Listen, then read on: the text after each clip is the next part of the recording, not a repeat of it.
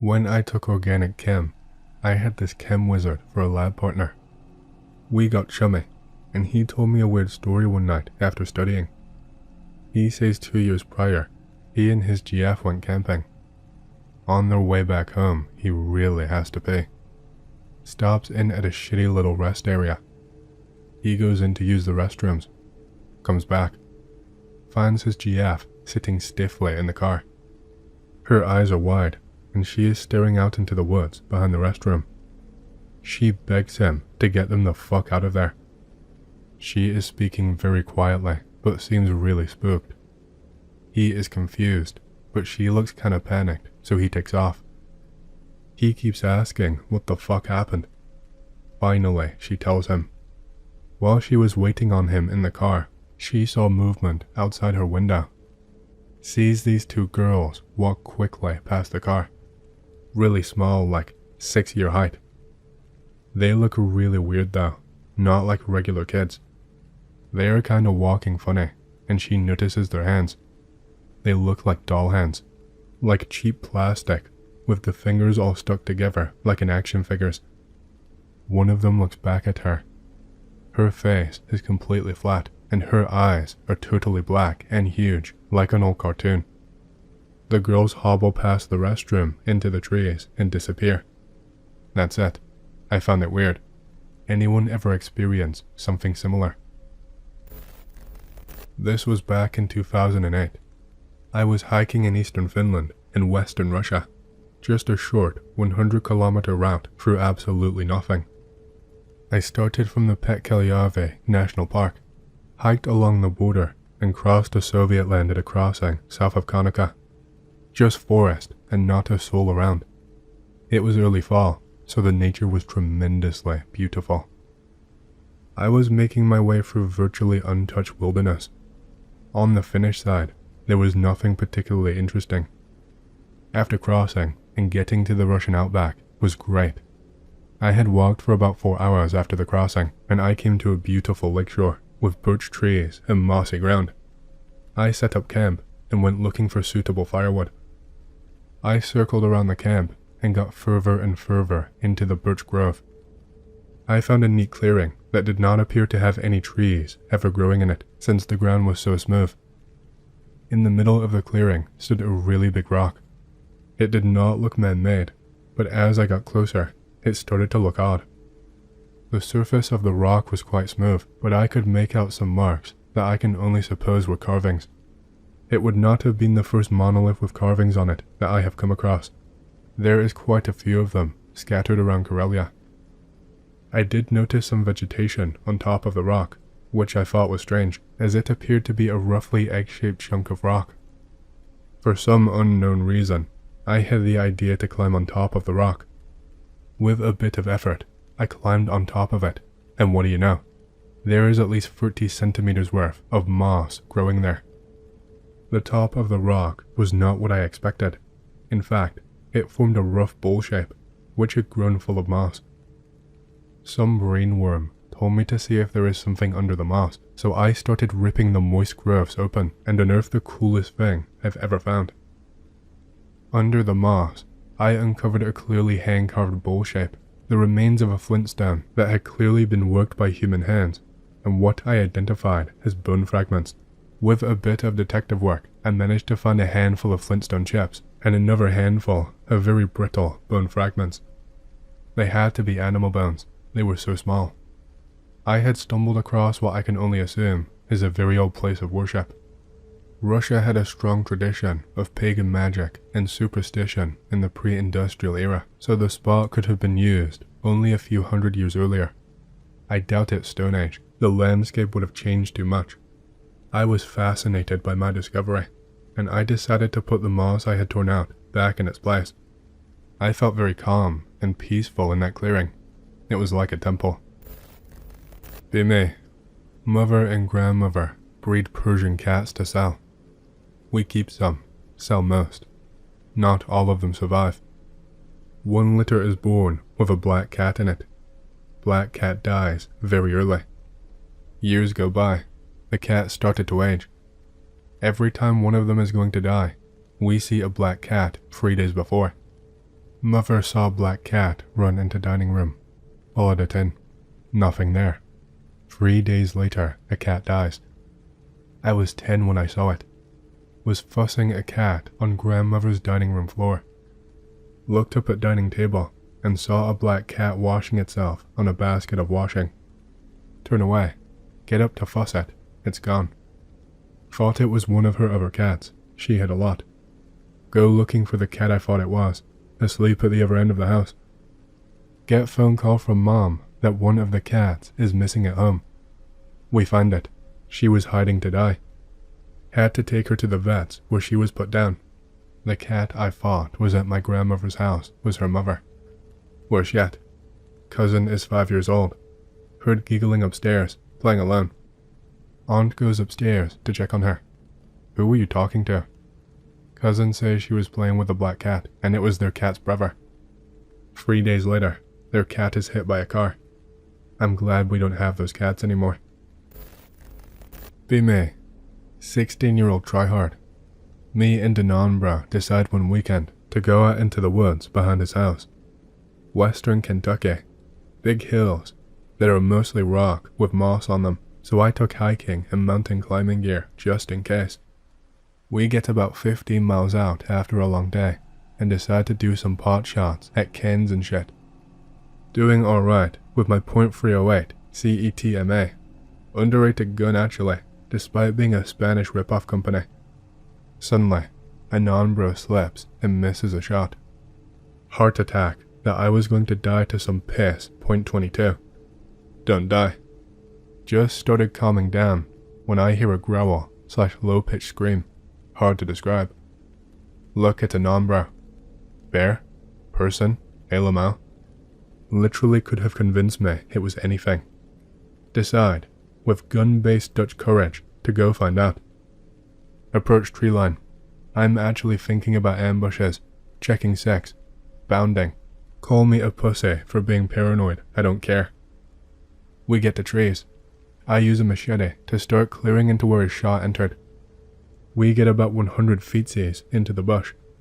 A non-bro has plinker slung, is riding big dick with my .308. I am fairly comfortable with my machete. I am sweating really hard. Find a clearing. Not natural. Can see the stumps from the felled trees. Now we are 15 miles and change from literally any road. In the middle of this clearing. Fucking tin and wood shack. There is not even a trail leading to this clearing. Look at Denonbra. Poo a little. Decide to investigate. Get to shack. Decide to inspect or gadget this place. Get close to shack, which is literally the only thing here. It's creepy. Not normal creepy. Advanced creepy. I explore abandoned buildings on occasion. That's creepy. This is even creepier. No particular reason. It's not that badly deteriorated. Not bleeding from the walls. Just so out of place. Decide to enter. Pull open shitty door.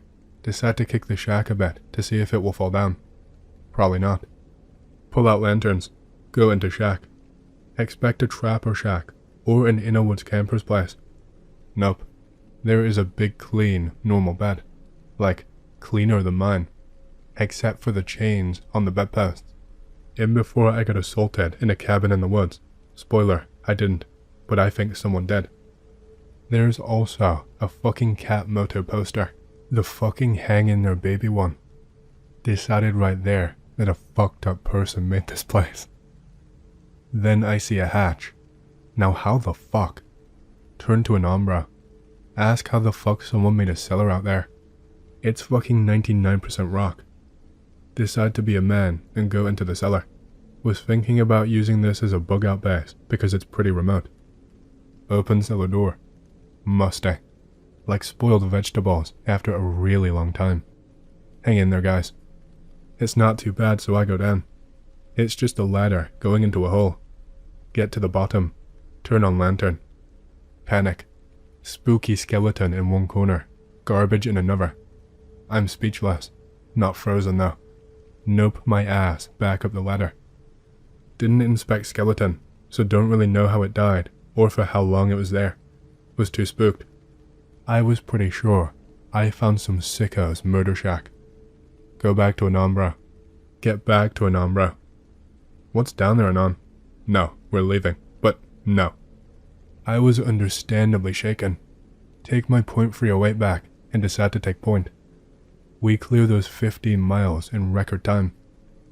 Sometime later, decide to go back. Look for signs of use. Vigilante a killer or something. We get back out there. The trip is rougher now due to landslides. We get back to where we were shooting. Even found one of my brass. Head back to the clearing. It was due west. Re-clear the bush. Find the clearing. Do not find shack. No trace of it. No trace of a cellar either. It's a lot of work to hide those. Kinda panic a lot. Suddenly, low scream growl. Poo pants a little again. We book it. Can hear something chasing us, but never gaining, while climbing a steep hill, which is panicking when something is following you. Get to the top where Anon bro is. Pulling rope up. Rope gets taut. Fuck that noise. Drop the rope. Gets even tighter. Rope that can hold 400-pound loads snaps. Poo a lot. Full tilt sprint about 6 miles. Probably did a 20-second mile uphill. Lost weight. Get to the road. Anon bro starts booking to his house. Gears turn. I stop him. We run the opposite way. 6 miles from a highway. At highway, we had the guns and call his dad. Felt a lot safer next to a busy road than showing whatever it was where Anon bro lived. We got home and have not made another foray out since. Don't know that we will. Hey, I hope you've enjoyed the story so far. If you do and you want to hear more, please leave a like and subscribe to my channel, and leave a comment down below, as it lets the algorithm know that you like my content and it promotes it to more people. My goal for the channel is to hit 50,000 subscribers, and we're closing in fast, so thank you, and back to the stories. I've never posted this story or really told anyone, but here it goes. Be me, 18 years old. Just got my first car, 1989 Toyota Celica. Usually a night person, so only drive at night. Live in a relatively small town, 40,000 people. 3 AM, driving on Main Street. Driving past middle school, high school in sight. Look over to high school and look at the sky above it. Weird eerie light I'd never seen before. All of a sudden, green orb literally falls down from the sky, almost like it was shot out from space. Press on the gas and speed over there, thinking it was a meteorite. Those are worth money. It looked like it fell in a really rural part of town, Cherry Valley. Drive over there, pass ex-girlfriend's house, and notice her front porch light is off. Literally always on, cause coyotes hate light or something. About that time, I notice every light is off in Cherry Valley. Think to myself, it's like an EMP went off. Right as I think that, my car turns off. Decide to get out and walk less than a quarter mile from where I saw the orb-looking thing fall. Walk over this hill, and to find the orb sitting in a field, spinning really fast, kicking out dirt like a helicopter would. Decide to throw a rock, and it is instantly ricocheted right back at me. Missed it by that much. For whatever reason, I think to myself, I wonder if it is hot. Start walking towards it, and feel an intense heat. All of a sudden, it lets out a really loud screech and launches back into space, never to be seen again. Noped the fuck out of there, back to my car. Car turned on with no problem, and the lights were all back on everywhere. I went back there the next day, when it was light out. Literally no sign that anything had touched this field of dried up grass. Drive by it all the time, and think about that moment. Be me.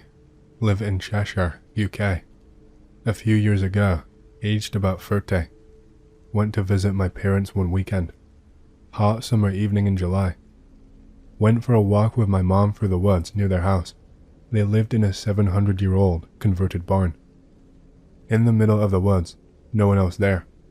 Wildlife seems to go quiet. Start to hear Latin chanting in the distance. Definitely a large group of people.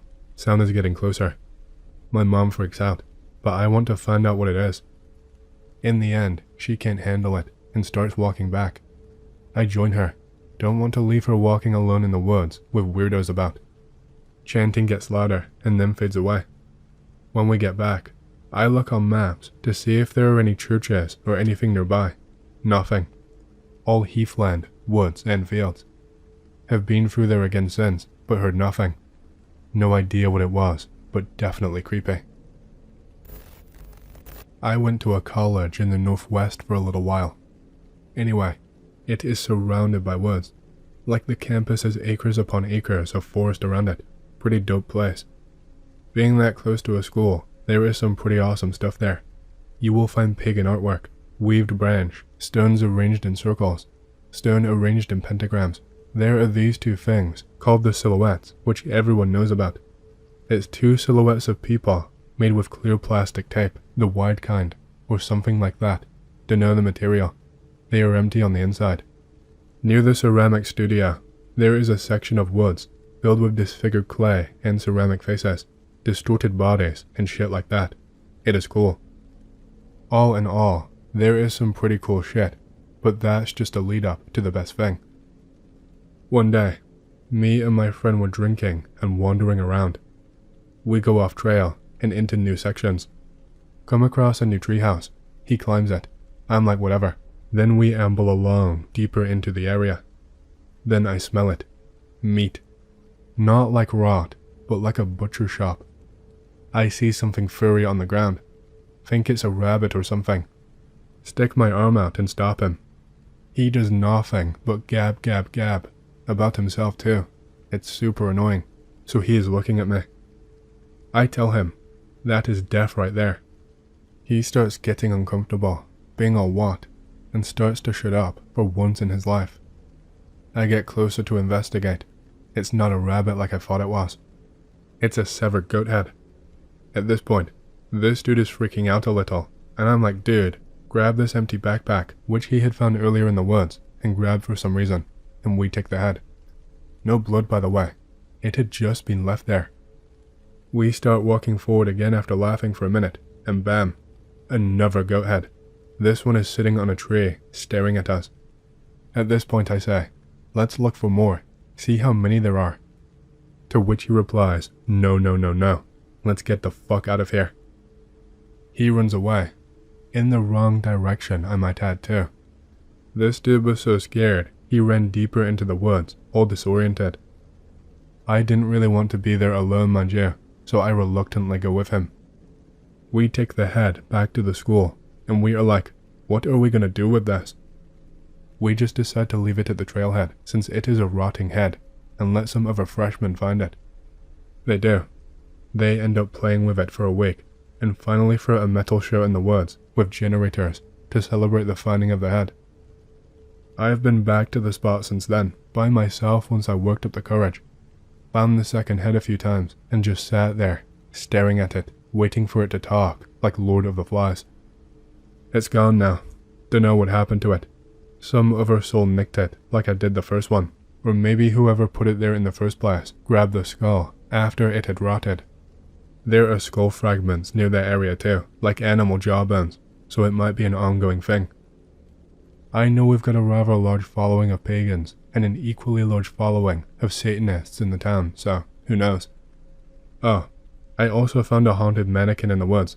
I mean, what mannequin isn't haunted, but several people had moments with this thing. I had brought it back to my apartment, and shit started happening around it. Sometimes we'd move it, or sometimes it would move on its own when I was alone, be in a different position when I returned to the room, or a chill would come over the room and the TV would go on the fritz whenever someone is alone, and they would realize they were sitting right where it was staring without realizing before. Once I go back to that school, I'm gonna start putting shit in the woods myself, scarecrows and such. The only thing I love more than a good scare, or a mystery, is making one. Anon from other thread checking in. Basically, I left it off with a lot of the older guys swore up and down about mermaids and sirens, etc, etc. I have never directly seen anything with a tail, but here is one of my stories. Be commercial diver. Be 7.5 hours into an 8-hour shift. Feel tap from behind me. Turn around. See figure in same suit as I. Normal. We all wear the same suit. Talk over radio. Hello? No answer. That's strange. Figure has the bluest eyes I have ever seen, like crystals. Can't make out face, although it looks like a woman. Gestures at my umbilical, which is super close to being super fucking knotted around some steel. I wave and gesture thanks. They just go on their way into the abyss. Try to radio crew again about shit radio. Says we had you the entire time. You what? Ask who the other diver is down here. Nobody down there and on. Everyone has been up for nearly 30 minutes, just waiting on you. What the fuck? I go up and explain the story. Older dudes swear it was a mermaid. Be me. On trip through Western SC with wife. Last night of trip, and we are staying at some state park. Campsite along a creek a few miles into the park. Get to park later than expected. Probably only an hour and a half of sunlight left. Not worried. Both of us are experienced backpackers and we should be able to get there just about when it gets dark. Stop by and talk to Ranger to get a parking pass. Kinda weird, middle-aged dude. He seems oddly worried about us starting so late, but is moving slow as fuck getting us the pass. States several times that he leaves at 9 o'clock and has to shut the gate for the night then. Okay, whatever. Finally get the parking pass. It is dated for us, leaving several days later, despite us only reserving site for one night. Almost correct him, but I want to hurry up and get going, so figure whatever and let it slide. Then proceeds to tell us that the site is not where I'd thought it was. Thought the site was along the main trail. Site 15, pick related. He says we have to cross a stream and take the red trail to get to it. Okay, he's the ranger and I'm just some moron. Can't tell from the map anyway. Head out. See a few people at closer campsites, but none after a mile or so. Getting dark as we turn off main trail onto orange and then red trail. Trail quality immediately drops. End up basically bushwhacking through underbrush halfway to campsite. Moving slowly. Sun has set behind mountains now. See no signs of campsite before hours. Consult map. We have to be where we think we are. We decide to keep going and look for sight. Hit unmistakable turn in trail as it goes up a mountain. Should have passed 2 campsites by now, but no sign of anything at all. Wife is kinda freaked out. Agree that Ranger definitely told us to take this trail. Start to think about how we didn't tell anyone we were gonna be at this park. Wife says what we are both thinking. Weird Ranger dude straight up lied to us about sight. Think about how he dated us, leaving several days from now. Fuck. Pitch black by this point. Drizzling. No moon. Discuss just setting up camp here. Decide against it. Obviously first place he'd come to murder us. Head back to main trail. Creeped out the whole way. Have hiked twice the distance we should have at this point. Finally make it back to main trail. 2 options. Head back to truck or continue down trail to where campsite should be. Almost head to truck and leave. Remember, he said gate would be locked until morning. Decide we are overreacting. Probably just a new ranger or something. Head to site. Finally get there, hours after we should have. No sign of life anywhere. Only light is from shitty headlamps we had. Both of us still creeped out. It's dead silent. No longer drizzling, but it's that type of heavy air where everything feels super closed in, and any sounds seem to get sucked up into nothing. Set up tent. Hang beer bag. Wife starts cooking. Sitting around shitty stove, and both of us hear something. Sounds like someone walking off the main path, down towards our campsite.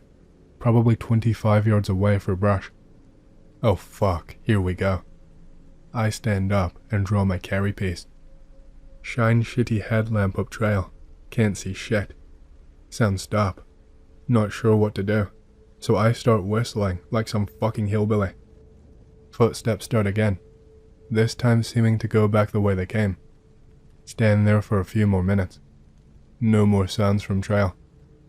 Eventually get around to eating, and then crawl into tent. Lay there with one hand on my gun all night. hightail it out of there at first light the next morning. Wife still thinks that we were almost murdered that night. Never looked down on me concealed carrying again. I'm still not sure if it was just a dumb ranger and then some other poor schmuck on the trail I freaked out, or if he was really trying to fuck with us. Here is one from the old house I lived at. House is parallel to woods. Bedroom window has straight view at the woods, save the back fence. I start hearing something that sounds like a bird chirping in the morning, in the middle of the night. It sounds like it's coming from the tree line at the back. Look out there for a bit. See something. Can't see it right. Looks a bit like a black blob. Open the window and stick head out to attempt to get a good look. It moves. It begins to look more clear. Looks like a deformed / fucked up moose or deer. It's moving towards the fence. What the fuck ever, who cares?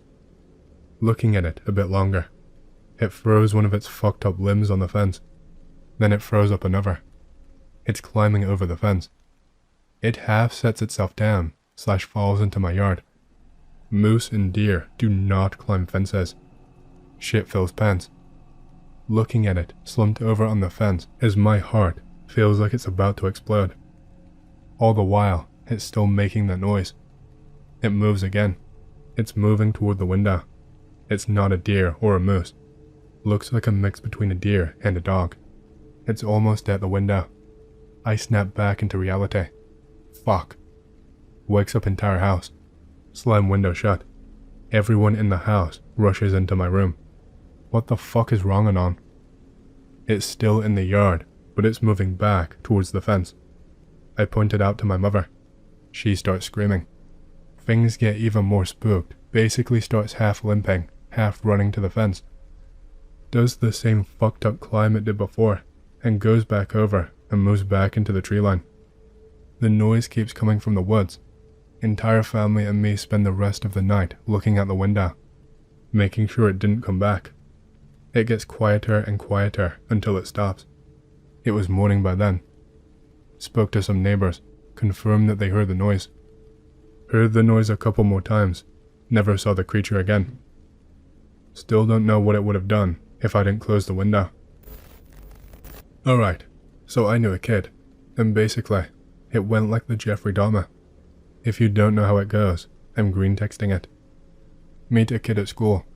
Get to be close friends with him. Hang out with him at his house. He acts strange and shows signs of manipulation. I am a fairly smart kid and notice this. He is a huge control freak and rages if you don't go along with his ideas. He says we should wrestle.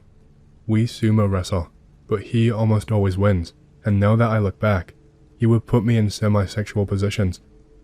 Pretty much comes out as gay to me. Gets naked and proposes sex at separate times. Say I want to call my dad and go home. He screams no when I try to leave. Tries tackling me and choking me. Shove him off and apologize. I knew he was crazy and knew how to stay alive. Stayed the night. Left first thing in the morning. Never told anyone. Came back to his house one other time, and he did some fake memory loss shit to get me to believe it. His parents weren't there, so I had no way to really get out of it. Call my dad once his mom gets home and use her presence as a safety net. Leave, and never talk to him again. I repressed this for years. I remembered the gay part, but I did not remember him being psychopathic for years. All these stories helped me delve into my hidden part of my memory. Thanks guys. Also, he does photography now, just like Dahmer, no joke. I hope he isn't doing the same thing to other people. 11 years old. House burns down to a chimney fire. That same night, my mom was supremely drunk. Randomly had a weird feeling and insisted on coming home. As I was browsing nudes on my PSP, my mom drunkenly stumbles around the house, trying to find the source of a weird smell in our house. She demands that we leave and stay the night at her fiance's house. Next morning, my brother's friend reports that our house is literal ruins, pic related. Our entire small town community bands together, gets us a new home, and fills it with furniture. House is creepy. Me and siblings swap stories on how the basement is haunted. Things are normal for a few months, but the creepiness does not fade. One day, randomly decide to read the Bible.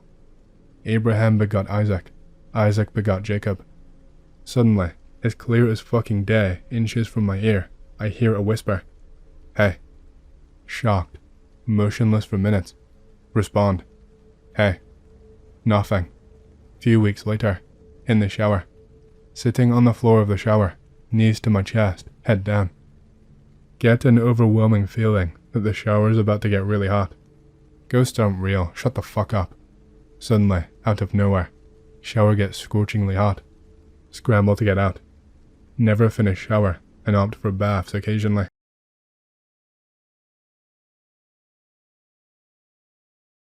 Be me. Be 19 years old. Kicked out of my house by my parents for reasons I don't want to get into. Whatever, I will just sleep in my car. Find a parking lot outside a sort of storage facility, I think. It had a couple of loading bays for semi-trucks, but there was no signs around it. Find a parking spot I like and hop in the back and sleep. Wake up the next morning, feeling super tired and kinda groggy. Not unusual, but that feeling lasted throughout the day. Notice a couple of small red dots on my arm. Probably bug bites. I should clean my fucking car. After days of sleeping in my car, that shitty groggy feeling does not go away. Starting to miss my bed. Clean my car and use some bug shit I bought.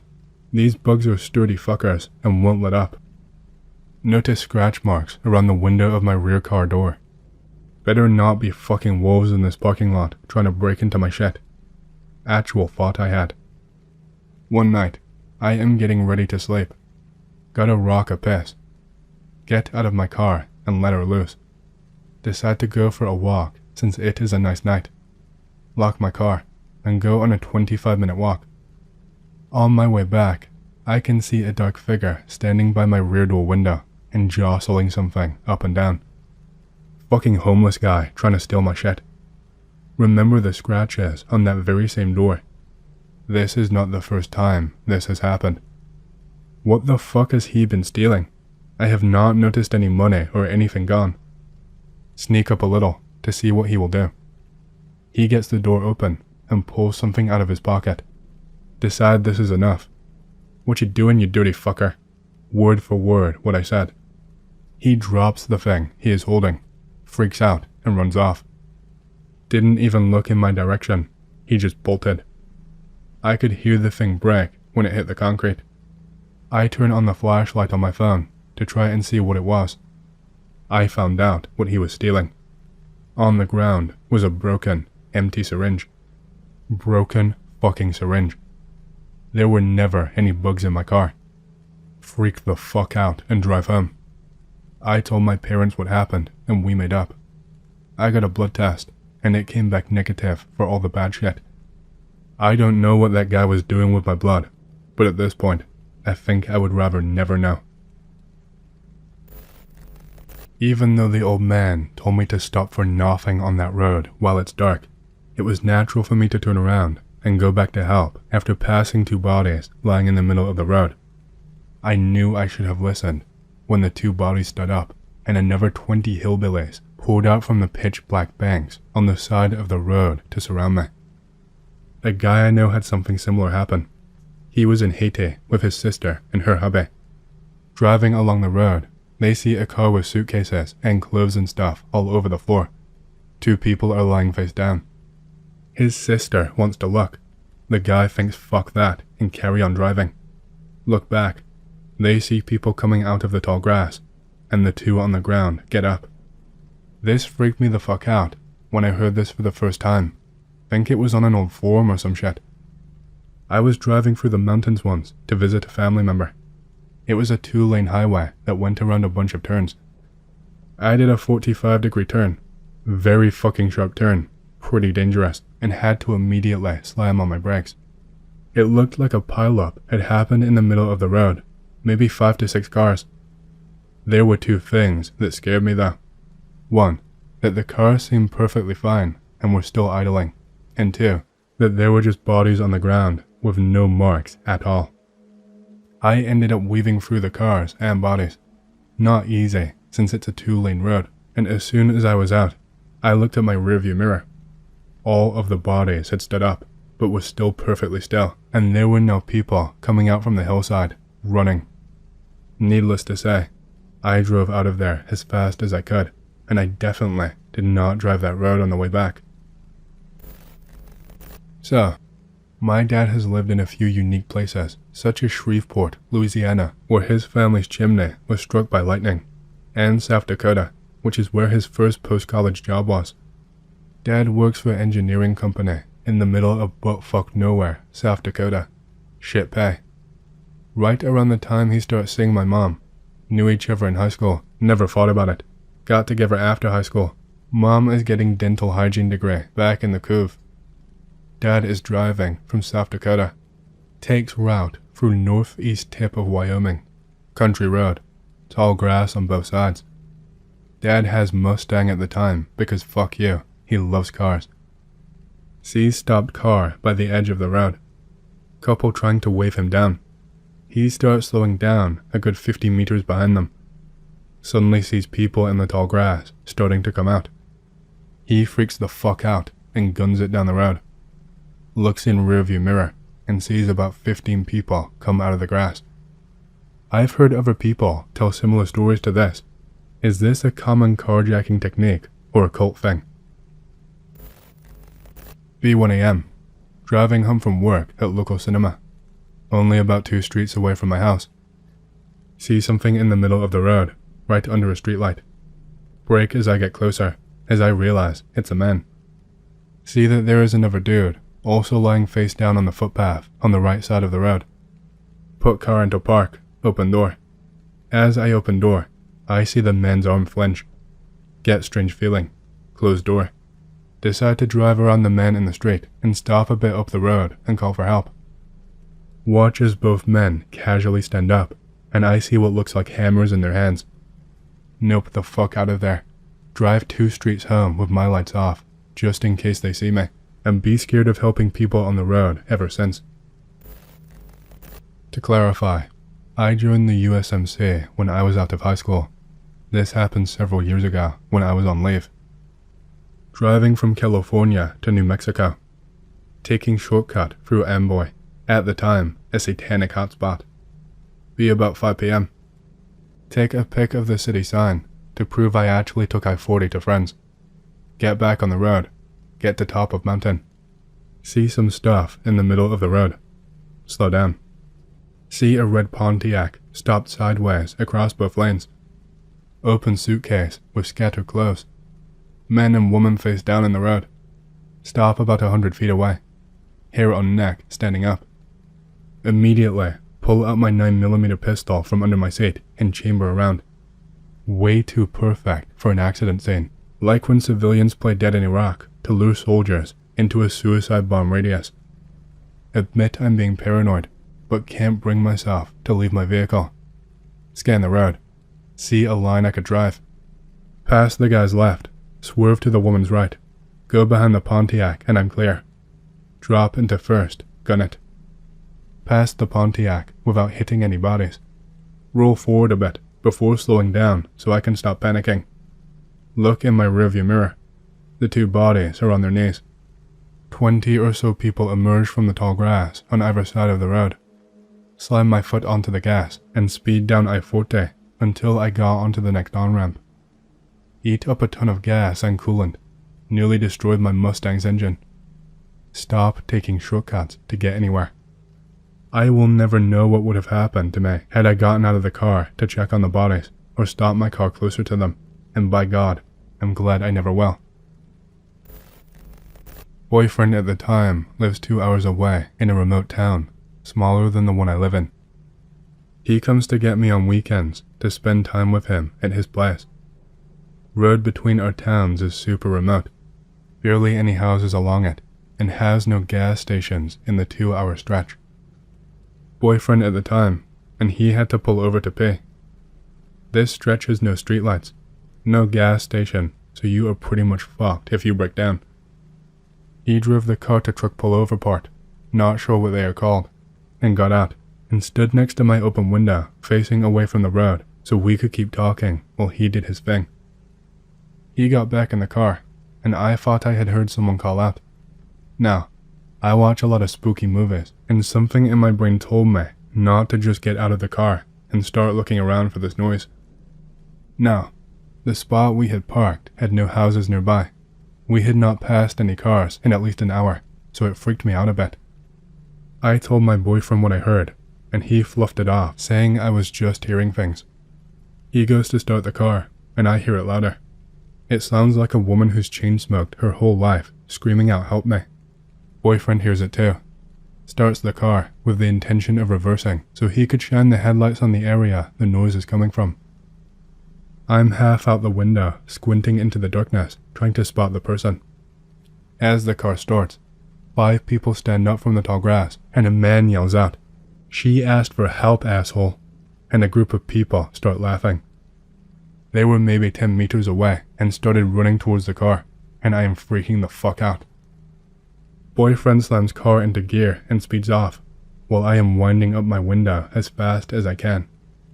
People run onto the road and after the car. 2 out of the 5 people were holding sticks, I think. Could have been bats. Nope the fuck out. Call police, and they said they'd send someone to check the area. Never fucking stop to piss along that stretch again. I almost got murdered by Ensign Chekhov this weekend because I said I wouldn't worry about them in reference to coyotes. Be back in CA, visiting family and getting paperwork to sort out an argument with OSP and get a rifle out of purgatory to go in a woodsing in the glorious Sierra Nevada mountain range. Wander off into a locals-only spot south of Shaver Lake.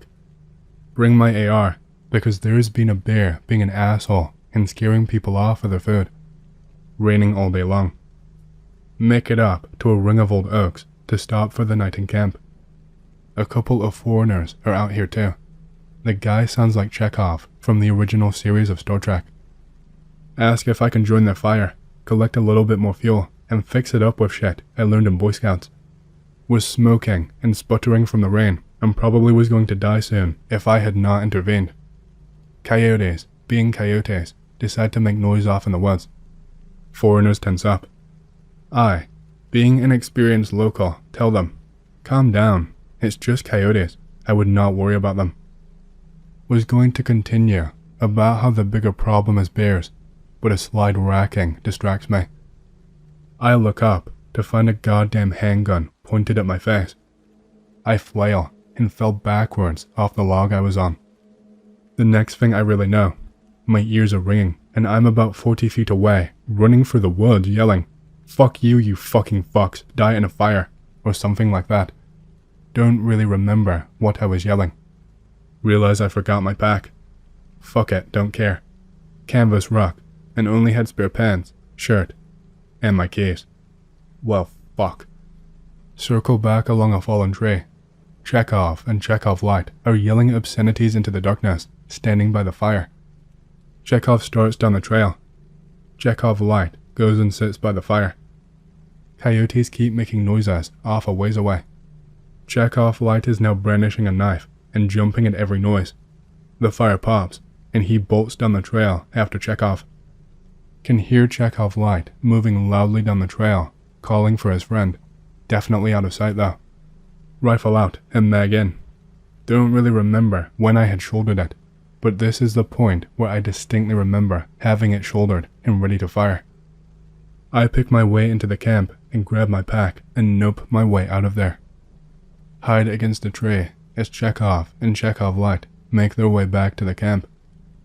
Nope all the way back to the trailhead and my truck and leave. Check my mags. Apparently fired off 4 rounds during the bit I don't remember. So, which of you did I get into a gunfight with in California last night? Be me, 9 to 10 years old at the time. British, in primary school in year 5 or year 6. I guess grade 6 or 7 for Americans. School is kind of Christian. Can't recall if assembly was every morning, but either way, when assembly took place, the lyrics were projected onto a projector and the whole school would be gathered to sing. I will break greentext just to describe the hall in which our assemblies took place. It was also the same room our PE or gym classes took place in, and there were windows along the bottom and top half of the wall.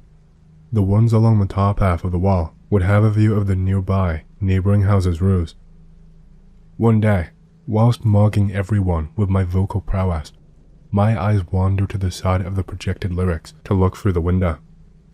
See what I first assumed to be smoke floating horizontally across the roof of one of the houses that I mentioned earlier. It is not smoke.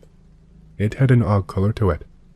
It is white, but has pink flesh-colored blemishes to it. Hard to describe. It looked like a floating mush of white and pink Play-Doh.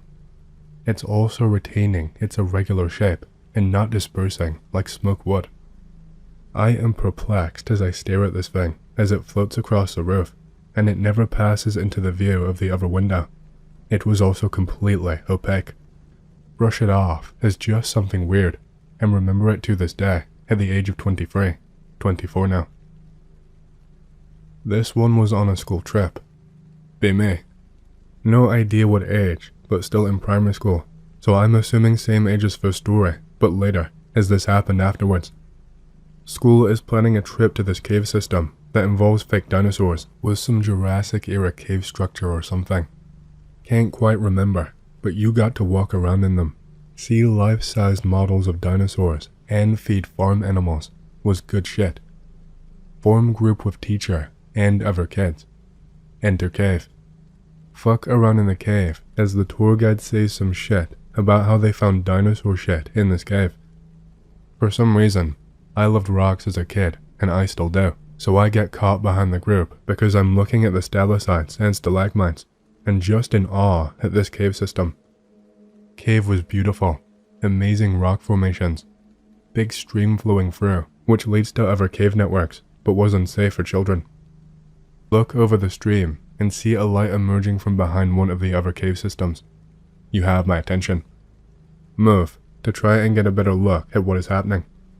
This white, glowing, irregularly shaped blob emerges from behind the cave wall, of a similar color to the last one, except this one seems to have 3 pitch black circles in the area of its body that did not seem to move, which I assume was some sort of head.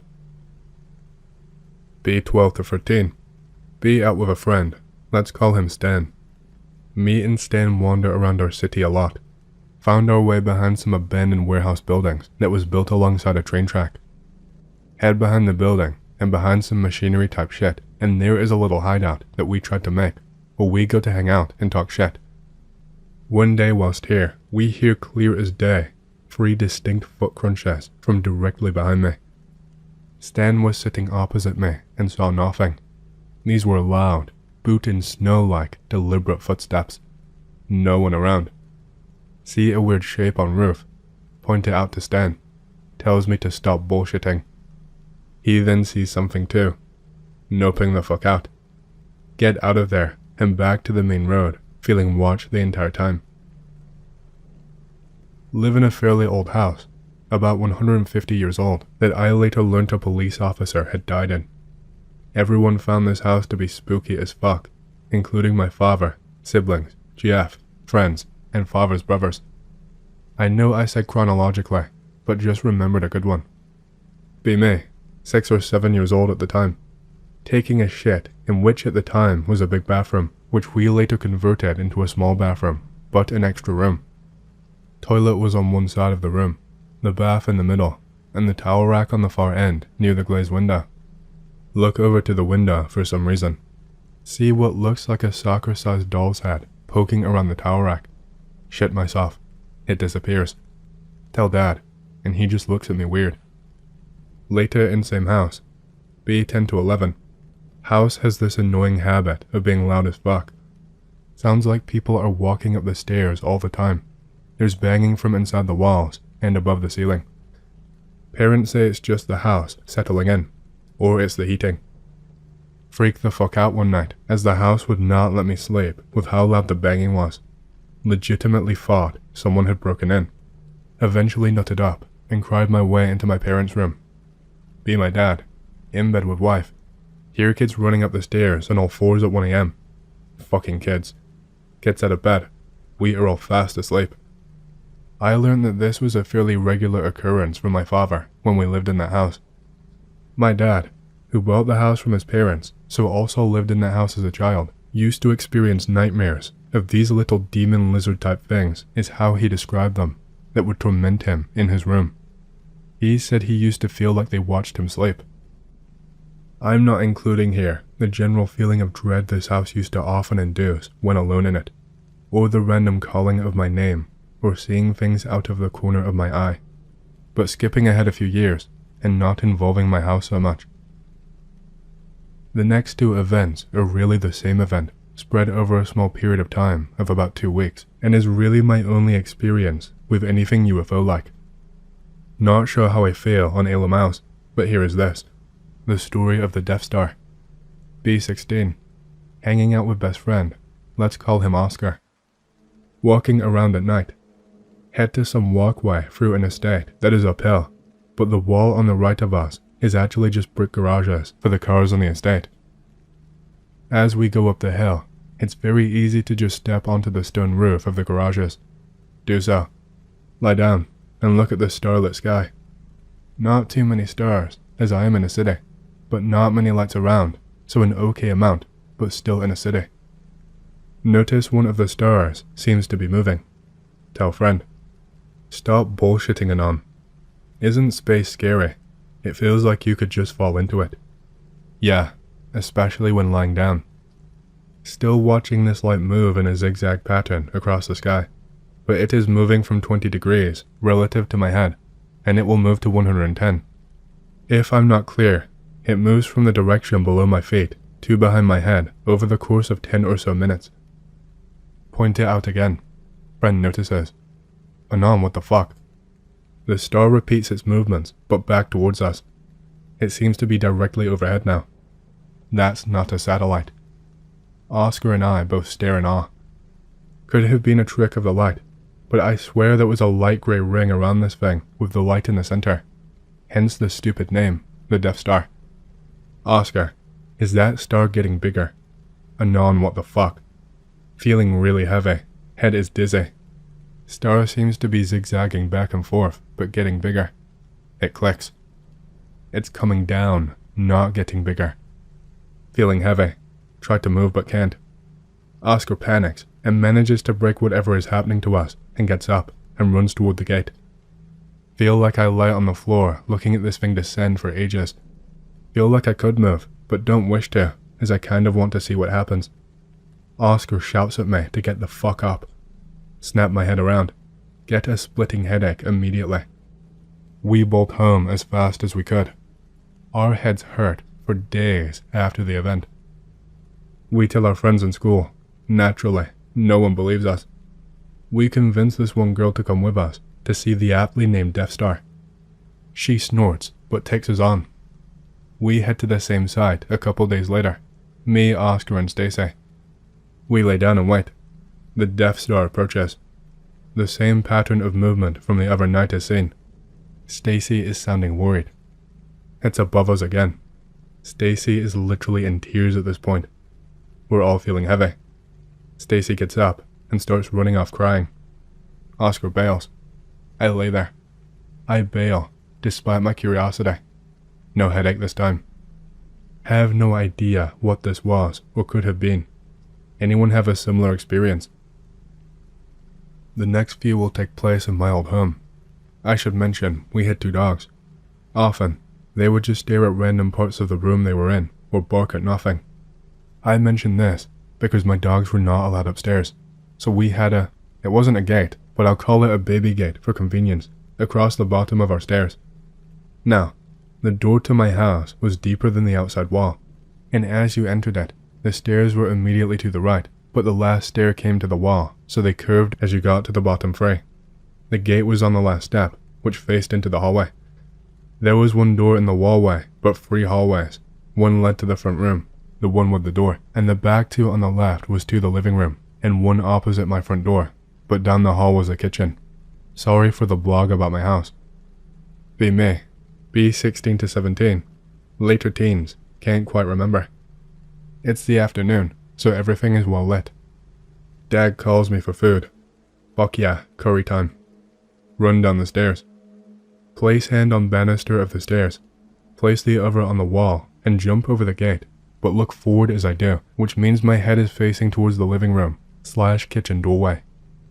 See tall dark figure leave the room and enter the kitchen with 1 or 2 strides. Figure Dad is in the kitchen and I only caught a glimpse of him. Head into the kitchen. Empty. Dad, how did you get out of the kitchen? Look in small cupboards for my father. Stupid, I know. Look out the back door. Nothing. He is sat in the living room watching TV. When did you go into the kitchen? I didn't, Anon. What do you want for dinner? Are you fucking with me? No, Anon, what do you mean? Describe what I saw. Dad does not really respond. Check all the cupboards in my kitchen. Nope. Dogs don't seem bothered, but went into the kitchen with me. Weird activity within my house would often take place in bursts, so these were all in a similar time span. Can't quite remember the age, but late teens again, so I know I'm not seeing stupid kid stuff. Be in front room. My shitty gaming PC / good guitar setup is in there. As previously mentioned, our front door is deeper into the house, so in the front room, the wall alongside the door is angled. There is a window halfway up with a windowsill, then this wall connects to the furthest outside wall. Leave room. Probably being called for food or something. The door handle is on the left, so it opens to the right. My stack, amp head and speaker, for those who don't know, is right next to the door, so have to open the door as much as I can and push my back to the wall and squeeze through, which makes me look directly to the windowsill. About to leave the room. Glass that was on the windowsill shoots off and lands 7 feet away, about 2 meters. What? Looks like it was pushed off. It clearly did not fall off, as it was to the back of the windowsill. Confused. Push it off, and go get food, I assume. Creepy shit happened all the time, so honestly, my responses became meh to a lot of it. Was always sad when it stopped happening though. My 2 great interests, physics and the paranormal, oddly enough. The next few involve me and Oscar. Don't live in a coastal town, but the sea can be as short as a 10-minute drive away from my house, so semi-coastal. To get to the sea involves traveling through countryside lanes, unlit slim lanes with fields trenches filled with stagnant water line both sides of the road often. In car with Oscar and sister. Nothing unusual, just out for a night drive. Weird mist appears over the road and behind us. It's glowing a sickly pale yellow. It's not a fog-like mist. It forms in patterns. Think when the sun hits the bottom of a swimming pool or a pool of water. Streaks of this mist layer the road for the next 5 or so minutes. I'm convinced it's the light from my headlights, somehow reflected off an unseen light source. It's still there when I turn the headlights off. Turns out, the area is renowned for being haunted, as a giant tidal wave, I think in the 1800s, killed a lot of farmers in that area. Ghost investigators have looked into the area and reported the same thing. Didn't know any of this beforehand. B early 20s. Driving in a car with Oscar. Can't recall who was driving. Driving in the same countryside lanes is the last story. Night again. Full beam on headlights as it's dark as fuck. Long stretch of straight road. Fence on the left. And filled trench on the right with plenty of water bushes. No idea what the plants that grow in wetlands are called, so water bushes it is. On the right, see this red light. Think nothing of it. Probably just some idiot out on his bicycle. Fucking cyclists. That's not a bike. The red light is floating up and down, several feet off the ground. There is nothing attached to it. It has the full beams lighted up. Oscar sees it too. We get closer. It flies off into the water bushes. What the fuck was that, man? And on, I don't know. In graveyard with Oscar. Trying to see the Death Star again. Not happening. Sat on a bench. Oscar sees something white and low to the ground. And on. I don't see it, bruh. It starts running. Anon fucking luck. See some weird, white-grey thing near the fence of the graveyard that's near the road. It looks like some weird, albino floating otter. Can't make out too much as it is fast. Oscar saw more of it than me. driving again with Oscar, driving through an ancient woodland.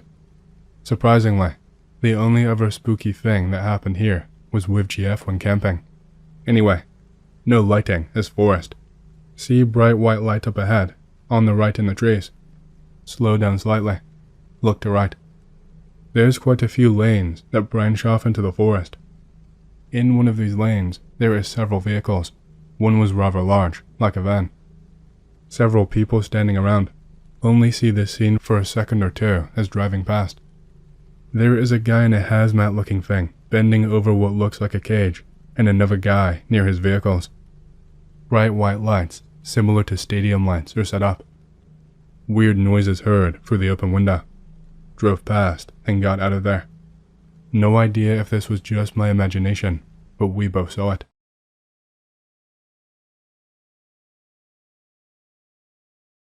I discovered this church by chance.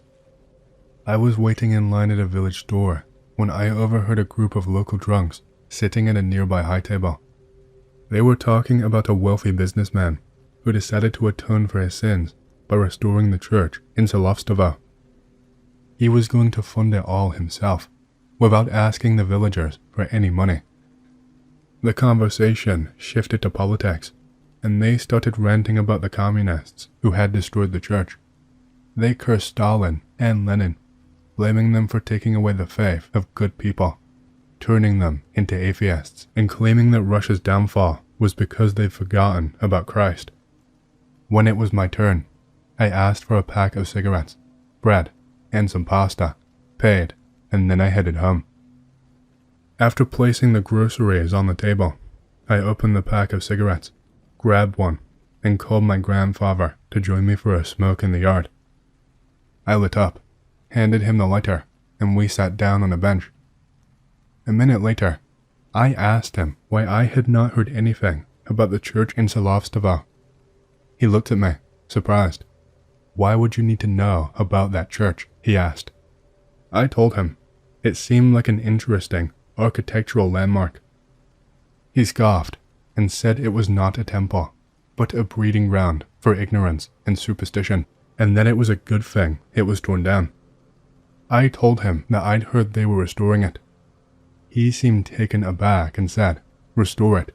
There is nothing to restore. It has already been destroyed beyond repair. They'd have to build it from scratch." I told him I was going to check it out today. He spat, said it was not worth seeing, put out his cigarette, and went inside to watch TV. I shrugged, grabbed a flashlight, another pack of cigarettes, and switched my galoshes for sneakers before heading to Solovstovo. It was a long walk, 3 kilometers down a dirt road. I told my grandfather I would be back before dark. Solovstovo was quiet. People were either inside their homes or working in their gardens. There were no young people around, which was why I had not been here before. The church stood on the outskirts, perched on a hill, its ruined bell tower looming over the village. Its crooked cross pointed westward, a reminder of the Bolsheviks' destruction. I gazed at the crooked cross for a moment before heading toward the church. Next to it was a cemetery, a pile of stone crosses, worn down by time and covered in soft moss, stood among the graves. Some tombstones had sunken, and the ground had cracked open, as if the dead were trying to claw their way out. There was also a chapel nearby. The cross had been ripped off, probably taken somewhere, as there was no trace of it. Without hesitation, the communists had filled the grave in the chapel with concrete. Pretty neat, I'd say. The main entrance to the church was collapsed, so I had to climb in through a window. It was getting dark, and there was barely any light inside, so I turned on my flashlight and began exploring, hoping to find something interesting. My first goal was the altar, because, as everyone knows, the priests hid their trinkets and their icons there before the Reds arrived. If I was lucky, maybe I would find something worth taking. Shining my flashlight around, I noticed the walls were covered in graffiti. On the paintings that depicted the lives of saints, Someone had burned the saint's eyes with cigarette butts, scratched on mustaches and beards, and some just stood there, bewildered, with crude drawings of genitalia scrawled over them. I looked up. The ceiling was blackened by smoke. Had they been starting fires here, or something like that? Whatever. Then I saw it. The altar and the iconostasis, but it was empty. I moved the beam of light across the room and almost missed a neat pile of bricks. From the wall, an eerie old man with a staff stared back at me, his expression foreboding. Damn, they had really nailed the realism of it. No one had even bothered to draw over it. Ugh. I lit a cigarette and started searching for the hatch to the basement. Then I realized, outside. The basement entrance was on the outside. The once sturdy, iron-bound door was torn off its hinges and now lay next to the entrance. The flashlight flickered. I tapped it in my hand, flicked the cigarette away, and went inside. Navigating through the rubble of broken bricks and trash, I made my way toward the altar, hoping to discover where the clever priests had hidden their treasures.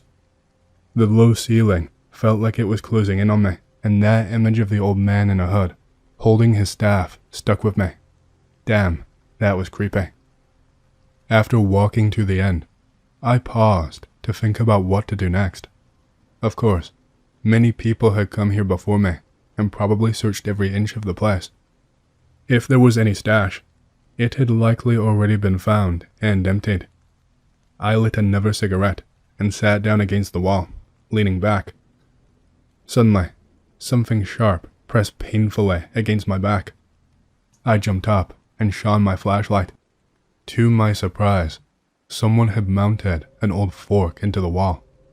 There must have been a flower pot there. I thought to myself, I should take this with me.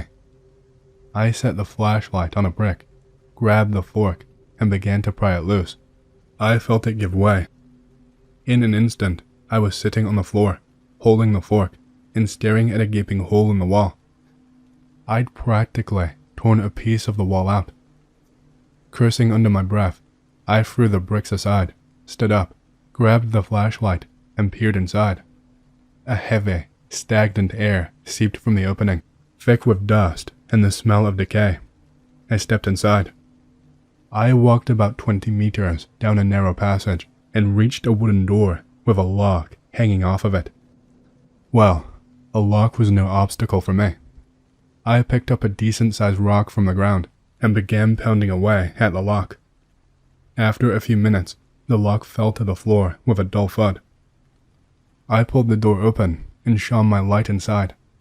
What I saw shocked me. The room was large, about 10 by 10 meters. My flashlight did not even reach the far wall. Dust danced in the beam of the light, swirling around. I stepped forward cautiously. There were no icons, no gold, but along the walls, piles of skulls were stacked like mountains.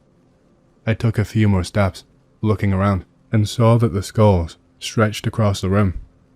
There were no other bones, just skulls. The dust settled. I froze, staring at the macabre sight, and something inside me shifted. I suddenly lost all desire to continue searching. Carefully, I backed away, exited the passage, and quietly closed the door behind me. I needed to get the hell out of there. Outside, the sky had darkened. The moon was peeking through the clouds, casting a ghostly light across the grave crosses.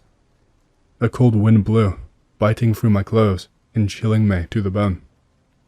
Standing there, looking at the crosses bathed in the pale moonlight, I had a strange feeling that I needed to drink.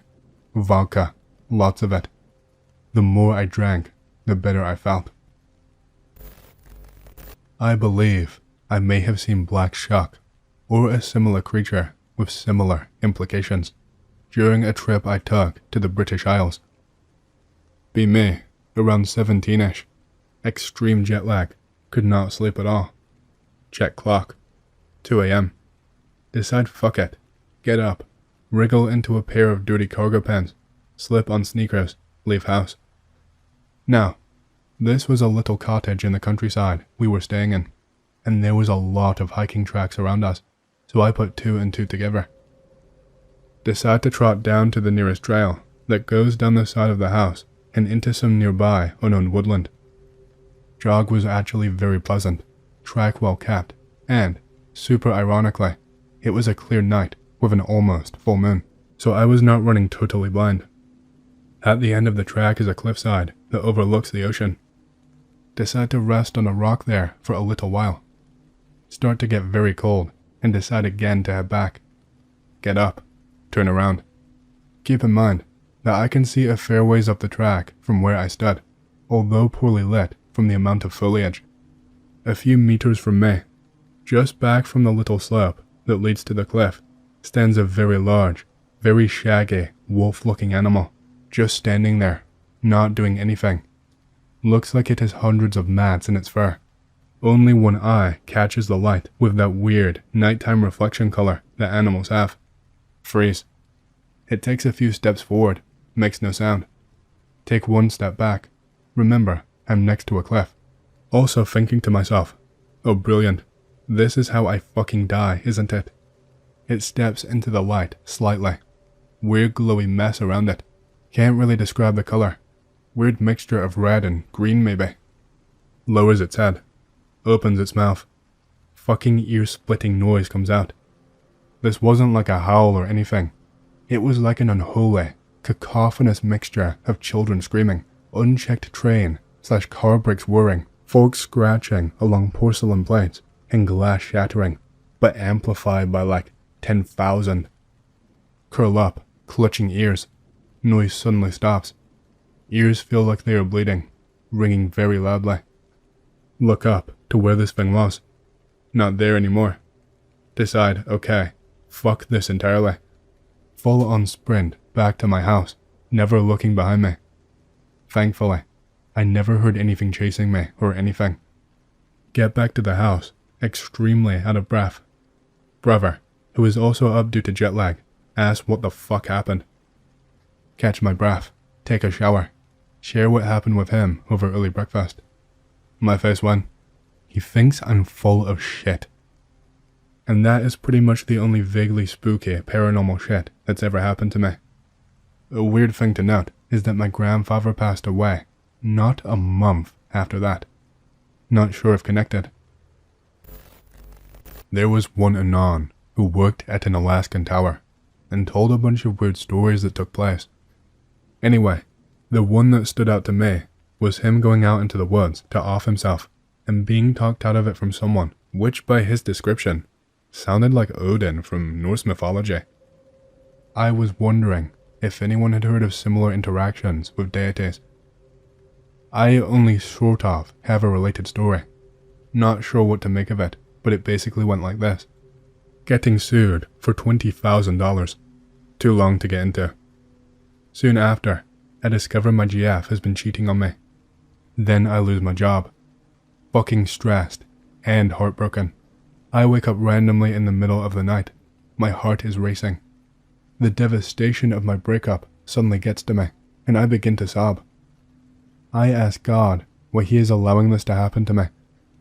I don't even believe in God, but in the moment, I felt so helpless, I did not know what else to do. I beg God to help me. Suddenly, I feel a presence in the room, and I see what looks like a giant face hovering above me. It is totally expressionless. I pass out. Next day, I am taking an Uber to a job interview. Before dropping me off, the Uber driver tells me he has a message from the Lord. This was after driving in silence the entire way.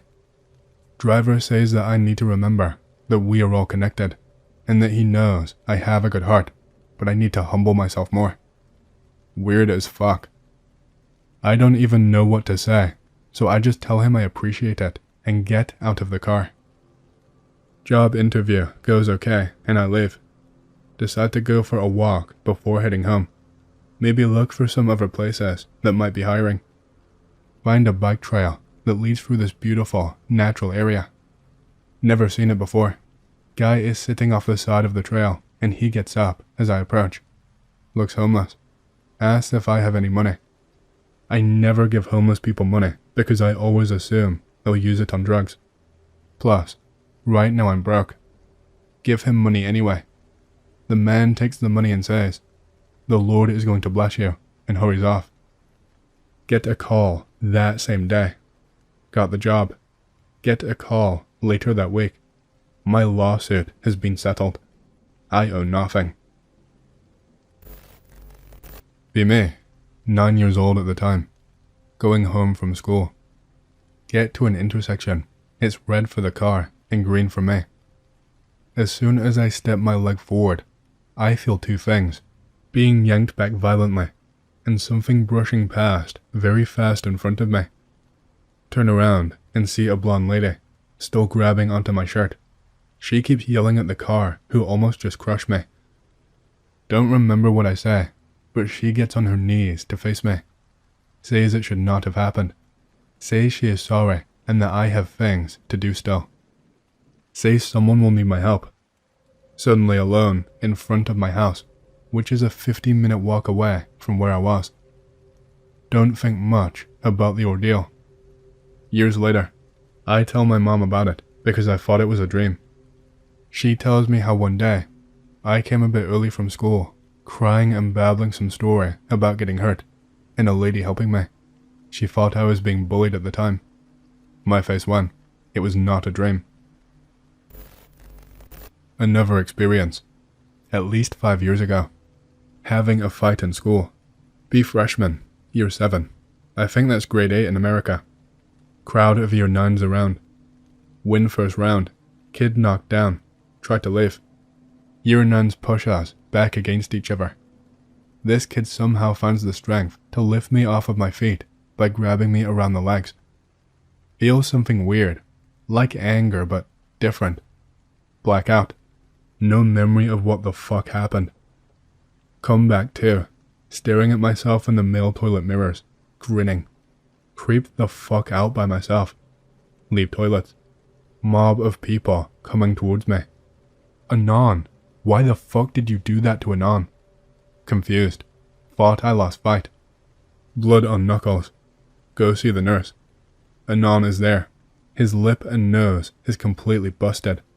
What the fuck? To this day, I still have no idea how it happened. I was told I did it, but I have no memory of it. The only thing that makes me believe that I did was the bits of blood on my knuckles. Yo, this guy is Moon Knight? What the fuck? This guy's fucking Moon Knight! Since I've already shared one urban legend from our area, I might as well keep going in the same vein. This one is much older though. It happened back in the late 1930s. My mom said that when she was young, she personally talked to people who claimed to have witnessed it. Maybe some of them are still alive today. Living to 80 years old is not impossible, but I have never met them, and I have not exactly gone looking. My grandparents on my father's side didn't live here then, and my maternal grandmother had not even been born yet.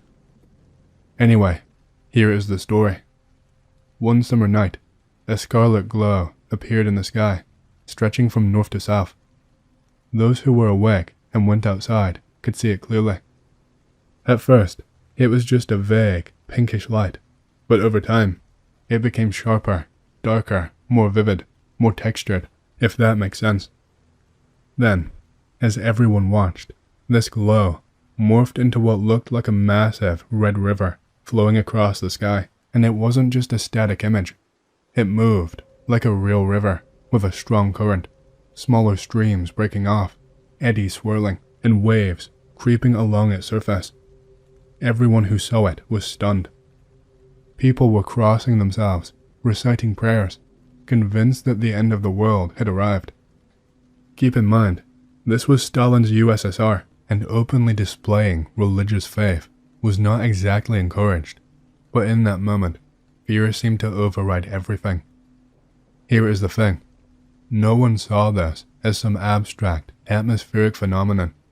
Every single person described it as a river of blood. The river flowed across the sky for hours, free if I remember the story correctly. There was not any sound, and the stars remained visible, except where the river blocked them. Eventually, it began to fade. The motion slowed. The vivid red softened back into a scarlet glow, and then it disappeared entirely. Naturally, people wanted an explanation. At the time, some suggested it was a rare atmospheric phenomenon, your classic swamp gas reflected off Venus type of explanation.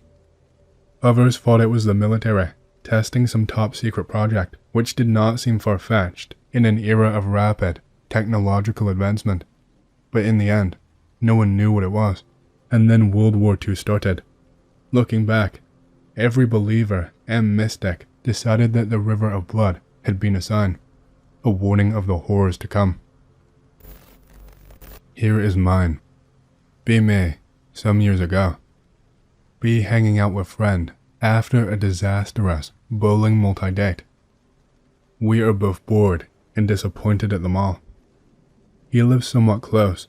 I live a little bit more far away. Want to go to my house? We can leave you at yours later. Pretty good deal.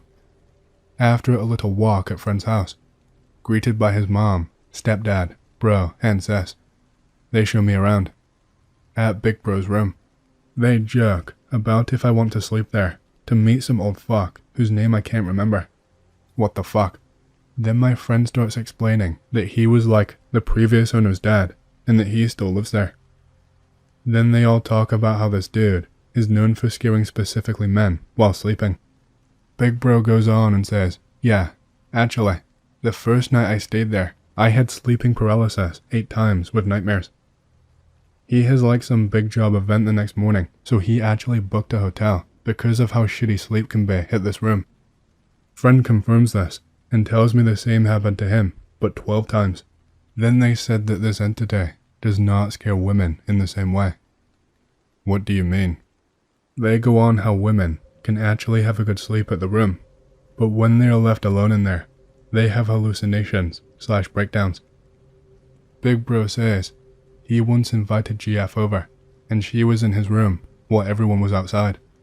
To put you in context, this house is not very tall, so you could clearly see what happened in the windows. Then he explains how out of nowhere, she started to cry her eyeballs out, but could not move. Sister came quickly to the room to see what happened, and GF broke down, explaining how she saw something that was scaring her, but could not describe it. At this point, I was intrigued, but we had to leave, because it was somewhat late. In the car, they told me more interesting stories that my friend's family had, anything ranging from another entity living with his mom, to how the mirror keeps falling with no reason to. This one is a mild haunting, more just annoying. Same and on. Here is another story that happened 3 years ago. Be me. Be an apartment I suspect is haunted because of creepy feeling something is in closet. Always feel like something is peering out of it, watching me. Always keep closet door closed. Best part is the same wall connects to the shower wall, and I feel watched while showering. Fucking perv demons. Ignore feeling, and never look at closet too long, or stare at it because of horror movie logic that maybe as long as I ignore it and convince myself I don't see it, maybe it will keep activity low. One night, be sleeping in bed next to GF. Get woken up by GF making noise in sleep. Groggy, and hear her sound like she is trying to yell with her lips sealed, and shaking me with her shoulder from her squirming in place. Realize she is having a night terror, which I recognize quickly because my dad suffered from them his entire life. Shake her and say her name loudly. She is shook up and scared. She says she felt like something invisible was holding her down. First and only night terror of her life. She always asks to sleep on the side of the bed, furthest from closet, and says whenever she sleeps on that side, she has had bad nightmares. Feel bad for her, but don't tell her about Thing, because I don't want it to overhear us and know that we are disturbed by it. Start having dreams of me floating above our bed, wrestling and punching a man-shaped thing made out of black smoke. Thing gets upper hand. Start shouting Jesus' name and praying. It recoils. Nightmare repeats a few weeks later. This time, when things starts winning, I start praying and calling for Jesus again. Bros in a tag team match? Stumble prayer and lose train of thought. Make mistake of feeling pride in my power, instead of give credit to God and start feeling pride I am making it leave. As soon as I feel that, and my words fumble, it lunges at me in the dream. Smoke enters my body. Now I don't sense it in closet when awake. Fuck. Activity has stopped, but now my anger issues have gotten worse. For some reason, have to force myself to read Bible, even quotes. Feel reluctance and emotion it is boring, or thought I don't even want to finish reading Bible quotes, when I've always loved the Bible and God. Pretty sure possessed by asshole ghost / possibly demon. About to go to church for the first time in 5 years next week, and moving out this year, hoping leaving property will break bond to the ghost, or rejoining a church will get it to fuck off. You will see my Fred asking for exorcism help later if it fails. Not really a wood story, but a creepy one nonetheless. Be me, last year, 19 years of age. Go on road trip with friends into French country. I'm a Canadian maritimer. Get to campsite about 11:30 p.m. in June. Try to set up tents. Only me and another friend know how to do it. Entire time, feel weird about the spot. Very thick feeling of dread. At 2 a.m., we go out to the beach to find shells, because we are smart like that. Going on, acting like morons. Get shells, go back to campsite. Feel like something is very off, but I can't figure it out. Everyone is as normal. Feel like we were followed in the dark. Don't sleep at all. Lay there awake from 2 to 7, all the while hearing the normal stuff you do while in the woods. I think around 4 a.m., I hear something outside the tent. Sounds human. Make weird noise. I don't know if I was very overtired to try and scare it off. Seemed to have worked. Next day, don't tell anyone about it. Go back to beach. See our footprints, shoes, and them bare footprints along with ours. They brush it off. We go into the dunes. There was a biohazard sign for blue-green algae, but whatever. We were feeling edgy. Find creepy as shit little campsite, a makeshift shelter, and what clung to my bonkers the most were the footprints. 7-toed footprints leading from the dunes all the way into the woods that come to our campsite. Fucking dune man.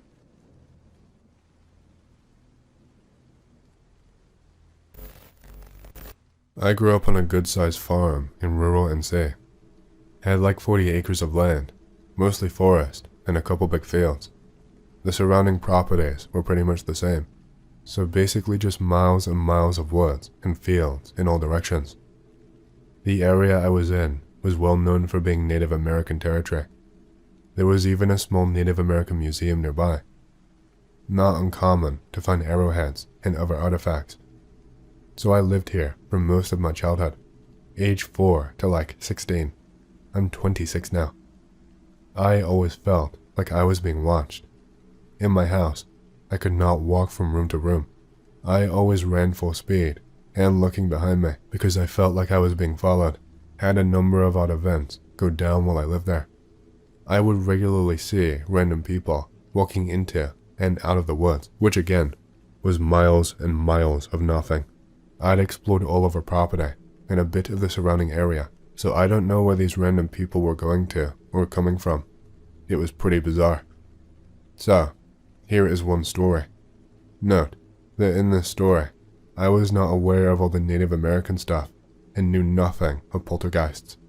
Note, I also have a near photographic memory, which is why I remember random obscure details. Be me, age 10 or so.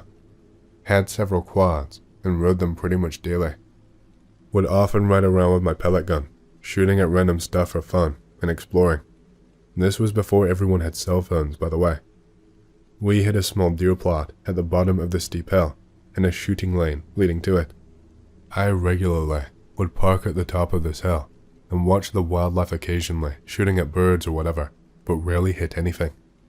There was a big half-buried rock I'd park my quad on, to keep from rolling down the hill. B doing the above activity one afternoon, broad daylight. Parked on the rock, watching the birds, rabbits, squirrels through the scope on my pellet gun. Shit was cash. Suddenly, everything goes dead silent. Like the kind of silent where all you hear is the blood pumping through your ears.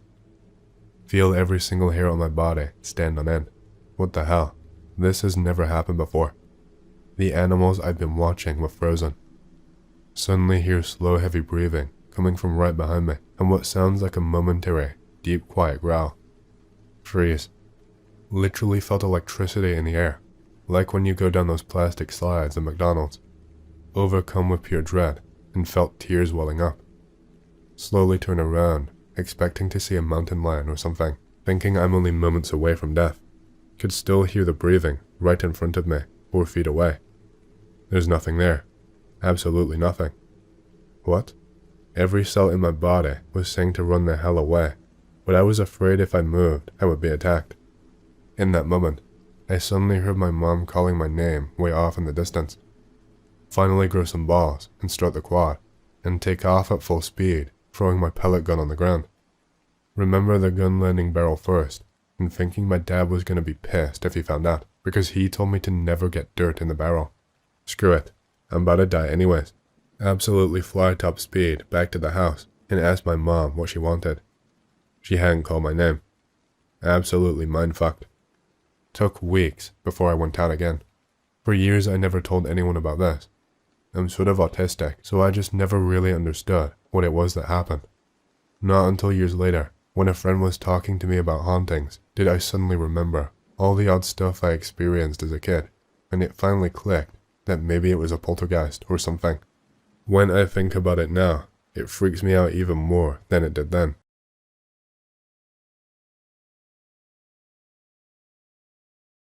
I've got a really strange one that you might not believe. Be me. I work as a home inspector. My job is pretty simple really. I do my best to scope out houses before people pull the trigger and make the purchase. I make sure that there is no structural damage, water damage, electrical problems, or problems with wiring or plumbing issues, that sort of thing. Basically, anything the selling party might look to hide is it would be a financial and time burden for them to fix / also reduce the selling cost of the property. I'd say around 95% of the time, it's a straightforward job.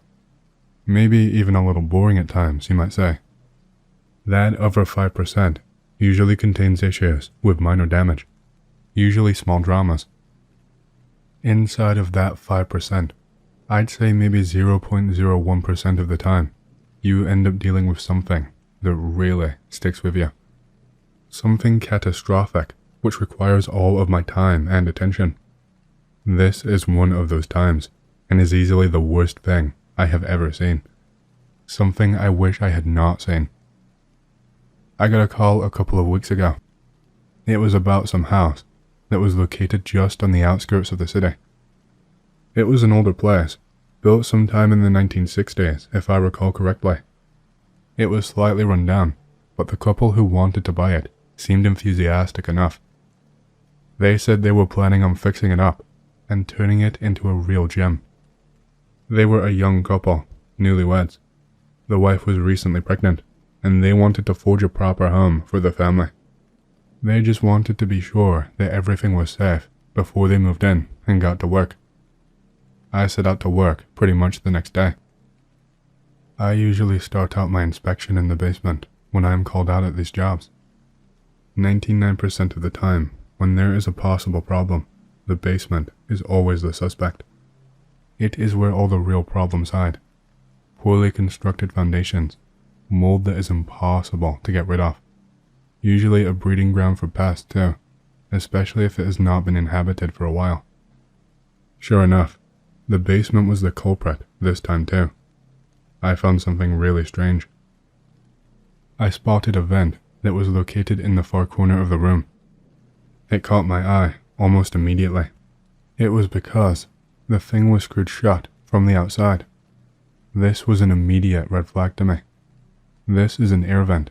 You never ever seal this shit up.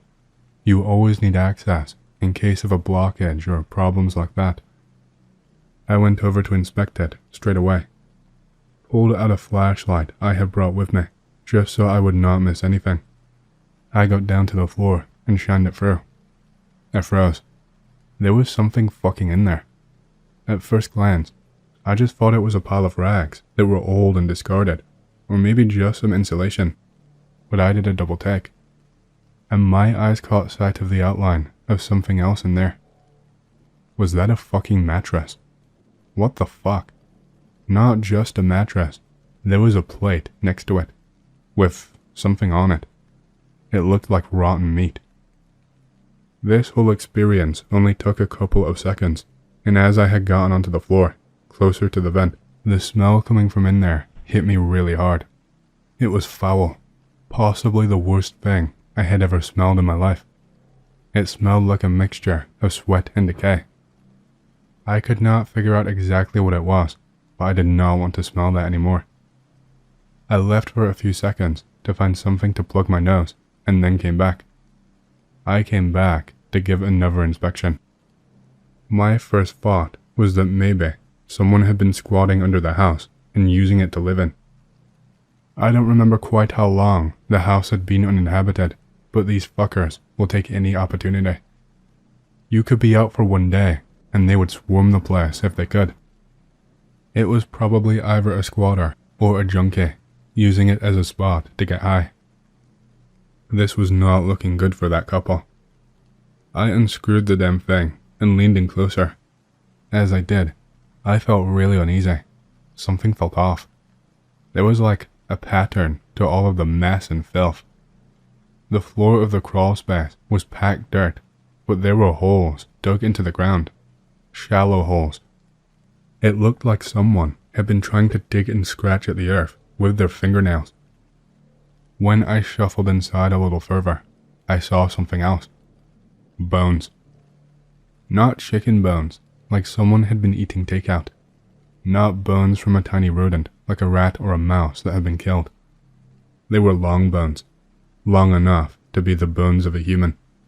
Some of the bones were picked clean, but some, oh god, just thinking about the sight and the smell makes me want to vomit on the spot. Some of them still had bits of dry, blackened meat clinging to them, drooping off. I almost started heaving. I felt my stomach turn. The peg I had to close my nose up was basically doing nothing now. I should have bolted out of there at that second, called the cops, alerted the couple. I felt like I had to finish my job though. Get to the bottom of what the fuck this was. I saw something else in that dirt that caught my eye. It was a notebook of some kind. It was placed just behind the mattress and was sitting there. It had stains on it, deep dark ones. The cover was damp when I picked it up, which made me recoil. It was from the moisture which was causing it to curl. I should not have touched it when I did, but I could not leave without at least reading it. My gut told me to leave, but I did not listen. I flipped it open. I turned through the pages. The pages inside were filled to the brim with names, almost like a logbook, like people were checking in at a hotel. There were dates too, signatures. Some of them were old, a couple of years ago. Some of them were recent, the last couple of months. I continued flipping through. There were some hastily scrawled notes on some of the pages in barely legible handwriting, talking about the next meeting and what was next on the menu. I got to the most recent page. It was yesterday's date. Another scribbled mess of a note. It just read, "They are coming to see the house tomorrow," and it was circled. All I could do was just stare and try to process what I was reading. My hands were clamming, and I could barely catch my breath. I was alone down there, but now I had the sudden, sinking feeling that I might be being watched. I very quickly flicked my flashlight back to the dirt floor I was resting on. There were more fucking notebooks. So many of them, just half buried in the crawl space. 6, maybe 7 of them in total, by my counts. I expected more of the same, but some were different. I reached for one and opened it up, There were not just names in this one. This one had crude sketches. Some of them were simple, shitty stick figures that you would see a child draw in class. Others, they were more detailed, grotesque drawings of people, some with their faces scratched out, some with their eyeballs being pulled and removed, some with missing teeth, with bits of skin missing. One of them was of a woman with long hair, but her mouth was drawn to be impossibly wide, with her teeth cracked and her tongue having been cut partially. Whoever drew these was sick in the fucking head. Some of these drawings had names written next to them, with little notes too. The one with the woman had a name with a fucking address written down, as well as just the word, slowly. I flicked through an endless number of drawings, so many, and the last page just had a note reading, "How many do I need this weekend?" I felt a wave of cold rush over me. I had to get the fuck out of here right now. I scrambled back over to the exit, and I knocked over that plate of disgusting, putrid meat by accident. Flies had been swarming it, and they all took off. There was something else on that plate too. Not just the meat, but a scattering of teeth. Clearly human teeth. 2 incisors and a molar, with some flesh still stuck where it had been pulled out. I got out and ran. I did not even bother to take the time to screw the vent cover back on. Fuck that. I just grabbed my bag and my torch and I ran up the basement stairs, just trying to breathe. I ran outside to my car and I drove until I got home. I just sat in my car for what must have been an hour, just staring at the garage door in front of me. I finally snapped out of it and told the couple. I told them not to go, that it was not safe, that I was calling the cops about a biohazard.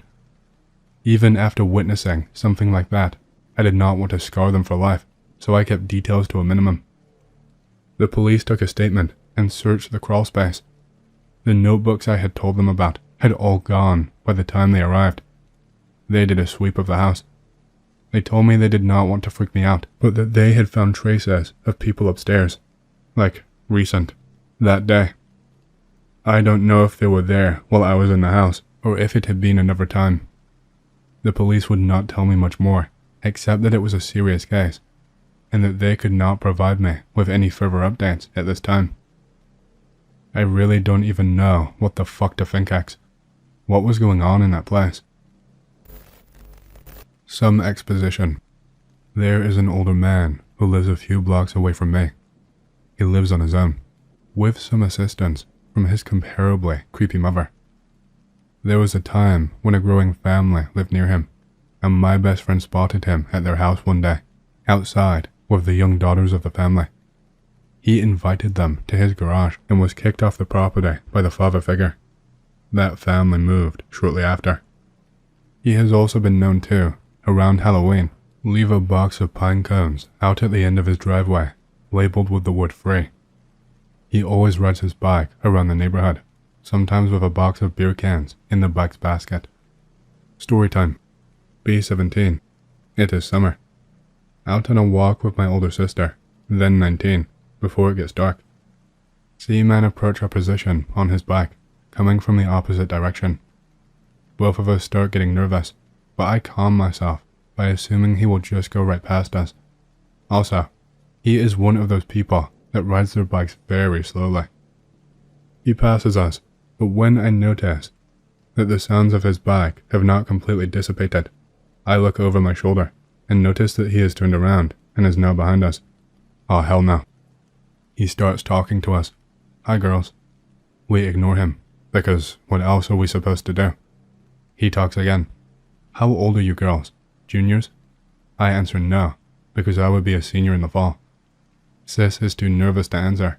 He asks, sophomores? When I answer no again, he rides off ahead of us. At that point, we start heading home. Just as our house comes into view, we hear his bike again. He is behind us. As we are thinking about crossing the street to go to our house, he pulls up right next to us and stops his bike to talk. I don't give him time to form a coherent sentence, since he was mumbling. I repeatedly tell him to leave us alone and go away already. He is a little stunned and asks us why he should. I tell him that he is bothering us. He tells us that he wasn't doing anything and indignantly rides away. Sis and I head into our house once he is out of sight, and to this day, I am still wary of taking walks in the evening. What I found to be especially creepy about the experience is that when he was guessing our ages, he guessed lower after his first guess, not higher. Also, when I was even younger, probably around 15, he would call up to my friends and I when we would pass by his house on our walks. Sometimes, he would even whistle at us from his open windows. Overall, he is definitely someone to avoid. Be My Mom, 1980s in Jersey, Channel Islands, UK, 18 years old. Back then, you still had to record the top 20 on a cassette. Realizes she ran out of new ones and decided to ask a friend for one. Friend lived in an orphanage all of teen years. Borrows cassette and runs home to record the top 20. Before it starts, decide to record one song to test it. For whatever reason, she and I will never know. Attempts to replay song, and notices it not only did not record, but there was horrific sounds. What the actual fuck? Mom skips back and forth on the recording, trying desperately to find her song or identify the noise, hoping that there was a strange interference when she was recording. Top 20 starts, and she attempts to record once again. After song is done, plays it back. Still will not record over whatever these terrifying sounds are. Decides to listen to the tape all the way through. The beginning of the tape played chanting. It did not sound pre-recorded apparently, and she could hear whoever was recording breathing next to the mic. The chanting slowly becomes louder when she hears something being dragged and sobbing. Hears a child screaming bloody murder and wishes she would have turned off the tape. Does not hear much after that, but feels violated by her friend, exposing her to this sick joke. Calls friend and asks, "Where in the hell did you get this tape? This is not funny at all." Friend says, "That isn't even my tape. I found it in my roommate's drawer." Mom tells her to get the fuck over to the house and listen to it. Friend's horrible expression while listening clarifies that this girl was clueless to this tape containing anything close to her. Friend asks roommate where the tape came from. Friend says she found it when she had moved in 5 years ago. Mom does research on her island and finds out witchcraft was rampant near where the tape was found, St. Clement. About 5 to 6 months ago, just dark. Home alone. Mom is out doing whatever, and Dad is away. Up in my room, fucking about on my laptop. Hear front screen door slam. Oh, Mama's home, okay. I think I hear back door sliding open. Weird. Gonna go talk to Mom. Walk downstairs. You can see through the house from the front door all the way to the back. Look towards back door and it is open. Weird. Think Mom's gone outside to feed the chickens. Walk out the back door. Did not turn on patio light because I thought Mom would just be there. Not there. Walk across the backyard to the chicken pen. Chicken pen shares a wall with a shed. Walk to the doorway of the chicken pen. Mom, the dogs didn't bark when you pulled up. Some guard dogs they are, huh. Can hear a sort of murmur grunt. Think Mom has fallen over. Can hear something tapping the shed wall. 1 foot in doorway. Mom, are you okay? I'm not your mother, comes a sort of gurgled, deep voice. Fucking freak out. Sprint back inside. Slam sliding door. Run upstairs to my room and called Mom. Freaking out over how I could have just been murdered. Call Mom. Does not pick up. Wait up in my room, shitting bricks. Mom gets home. Asks what the fuck, why am I freaking out? Back door's half open again. Made Mom wait up at the driveway with me and the dogs until the police came to check the house. Obviously, by then, the crazy guy had gone. Found blood on the back door and in the chicken coop. Lock all doors now whenever I am home alone. Still fucking paranoid about it though. They did not get whoever it was. and it's a small town too. There was blood on the shed, just near where I would have stepped in. Fucking nope. Awake, late one night. 10 years old, really superstitious. Read lots of books about spooky ghosts. Watching Adult Swim. Think I am cool as fuck. Now, before this next part comes along, I want you to know that my family had an open yard, and there were no blinds on my windows. Hear a loud ass knock on the window, about 3 feet behind the head of my bed. Close my eyes. Think it's some spook that will steal my soul if I look at it. Louder knocking, more rapid. There is a sound like loud, screechy windshield wipers. Covers are over my head. End up nearly pissing myself. End up falling asleep after what feels like a few hours. Wake up next morning. Police. My parents won't let me go in the backyard. Not paranormal, but creepy nonetheless. I later learned that my neighbor, who was also my best friend, got fucking chopped up with the rest of her family, and they found her body in my backyard. She lived next door, so she came banging on my window for help, and I shat myself under the covers. That shit does not leave you. I used to live in New York, and me and a friend used to drive down Clinton Road every once in a while because we both like creepy stuff. The first time driving through was boring and nothing happened, but the second time driving down the road was a different story. Friend and I are bored and decide to drive down the road at midnight. Not even a minute into the drive, we see an older man wearing a raggedy, old-school park ranger suit on the side of the road, holding a tree branch. No car around, nothing, just him standing there.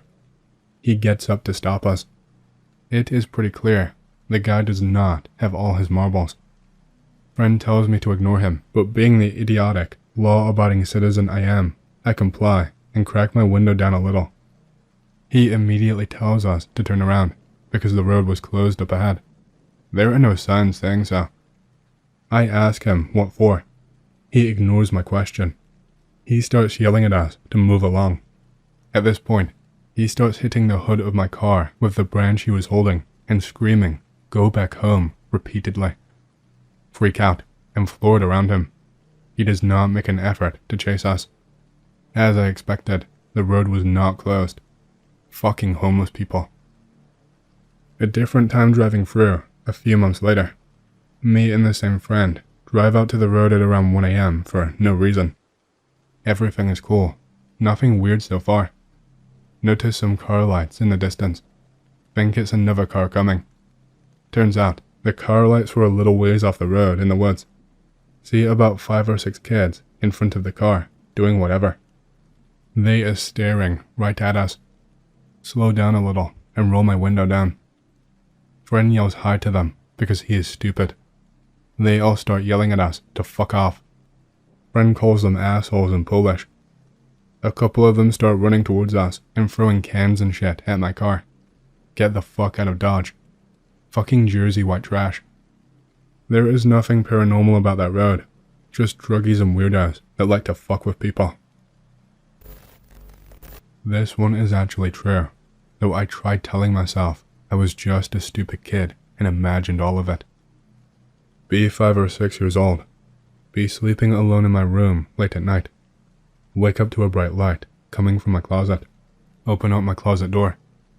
Part of floor has been removed, and a tunnel going down underneath it with a bright light coming from it. Hear sounds of power tools and banging from down there. House had been undergoing construction, so I thought it just must be that. Go back to sleep. Next morning, I asked my mom if construction workers are gonna stay that late again. Well, what? All of the workers left at 5. Look at closet again. Floorboards show no signs of ever being removed. I'm very confused. Pretend it never happened. Ask parents to let me sleep in the guest room. A few years later, when I thought of it again, I knocked on where the boards were removed, and there was definitely some opening on the other side. Too bad we sold that house. It was really old and had tons of spooky things happen. I have a very distinct memory of me being alone downstairs when I was 4 and staring into the backyard when probably 5 or 6 shadows, They were human shapes, but pitch black, rose from the ground, and started to bang on a window. B. Third grader. Backstory. At school, there is a typical looking man-child, fat guy, who hangs around the school bus, greeting children in the morning and plays with them in the afternoon. Heard rumors that this guy assaults some children during playtime. Heard one child tells it to her parents, but they did not believe it. Disregards it, since I ride and hang around the school bus area. Fast forward months later. Go to McDonald's playground, which is just in front of the school, also with friends and parents. Parents are downstairs, while the playground is on the second floor. Play with friends for a while. I am inside the tube-like slide, waiting for my friend to slide together. Felt someone huge climb the ladder. It's the man-child. I noped and slide out of playground. He is right behind me when I got out of the slide, laughing in a really creepy Chris Chan voice. Wow, you have a pretty long hair. Both man hands are on my shoulder. Nope, nope, nope. Run quickly downstairs and went home. Other kids did not see what happened, but eventually went home because the guy was also making creepy moves on other kids. So, I used to live in an apartment complex facing another of the same size. I lived on the bottom floor and had just gotten a laser pointer that I would shine around at bedtime out of boredom. So, one night about 3 a.m., I noticed a car pull up to the apartment adjacent to me. A man and a woman come out, go upstairs to the 3rd floor, look around for something. Then they went back downstairs, got in their car, and left. Fucking creepy, right? Well, no, I went to bed and thought nothing of it until I was looking out the window a week later, and they came back, same time.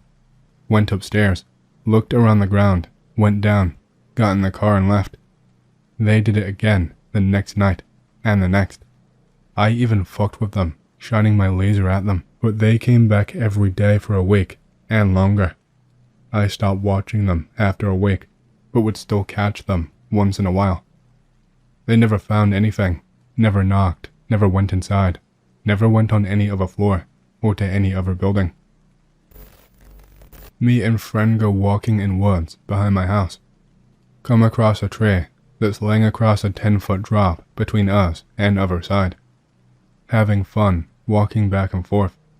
Walk deeper into woods. Friend splits up a little bit, but still in view. Come across a big flat rock laying on the ground. There is fucking dolls with their eyes crossed out, some with nails through them. Ball peen hammer laying next to them. Another doll hammered to the tree behind the rock.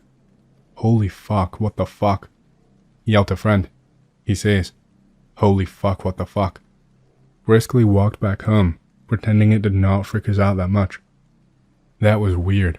I mean, this shit was deep in the woods. It's not like someone just put it there to fuck with people. I really don't think it was supposed to be seen. When I was in probably 6th or 7th grade, me and a buddy found a ripped off deer leg in the middle of a field in the back of my house. It wasn't really that supernaturally terrifying, but there was nothing else but the leg there, and we were just imagining a large coyote dismembering a deer right outside. One time, years later, I was riding my bike on some streets in a neighboring city. I was in a densely wooded area in the back of where a long abandoned old school for mentally disabled people used to be. It was a very narrow path, set on both sides by dense groves of young pines. I rode down a bit and saw a tennis ball roll out into the path in front of me. I ride past it, but as I do so, a very odd-looking balding guy comes out to get it on the path. He definitely looks like he would have been institutionalized in the abandoned school nearby when it was still in use. There was actually another smaller building around that did look like a place that may take care of these people, so I assumed he came out of there. But when he got his ball, then he started to make an awful and loud strange noise at me. It was a sort of angry growl, mixed with a confused grunting. I rode as fast as I could out of there, feeling slightly bad that maybe I should have informed someone of an escapee. He got his ball though. I wish I could remember this better actually. My friends, Cam, Leo, and I went hiking deep into the forest, far away from anyone, just surrounded by nothing but trees and silence. It started as a regular hike, but by the end of it, we had encountered something that none of us can explain. We were making our way through a thick part of the woods, chatting away, when we heard it, a deep, earth-shaking roar. It wasn't like any animal that I'd ever heard before. It was low and guttural, like a lion but different. We froze on the spot, exchanging uneasy looks. "What's that? Is it a bear?" I whispered. Leo shook his head, putting his finger to his lips, gesturing for us to keep moving. After a tense moment of standing still from fear, we did keep moving, though none of us could shake the feeling that something was watching us. The forest seemed darker, and the usual sounds of nature felt muted. A few minutes later, Leo, who was leading the way, suddenly stopped and pointed ahead. "Guys, you need to see this," he said, his voice barely a whisper. What we saw made my stomach turn. Lying ahead of us was a deer that had been completely torn in half. Not like a predator had killed it, but as if something had just pulled it apart with pure strength, like it was nothing. Blood covered the ground, and parts were spread unnaturally far from each other. There was something sickening about the way this poor creature had been killed, but that was not all. There, caught on a nearby branch, was long, thick brown fur. It wasn't from the deer, and this was coarse, like it belonged to something much bigger, something that should not have been out there, something like an ape. We did not even have time to process it before Leo spotted a massive footprint in the mud right next to the scene that was far too big to belong to a human, with deep, heavy impressions. The print looked fresh, like whatever made it had just been there. It almost looked human, but it was much bigger.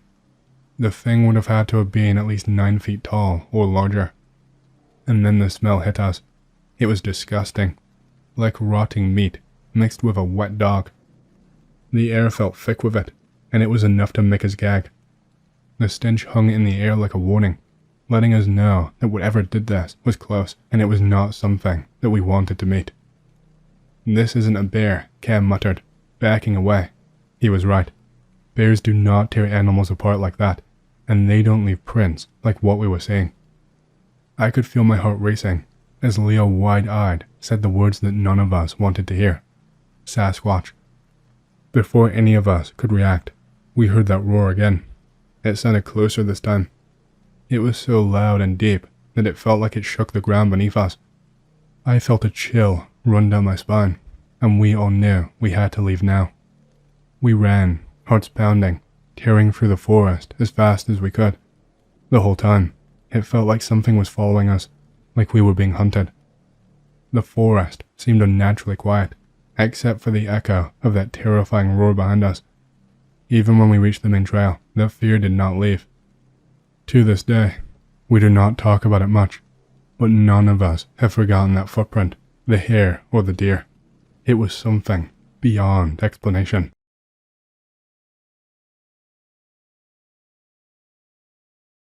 Supex. It has been a decade since I've been here, but I actually have a story for you. It happened to me about a year ago, and I am just feeling okay enough to share now that I'm sure that there won't be any hate coming my way. Started new position at a college, teaching and doing research. College is like 150 years old. There is a good chance you would know it. My lab is in a new wing, grafted into a 100-year-old building.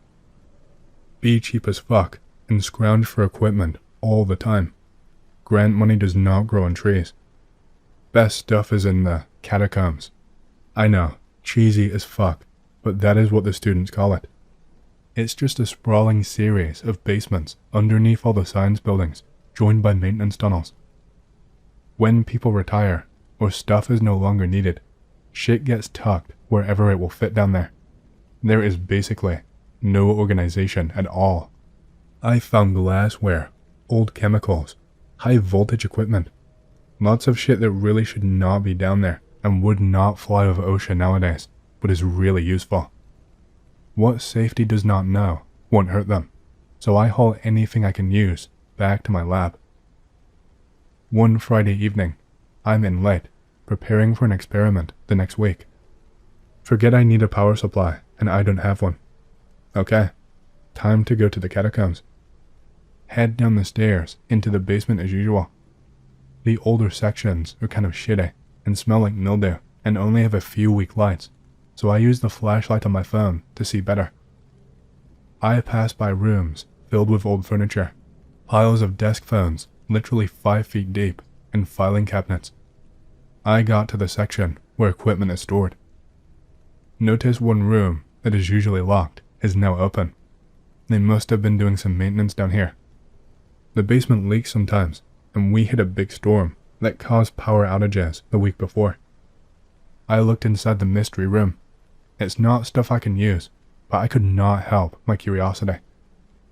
Filled with late 19th century looking wooden cabinets and storage chests. Start digging through. I find some electrical equipment that I cannot identify. Books, fossils, and herbarium specimens. Open one drawer at a cabinet at the very back of the room.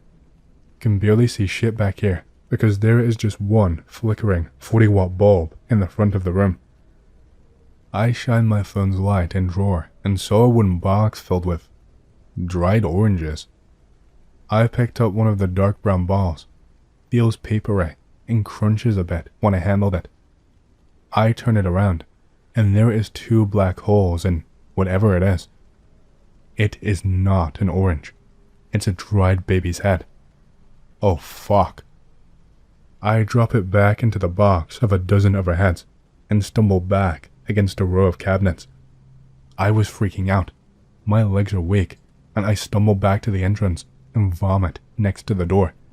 Jesus, I picked up a fucking kid's head. I did not know what to do. I found some questionable stuff down there, but it never went beyond some drug precursors left behind by one chemistry faculty I think had some extracurricular research projects. I'm no archaeologist, but that shit is not normal research material. We haven't even had an archaeology department for 30 years. I ran back up, looking for someone. Department head is the only one there.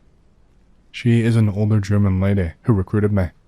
Nice, but very by the book and very serious. I can barely get anything out and can only manage. Found something in basement. She looked mildly exasperated with the interruption and followed me down to the room. I pointed to the box and she opens it and freezes for what felt like an eternity, staring at those black holes in the head that I dropped. She slammed the drawer shut and looks at me. Anon, if you know what's good for your career, you will help me take care of this problem that you discovered. She told me this absolutely cannot get out, no matter what. There is probably no documentation, and the college cannot handle police or the media poking around things. They could have been taken from backwater colony, and we don't really want the PR nightmare of having indigenous child heads in our basement. I reluctantly agreed, and as fucked up as it is, I don't have tenure, and messengers are sometimes shot here. She pulled out the drawer and piled some discarded papers on top and started swiftly walking down the hallway with it as I struggled to keep up. I ask, where are we going? To the incinerator. We got a room in the back of the building complex where the waste incinerator is. It's not used very often now, except for sacrificed research animals after we are done with them. She opened up the incinerator door, slid in the drawer, locked it, and pressed the run button. The natural gas burners hissed to life, and a red glow emanated from the seams of the incinerator door. She told me, "You did good by coming to me. Let's just make sure this does not become a problem for either of us, I nod, and we walked out of the basement in silence. I drive home and scrub my entire body in the shower and stare at the ceiling until 3 a.m., wondering what the fuck I am doing with my life. We both pretended it never happened, and I never heard anything about that room. But the next time I went down in the basement a month later, that door had been bricked over. I'm still haunted by this, not because of the heads, but the not knowing. Why were they there? All old, prestigious schools have rooms like that.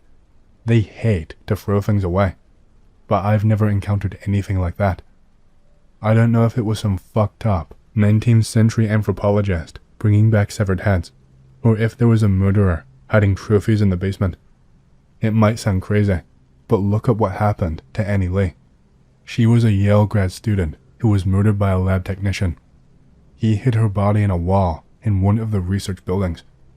But the thing that sticks in my mind is, if it wasn't for research, have they been there for 120 years or two? I wonder how much stuff like this gets covered up every day at colleges and universities. I am a medic with the Airmobile Brigade of the Netherlands. I make good money and decided to try and make my dreams of flying come true because I initially tried out for helicopter pilot. I joined an aero club stationed at an old naval airfield. One day, be the last one to leave the hangar. Unplug all devices so that they don't cause an electrical fire. Planes inside hangar are expensive as shit, 100k plus. Later at night, I remember not unplugging the water boiler.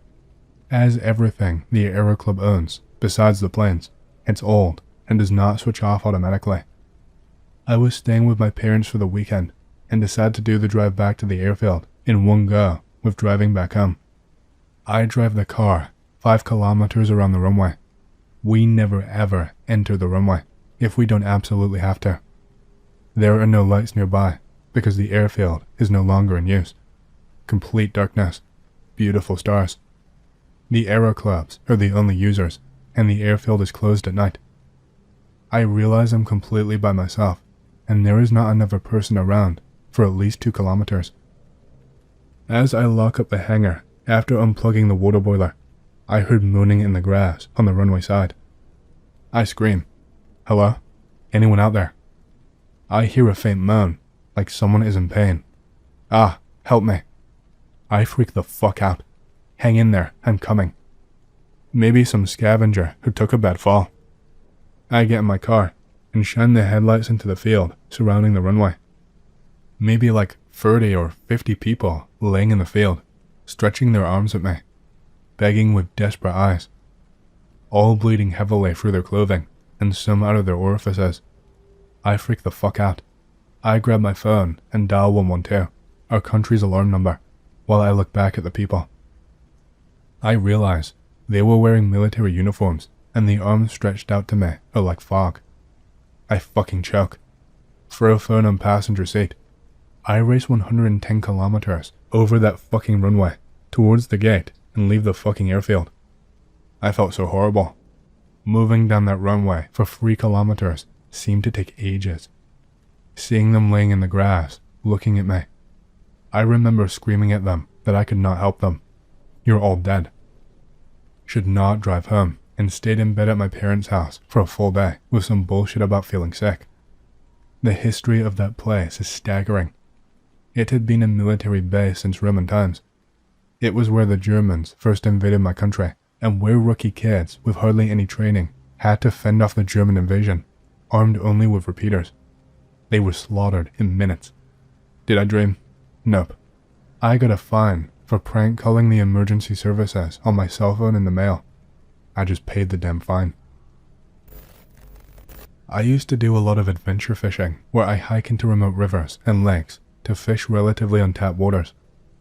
Getting busy with my job, I have not been able to do it much in the last few years, so when the chance came a few weeks ago, I had to take it.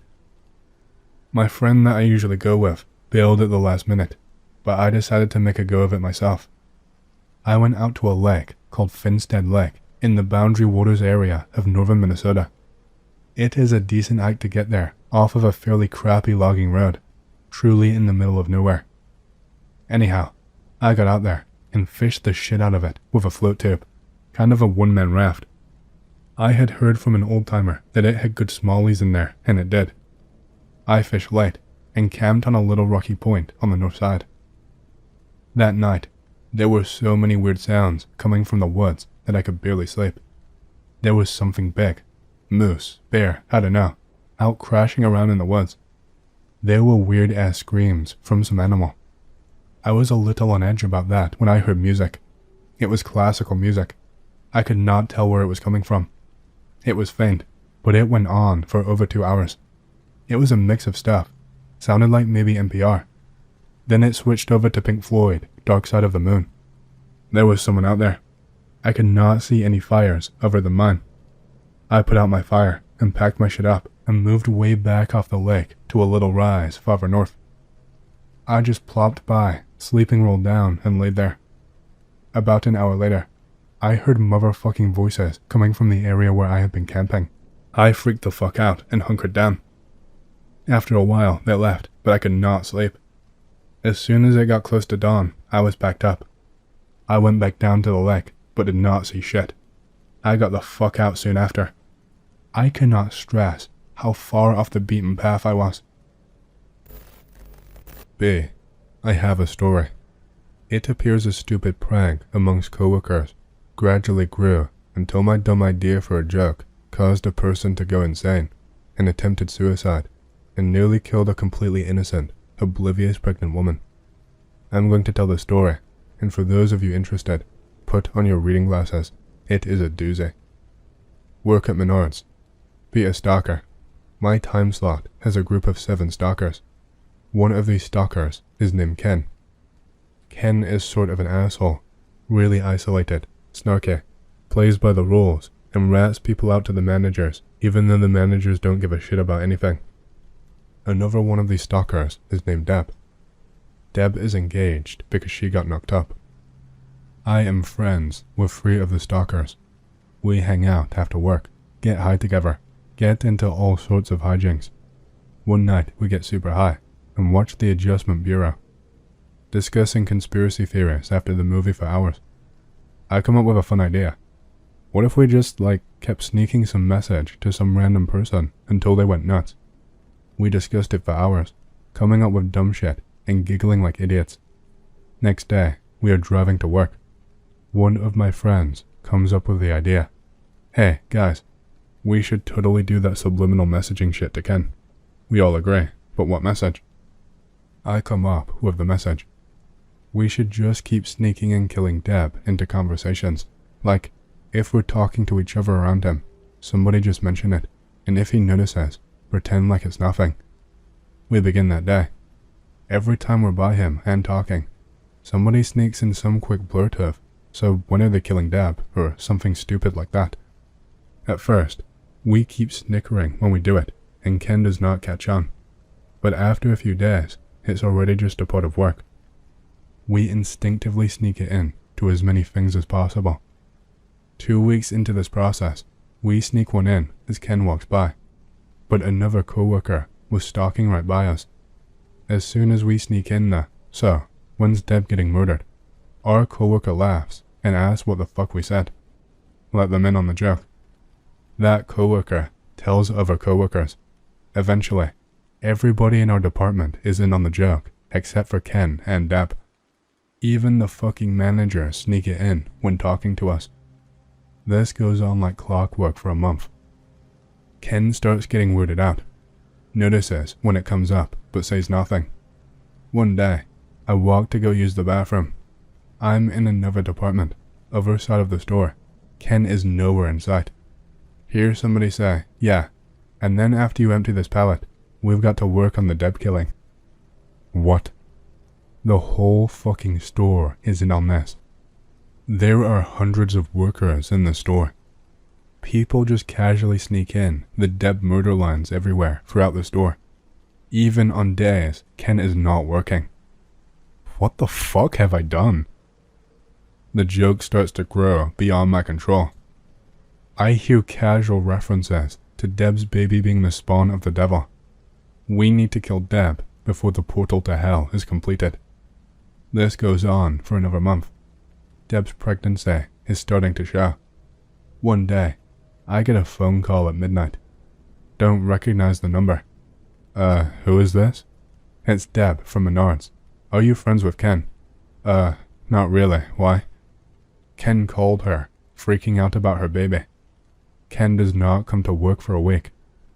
Walk into Menards one day. There is a bulletin board in the conference room. Somebody has put up a chicken scratch note saying, "Baby devil, kill it."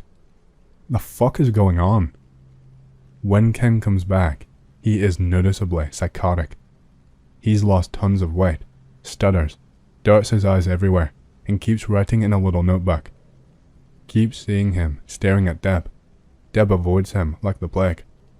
One day, I find his notebook left at our computer desk.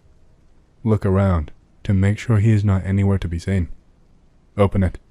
He has been writing down names of people, sentences about Deb, trying to put together the story about the baby. Oh shit. It gets worse. One day at work, I'm talking with my coworkers, and Ken comes up to me. Coworker tries to slip in a Deb line. Stop him. What's up, Ken? I need to talk to you. It's important. He makes me go all the way to our conference room on the other side of the building. Asks me how well I know Deb. Not very well. I think something is going on. Either she's in grave danger, or she is very dangerous. I'm not even laughing. I'm legitimately frightened. Last Tuesday at 8:47, you said, the baby is going to be the key to the portal, did you not?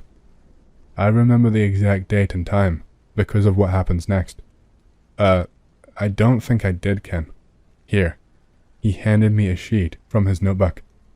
He wrote down every date and time he heard me say anything about Deb or babies. And some of them almost definitely did not happen. One said, December 12th, 9:16.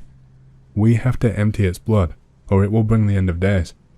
I did not work that day, and definitely never said anything like that. What the fuck is happening? I tell Ken he should get some help. He refuses and tells me I cannot tell anyone. I tell my coworkers, and they think it's hilarious. I am seriously horrified about this. Debate whether or not I should tell Deb. Decide against it. Try to stop as many people from continuing the whole joke. It's unstoppable. I have no control anymore. The joke has grown into a whole conspiracy. One day, Ken is running around, looking for his notebook. He cannot find it anywhere. That night, I find out that somebody from electrical stole it and sent an email with some of the important information Ken wrote down. People began to plan so that Ken's prophecies would come true. Eventually, somebody came to work in a black shroud and kept walking around aisles near Ken. Ken kept seeing him in his periphery. Apparently, Ken wrote about a black shrouded figure destroying the baby. Ken goes home sick. Shit is about to get real. Be this week. Ken has December 31st through January 2nd off. He comes in on the 2nd, buys a few things, hangs around our desk and just acts creepy. Ask him if he is okay. Says, I've been better, and won't say anything else after that. Leaves 10 minutes to close. Today, neither Deb nor Ken came to work. They were both supposed to. A worker from millwork runs over to me. Dude, Ken fucking went crazy. Well, yeah, he had been crazy since this thing started. What happened? He tried to kill Deb. He broke into her house with a hunting knife and tried to stab her in the stomach, but her fiancé beat his ass. He slit his wrists on their lawn. He's in the hospital. Oh, fuck me. Deb quit and is pressing charges and filing for a restraining order. She and her fiancé are moving. Ken is no longer working at Menards and is facing serious felony charges. Apparently, he did not cut his wrist too deep and is making a full recovery physically. I feel badly. I wish I could confess and take some blame for this, but how? What the fuck would I even say? Has anyone else been getting bad vibrations from seeing certain strangers at night?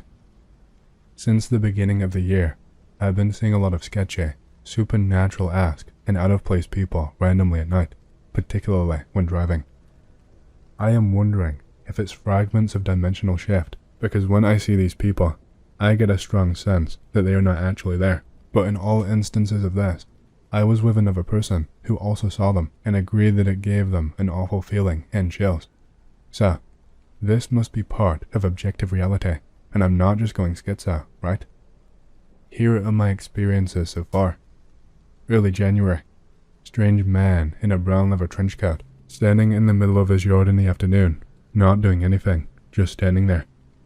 Face is literally grotesque, and it felt like he was staring at me as I drove past, but I tried not to look too long, because I got this strong sense that I should not know he's there. Daughter was in the car with me, and she was the one who noticed him at first, and instantly was scared shitless and convinced she just saw Freddy Krueger or something.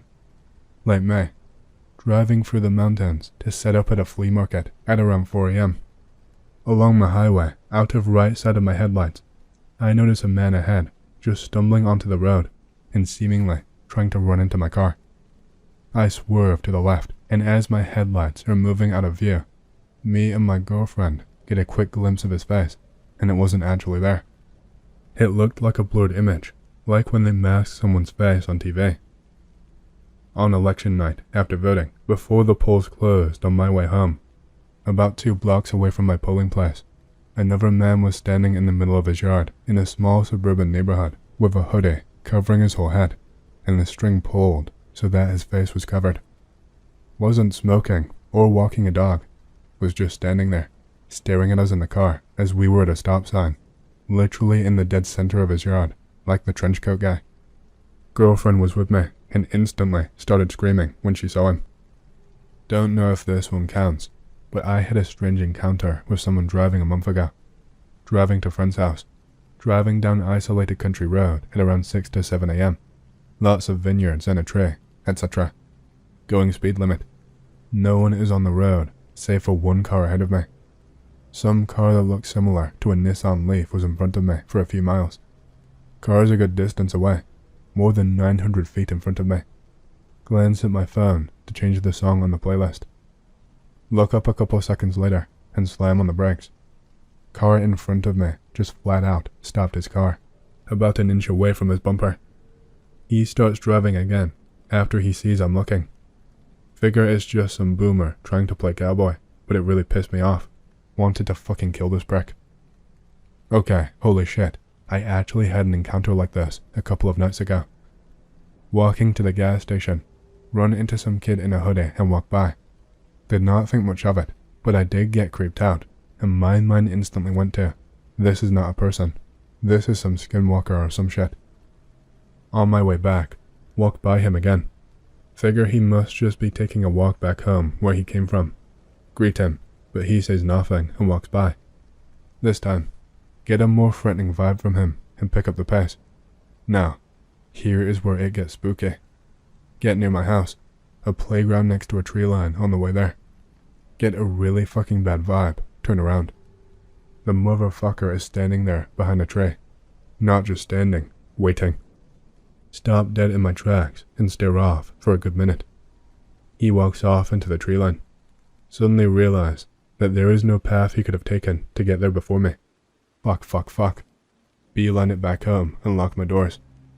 That night, have the worst nightmare of my life and wake up in a cold sweat. Nightmare involved 2 of my friends going missing. Felt like less of a dream and more of a deja vu premonition. Yeah, they are waiting for something. In my experience, it seems like they might be interdimensional entities that are trying really hard to break through, but haven't been able to fully get there yet. It feels like there is a thin layer of physical law keeping them from actually actively pursuing anything in this space, but I can sense that they are able to see everything here, and desperately want to get here so that they can cause chaos. Each time, I get a sense of impending doom, like these things are really close to being here. Be me, last Saturday, camping in the woods with some mates. Tell me they were hearing shit last night before I came. Screams, footsteps, weird birdish noises. Joke around. Oh no, not a skinwalker. All laughing, but the 2 who camped here last night still seem pretty shaken up. We have more people coming later, and they can't fit in the one spot, so we go scout out the second area. Entire time walking there, I feel like we are being stalked. About halfway there, it goes dead silent, save for some bird-like noises. But this is not a proper bird call. God no, it isn't. Sounds like something trying to mimic a bird. The chirps sound more like beeps, etc. Friend 1, we'll call him Flynn, stops dead in his tracks and looks up towards some shrubbery. Ask him if he is okay. He gestures for me to be quiet. After a few seconds, he says, "I swear, I'm looking right at it." Stay standing there, trying to see what he means. After what feels like 10 minutes, he shakes it off, and we keep walking. Everything was fine after that, until some more people showed up. We tell them about all the creepy shit so far. Everyone agrees they want to go hunt it. Horribly underprepared. 3 of us leave. 2 were coming back from a walk. Flynn asks us where the fuck we're going. Tell him we're going hunting. He shakes his head. "You guys go. I will catch up in a minute." Just me and 2 others. The overly confident dude who just wants to kill something and doesn't really believe it's anything weird. We'll call him Ted. And the slow walker. Sometimes he can be a bit of that guy, but he has his heart in the right place most of the time. Call him Ray. About halfway through, Ted suggests we split up and meet at the same point. The thought of that fills me with a sense of fucking dread I cannot describe. Tell him to shut the fuck up. We are sticking together. Reluctantly agrees. Flynn catches up, says we should split in groups of 2. Seems a lot better than everyone lone wolfing it, so I agree. Me and Flynn group up and head further down the bush. Ray and Ted go further east. The whole time walking with Flynn, I feel super paranoid. At this point, I know something is watching us. I feel like it wants to pick us off separately. Feel good about telling everyone to stick together now. Dead silence again. Only the British noises fill the nothing. We stop a few times when Flynn tries to look in the shrubbery. Otherwise, we speed walk in the direction of the camp. Meet up with Ted and Ray about halfway there. Ask if they heard anything. Nods, and general lack of talkativeness confirms that they felt what we felt. Start walking back together. Ray lagging behind, all of us getting pissed at him. I would rather he did not get lost and then killed by whatever this thing is, because that there was something out here was confirmed. I know it's not a skinwalker because I'm not a dumbass and I don't live in America, but it's fucking something, and it is hunting us as much as we are hunting it. On the way back, step in mounds of its shit. I know this is its shit because one of us owns the property that we are on, and he confirms that there is nothing here that shits like this. Looks like horse shit, but can't be because not even wild horses out here. Pretty sure we've reached its nesting grounds. Announce this to the group. Everyone except Ray starts walking faster. Fucking dumbass. Get back to camp finally. Sit down with Ted. Smoke some cigarettes with him and play cards. Eventually, the time has come for everyone to go to sleep. Everyone except me, Flynn, and other bro asleep. Flynn goes to get some more wood and chuck a piss. Walk about 10 steps into the brush before we hear something running at him. He nopes the fuck out and attempts to sleep. So does other bro. Eventually, it's just me and Ted awake. He did not tell me he was until morning. Hearing the usual footsteps around us, fake bird noises. Whatever. Decide fuck it and try to sleep. The moment I close my eyes, I hear the most bone-chilling sound. Still fucking haunts me. It's like a dog howling, and a man with lung cancer screaming combined. I am wide fucking awake. Takes me an hour to go back to sleep. After the scream, it was the usual footsteps and shit, some closer than others. At one point, not long after the scream, I found out some of the footsteps were Ted getting up to try and find the thing. Wake up in the morning. Me and Ted discuss it. Share my experience with everyone else. No one doubts that this is some weird fucked up shit anymore, save for maybe Ray. During morning, we hear some more fucked up shit. Girls screaming, laughter. Pack our shit up and get the fuck out of there. So, that is my experience, Axe. We're going back there soon, this time more prepared. Everyone knows each other's motivations for going back there, to find and put down that thing. Does anyone else know what this could be, Axe? It freaked us all the fuck out.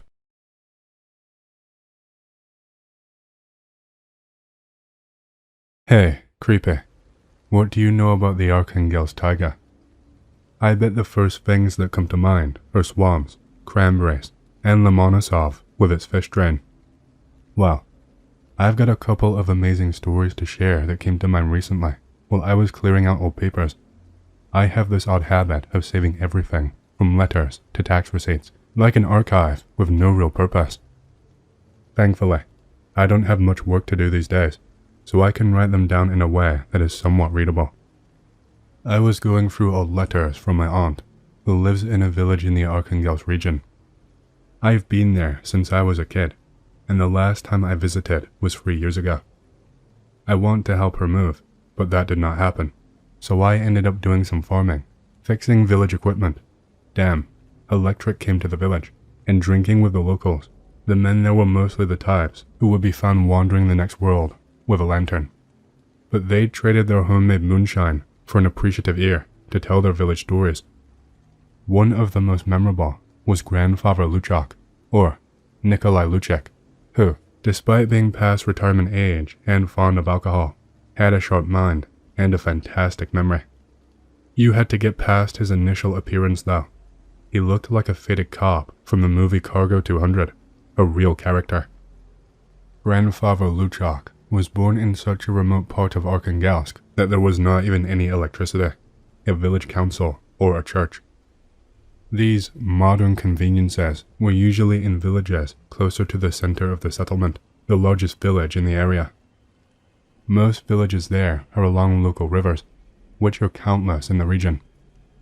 As you moved away from the river and deeper into the forest, the villages became smaller, the roads worse, and the people more reclusive and unfriendly. Luchak came from one of these forest villages, Nizhnya Vodanga. You won't find this village, or hundreds of others like it, in official documents. Census takers were thrown off by the abundance of local place names and the fact that there could be 5 or 7 villages with the same name within a 100-mile radius, so they listed everything under new names like Filomonovskaya Rural Settlement.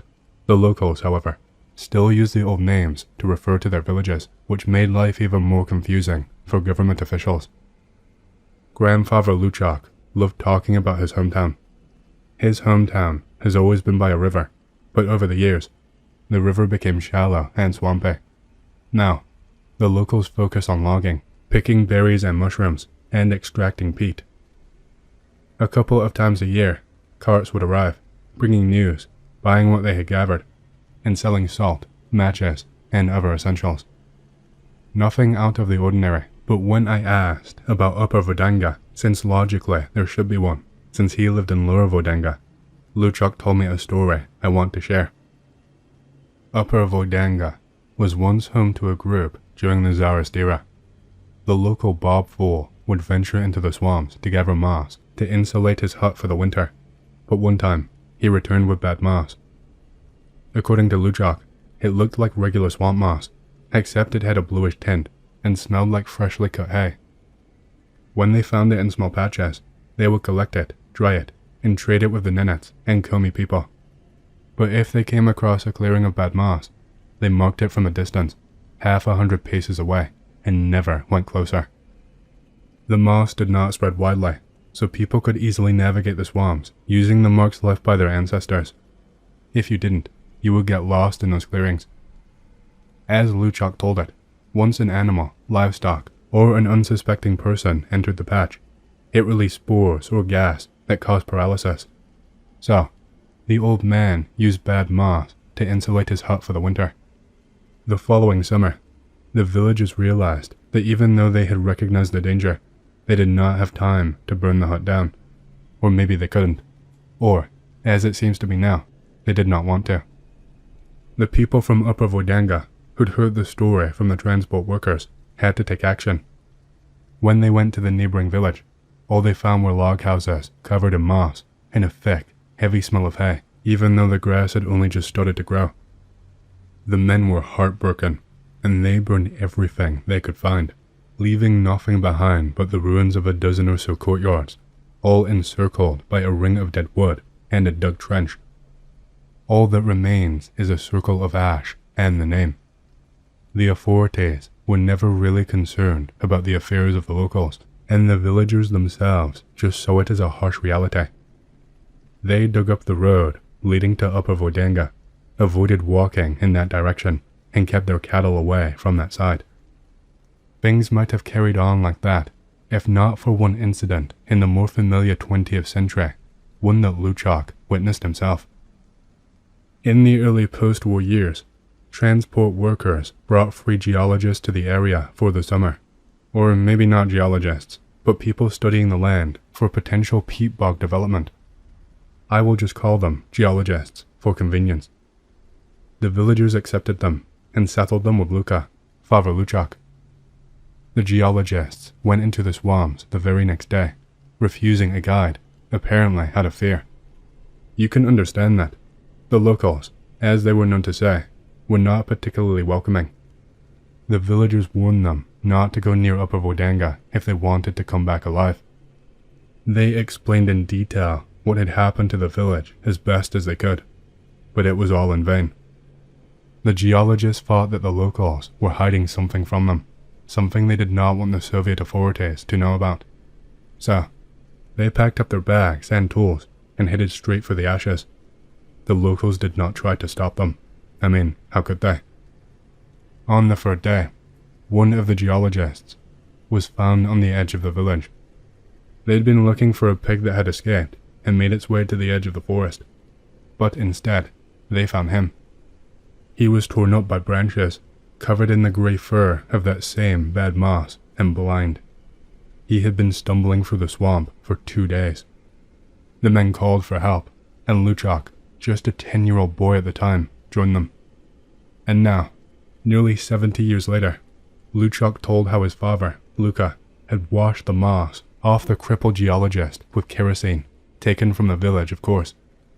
The women were ordered to heat the bathhouse and rake out the coals to lay the poor fellow down. Meanwhile, the men, armed with kerosene, stakes, and ropes, set out to rescue the other 2 geologists. They reached the overgrown site of the ashes after half a day's journey. The first thing they noticed was the smell of hay, and soon after, they saw a grey-blue carpet within a ring of dry grass. There were no trees, no bushes. Luchak vividly described the moss clearing, depressingly calm and flat, except for 2 moss-covered hummocks, or what looked like tree trunks broken in half. The smaller of the 2 hummocks, or stumps, was about a half a fathom high and swayed slightly. It was this one they pulled out with a rope. They weren't wrong. It was one of the missing geologists. What they found was exactly what the geologists had been trying to hide. The man was still alive, wheezing through the moss that had clung to his body, even under his clothes. They dragged him away from the clearing and tried to clear his face. The tiny roots of the moss had to be carefully pulled from his pale, softened skin. Once the moss was cleared from his mouth, his wheezing became a little more understandable. The geologist managed to speak, though faintly. God is in the swamp. God's light is there. Let me go to God. Then, suddenly, he tried to get up, fell face first, and began crawling, but calmed down before the men could snap out of their shock. They ended up burning him on fallen trees, just as they had done centuries earlier to the remains in the same grey clearing. The surviving geologist lived, though he lost his eyesight. Luka, using a saw, had to amputate one of his legs after moss had gotten inside his boot and severely infected the flesh. A month later, an all-terrain vehicle arrived to pick up the geologists. The authorities were told what had happened, and the group was escorted to the scene. A month after that, soldiers arrived in trucks. The soldiers stayed behind, while the trucks took the entire population of Upper Voidanga first to the Pletse, where the Cosmodrome is now located, then resettled them throughout the southern part of the region, with strict orders not to tell anyone what had occurred. That is how Luchak and his father ended up in the village with their aunt. Luka worked first at a 7-year school, then in the timber industry, before retiring to make moonshine and tell incredible stories. Such nonsense, huh, Anon? Maybe my grandfather was a bit of a character, but the story itself was not bad. If I remember anything else, I will write it down. Have you ever heard of para, Kay? I'm a biologist. My job is to study the natural history, ecology, of a few small animals that dwell in the forest floor and some savannas, but that is not important. I am a military and bushcrafting enthusiast. Far from a touristic place, I've been to secluded parts of the Brazilian Para, and I have seen a few things. Here is my story. 2009. Joint expedition of my city college and Federal University of Para. Aim is to collect frogs, snakes, turtles, and shit. Embassy tells us Para was notorious for human trafficking and had an absurd rate of homicides. I applied for a CCW, although in Brazil, you can only carry .12, .22, or .380. Bring a Taurus Millennium and backup mag. We land at Belém, team up with other researchers, and head for Belterra to do standard collecting on the Amazon forest. 2 weeks pass by. We head for a mapa, on a place of a hard name, if I recall correctly, to Mukamaki. I don't feel like writing the rest. Too much backstory for a small event. Either way, we went to a mapa, got close to the Suriname border, and shit starts to go south. 7 PM. Dark as fuck. Get on our boots and head for a stream to collect frogs. It's a small stream. Water is around my waist. Nature is simply amazing at that place. We can hear and see several crickets, frogs, and turtles during our stay. Well, when we are coming out of the stream, I found a small bushmaster and decided to take a few pictures.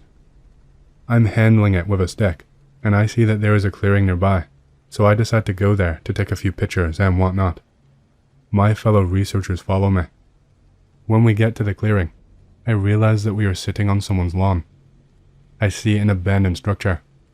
Now, we walk several miles into the border. I'm quite afraid of already being in Suriname and getting arrested because of my gun. I take my waterproof boots off, put on my ankle holster with the PT on it and an all-star on. I place a flashlight to get a better look at the structure. Well, it's clearly homemade and fucked up. I knock on what should be a door, but it's actually a thin sheet of metal with a few rocks holding it in place. No response. Our team coordinator goes for his turn, beating on the door, and after almost 10 minutes, it becomes clear to us that there was no one in it. We go in. It's covered in fluids, blood and vomit probably. Little to no furniture. Coordinator says something along the lines of, "Yo mano, this is no good." Tells us to get the fuck out. Place PT on chest holder. Waterproof boots were already drenched in water from walking inside a goddamn river, so I say fuck it and walk on my shoes inside the river, and then I realize it's fucking dead quiet. No frogs, crickets whatsoever. We all stop and turn our flashlights off. Nothing. Coordinator turns his flashlight on and tells me to keep going. We get out of the stream. No events or anything. Start walking to our car. Get in car.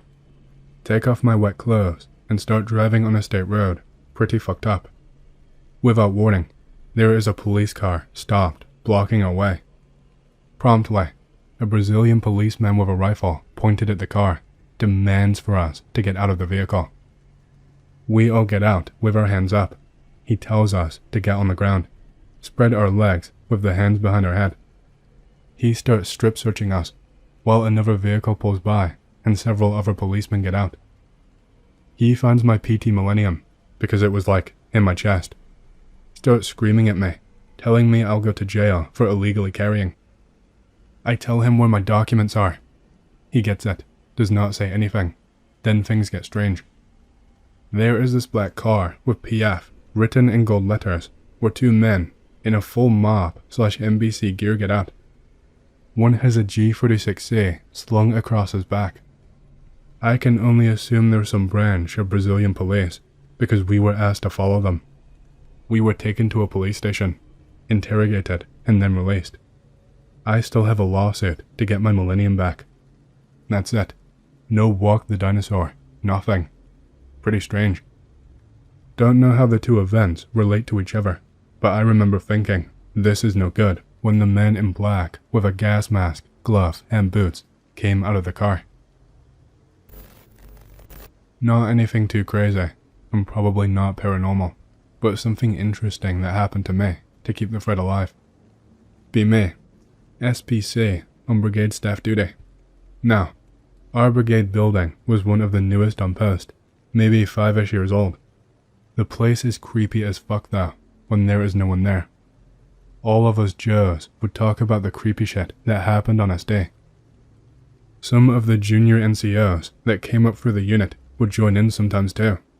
Mostly about the elevator opening and closing in the middle of the night or moving between floors by itself. I saw it happen a few times myself. The place was just creepy. Saturday evening. Go through and help NCO do the building checks. Basically, just going through and checking that all the doors were locked, SI secured, all that jazz. Everything normal in 5. Around 1900, Major hates his family comes in to do some sort of bullshit officer work. I escort him to his office, unlock the door for him, then go back to the desk. About an hour later, Major hates his family comes out, lets the NCO know he's leaving and to lock his office again. Asks if we had done our checks already. Yes sir, we finished about half an hour before you came in. Tells NCO to check the office beside his again. He heard some weird noises coming from it. Roger sir, I'll check it again. Major hates his family, leaves. SBC anon, go check that office. Walk towards the office, keys in hand. Lights dimmed, and the sound of my footsteps echoes in the hallway. Get to the Major's office, and hear what sounds like a busy tone coming from a phone. Open the door. Everything is fine. Still hear the noise though. Check the Major's phone, sitting in its cradle snugly. Close the door and lock it. Still hear the noise. Open the office next door. The handset for the phone was dangling off the side of the desk by its cord, like someone picked it up and dropped it. Definitely the cause of the busy tone. Place the handset back in its cradle. Turn off the light. Lock the door, and speed walk back to the desk. Tell the NCO what happened. Laughs it off. That kind of thing happens in this building all the time, SPC and on. Go back to reading a book or whatever. Try to forget about it. 0200 rolls around. NCO starts another round of checks. Halfway through, the NCO calls for me. Walk down the hallway. Sees he's in the same office as before. Walk into the office to see the phone is dangling off the desk again. Busy tone going off again. I told you, shit like this happens all the time. NCO picks up the handset and puts it back. Closes up the door, locks it, and continues his checks. I go back to the desk and back to trying not to fall asleep. That's all that happened that night, and the most paranormal thing I experienced in that building. Maybe the second time was just an NCO fucking with me. I have no way of knowing. Still, there were too many places where the building just felt unsettling for me to be completely by myself again. This shit happened to me about a year ago, around this time in the wilderness, to the north of Mount Thielsen in Oregon. I guess I don't really care if y'all believe me or not. I just want to know what you think. Day 1. Out for a camping trip with my good buddy Travis. Plan to spend a 3-day weekend bushwhacking and shooting and bullshitting. Start at the Pacific Crest Trail, off Highway 148, and then head off trail for about 2 miles, at the base of the mountain. First day was awesome, just drinking, and not really much shooting, because we wanted to get at least 5 more miles off the trail, so we wouldn't scare any of those hippie PCT hikers. Get really drunk by the end of the night, and end up cowboy camping, because we could not be bothered to set up our tents, and the sky was clear. I remember waking up in the night once, not sure why, but still being drunk, I promptly resumed my slumber. Day 2. Waking up I had a mean headache, and went down to the creek that we camped near to get some water. I slipped out of my sleeping bag and put my Beretta PX4 in my holster. Travis was already out, and I assumed he would also be at the creek. When you sleep outside with no tent, you tend to wake up at sunrise, even if you are hungover. Heading down to the creek, I'm hearing a lot of splashing. Oh shit, I'm thinking, I hope I don't catch Travis taking a fucking bath. I walk up to the cut bank and see below me about 15 feet in the water is a black tall deer, thrashing, caught against a log jam.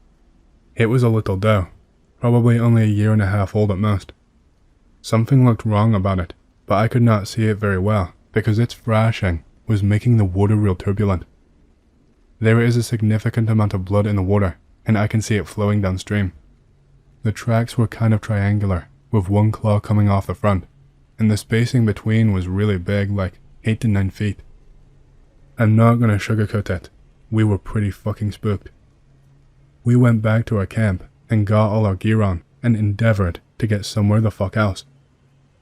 We decided to head up the mountain, get a good view, and get to a place that wasn't so densely forested. Getting up near the tree line, it starts to get real rocky and hard to cross, so we just keep hiking around the rim of the tree line for the remainder of the day. We set up camp today early and shoot shit, and generally goof off, trying to shake off that shit and not ruin our weekend. I'm setting up some paper targets in our range, and all of a sudden, I start to hear this really loud, high-pitched noise that was like ringing in my ears, but I knew it wasn't in my ears because I could hear it reverberating in the forest. I look back at Travis, who is about 25 meters away, and he is looking off to the left with his AR leveled at something. He looks scared. Just as sudden as it started, the ringing stops. Right as it stops, and every tree around us takes off, like at least 100 birds, I run back to him. As I'm running, I trip over a loose rock and fall face first, AR in hand. Scraped up my AR pretty bad, but that's just some unrelated shittiness. I get up and keep running at him. When I reach him, he still has his AR leveled and is scanning downhill into the forest. What the fuck was that? He does not say anything, he is just breathing real hard, and I can see the sweat on his face. Travis, I saw something down there, he says. His voice is shaky. What did you say? Took about 5 minutes before he would calm down enough to lower his weapon and speak to me normally. First thing he says is, "We are leaving, right now." Okay, I can do that. We pack everything up and start heading back down towards the highway. At this point, it's about 6 p.m, which means we will be hiking into the night. I point this out, but he does not even seem to care, so off we go. As we are walking, he describes what he saw to me. He said it was jet black, and tall enough to reach the first branches of the trees, which means it was about 20 feet tall. He noticed it, right as the ringing sound started, and when he looked right at it, it jumped straight up into the canopy. He said it jumped, probably 30 to 40 feet, straight up. I'm not one for paranormal conspiracy shit, but I was not about to debate him after what had happened that day. At about 11 p.m, we are still hiking, and it is dark as fuck, and a thunderstorm had started around the mountaintop. I don't know if you've been out in that real dark, so dark that you can't even see your feet, but that is what it was. The sky was thick with thunderclouds, and the air was heavy. I'm so tired. Travis is not tired. He has the look of a man possessed about him. We reach the trail, and I breathe a sigh of relief. Some semblance of human society, like a trail, brings a surprising amount of assurance. At this point, I get cell service back, and call my wife to come pick us up in an hour when we get to the trailhead. She is pissed, but says okay. Suddenly, the ringing starts again. It's louder this time. We both start running like hell. Ahead of us on the trail, a bunch of treetops start swaying back and forth. Travis stops dead and mag dumps into the treetops. He is shooting wildly, and it scares the fuck out of me. The ringing stops after he mag dumps. We stand still for a second, and it is dead silent. Then a clap of thunder goes off behind us, and we bolt. I swear, there must have been lightning not 50 feet away, but we did not see a flash or anything. We get to the trailhead about 20 minutes later. My wife pulls up a little after that, and we get the fuck out of there. Never been back to those woods. Don't want to. Be in a woods with GF and a few of her friends at this cabin that her grandparents owned. Only male on this entire trip. Sad as hell. Have to listen to women talk about things that I don't really understand. Remember GF's grandpa kept a small trove of vintage guns in the cabin. Spend time by myself, shooting at trees, or using empty beer bottles as target practice. Fuck yeah, time of my life. None of the girls like the fact that there is guns, but I don't really give a fuck. Spend one night on the front porch, cleaning one of GF's grandpa's guns by porch light. Not because I wanted to, but because her fucking normie-ass friends keep bitching about how unsafe they feel being around guns. Finish putting a nice old rifle back together when I hear some rustling in the woods. Look up, thinking nothing of it. Start looking at the tree line. Fairly dark out, but I can still make out a figure. Motherfucker is a good 6'8" to 6'9", covered in some hefty dark fur. Some bright orange eye shine that I can see clearly. I don't know if it's sizing me up or me just being paranoid. Comes out a little more. Big gorilla-like son of a bitch, at least in the face. I am ready to shoot the fucker if he or it tries anything, but it merely stares at me for a moment. I am shaking internally, scared out of my ass. Thing finally fucks off and continues to go in the direction it was heading off to. It was July 1997, deep in the taiga, near the border of the Irkutsk and Yakutsk regions. A team of 10 worked tirelessly on logging operations. Ivan, a 30-year-old man, was among them. He was a straightforward, kind-hearted person who steered clear of alcohol and dismissed any talk of supernatural. Yet, what he encountered that day was not supernatural. It was something far more chilling. Under the midday sun, the crew worked in full swing, felling tree after tree. One trunk crashed into a dense thicket, revealing a horrifying sight when they went to move it.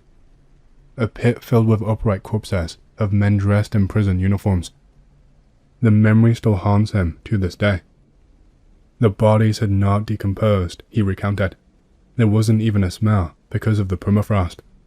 Their faces were intact, their eyes wide open and glinting as if they had been frozen in time. There were about 30 men, standing shoulder to shoulder, hands bound or clasped. The pit was not deep, just half a meter above their heads. I believe they were buried alive, Ivan continued. They must have been herded into the pit and guarded overnight to stop them from escaping, succumbing to the piercing cold. We did not see any blood or gunshot wounds. They alerted the police in a village 60 kilometers away. By evening, a local officer arrived, showing no emotion as he jotted down notes for the report. He explained matter-of-factly that pits like this were common in the area, with no documents on the bodies. There was no point in pursuing an investigation. Then he left. Ivan proposed covering the pit with soil. The crew complied, creating a small mound and placing a wooden cross nearby. Although the incident seemed devoid of mysticism, Ivan admitted that there was something unusual about the site. It's not surprising the bodies were preserved. The permafrost keeps even mammoths intact, but the pit, located in a lowland, had not flooded. No wild animals or scavengers touched the corpses, and nothing grew near it. By comparison, we found a World War II airplane in the taiga the same year, and trees had grown right through it. But here, bare earth. It was as if the pit had been dug only yesterday, and yet, it all happened in the 1930s. P.S. This story struck a personal chord with me. In the 1930s, my great-uncle Alexander vanished into the Soviet prison camps. He was arrested without the right to correspondence and sent near Chita. We never heard from him again. Those taken under such circumstances rarely returned. The horrors they endured and the terrible fates that awaited them remain unfathomable.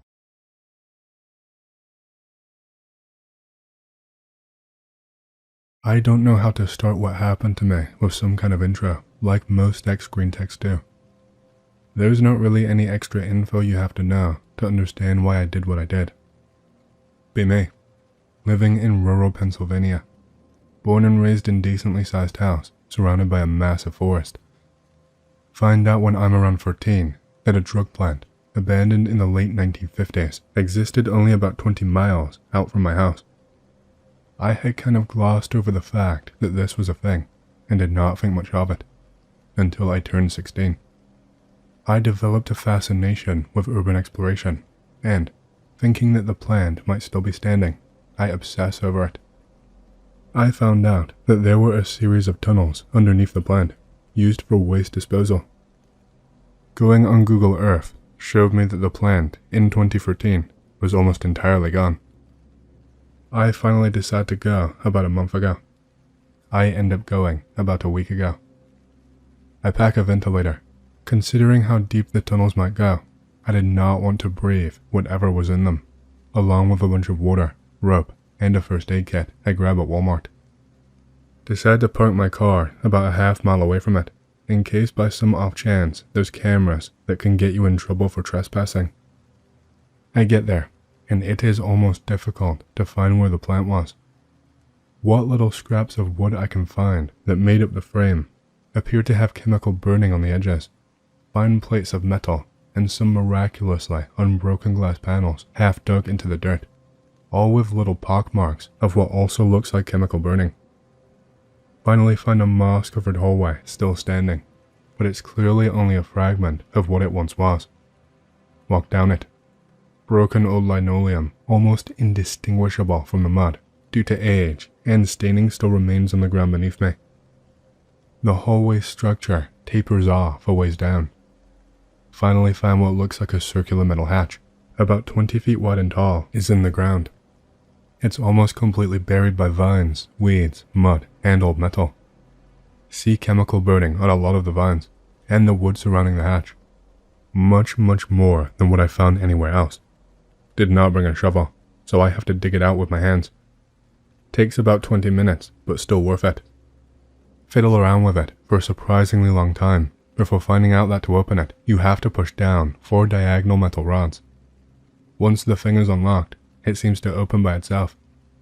I assume it was once opened with some kind of mechanism away from the hatch, and that it would automatically open once the mechanism was undone, and I only did it manually. Climb down a surprisingly well-conditioned red ladder. There is almost no light, so I shine my phone's flashlight down it after mounting the ladder. The bottom is not even visible. Climb down for another few minutes before I finally reach the bottom.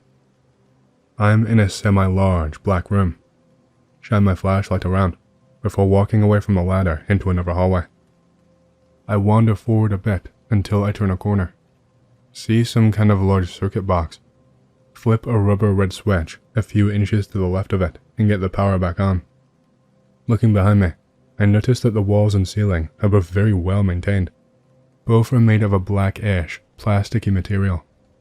The floor is some kind of black rubber linoleum, but appeared to have chemical damage, with pockmarking and puddle-shaped burns in them. Continue forward until I reach what looks like a much larger hallway. It reaches so far, I can see where the light fixtures stop working. The ceilings and walls are both at least 40 feet away from me. The place is absolutely cavernous. To the left, there is a hallway that leads to a door, with 2 doors flanking it. I walk down the hallway and open the front-facing door. The room has walls made out of plain metal, only about 15 by 15 feet large. Inside is a desk which looks like it had been damaged to the point around the middle to where it could no longer stand. It is in half and collapsed in on itself. What looks like it used to be a bed is to the left. The metal frame of the bed is completely melted apart. The mattress is covered in a massive, disgusting black stain. A large wardrobe faces it on the left, hanging open. Very old clothing. What looked like business casual is still hanging. One shirt was badly damaged, with the same black staining, and was hanging half off the hook of a white hanger beside the rest of the shirts. The floor is so badly damaged, it's almost difficult to walk through it. I leave, opening the door directly to my left. I'm almost immediately slammed in the face with a disgusting, acidic smell. I close the door, taking off my backpack and putting on my ventilator. I did not want to kneel on the floor, so I awkwardly fumbled with my backpack in one hand, the mask in the other, as I strapped it on my face. I opened the door again after fully situated, peering inside. There is some kind of massive, fleshy cocoon stuck to the wall, directly to the left of the door. It pulsates and wriggles as I look at it. Some kind of terrible noise comes from it, as the first layer of what looked like a blob of sick skin sloughed off the front. The dripping of the skin turning liquid as it hit the ground made the ground sizzle as it landed on it. A black puddle formed very quickly as the giant pod fell apart. almost petrified and looking, and noticed what looked like a humanoid figure lift its leg from the cocoon. The horrible noise turned to a very wet and deep screaming. A human-looking figure, though much bigger, fat, and covered in that revolting yellowish flesh, was shakily standing there, only a few feet in front of me. It looked like an obese person had been doused in some kind of acid. It turned towards me. Its face did not appear to have eyes, but did have a loose configuration of teeth on the bottom of its swollen head. They, along with what looked like a nose, were almost submerged in the flesh. It waddled towards me, making the sound of a scream mixed with a sob through a water filter. My legs had become jelly from fear as I turned to run. I almost tripped over myself as I bolted from the 3 doors and ran back down the hallway I came in through. I hear a similar sound close to the ladder room. I enter it, only to see another cocoon only a foot behind the ladder, starting to burst open. I had not looked back inside after the power came on. My back was only a foot from it when I climbed down. I mounted and started climbing the ladder as quickly as I humanly could, listening to the screaming below me. I closed the hatch and ran back to my car. The screaming never got louder, so I don't think they were lucid enough to climb after me. I'm not sure what to do. I'm debating between marking the entrance down with something or calling the police. I want people to know where this place is, so no one else wanders into it, just like I did. I live in Germany, southern Bavaria, rather rural, but no bigger woods to be found around, nowhere to get lost or anything. After my A-levels, I had to work to get some money for university. I had some shitty jobs, but in the end, I got to work as a night porter in a little hotel, one of the 20 oldest breweries in Germany. By the way, a pretty nice place actually. It was nice. I got good money, and only had a few things to do. Open the doors for guests that arrived late, because it was a rule to completely shut the whole area after 10 PM. Preparing the dining room, patrolling the area, which was a bit creepy, especially the brewery and the outer parts, but not too bad, etc, etc, etc. Worked there for 4 weeks at all, straightforward. 1.5 week in, Wednesday, 1:30 in the night. I had the dining room ready, had my first patrol through, so I was at the counter, chilling and reading when the door rang. I was a bit confused, because this was the first time that a guest had arrived that late. I had only to open the door, take his name, and show him to his room. The actual day porters would take his money and clarify everything. He was a pretty old guy, 65 to 70 at the very least, rugged up clothes, and he was pretty shook up, sweating and all. But I saw that he had a shit ton of money with him when he showed me his pass, so I figured it was okay. He only had a small suitcase and a Hessian bag with him. I figured that he was going to sleep right off the bat, tired and fucked up as he looked, but he took the key and sat down on a table, all his stuff with him, and ordered a beer. He paid bar and drank it, faster than I could have, even in my top times, and then ordered a second one. I was pretty weirded out now, and I was pissed too. With him being there, I had to stay in the same room, and I had to bring him his stuff, instead of reading some more. Well, so I had to stay there, make him food, which he also paid bar, nothing much, just some bread, cheese and sausage, the only thing we served during the night. He grew weirder and weirder. Even at 2:30, he still would not go to bed, staying at the table, always watching the windows, his food still on the table and the 4th beer down. I went as far as to ask him if he wanted me to show him to his room, because he looked ill. Asked him if he wanted a tea or some medicine. At that point, he stared at me like if he just realized that I was here right now after I catered to him for more than an hour. While switching between looking at me and the window, he told me that he slept the whole day on the train, so he was not tired. A lie, obviously. He arrived by car. Yet again, a shitty, old and roughed up car, despite the amount of money he had with himself. At this point, I was seriously concerned. We are a rural area and don't have problems with the mafia or anything, but there have been occurrences. This guy, frightened, rugged up, but with all that money, always watching the windows, looked just like the prime example of someone who was being hunted and if there was one thing that I did not want at that point, it would be problems with the mafia or anything similar. This was, I guess, when the shit really started. While he told me that, we suddenly heard a huge crash, like seriously huge, coming from the brewery building. Nothing should have been able to crush there. The machines were all out all night, and the building was half built in the woods, so no cars or anything other than the big trucks that brought the barrels away once a day. It sounded like one of the pyramids had been crushed. Solid 2 to 3 minutes of crazy loudness. Afterwards, silence. I was pissed. Obviously. A weird guy in the front, maybe hunted by the mafia, and a shit ton of problems in the future, if the sound was what I thought. Well, okay. The old guy had, at this point, a look onto himself that made me think he was just a pinch away from pissing himself. He was shaking and grabbing the bag he had with himself, like his life depended on himself. Either way, I had to go back to the brewery and watch what was going on. I phoned the boss to tell him that we had a customer and something going on in the brewery, because I did not know if I could leave the customer alone. While I tried to catch the chef, the guy asked me what was going on and told me that he would go with me to check it out. Very weird, considering how freaked out he already looked.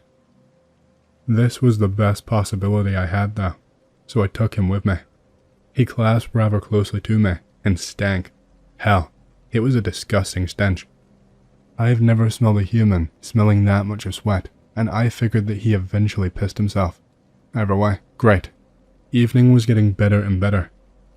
We arrived at the back door and I looked out, over the big yard, right over to the brewery with the pyramids in front. 5 intact, 1 actually broken down, the barrels lying everywhere. Luckily, the stench of sweat faded a bit right now, simply because everything smelled like beer. That was a good point. At the very least, I consider it good right now, no matter how bad it was.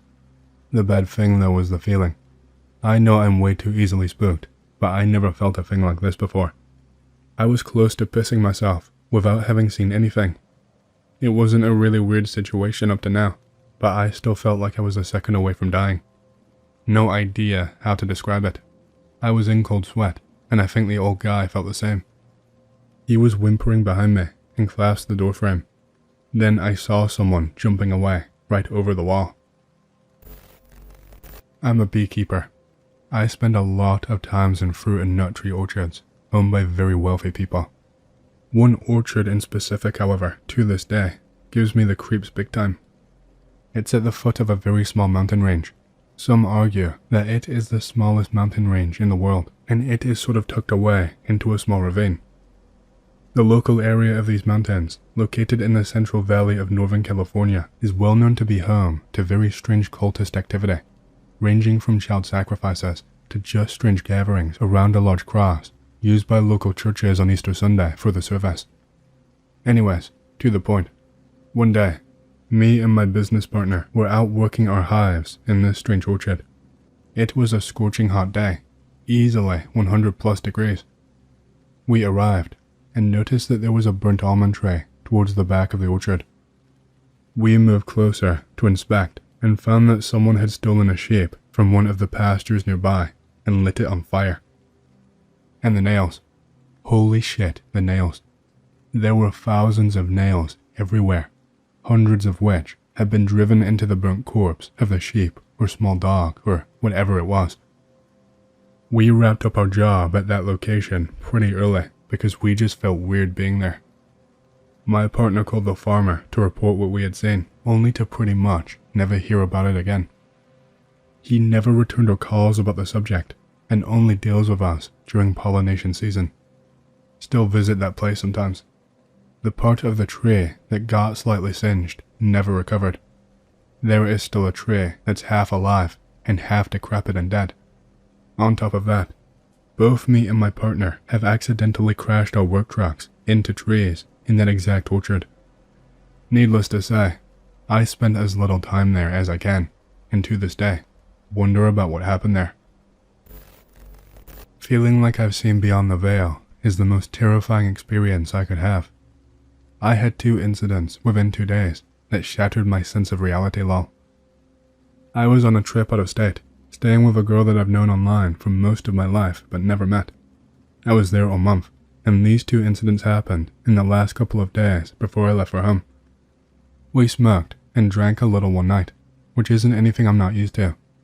We are having a good night, just vibing to music and stuff, and we are starting to get a little sexual, like we've been a few times during the trip. Then this weird sense of conscious anxiety came over me, like there was something else inhabiting my mental headspace. Then slowly and steadily, it grew into this feeling like there was some kind of heavy presence in either the room that I just didn't have the sense to see, or right on the other side of the physical world, as lame as that sounds. The feeling felt like it was centered in the girl I was with, like there was some kind of sucking vacuum feeling coming from her that was tugging on my thoughts, like this weird, very physical, but entirely mental feeling, what I refer to as a soul-sucking, if that didn't sound so stupid. Yeah, we know what you're talking about, pal. It got strong enough to the point where it felt like there was a mental black hole right in front of me coming from her, and I had to straight up get out of bed and get a few feet away as I felt like I was getting pulled into something. It terrified me in a way that I really had not felt since I was a real little kid, afraid of something that I could not comprehend. I nipped out and gave some anxiety attack excuse, then split out of the apartment to go for a walk, just to get away. I felt better the further away I got, even though I felt like the black hole was still following me. Walked like an hour or so before it eventually stopped. Definitely was not just some social anxiety kick. It wasn't the first time we were getting sexual on the trip. This was at the end of a month-long stay. The second big freakout, for lack of a better term, was the next day after the first one. I felt the same sort of soul-sucking void come over me, and it was just while I was playing a game while girl watched. I tried to just write it off as a bad feeling, but like the time before, it just started to grow. It felt almost like there was some kind of big heat source just a few feet away from me, even though it was all inside me. It felt like heat, but mentally, if that makes any sense. I had this gnawing feeling of helplessness and futility, like I was losing a fight or something, and it got to the point where things started to swirl. Not swirl like just got all dizzy, but legitimately swirl, like a clockwise spiral. My continual visual snow I have was slowly twisting and rotating in a clockwise spiral pattern, and my sense of balance was off, and I felt like I was rotating in the same direction. I got up, kind of made the same weak excuse about an anxiety attack, and basically just left for another multi-hour walk. As soon as I got a little distance away from the girl I was staying with, things started to clear up, but the majority of people I ran into on the walk felt the same way she did, like there was some kind of strong pull on my consciousness from them, and as if lingering too long, or letting them strike up too long of a conversation, was letting that black hole feeling grow again. I distinctly remember a conversation I had with some guy outside a church I was walking past. He was speaking absolute nonsense. He, out of nowhere, started giving me directions to some place that made no sense. Down a riverbank, walking under the highway till I reached the Colorado River, taking a right past a tool shed. I was in Oklahoma. This guy making this nonsense and legitimately mind-numbing conversation was not some drunkard or homeless guy either. He seemed to me like some kind of ex-cop or firefighter or something, and he claimed to be a preacher at the church. Why I remember this so vividly was that it wasn't until I'd been listening and just nodding along to these weird directions for a few minutes that I realized it was just utter and total nonsense, and that the whole time I'd been standing there, this feeling of some consuming black hole had just been silently growing close to me again. As soon as I realized, I left right away and just kept walking. Weird detail, I guess, but that whole run-in with the church guy has really stuck with me. It legitimately felt like he was just trying to lure me in with some distraction and slow me down from getting that black hole feeling out of me, if that makes any sense. After that, all of it kind of just calmed down and things went normal again. I made my way back to the apartment I was staying at, and things were kinda usual again. I left the next morning. I've not really had any incidents of that intensity since, but I've definitely had a lot of constant small stuff going on, and have continued to feel like whatever that was has just been kind of lurking and waiting till I'm vulnerable again. Sorry if this whole couple of posts don't make a lot of sense. There's just so much unexplainable feeling and thought that I experienced, and I'm also tired, and trying to avoid sounding like some kind of crackpot. Be 9 years old. Own 2 Chihuahua dogs. Live in a 2-story tall house. House has a tall outer gate protecting the front door, covered with sharp crystal shards at the top for extra protection against burglars. Having breakfast in the kitchen because I was recovering from a cold and skipped school. Be home alone. Everyone was at work. I was nearly recovered, so it was basically like a free weekend. Feels good, man. Suddenly hear loud, insistent scratching at the front door. Assume dogs did it because they want to go outside, so now I have to open the door up for them. Kitchen is less than 3 meters away from the front door, so I get there in a second. Dogs aren't at the front door. Assume they are outside and they want in. Open door. There is nothing outside. Groans, because I assume they might have changed their minds in less than 5 seconds and went to hide behind a bush or something. Yell their names. Both dogs come running down the stairs excitedly. They were at the top floor the entire time. Remember, I'm home alone and no one has rung any bell. Impossible to jump over. It did not take me 5 seconds to reach the door and open it, and no one was there. Realize I might have allowed something I can't see to enter my house. Shit my pants as I lock the door and hide with dogs in my room. I also asked my parents and my sister later that day when they got home if they ever went back home around lunch hour for reasons, but none of them did. I would have heard their keys at the gate door if that had been the case anyway, but I wanted to believe maybe I missed something. No look at that though. I told all of them what had happened, and my parents thought maybe it was a very big rat or something that might have managed to squeeze its way in and scratch the door that loudly. My sister on the other side told me she did experience a few strange things on her own involving the doors, so who knows. Go to McDonald's at night for a bite to eat. Pull into the parking lot. Stare into the window from a distance to make sure someone is inside. The cashier looks back at me and quickly looks away, which I think is weird. I get closer to the window for a better look. The cashier at this point hides under the table, which makes me suspicious. I give a loud courtesy knock on the door before opening it and heading in. I lean over the counter and look at the cashier and say hi in a very friendly manner. He jumps up and asks what I want. I say, you, because he was hiding under a table when I wanted to order. He should be doing his job. He literally, actually runs to the back. I'm upset, so I follow him. He picks up a broom and starts swinging it. I try to get it away from him, but he manages to hit me in the head, and I think I black out for a minute. When I come to a few seconds later, I'm pretty upset, as I think I should have been. I grab some patties and follow him. This is where it gets weird. He's the only car on the road since it's like 3 AM, so I find him easily. He turned off his headlights when he sees me getting near, which is super dangerous. This guy obviously does not care about the safety of others. We drive around the neighborhood for like an hour before he finally parks in front. It's super weird because we were driving for an hour, but his house is like 5 minutes from the McDonald's. Most of this time, he was driving without headlights, only turning them on occasionally. No police ever stopped him or anything. I didn't even see any. It was really weird, considering how many there usually are at night around here. So anyway, we are at his house now. He rushes in and locks the door, so I try to break it down, but I am too weak. I climb his wall and get into the 2nd-story window. It's his kid's room. The kid is asleep. I fix his blankets, and he wakes up and says, "Daddy?" I laugh and leave his room. I see the guy and ask him what's up, because he seems out of it. He grabs a nearby knife. I freak out. This guy has become dangerous. The guy who was at McDonald's just a bit ago, working an innocent shift. You just can't tell anymore who is good and who isn't. I have to protect myself, so I take out my Swiss knife and stab him when he gets too close. He falls down pretty easily. I stuff the patties into his mouth and leave.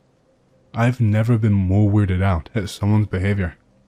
All I wanted was a McChicken. I posted this on X at some point last year as it's some thread and no one cared. This story is not particularly terrifying, but I've never really understood what was going on here, and I may as well retell it here and see what you guys think. To preface this, I have no mental conditions or illnesses that could cause hallucinations, and I have never been prone to sleepwalking. I was not being medicated at the time that this occurred either. Be me, maybe about 4 or 5 years old. I tend to wake up pretty early every morning, around or before 7 a.m. I've been living in this house for a few years and know my way around it very well. My room is on the second floor of the house. Often, when I wake up, I will head downstairs to talk to my parents or make breakfast. I wake up one morning. I recall thinking at the time that it was earlier than I usually woke up, but I don't remember an exact time. One of the first things that strikes me is that everything is in black and white. I'd woken up at the somewhat earlier hours of the morning before and knew what that looked like. This was completely different. There is literally no color anywhere. The world is visible only in blacks, whites, and grays. Some things are abnormally bright, and others are abnormally dark. In addition, it's very hard to see the details of anything. I wouldn't describe it as blurry.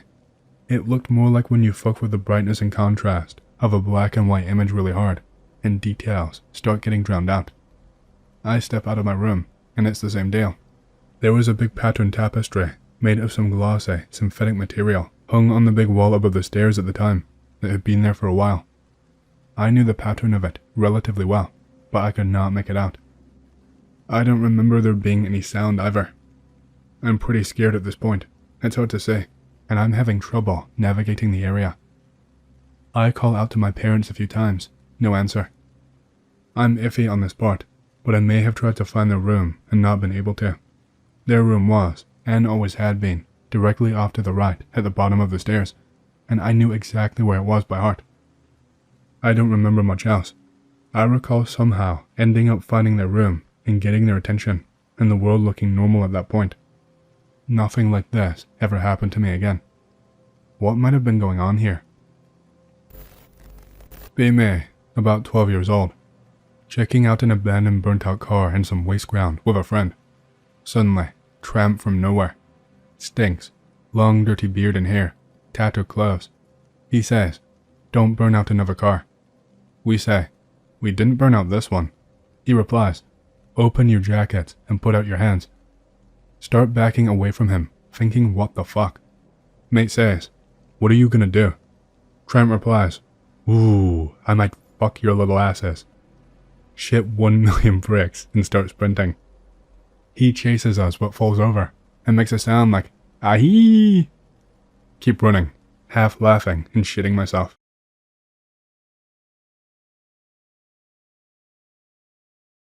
Here is one my father has told people every time someone brings up demons or paranormal activity. Rural area in Maine. There is an old abandoned house in a field away from a back road outside of town. Sometimes you can see it from the road. Sometimes it is not there at all. One night, when my father was in his 20s, him and a couple of his friends went to explore the house and see if any of the rumors were true. The house was supposedly cursed with black magic.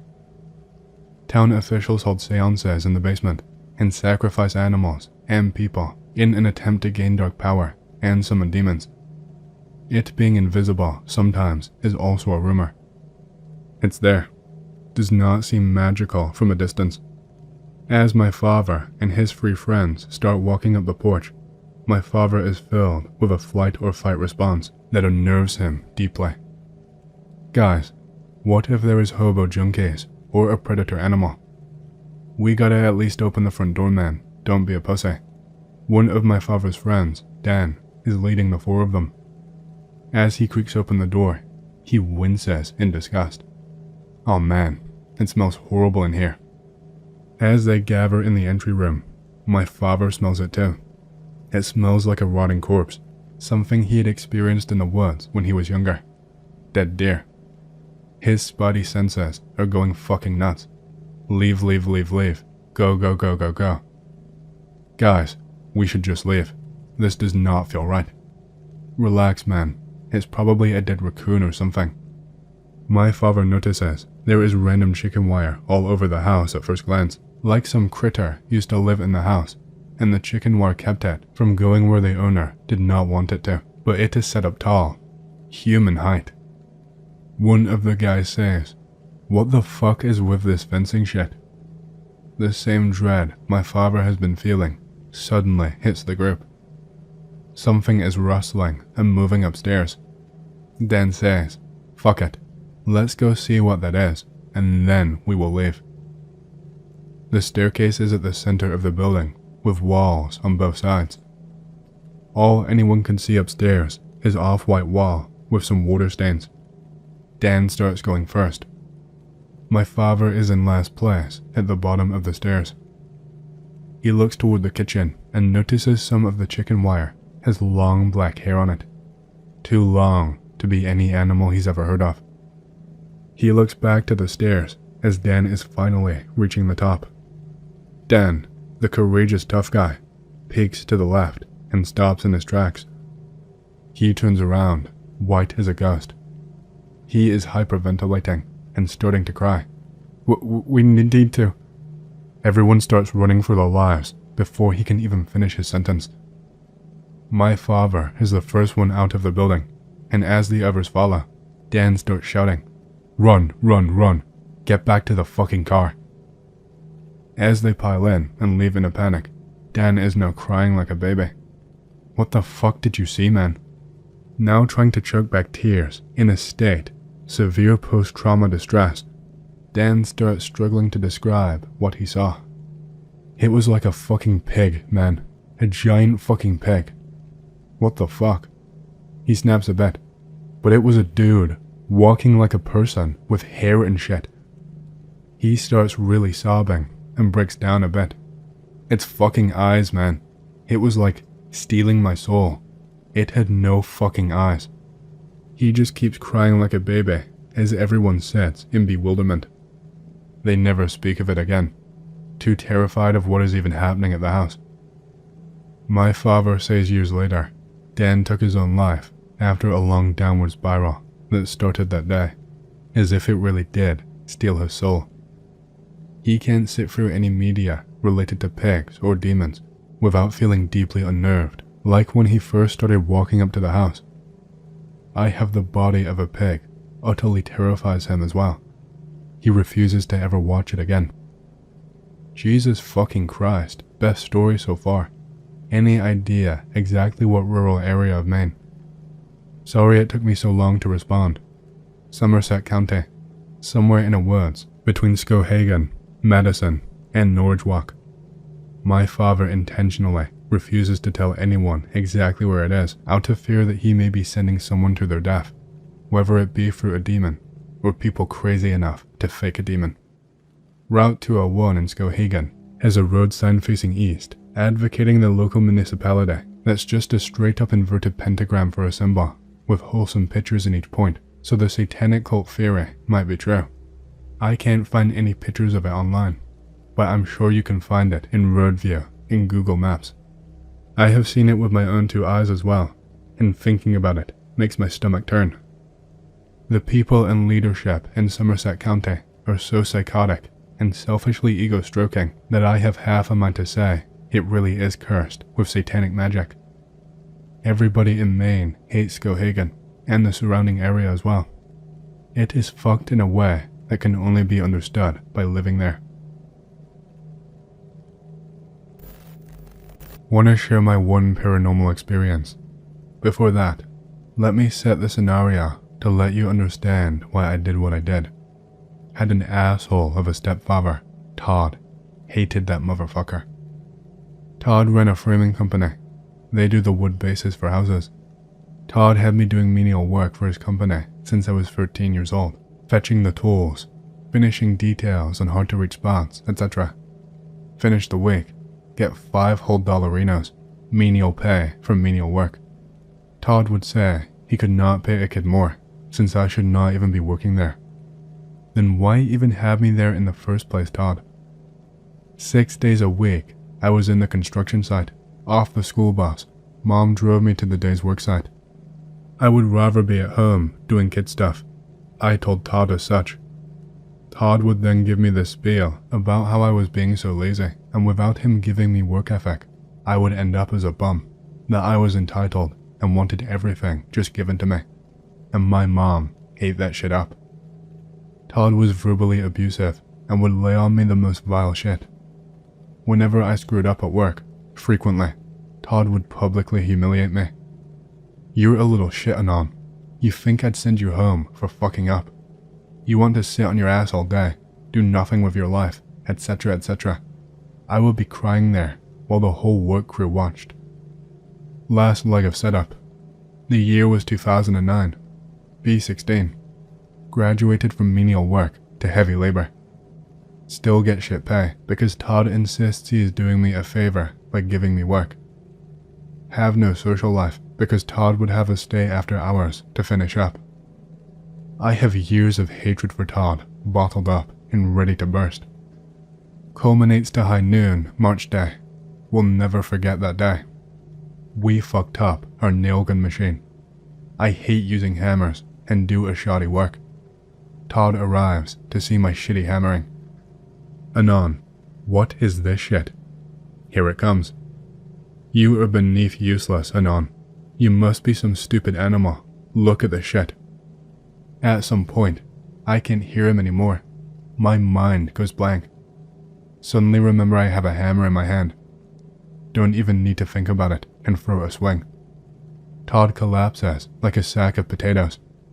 Consciousness returns to me. I see half the work crew looking at me. I stand motionless, hammer still in hand, until the police arrive to take me.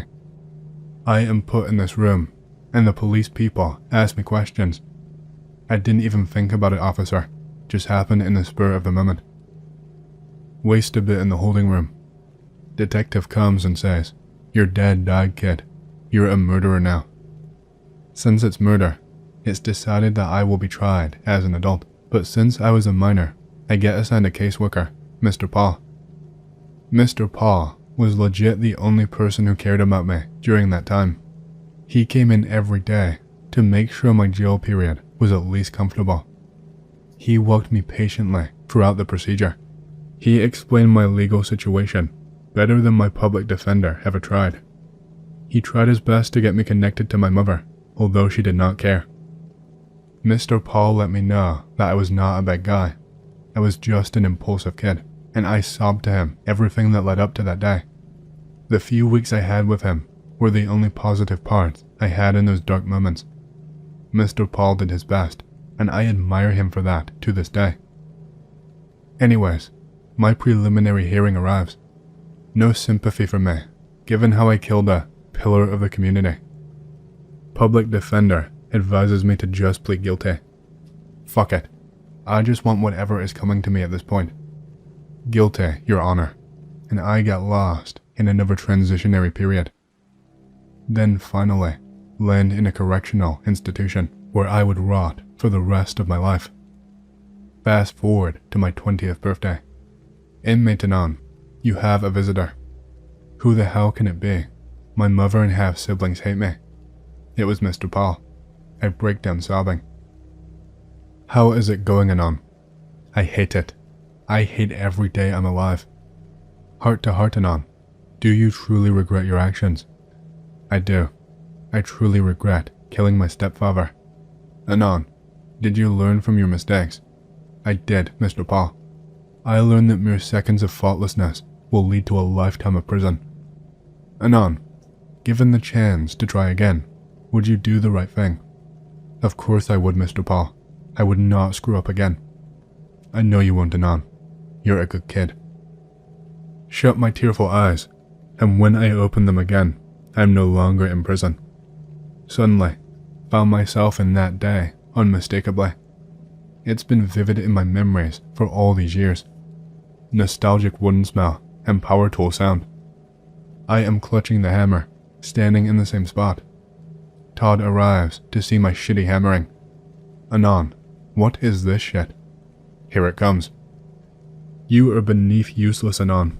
You must be some stupid animal. Look at this shit." I drop the hammer. I out loud say, "No, you won't make me a murderer, Todd." Todd then realizes he was shitting on a person with a hammer in his hands. I leave the worksite, walk my ass home. The whole time, I am praying that I won't be whisked back to my prison cell. Arrive home. I pack all my stuff in a few garbage bags, leave. Spend a few months crashing between a few close friends. Did my best to pull my bootstraps, got an honest paying job.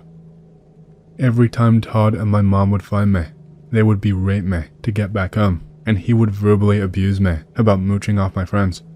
But every time, I would never give in. I finished high school while living in my own car that I bought with my honest job. Todd smeared my name around town, so I found myself moving to another town. I am 30 years old now. I put myself through technical school. I have my own family, which I support with my union job. I have a home I built up from a fixer-upper on my own. I guess I wasn't a lazy fuck after all, Todd? I don't know what to make of my ordeal. Sometimes I jolt up from nightmares where I find myself in prison again. I rue the day I returned to my cell, just the same as I got myself out of there. One moment out here, then another, suddenly back to where I was sobbing to Mr. Paul. Some days, I mentally thank Mr. Paul for what he's done for me. I believe, in a sense, that Mr. Paul might be God who came to me. Thank you, Mr. Paul, whatever you may be. I owe you the rest of my life. I promise, I won't squander it. Okay, not sure if you would consider this paranormal or not, but here I go. My friends and I were practicing where we usually practice, in our drummer's barn-style garage. It was like a barn set away from the house, but it was converted into a garage, which was now vacant, and his drums were set up in there. The structure was about 150 feet away from the drummer's house, and it was about 120 feet into the woods. These estimates are fairly accurate because we had two 100-foot extension cords from the main house to help us power our amps and stuff. The garage only got 2 plugs when it was converted from a barn.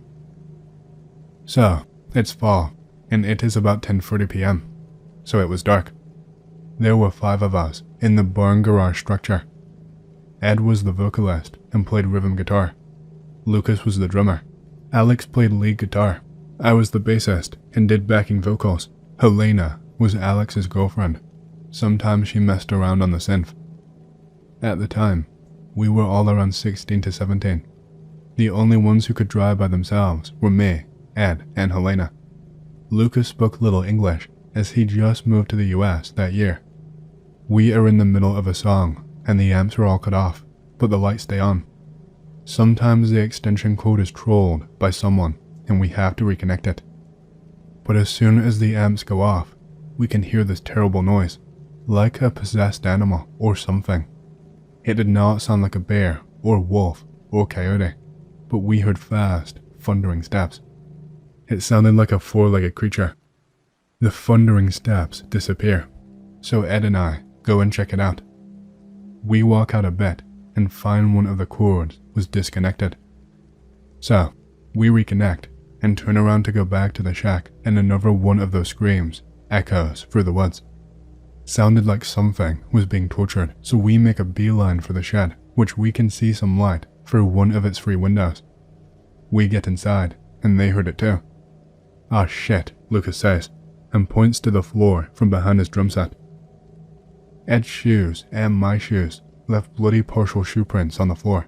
Everyone is just in shock, and eventually, Lucas comes over and kneels down to give it a closer look.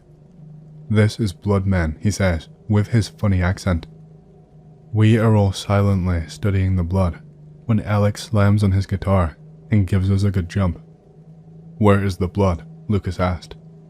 Me and Ed started to lead them out the door, and I told Ed to watch the instruments while I showed the rest of them the path we took, using a flashlight to watch the ground. There was nothing until we got to the point where the 2 extension cords meet. There was a little pool of blood next to it.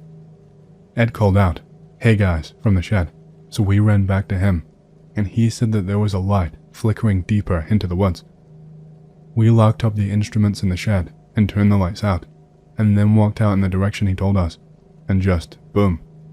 After walking down out of sight from our garage, there was a heap of bloody something amidst all the trees. Our little flashlight could barely illuminate it, so we walked up closer. The bloody heap was a deer of decent size.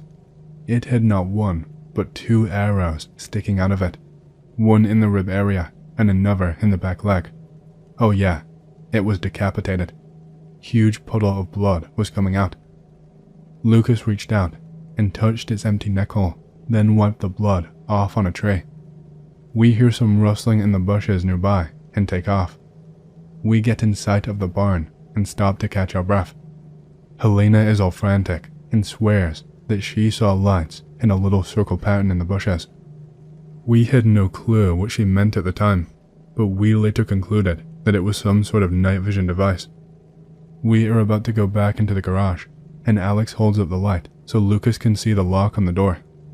An arrow is stuck in the door.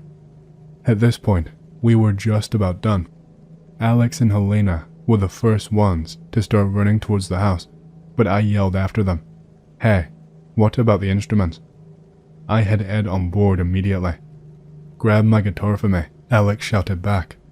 Well, Alex ran away with the flashlight, so Lucas plucked the arrow out of the door and fondled it until he could find the lock and unlock it. We get it. Nothing is out of the ordinary. I grab my bass, zip it up in a bag, grab my 30-pound amp, and sling Alex's guitar in his bag over my other shoulder. Lucas covers his drums, and Ed grabs his guitar and amp. I have Lucas carry Alex's amp. While we were inside, a bright light shines in through the window. A car pulled up as close to the forest as it could, and the high beams were illuminating the garage, shed, barn, shack thing. Alex and Helena jumped out of the car and walked towards us. Alex grabbed his equipment and loaded it in the trunk. Helena reeled in the extension cords and put them in the shack. Helena and Lucas were locking up, while me, Ed, and Alex were loading up in Helena's car. That car was packed and only had room for 3 people, and even then, the people would have had to have the equipment on their laps. It was Helena's car, so she was driving. Alex got shotgun, and it was between me, Lucas, and Ed who would get the last seat on the first car out. "One of you guys go," Lucas said. I decided to stay with him and let Ed go. I reached into my pocket and pulled out my little pocket knife. Lucas still had the arrow he pulled out of the cabin.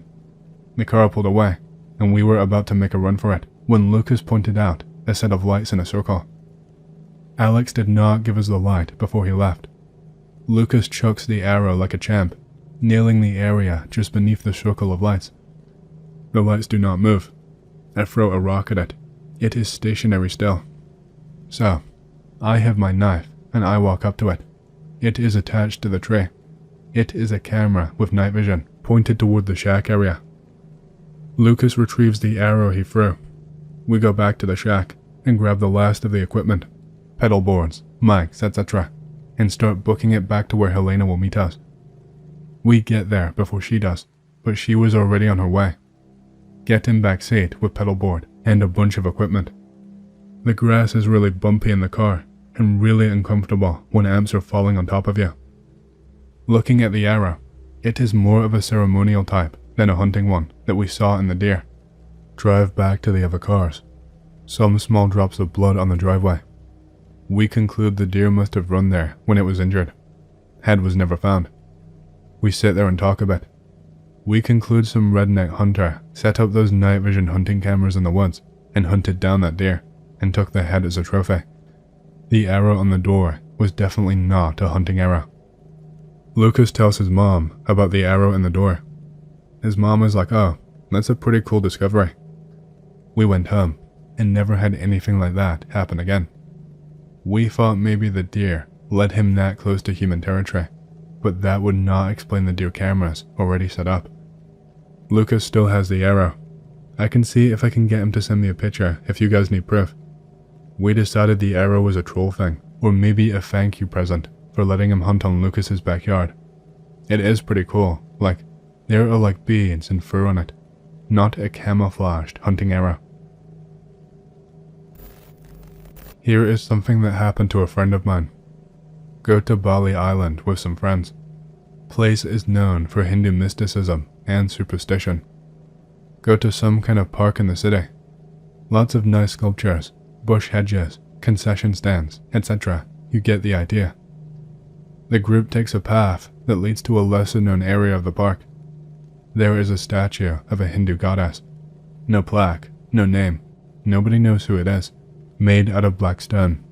She is stepping on a decapitated head. She is grinning naked, with teeth bared, probably Kali.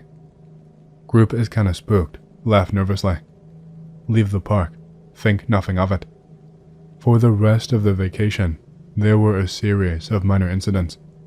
A couple got to fighting, someone caught fever, stuff like that. Someone who can see things said that something is following them. Vacation over, my friend flies home. Days later, is still spooked, decides to see a mystic, tells Mystic the story. Mystic says you should not have laughed at her. Everything is fine now. Later on, we figured out the name of the goddess, but I've forgotten. Based on the description, it's probably some variant of Kali. Yeah, I told you. Back in 2011, I was locked in my barracks room and being forced to not drink for 3 days. I was drinking a 1.75 liter handle of liquor every night for like 5 months straight. I had sleep paralysis for 3 nights straight, and every time it happened, a dark figure would pull me off of my bed by one of my ankles and slowly move my body upward until my face was looking directly at him. The first 2 nights, I managed to wake myself up before looking into his face. The 3rd night, it brought me up to his eye level even though I was trying so hard to wake up, and then my surroundings turned black/white, as in my barracks room was the same, but all in black and white, except for 2 things. An orange and ominous glow out of the window, and his face.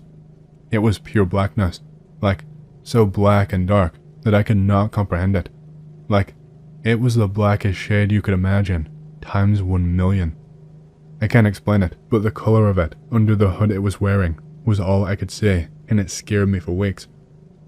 I was afraid to see it again. Never did have that encounter ever again, and have not drank since. Man, I hope this didn't happen in Korea. I've never had my eyes open in sleep paralysis, so I just see shapes and feel colors or something. It's hard to explain, but it's like I'm floating in the universe, and I am the universe at the same time. Usually, everything feels warm and numb, but dark colors come and go, and shapes do as well. Well, this one night in Korea in my barracks was different. I opened my eyes somehow, and saw clear as day an old Asian soldier sitting by my barracks window. Looked like clothing from maybe the 50s.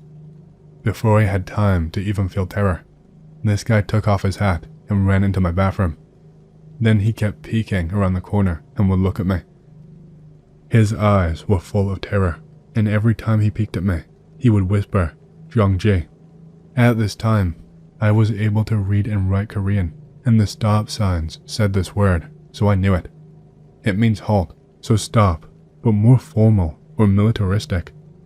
I don't know what he wanted me to stop, but he did this slowly every few minutes for a while, until I saw a blue light glowing in my bathroom, and then I was able to move. No joke, I vomited right after and overslept. I was almost late for PT.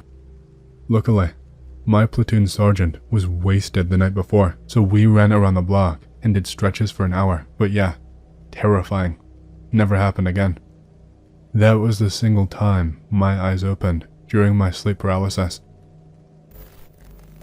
I have one. My dad told me this. Have-based grandpa. Sadly, he passed away. Before he died, he loved spending his time at his cabin. Did some hunting and fishing up there. Spent the lonelier hours playing chess all by himself. After Grandpa dies, Dad rummages through the cabin for anything that might be of sentimental or financial value. One thing he leaves behind is Grandpa's chess set. It's a cheap one anyway, and not worth anything. Dad comes back a few times to check on the cabin. Finds the chess set open, with pieces on it. It's like that each time he visits. Dad thinks it must be squatters, or some disrespectful campers or hikers breaking in and using the cabin without permission.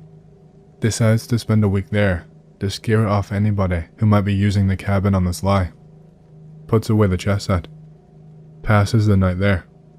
Next morning, the chess set is open again, set up with the pieces as though someone were playing during the night. Dad thinks, not good. Figures these must be some pretty brazen intruders. Feels lucky they did not attack him. He is confused though, because he locked the front door, and the back door makes a ton of noise when opened, so he knows he would have heard that. Fast forward to that night.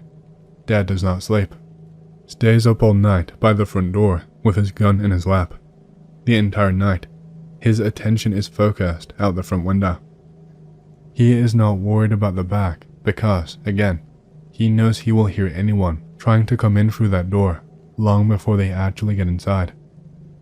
All night, nothing happens. When morning comes, Dad is ready for some shut-eye. He gets out of his chair, turns around to head to his room. There on the table, in the same room he has been sitting in all night, just behind his chair, is the chess set. It's open, with the pieces set up on the top. Basic training at Lackland AFB. 2 to 3 a.m. had to piss. Jump out of bunk. Say hello to the fire guards. Basically, just 2-hour shift trainees must always be on watching the door to practice entry controller procedures. Take a piss. Return to bunk. As I'm laying down, facing down the center row and out into the darkness of the barracks, I saw someone in full PT gear sprint down the center row and disappear into the darkness. Did not make a single noise. Freaked me the fuck out because of how fast it happened and that the dude made no noise. Jump up to ask fire guards if anyone else was in the bathroom / had been walking around. I was the only dude in hours that had been awake. Found out later that only a few months prior, some trainee hung himself in the bathroom of our barracks.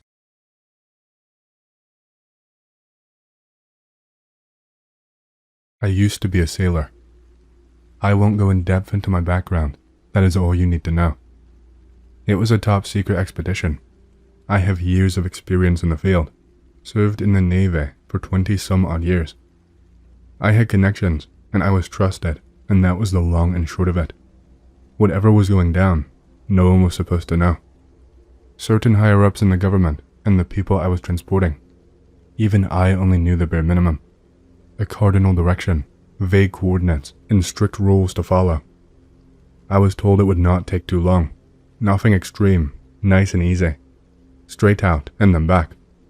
I'm on death row. Not literally, but I'm in poor health. My sailing days are long over, and this took place years ago now.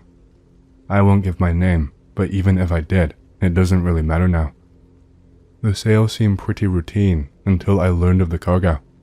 Special forces. Not any branch I'd ever heard of. All wore these creepy masks. Wooden ones, carved. Holes for the eyes. Weird patterns, like swirls, carved into them. They never ever took them off, not around me at least. Still to this day, I have no idea who these people were. They wore tactical gear and were fully kitted out. I wasn't sailing in any usual dinky boat. I was graciously provided with a top-class vessel, bigger than I was used to sailing on my own time. I was provided with a few other crew members. These ones weren't masked, just run-of-the-mill deckhand types. Said they were in it to gain prestige and recognition. Said they messed up in the Navy and that this was their chance to be redeemed instead of a dishonorable discharge. We had plenty of supplies provided. Enough for a month, even though it was probably a week-long journey tops.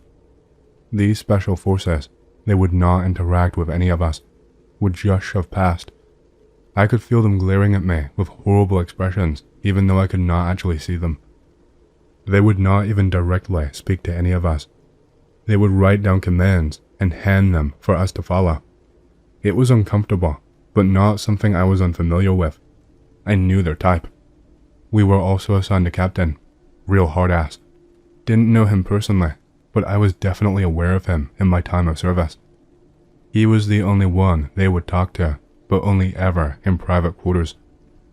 Each time the captain would speak to them, he would come back looking different, visibly afraid, sweating sometimes. The rest of the crew would gossip. I knew better than to do something so stupid. They would make jokes about the elites and government conspiracies. Honestly, I just wanted to get it over and done with. Took us a while, but we finally set sail. And not long after we set sail, we got called in for a meeting. The captain informed us that the plan had changed, that we could not be trusted with confidential information while we were still docked. Our destination had changed, and he still would not tell us the purpose of the mission. He handed each of us a plastic bag, a vial and a needle inside all of them, multiple vials, looked like a week's worth. The crew joked and laughed, saying we would be shooting up. The captain was stern-faced and told us not to lose it, to not use it until we were instructed to, otherwise things would not go well for us. That shut everyone up. Night was closing in fast, and we were told to rest up and that the journey would be more demanding starting from tomorrow. One of the crew members did not listen. Andrew, his name was. He said screw it. He wanted to find out what it was. It looked like some green, congealed substance.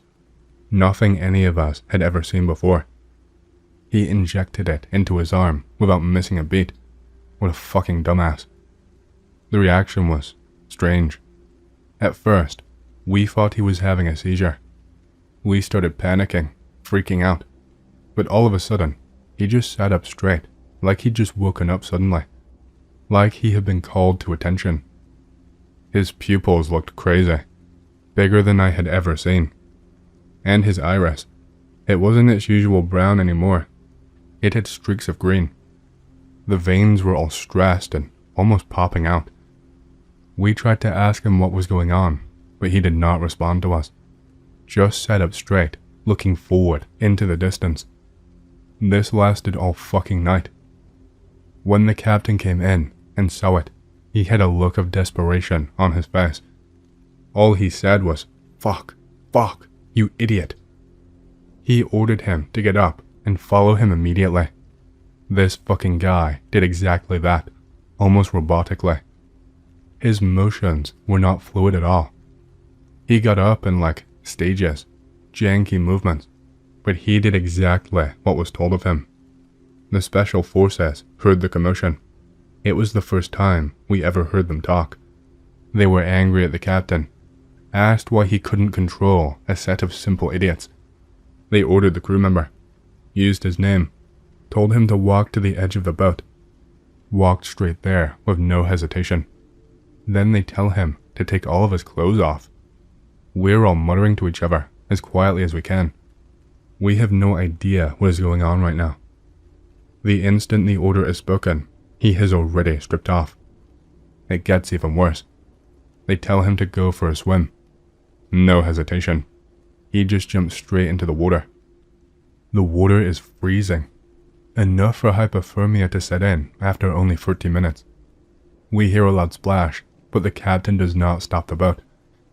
We continued on like nothing happened. The captain came back to us and told us to rest up and to forget anything ever happened that night. None of us could sleep. It got worse the following day. Bright and early, we were all lined up on the deck. The special forces were all present and actually spoke to us directly. Told us that we needed to inject ourselves immediately for protection. There was some muttering and an attempt to ask questions, but we were told very quickly to shut up and to follow orders. One of the guys was having none of it. You could tell he was a real dissenter, struggled with authority, wanted to show himself as a hard ass and cause trouble. He straight up refused to take it, got right up in the special forces guy's face and told him to go to hell. It happened in a split second. Produced a Colt and shot him directly in the head. Instant kill, execution style. There were a few gasps, but most held their breath. They told us that not following orders would receive a harsh punishment. I grit my teeth and swallowed. I had no choice. I injected the vial into my arm. It was the most surreal experience of my life. I'm not sure I can even describe it correctly. At first, I had severe heart palpitations, but I did not react as badly as Andrew had. It was painful and I felt uncomfortable, but after 5 minutes, it gave way. It was an insane feeling, like I was just a passenger in my own body. Like there was a visor over my vision and everything felt light and cloudy. It was like I was not viewing things through my eyes, but instead, above. It's like I was watching from above my forehead slightly. It was a euphoric rush to begin with, but after a few minutes, it cooled off, and it felt like I was really cold. My body wasn't shivering, but I felt really cold. I could still move my body, but it was like the signal sometimes did not get through. I tried to lift my arm up to look. My movement felt floaty and like I was fighting my own brain to move it. It took what felt like forever. The veins in my forearms were really pronounced and had the same tinge of green again. It was hard to think straight. I felt cold and panicked, but it was like the panic could not actually get through. Like the feeling was there and I knew it was present, but it was like partially blocked, numbed almost. That is when the orders started. I don't remember everything exactly. Everything felt so surreal and ethereal. It was basic things at first. Ordered to walk around, to do push-ups, laps around the deck. I did all of it with no thought. It was weird though. I did not want to disobey anyway. I did not want to be shot. I just wanted to get on with it. But even before I had fully processed what was being said, I had already started doing it. The special forces had only just finished their sentence, and I had already immediately broken out into a run. I felt scared. I was worried about what was going to happen, but I just completed the order. I did not shake or tremble or shiver or even hesitate for a moment. I could think and feel, but I could not actually disrupt anything. After a few basic orders, the special forces asked the captain to be involved in the next test. He looked even more scared than usual. The captain had not taken anything. They said something I did not expect. They told us to grab him and tie him up. The captain immediately turned to run, but the same special forces guy shot him in the leg to stop him. Every single one of us ran toward the captain immediately. He tried to fight back, tried to push us away, but I remember hitting him in the face a few times to get him to comply. None of us said a word at all. We did not ask him to calm down or to stop. We just grabbed him, and it's like we knew when to use force and how much. I just remember in my head asking why and wanting to stop, but my body moved on its own. I could not even delay myself, even for a second. We eventually roughed him up enough that he did not have the energy to fight all of us off. We ended up tying him up with some rope we had spare. The special forces guys started speaking again. They told us how the captain was actually a traitor, that he had been leaking details of this secret project to our enemies, and that he needed to be punished now. The captain was screaming the whole time, denying the whole thing, but he got hit repeatedly by the special forces in order to shut him up. They told us that it was our duty to ensure he was punished. This was such bullshit. I scoffed when I heard what they were saying, but it only happened in my head. They told us to throw him overboard. In my mind, I was planting my feet, refusing to take another step. Even if it meant being killed, I would not be a part of something so wrong and disgusting. By the time I had this thought and came back to Earth, we had already thrown him over the side of the ship. A splash, followed by a long, haunting silence. I was almost crying, but my mouth and my face, there was nothing coming out. I was crying only to myself, in my own head. The memories after this get fuzzier. I remember being ordered to damage the ship, to make it look like an accident. I recall a blur of people throwing items overboard, taking access and other weapons to the ship. I remember lighting a match inside the captain's quarters. I didn't even light it. I didn't even walk there. It's like I just appeared there with the match already in my hand. I went to grab my arm and stop myself with my other hand, but it wouldn't move, and the match was already on the ground. I remember being given one final order. I don't know what happened to everyone else, but there was just me and one other crew member on the deck. A meek fella, one who was brought in to have a second chance. We were staring at each other, our eyes locked. One of the special forces handed me a gun, told me to cock it. I could not even stop myself. I was screaming, but nothing was happening. Even though he was showing no emotion, just a dead stare, I swear, I could see a slight tremble of his lip and a glossy look to his eye. I was ordered to shoot. I was shocked by a sudden bang. I saw what happened. I saw what my hands did. I saw what my body did. I just didn't believe it. Then they told me to point the gun at myself. I did it instantly. I don't know what exactly was happening, but my hands were actually starting to tremble. My knees were actually wobbling. I was trying to close my eyes, but I only managed to get them halfway. I still had to look. They noticed, and they talked. I was stood like this, shaking, not knowing when they were going to tell me to pull the trigger for at least 40 minutes. If I had control, I would have pissed my pants. They talked to each other, and then on the radio to someone. At the end of the 30 minutes, I was told, at ease, and then I got hit in the back of the head. I don't really know what happened after that. I remember flashes of things. The ship gradually becoming more engulfed in flames, being dragged ashore, being put in the back of a vehicle. Nothing concrete though. Felt almost like a dream sequence. Then I woke up back home. No calls, no explanation, but I did receive payment in full. More than that, I received my share multiple times over, enough to pay every crew member on board. I don't know why the fuck they changed their minds or what this meant. I've lived as silently as I possibly could since it happened. I just want to know why. Why me? Why us? What was actually happening?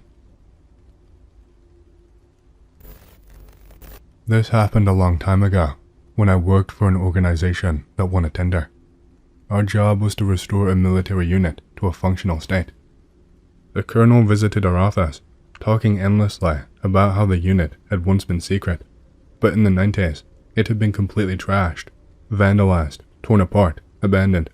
It had not been used for its original purpose in about 10 years. When we arrived, the place was in the middle of nowhere, surrounded by nothing but forest. The destruction was as bad as described. Only the warehouse and part of the training facility were in somewhat decent condition. Even the concrete parade ground had been smashed. A warrant officer and 4 conscripts were stationed there to guard the site and arm materials while we worked. The unit had guard towers in its corners, but only one still had a functional searchlight, which we managed to restore using a diesel generator. The others were either missing or broken. The warrant officer told us that the unit had been trashed by a group of bikers who once threw a wild party there. Apparently, one of them had served at the unit before it was mothballed. We slept in the training facility, using the generator to power our lights and the searchlight on the nearest tower, but it was rarely turned on. The ensign was strict about saving fuel. He and the soldiers lived in the warehouse. Then, the strange incidents began. One morning, we woke up to shouting. Outside, the warrant officer was screaming at one of the conscripts, calling him a coward and an idiot. The soldier, near tears, refused to stand night watch at the far tower anymore. He claimed there was someone, some strange figure, wandering in the forest and watching him. When the ensign noticed us, he immediately stopped yelling and dismissed the soldier, telling him to go study the regulations or something. I did not think much of it at the time. The ensign was always shouting at the men, frustrated with the quality of the soldiers he had been assigned. For context, the unit had one machine gun, locked in a safe, and the ensign carried a PM pistol, but on night shifts, the soldiers were only armed with crowbars. One night, I stepped outside to use the toilet, just a concrete outhouse with holes in the ground. On my way, I saw 2 soldiers standing near the fence, staring into the forest. This was odd, because at night, they were supposed to stay up in the towers. I walked over to them, and one muttered, "Something really messed up is happening out there." They told me the ensign did not believe them, and refused to check the post at night. One soldier claimed he saw a tall, humanoid figure with glowing eyes. Another swore he'd seen shadowy human shapes, and even shouted, "Stop or I'll shoot," but the figures did not react. They just kept creeping closer to the perimeter, and since he only had a crowbar, there was not much he could do. Almost all of them had seen strange flashes of light deep in the forest near a swamp. The swamp, I later learned, was not visible from the unit. It was hidden behind a thin line of trees, stretching out in murky pools and patches of land. That night, the soldiers had agreed that if anything appeared near the fence, they would signal each other by lighting pieces of paper in their towers, then rush to confront it together. That is why they had left their posts. They had seen something again. But when I looked into the trees, there was nothing there. A few days later, new concrete slabs were delivered, and we began restoring the fence. The soldiers seemed more at ease after that. I eventually brought it up with the ensign. He scoffed, saying he had not seen anything unusual, even though he often checked the post at night to make sure the soldiers were not slacking off. He figured they were either lying or hallucinating. He did admit that strange noises could sometimes be heard within the unit, but he brushed them off as just the wind. One day, while waiting for a shipment of materials, a few of us decided to check out the swamp. It was just as described, a vast, eerie landscape of waterlogged trees and tiny islands. As we were leaving, we heard a sharp whistle, followed by a horrific scream, like a woman shrieking in sheer hysteria. We hurried back to where the sound had come from, but saw nothing. Not long after, our boss arrived, telling us to pick up the pace. To meet deadlines, we started working late into the night. One of those nights, I saw the flashes of light myself. They flickered in the swamp like someone switching a powerful flashlight on and off. Later, while repairing the roof of a barracks, I caught sight of something in the forest. A massive figure, at least 3.5 meters tall, standing among the trees. I told myself it had to be an optical illusion, but when I looked back a moment later, it was gone. Then, one afternoon, we heard something new. Deep, rhythmic murmuring coming from the swamp. It lasted for about 15 minutes, a droning sound like a prayer or incantation. The ensign dismissed it as swamp gases, nothing more. After that, I never heard it again. Years later, long after I had left the job, I ran into a friend from the team. Over drinks, he confessed that he had seen something too, something he had not dared to mention at the time. One night, while heading to the toilet, he saw a glowing woman near the swamp. He described her as insanely beautiful, long, flowing, pale hair, a light dress or seraphim, and she was not just illuminated. Her body itself seemed to radiate light, passing through her clothing. Then he added, "You could see everything through that dress. Everything." That was his exact wording, and that is the whole story. Any other security officers on X? Watching monitors of security cameras and performing late-night patrols in dark hallways, it's a sort of job that leads to at least a few paranormal stories. I will share mine. Be me. Work in nuclear security at a power plant, night shift. Assault rifles for the win. Positioned in bullet-resistant position by intake. Lake is completely still. Lighting is shit, flickers often. Fog comes in off of the lake. Turbines make low noise. Whole area is creepy as shit. Position includes a monitor so officer can watch a security feed of the other side of the intake building. Shitty power supply makes the monitor shut off frequently. Yes, even at a nuclear power plant. Monitor goes black, hit the reset button. Image reappears. Notice something out of place. Dark figure standing inside fence line. Call from alarm station. Received alarms on all zones at the intake. Nope. Panic and reach for rifle. Turn around and figure is gone from screen. Go outside and walk patrol after partner arrives. No sign of anyone else. I am a supervisor in the alarm station now, so I don't have to sit in that position anymore. But for months after that encounter, I traded posts with anyone else willing to sit there. These ambush situations freak me out. I am interested in real-life sounding situations in particular. Police made an announcement in the paper here about how some lady one town over was driving on the highway, and she came to a person just lying in the middle of the road, so she slowed down and just started to drive around him. She noticed something hiding in the trees beside her car, so she floated out of there and called the cops. The guy who was laying down started to get up as she left. Also, when my dad was about 11, some people tried to talk him into getting into the car. And here is the story of when my uncle met Clifford Olson. Be 14 to 16 or so, hitchhiking with friend, pick related, along the highway on left-hand side. Some guy picks them up. Everything seems normal so far. The guy suddenly speeds up, veers off up a mountain road. They tell him they want to get out. He doesn't say anything, just keeps going up the mountain road really fast. There is a really sharp turn in the road up ahead. The guy needs to slow down if he wants to make it. As he slows down, my uncle and his friends throw their bags out of the car and jump out themselves. Guy screeches to a stop and starts trying to turn around. They run into the bush and hide, book it down the mountain. They get to the highway, and a few minutes later, the guy drives by them. They see him and each pick up rocks and tell him to fuck off. I guess he didn't want to risk getting caught by other drivers or something, because he kept driving. This next set of stories are true stories sent in by a subscriber going by the name of Napa, so a massive thank you to them for sending them in. If you want to send me a story and possibly hear it on this channel, send the story to my email, tetsuyaayt@gmail.com. I'll have it on screen now.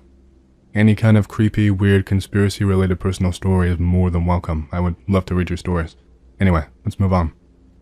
When I was around 11 years old, my family and I would watch a show that came on at that time called Finding Bigfoot. Cliché, I know, but keep this in mind for later. I had just finished watching the show and was preparing to go to bed for school the next morning when I had this feeling come over me. It was like, whatever you do, don't look out your window. Of course, letting my curiosity beat me, I walked over to my window and drew back the curtains. What I saw left me speechless. There was this creature, clearly upright, kneeling over on one of its knees, looking directly at me. It looked exactly like a Bigfoot, but there was no way it was. The reasoning behind this was its eyes. Its eyes were glowing red, and there was such hatred pouring out of them. Just evil hatred and disgust pouring out of those eyes. Combine the hatred of 1,000,000 people and put it into one thing. That would describe the amount of hatred it had for me personally, and humanity in general. It was revolted by humanity, and wanted nothing more than to watch me suffer. And, you may not believe this, but it spoke, not physically, but mentally. It told me it would come into my room and make me disappear. Nobody would ever know what happened to me. For some reason, I believe it was a shape-shifting demon. Then, I snapped out of some trance I was under and pushed back my curtains over my window. I then pushed myself up against the wall and hid. I could still feel it out there, but eventually, it seemed to go off into the woods and behind the house. About a year later, I went on to hear about the missing 411, and I am certain some of those cases are probably caused by similar things. I have seen this thing a few more times since. It's always off in the nearby distance, just watching me. Second story. This happened in 2023, when I was working as a custodian in the local city schools. I was walking towards my boss, bringing some supplies needed for cleaning. This was summer cleaning, when I saw this head peeking out at me around the hallway corner. At first, I thought it was my boss, as he was quite tall. But, as I got closer, I realized what I was looking at could not be him. It was far too tall to be anyone, and had no facial features. It was just a silhouette, completely black and smooth. Think of those older paranormal shows, like The Haunted, that did CGI recreations of encounters. It looked just like one of those CGI ghosts, but in real life. Descriptions aside, it disappeared as quickly as it appeared. Third story. Let me preface this one. It was not meant to be political.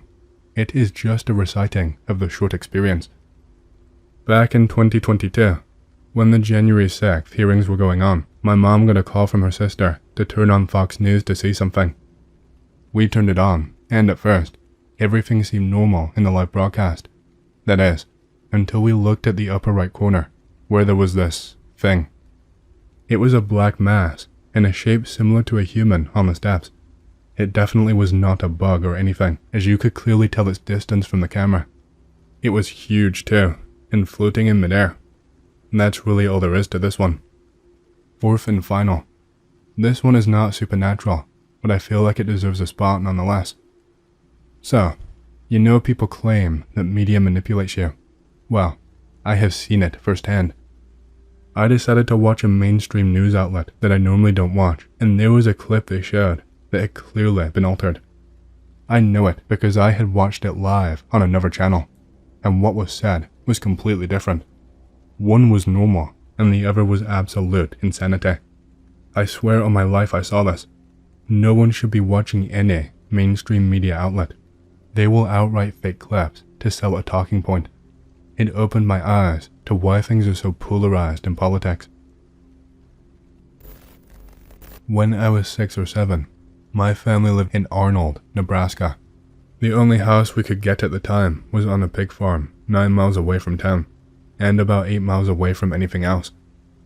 The owners used to live in the house we lived in, but they ended up building a bigger one closer to town.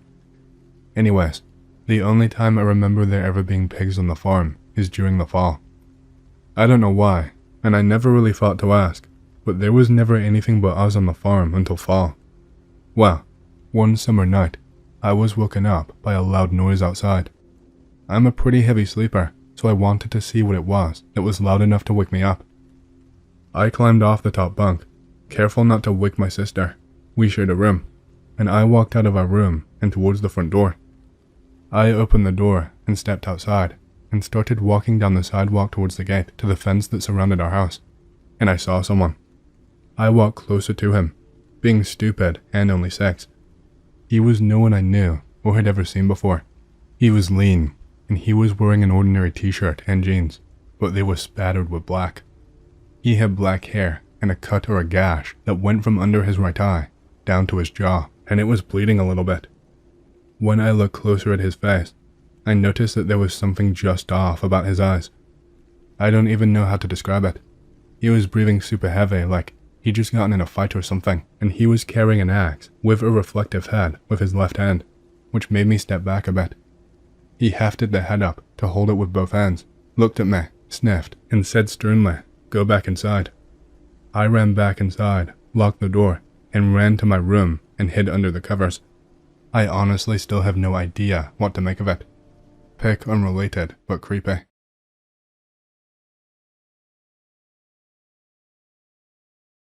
I work for the NOAA.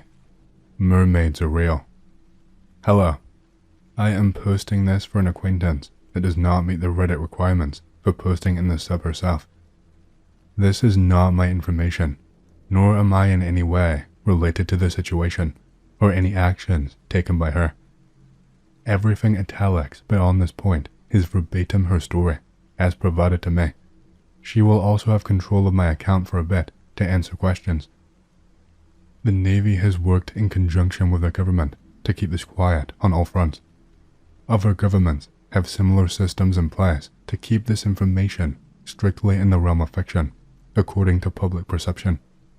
I am compelled to break my silence and disseminate this information. My colleagues and the organization I've called home for the past 12 years is responsible for keeping one of the greatest genealogical discoveries of all time quiet. The sector I work in is being restructured and downsized, so I am going to lose my job in May. This post should expedite that process. Here is my identifying information, my name, my email, my contact information. I began my career with the SRA, Southeast Regional Aquaculture Office, located in St. Pete, in 2008. I hold an MS in Biological Sciences from FIT and a PhD in Wildlife and Fisheries Sciences from TAMU. In 2012, there was an incident of a few beach whales that were investigated by NOAA and a team from the Navy. This was very thoroughly hushed up immediately afterwards. The whales were full of perfectly circular incisions where large chunks of their flesh has been removed. like cylinders of meat essentially. At first, we thought this had been done after the beaching, but we learned that they washed up that way.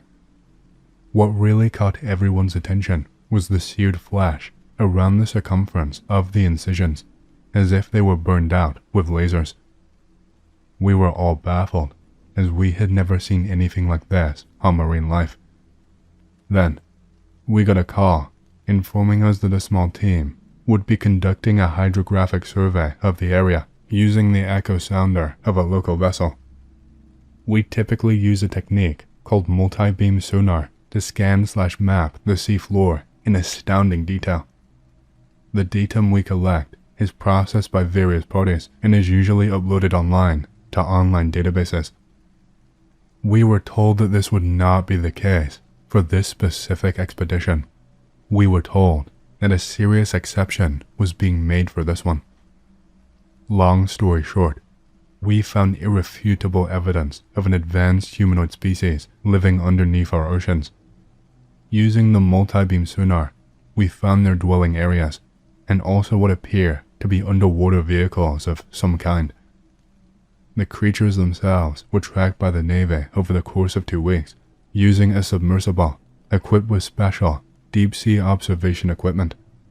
The creatures displayed speeds of 70+ knots, faster than the sailfish, which is widely considered to be one of the fastest creatures in the ocean, if not the fastest by far. They were also recorded emitting sounds that resemble marine communications, and instruments also captured the emissions of precision sonar blasts that damaged the hull of the submersible, according to the Navy report. There is footage of the creatures, including juveniles. The Navy did not share the video with us, but an officer I spoke with gave the following description to me. What I am writing down here is every single detail he told me, no detail spared. They did not look real. They looked like a computer animation or something. They have a glow around their entire body, and they move really fast, like even small movements like turning their head or moving an arm was like watching a high frame rate video. They look nothing like any fictional depiction out there. They do not have a fishtail. They are completely humanoid, but extremely thin/tall. Their bodies were covered in a material resembling elemental mercury that looked like it was moving. They were very interested in the submersible and seemed to know that they were being observed, as a few times they would swim off and come back with more creatures. We observed at maximum 5 of them at once, varying sizes, but otherwise identical in appearance. Their eyes were completely white, and there was no visible hair, nor any features that implied male or female. No visible ears, and the mouths were wide and lipless. We flashed sequences of lights at them, sounds, and even extended a robotic arm on the submersible to try and get some kind of physical sample/DNA from the specimens or in the water nearest to them. We don't know how they were swimming, as they were not wading or moving their bodies the way a fish or even a human would need to underwater. They were capable of just moving rapidly in any direction without the need to change positions or swim. In fact, during the majority of the observations, they were just floating motionless without losing or gaining buoyancy. Now, there were also craft observed via sonar, some very large. They would move faster than anything should be capable of moving underwater. They were not seen or recorded on video, just on sonar. They would at times disappear completely while being observed, as if they left the water or cloaked themselves. We have 2 weeks worth of data on just this one area. We were made aware that this is one of many spots around the world where these creatures reside, hidden from view. A briefing that I was able to read during a meeting indicated that Mariana's Trench is where the largest concentration of these creatures reside, and they seem to be completely unaffected by the depths. Structures believed to be their dwelling units have been mapped. They are perfectly hexagonal and joined together like a honeycomb. Their composition is unknown. The Navy confiscated most of the hard evidence. All we have are some sonar readings that are only anomalous if you know what you are looking for. I want everyone to know this information. We are not alone, but they aren't from power space. In order to exist at these depths and under astronomical pressures, these beings are either invincible or they have evolved so far beyond us that they have some kind of technology that negates both of those dangers. This is actively being covered up by every lettered organization and by our military. Other nations are aware of these beings, and I believe some authentic videos may even be mingled in all of the doctored stuff. The sightings in Kiryat Yam were authentic. We mapped a collection of their dwellings off the coast, near Cypress Island. This happened pretty recently. I live in a pretty nice suburb, next to an elementary school. Me and 3 other friends, I'll call them Anthony, Johnny, and Kevin for online purposes, skate all around the city, even make a day of going out of the city to the next one. Mind you, I live in North Texas. Not too far from my house is a small forest. Not too big, maybe a square mile in total. There is some old trails along the outside that you can walk along, but nobody really goes further into it. So, that is the backstory about the area. Me and my 3 other friends always liked poking around the dark, spooky areas. In the summers, we would go into the sewers and walk them for hours, etc. We were pretty adventurous. One day, about mid-November, Kevin told me he was on Google Maps looking for someone's house, unrelated, and said he saw a clearing in the woods and a roof to something. Anthony lives the closest to the woods, so me and Kevin went to go get him since we were going to the woods anyway. Johnny and Anthony hang out a lot, so Johnny was already at Anthony's house. From Anthony's house, it's about a 5-minute walk to the woods. Anthony grabbed an empty backpack and put 2 flashlights, a big paint knife, and his homemade shiv, that's what he called it. It was essentially a sharp piece of metal wrapped in masking tape. I will add that you can slide a paint knife into the cracks of doors and jimmy them open. After the 5-minute walk to the edge of the woods, it was about 10 minutes finding the houses. We got to the clearing after about 10 minutes and a little bit of arguing. It was really run down. There was an old car there. It looked like it was from the 60s. But anyway, the front of the house was facing the opposite of where the suburb was. Kinda weird, but whatever. The back door was barely hanging on its hinges, so Kevin just gave it a weak kick, sending dust and bits of wood everywhere. It was 3 o'clock, so the sun was still giving off some light to the area. We split into pairs. Me and Johnny went upstairs. The stairs were cracked and broken, so we went one at a time to make sure nothing broke. Upstairs were 2 rooms, a girl's bedroom, but no bed. I guess whoever moved out took everything, and then the bedroom led to an empty room, pretty much bare. After looking around upstairs and taking a few pictures with my phone, iPhone 4, me and Johnny went back downstairs to see what Kevin and Anthony were doing. They were taking pictures of a pretty empty kitchen. Just some counters were there, and an old oven. They said they were only at the kitchen and wanted to wait on us to check out the rest of the house. The living room was bare, no couches, coffee tables remained, just an old fireplace, pick related, it's the fireplace, and loose planks on the ground. There were 2 other rooms. The one, I'm sure it was a dining room. There were some old, cracked plates on the ground, and a few broken chairs. No table though. The other was a bathroom, just a toilet. I did not notice a shower or bathtub in the house, upstairs or downstairs. The toilet still had water in it, really stagnant, and it smelled like really old shit. I remember it being me, Kevin, and Johnny checking out the bathroom. Anthony shouted to, "Come here, I found some shit." Anthony said he dropped his phone taking a picture, and when he picked it up, he saw, like a trap door or something. Him and Kevin cleared the planks and, holy shit, it was a trap door. Picture related, it's the trap door. It took a few minutes trying to get it open. By then, the sun was already starting to set. We were too excited about the trapdoor to worry about going home. Finally, Johnny got the door open. It sent a whole bunch of dust everywhere. Anthony pulled out one of the flashlights and got a look down. There was a ladder leading down into a concrete basement. I went first with the other flashlight. I set it down, and everyone else filed down the ladder. Holy shit, the basement smelled awful. I've only smelled dead animals before, but I know this was not the smell of a dead animal. It had to be a person. There was a black, oily kind of goo on the ground, and, I think, candle wax. After everyone piled down, Anthony saw something shiny behind a table. Now, the table, picture, freaked everyone out. It was blood. We all knew it. Anthony picked up a small necklace. I never saw anything shiny, but I guess I was not at the right angle. The necklace was really weird. It was a pentagram with an eye in it.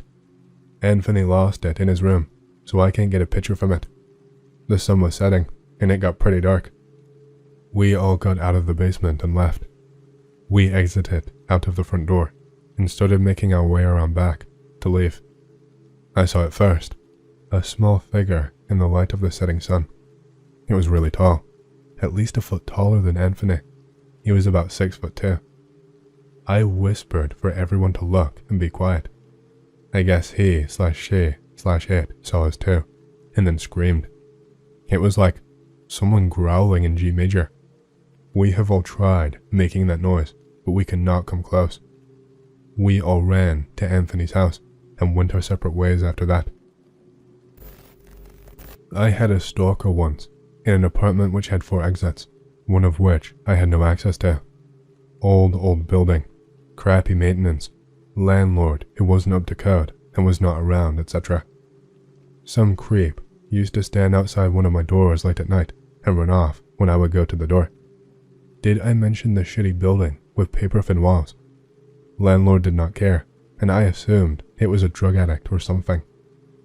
Eventually, I woke up at night, thought a rodent was at one of the exit doors to the downstairs area, but as I got closer, I realized someone was unscrewing the screws to the doorknob.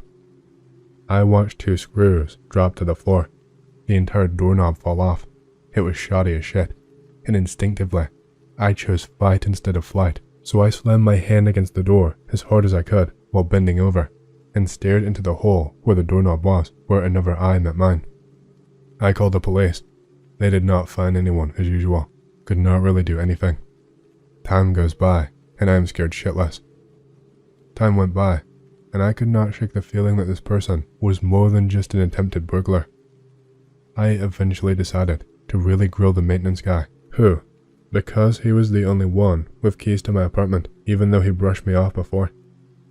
He was a mentally ill guy who always weirded me out and said inappropriate stuff, so I asked him a ton of questions and finally get around to really pressing him and demanding he tell me if he's ever seen anyone trying to get into my apartment. That's when he said, "What, your girlfriend?" I freaked out. I have no girlfriend. I had a flood of thoughts and suspicions, starting with suspecting this guy. I initially had a rush of thoughts, like if this guy was the person doing this, or what the fuck he was talking about.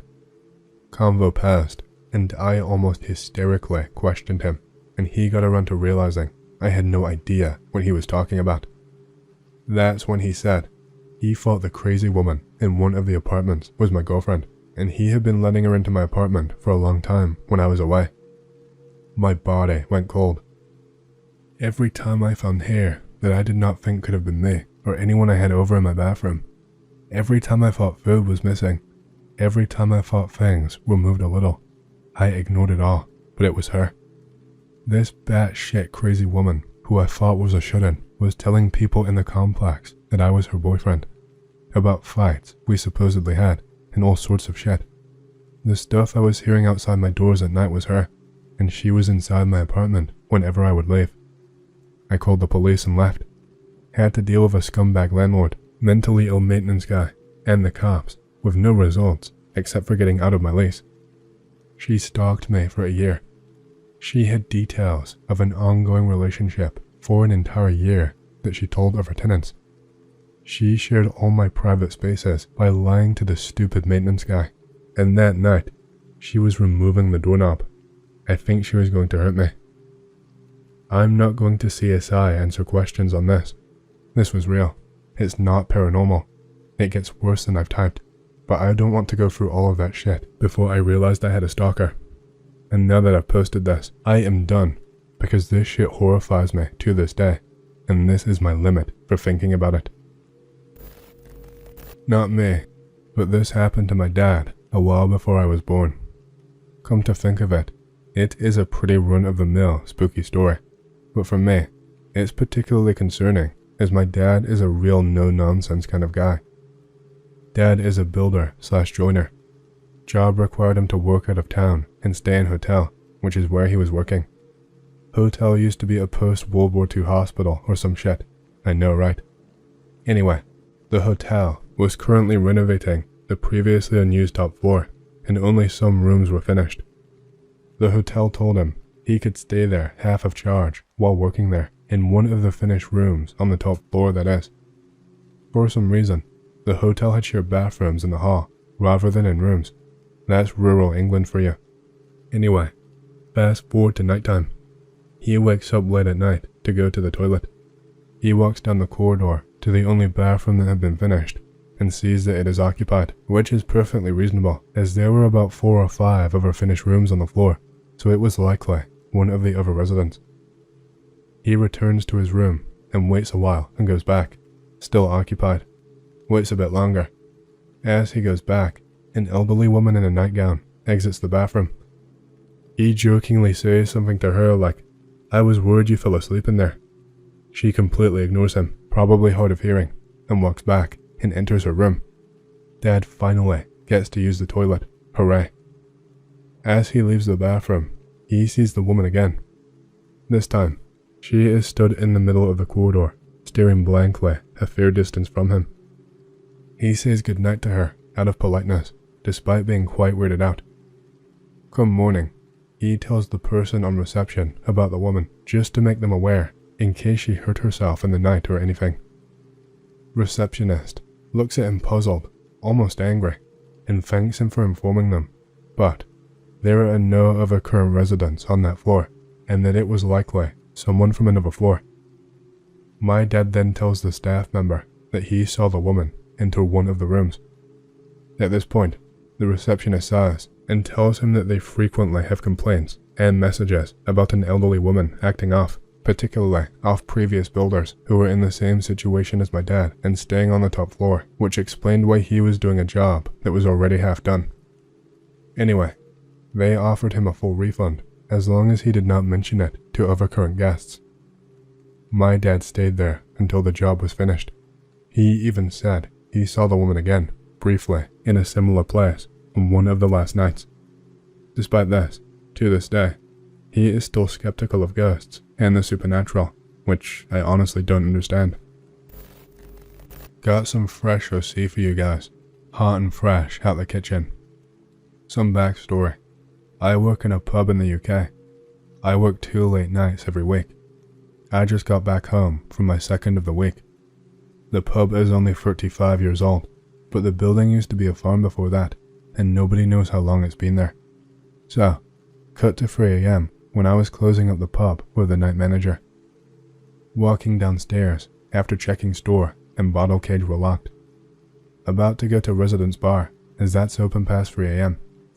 Quickly shout to night manager if he wants anything else doing before I go through. He says yeah, just hold on a sec. He comes back from chaining the fire exit. We had a break-in 10 days ago through it. I say what's up. And on, can you just wait here a second? Sure, but why? This place scares the shit out of me late at night. I hate being here alone. Bear in mind, this is a guy I've seen chase down 3 6-foot-tall drunks and pin 2 down on his own. Okay, but why? Well, I have never seen it, but apparently there's a ghost here. Oh, really? Like what? From the fire? Pub burnt down twice in the past 30 years. 4 people died the first time. No, I don't think so. Apparently it's a farmer. He's followed some people around. At this point I'm just like, okay, people here are idiots, and the pub is kinda creepy when we turn all the lights off. We walk through to the back, and I tell him I am not the best person to have with him if he is scared of ghosts. I tend to attract them. I've had friends never see one in their lives, and see one with me multiple times in different locations. Get to the main power switches, and we flick them off, then head back inside. As we are walking under the stairs, imagine a corridor cut in two with stairs on one side, then the upper hallways going perpendicular. I see something out of the corner of my eye upstairs, think nothing of it. We walk through the pub and check all of the dishwashers are off, etc, etc, and make our way to the residence bar, where I'll be the only one serving, and he will be doing the glasses and other nighttime shit jobs. I realized I've left both my jacket and my tips in the main pub, so go back in. As I get to the bar, I feel something staring at me, which I've never felt there before. I get the stuff I need and take a look around the bar, when I notice what looks like an old-ass farmer carrying a pitchfork or something similar at the end of the bar, propping it up like a customer. I'm accustomed to ghosts after living in a couple of haunted places previously, so just get on my way. As I turn to leave, I notice so does the farmer. He walks right behind me down the length of the bar, through the kitchens, and up to the door leading to the residence bar. I did not see him, but felt his presence / stare on me. I reach out for the door handle and take a look back, and I shit you not, this motherfucker was 6 inches from my face, mean mugging me. Needless to say, I yanked the door open and got the fuck out of Dodge and went outside for a cigarette.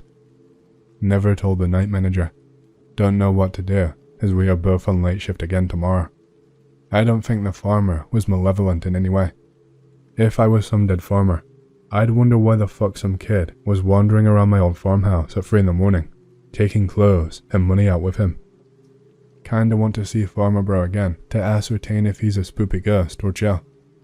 Don't want the night manager to see him, as it will be a bad experience for both of them. In 1965, I had just bought my first car, and I took my wife and 2 daughters out into the country for a ride and a picnic. Not far from here is a ruined castle and church, and in part of the church lies the body of a crusader. My daughters wanted to see his tomb, and I lifted them up so that they could look inside for a grill in the door. Suddenly, my wife gave a shout, and I turned around. There was a gentleman standing there behind us. None of us had heard him approaching, even though the path we were on and the surrounding area was covered in deep gravel. He looked visibly shaken and was crying. I asked him what was the matter. He asked us to follow him through the churchyard, which we did. Then he asked us to go and read the inscription on a tombstone and return, and tell him what the inscription said.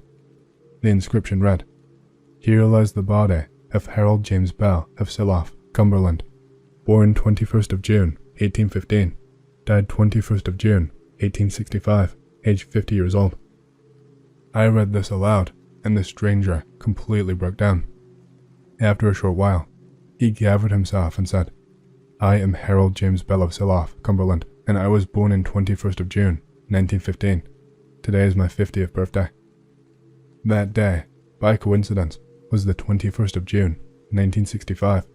So indeed, if the man was telling the truth, it was his birthday. He went on to say that he was a sales rep for a Cumberland company and had been tasked with traveling into the area work on that day. However, 5 miles from here, something unexplainable happened.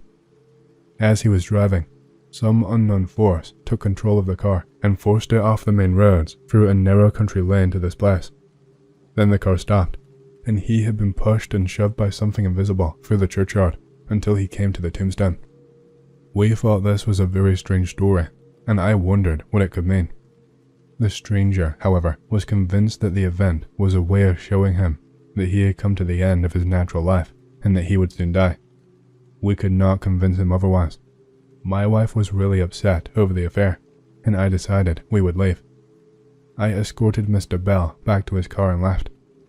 Next Monday, I told the story to my manager at work, and a week later, he came to me with a laugh and complimented me on telling such a good story.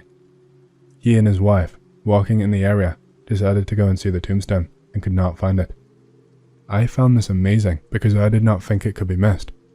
So that evening, after work, I returned to the graveyard, and sure enough, there was no gravestone, nor sign that it ever existed.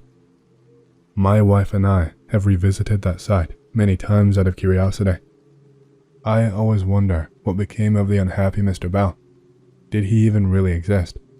Our conversation, the atmosphere, and the unreality of it all. It made this the strangest happening in all my life. In the early hours of the morning, Katie had seen a UFO in the sky while she was driving home from the diner she worked at. It was ball-shaped, about 20 feet in diameter, and bright pink in color. Katie was amazed by the sight and slowed down her car on the largely empty road. It was seen for barely 10 or 15 seconds, but that was enough for Katie to know what she saw: a UFO. She drove home, somewhat shaky and excited, went to bed, and that was it. At least, it was until the next morning. There was a knock on the door around 9:45 a.m. It jolted Katie from her sleep, as she had not gotten home until around 2:30 a.m. Katie opened the door to the sight of nothing less than a man in black. We're talking about the type of MIB that John Keel wrote about in largely the 1960s and the 1970s. The creepy-looking, scrawny, pale MIBs that have zero to do with the government. They are way weirder than that. Like so many people who see the MIB, Katie opened the door and immediately let the MIB in, something that she would never do under normal circumstances. Here is where things get strange. Katie can only remember certain aspects of the grilling that the MIB gave her. She can remember inviting the men in black into her duplex, but she cannot remember how he left. She knows she was threatened by the black-garbed thing, but can't recall what the threat actually was. And when the MIB left, and Katie's mind started coming back to normal, she saw 2 of her coffee mugs on the living room table, but she had zero recall of making the coffee.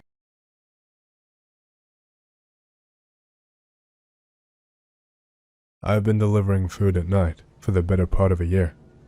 It started out as me getting some extra cash, and now I do it just to make ends meet. Bills have gone up. Most of the time, it goes without a hitch.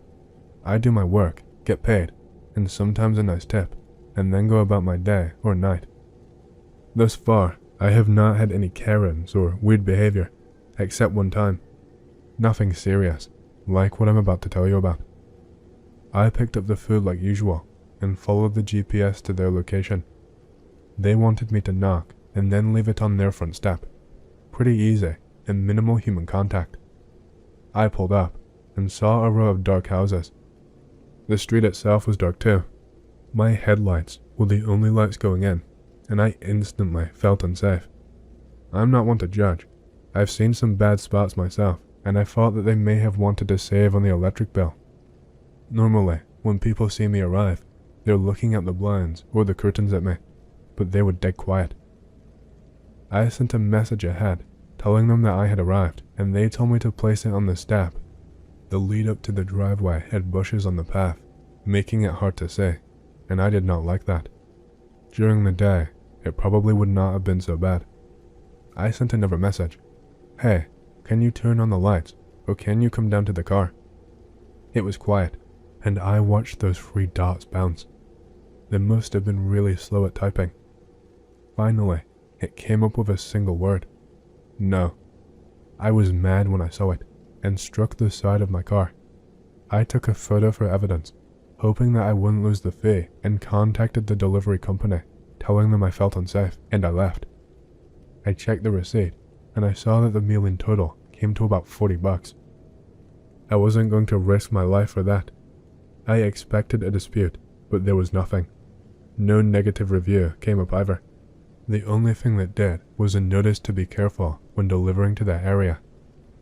Realistically, they could have blacklisted the street if they wanted to. I did some more investigation, and it turns out that other delivery drivers had been sent down that street, and most like me had the sense to get out of there as well. Except for 2. A man and a woman who had since gone missing. Where I live is kind of known as a hotspot for human trafficking, so most locals know to be wary around the sketchy areas, but these 2 were from out of town. I still deliver as I have to, but I am cautious, and I carry to ensure that I will be safe. Sometimes I'll bring a friend with me to make sure that I'm okay. My girlfriend has also asked me to come too, but I've refused her. My friend and I decided to drive past the houses during the day. He heard the stories, so we made our way down the street. It was quiet, and all of the houses all looked abandoned. Many were boarded up or had the windows broken. Other than 2 burnt-out cars, ours was the only vehicle on that street. I realized how the streetlights were not working properly that night. I pulled up in front of the house with the bushes, and in daylight, it was hard to see. People could have definitely been hiding in there. I nearly drove off when my friend smacked my arm and pointed to the yellow police tape around the scene. He wanted to get out and go check it, but I said no. I drove away before he could actually get out, and we have not been back since. I did not Google any more of what happened, and I really don't want to know. As soon as I can get a job that earns more, I'm not going to be delivering anymore, but that's my story anyway. Back in 2023, me and my partner were both living in his mom's house. Most days, we get home from work at about 5 p.m., get dressed, and then we would go into these woods in the hills just outside the town that we live in. For context, these woods as a whole are 12 miles long and 4 miles wide.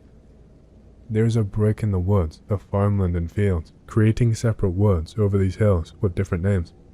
You can walk through these woods if you want. There are paths winding through most of the woods as trails, and if you want to walk over the span of hills from one side to the other, you can. Most of it is through the woods and uphill if you're coming from the south. The one we always went to is called Wind Down Woods. So me and my partner will go to these woods nearly every day after we finish work, just to go for a walk or a smoke or both. We went about doing our usual routine, walking around and talking about our days, following the trail in these woods that loops around a large set of trees, with more around you on the outside. It would kind of look like a messed up dot from a bird's eye view, I guess. We were walking on the path that takes you back up towards the top of the woods, point A, and the path that takes you down towards the car park once you get to the meeting point of all the paths. Then we see this man in the distance walking down the path at point B. Point B is one of the trails that just goes up into the woods beyond Wind Down. We've still got to get to the meeting point of all of the paths to get back to the car. At this point, he's pretty far away from us still, but I had a bad feeling, because the first thing I noticed about this man when we got closer was that he was wearing office shoes and carrying a pair of hiking boots while seemingly on a walk in the woods. We were talking about this as we were walking up, and laughing about how strange it was. The guy was walking faster than us as he was going downhill, and reached the meeting point of the paths a few minutes before we did, but we could see him the whole time. When he got to the meeting point of the paths, all he did was stand there. He did not do anything. He just stood there and was looking around. I had a really bad feeling at this point, as he did not even look like he was lost. He just looked like he was waiting for something. Me and my partner were pretty weirded out at this point, and were thinking about turning around and heading back down into the woods and going back around the long way just to get away from this guy's weird vibes.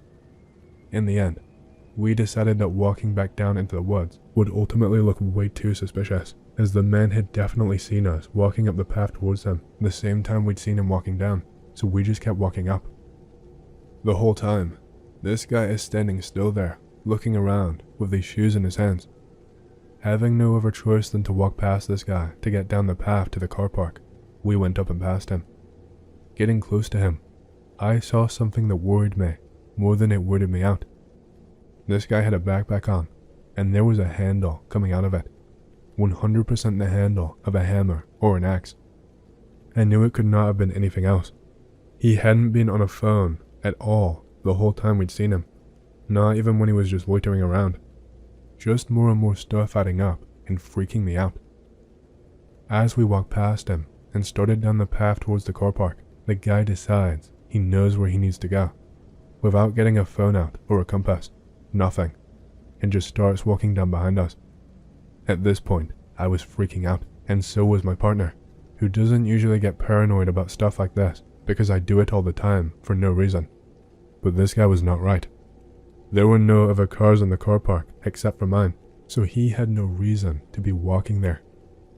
We were walking as fast as we could without running away from this guy, and after what felt like a lifetime, we got to the car. We locked the doors and drove off. I did not even look back.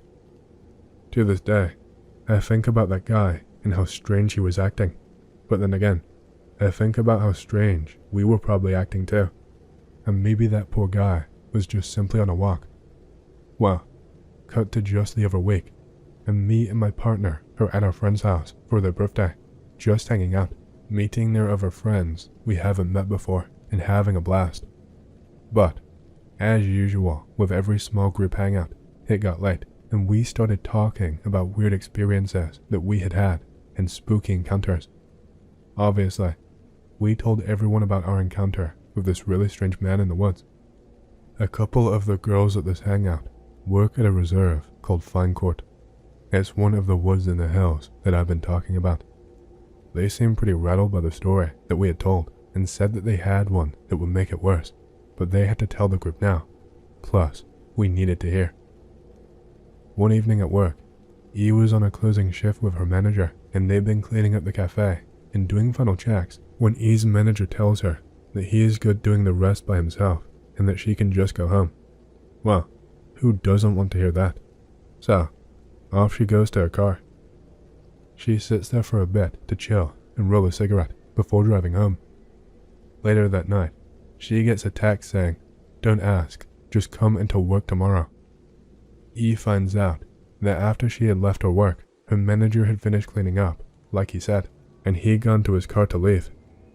Getting into his car, a man approached him from out of the woods and started wrestling with him, trying to steal his car keys. Managing to get the man off him and get into his car, the manager drove away and called the police.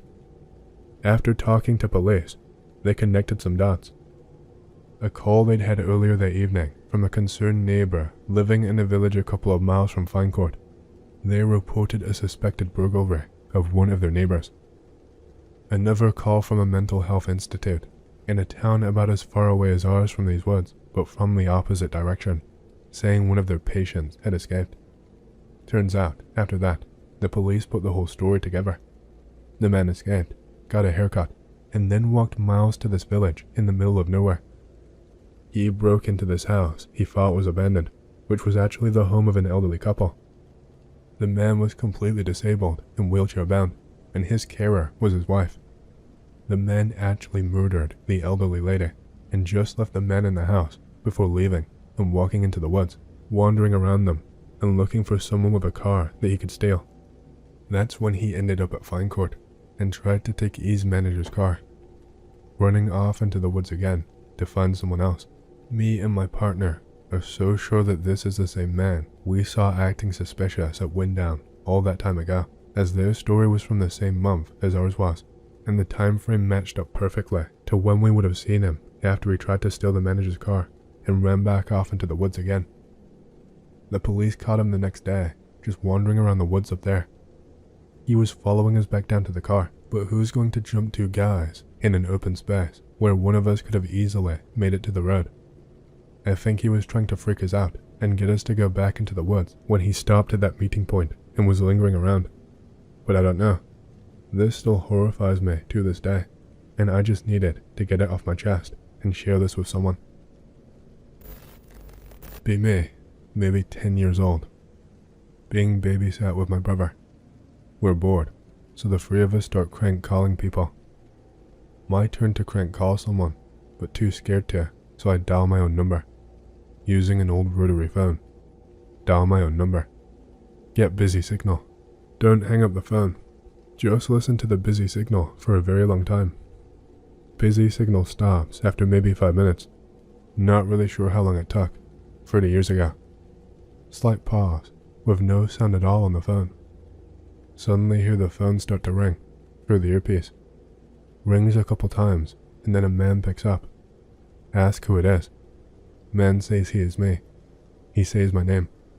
We talk to each other for about 2 or 3 minutes until I freak the fuck out and have to hang up. Can't believe I just talked to myself on the phone. Babysitter and brother don't believe me. We laugh it off, but I know that what just happened really happened.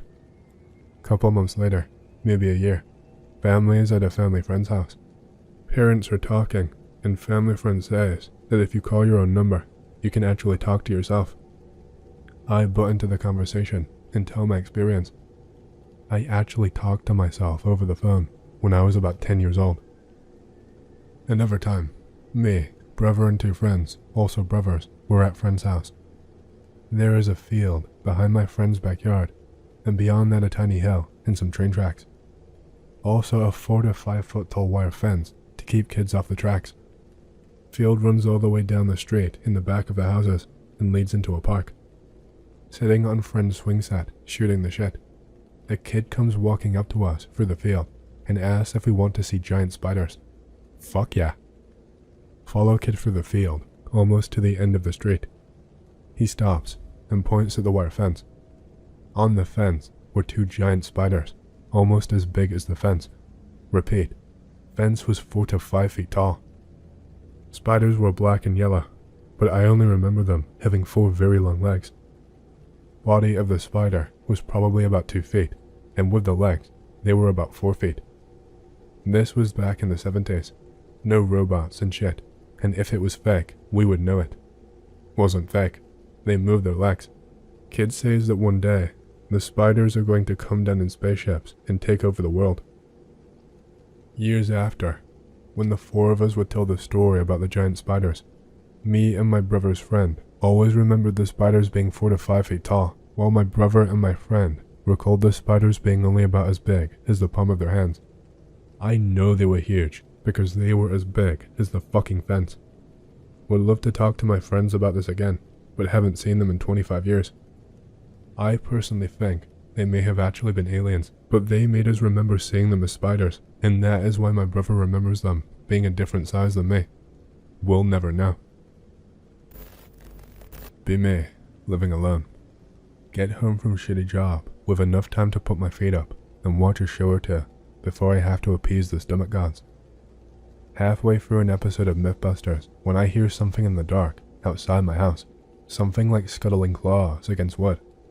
I live in Australia, so critters like possums and shit are common occurrence. Turn on the backyard light and step outside. Nothing is on the veranda, no signs of possums. Go back inside, paranoid a little. I found a ripped open possum the other day in my backyard, but we have a few cats in our neighborhood, so nothing much to worry about. Go inside and finish the episode. Nothing noteworthy for the rest of the night till bed. In bed, lights out.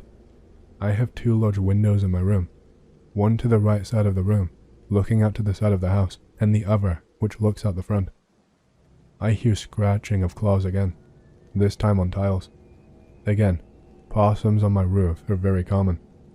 Don't give a fuck, even if their tiny feet sound like people walking on the roof. But then a sound chills me to my bone. It sounds like a hoarse voice, trying to say something in a foreign dialect, or just very badly. Brush it off, because I have to get up early the next morning. Almost asleep after 30 minutes of silence. Then I notice something. Some huddled figure that's just a black shape, only barely visible from the sky. Hesitantly grab my phone and shine the screen at the window. My phone is constantly set to lowest brightness, so I can save battery throughout the day. So, the light from it was abysmal, but just enough to light up 2 fucking red eyes. They were fucking reflective, like a cat's, but this thing was bigger than a fucking tom. Human-sized at least, even bigger since it looked hunched. My phone screen turned off, and I looked down away from it to turn it back on. When I raised the light, it had fucking vanished, not a sound. Get up and close the fucking curtains. Sleep uneasily the whole night. In the morning before work, I check out the roof. Find 2 mangled possums, one of which had half of its body crushed. A blood trail leading up to it led me to believe that it was still alive for some time and had tried to crawl away. I was creeped out as shit by this point, but I had reached my deadline and had to go to work. It would be quite difficult for a cat to first climb up the house and then catch 2 possums at once and completely crush the second one's pelvis and legs. I get home and do the usual routine of TV, dinner, then bed. Around the same time as last night, I end up hearing the same sounds. grab my phone, and shine the light up at the same window, and I see the eyes. Same fucking reflective eyes. The phone turns off, and in a panic, I tried to turn it back on. But then I realized something. I had not opened the curtains. I ran like a motherfucker out of my house and crashed at my friend's for a week. Me and 4 roommates decide to go to my parents' house in Mexico. It's in a very rural pueblo, like 45 minutes away from the closest city hub. The town itself is very tropical, with tons of green rolling hills and plenty of dense trees. Parents' house is on the farthest edge of the pueblo, surrounded by dense trees. Closest house is like a 10-minute walk. Get to the house and unpack our stuff. It's basically one of those giant McMansions Mexicans like to build in their pueblo, even though they fucking live in America. It's basically a giant mansion in the middle of nowhere. For the first 2 days, everything goes normal. On the third night, we end up hanging out way too late in the town square. It's nearing 4 AM, so we all decide to walk back to the house. As we near the split in the road that leads to my parents, I notice that it's actually not there. The road just goes straight. How is the road not here? The road just goes straight. There is no road going through the forest. Like, if there never was one, just a wall of fucking trees. My roommates, of course, think I'm just imagining shit. They say they are pretty sure the road is further ahead. Nah, I lived here as a child. I walked this road millions of times. This is where the fork is supposed to be. Ruski says nah. She grabs my hand and pulls me and keeps walking, assuring me the fork is further up. I resist and say that our house is the second to last fork. The next fork is where the water reserve is, and that just leads to some lots where people farm shit. We, of course, end up at the reserve. Walk back. The fucking road is not there still, and we're fucking freaking out since it's almost 5 AM and pitch fucking black. I honestly don't understand what is going on. Even the signpost isn't where it's supposed to be. Ruski gets mad and says fuck it and starts heading into the dense forest of trees. We all follow her, and eventually I take the lead. Nothing seems familiar though, but it is fucking pitch black, so whatever. Eventually see a clearing up ahead. Thank God, it's the fucking house. We all get relieved as we start to go in, but I ask one of them to follow me as I walk down the road into the forest to check something out. As we walk, I notice that the road just somehow disappears the closer we get to the forest. Like if the trees just somehow move themselves and block the road, which is supposed to accommodate a car.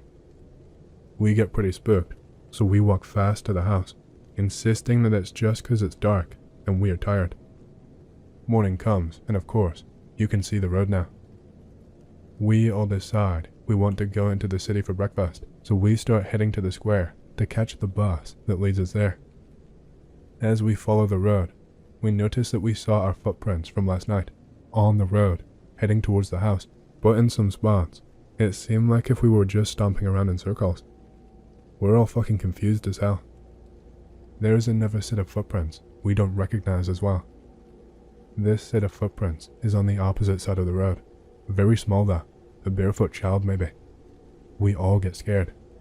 The footprints stop at the fork, like if the kid was picked up by something or got in a car, because there was only one set and none leading back. We spend the day like normal, but we're all pretty quiet. We all saw the footprints, we all saw the road disappear, and we all remember heading through the forest to look for the house. We get to the pueblo around 1 AM this time, and this time we actually find the fork. As we walk, kinda holding each other and in a line. The fucking road somehow turns and twists in directions that it is not supposed to. It disappears again. We're walking through dense forest again. Suddenly hear one of the girls scream. We look back and we see this guy on the floor grab my friend's leg. He moans and she kicks off her shoe and we bolt the fuck out of there. We all get to the house and we all stay in my room on the second floor that night. Around 4 AM, we hear sounds coming from downstairs, but we stay in the room with everything locked and all of us huddled together. Morning comes and we all decide to go downstairs. dirty footprints of a child are all over the first floor, going into the bedrooms, and the kitchen, and the bathroom. Some are on the wall and ceiling in the living room. We notice it's only a child's left foot that's making these footsteps. We decide that this would be a good time to leave. We pack our stuff and start heading out. We all kind of carry a weapon of some kind. I am holding a machete. As we walk, we notice something neon green on the side of the road. It's my friend's shoe, and it's tangled on a tree branch that looks eerily like a hand. It's surrounded by the tiny kid's footprints, like if it was circling the shoe over and over. We decide to leave the shoe there. When we get home, I tell my parents all about the weird shit. All my friends never talk about it again. Last year, my parents asked my roommates if they wanted to go with them to Mexico this year, and all of them were like, fuck no. 3 a.m. during the riots. Gunshots and fireworks going off everywhere. Sirens, screams and yells. Smoking a cigarette on the back porch. Suddenly hear loud clattering coming from inside the shed. Hair stands on neck and adrenaline spikes. Realize I forgot to lock the shed. Freeze for a moment in disbelief and fear, and to make sure I'm actually hearing what I think I'm hearing. Yup, I hear someone in the shed going through our tools and shit, loudly. Instantly assume a man dressed in all black in my mental picture of this happening. Tiptoe, heart racing, inside, into the gun locker. Grab lever action rifle, load it, close eyes, and breathe deep for a moment. Say okay to myself, quietly step back outside. The metallic, frantic clattering is still happening in the shed. Go prone. Begin to army crawl across the back lawn with the rifle, taking special care to avoid making noise and avoid the motion lights. Finger on the guard the whole way, stopping occasionally when I heard an especially loud noise from the shed and lining up the iron sights with the shed door, then starting again after what seemed like forever with my heart still racing. It's agonizingly slow. I have goosebumps, and my heart is thumping harder than ever against the ground. Reach the lawn's edge, and the metal clattering actually fucking stops. Pause silently in the grass, with the sights of the rifle on the door at head height, for maybe a full minute or two. Heart rate reaches audible, jackhammering levels. Time slows down as I hold absolutely still. Get up. Bolt to the shed door's edge. Go flat against the wall. Point the rifle one-handed, parallel with the doorway head height. Quietly reach for the handle. Holy fuck, it really is unlocked, and almost open. Clattering starts up again. This is it. Yeah, this shed had better be fucking empty, at full volume. Tackle my way through the door, flinging it open loudly against the wall, and simultaneously rush in. Finger off the guard and onto the trigger. Time slows down, maximum adrenaline. Immediately, eyes begin darting around the scattered boxes and shelves and tools, searching for a target. Sweep the entire shed, scanning every shadow and every possible hiding spot with my eyes and the rifle, in maybe 2 or 3 seconds as I strafe through it in slow motion. One twitch away from putting a fucking hole in whatever this thing is pointing at. Clattering intensifies. Suddenly, I see movement.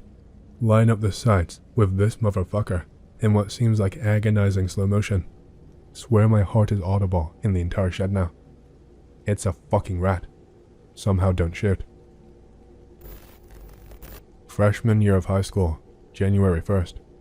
Big brother is working late. Parents leave house to go get him.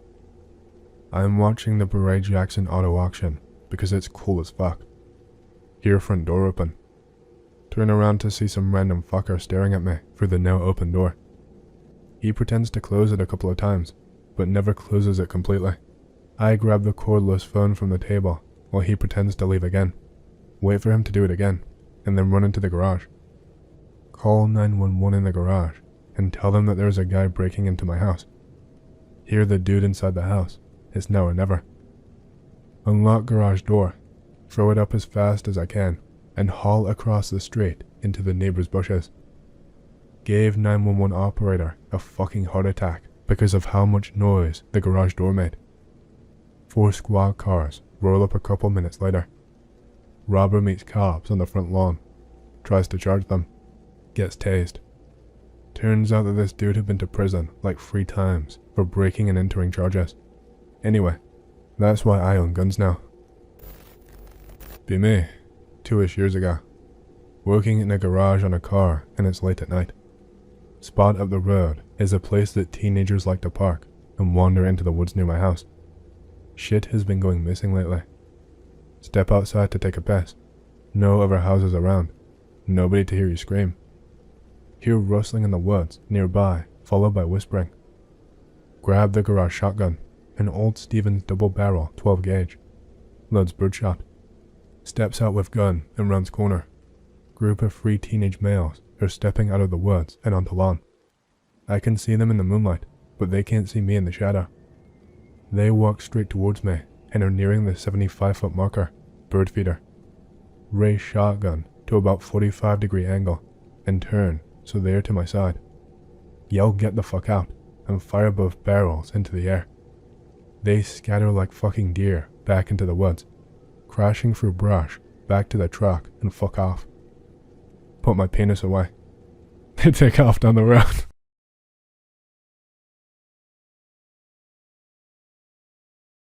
Captured in midair. The Carlos Antonio de los Santos case. Among the thousands of UFO reports gathered by investigators and civil or official agencies, perhaps the more compelling ones are those involving aviators, because it is generally assumed these highly trained individuals have observational skills above those of the average witness, and their long hours in the air have also exposed them to all sorts of atmospheric and natural phenomena. So, when a pilot reports an anomalous object during a flight, there is a higher chance the case involves something beyond conventional explanations. Some of the most famous close encounter cases fall into this category. The dogfight over Tehran in 1976, Japan Airlines Flight 1628's encounter with a giant UFO over Anchorage in 1987, Captain Ray Boyer's observation of an equally enormous object over the English Channel in 2007, etc. Leslie Kean's New York Times bestseller book is a great source of reference, filled with first-hand testimony of brave men who have not hesitated to put their career and reputation at stake in order to reveal a truly disquieting truth.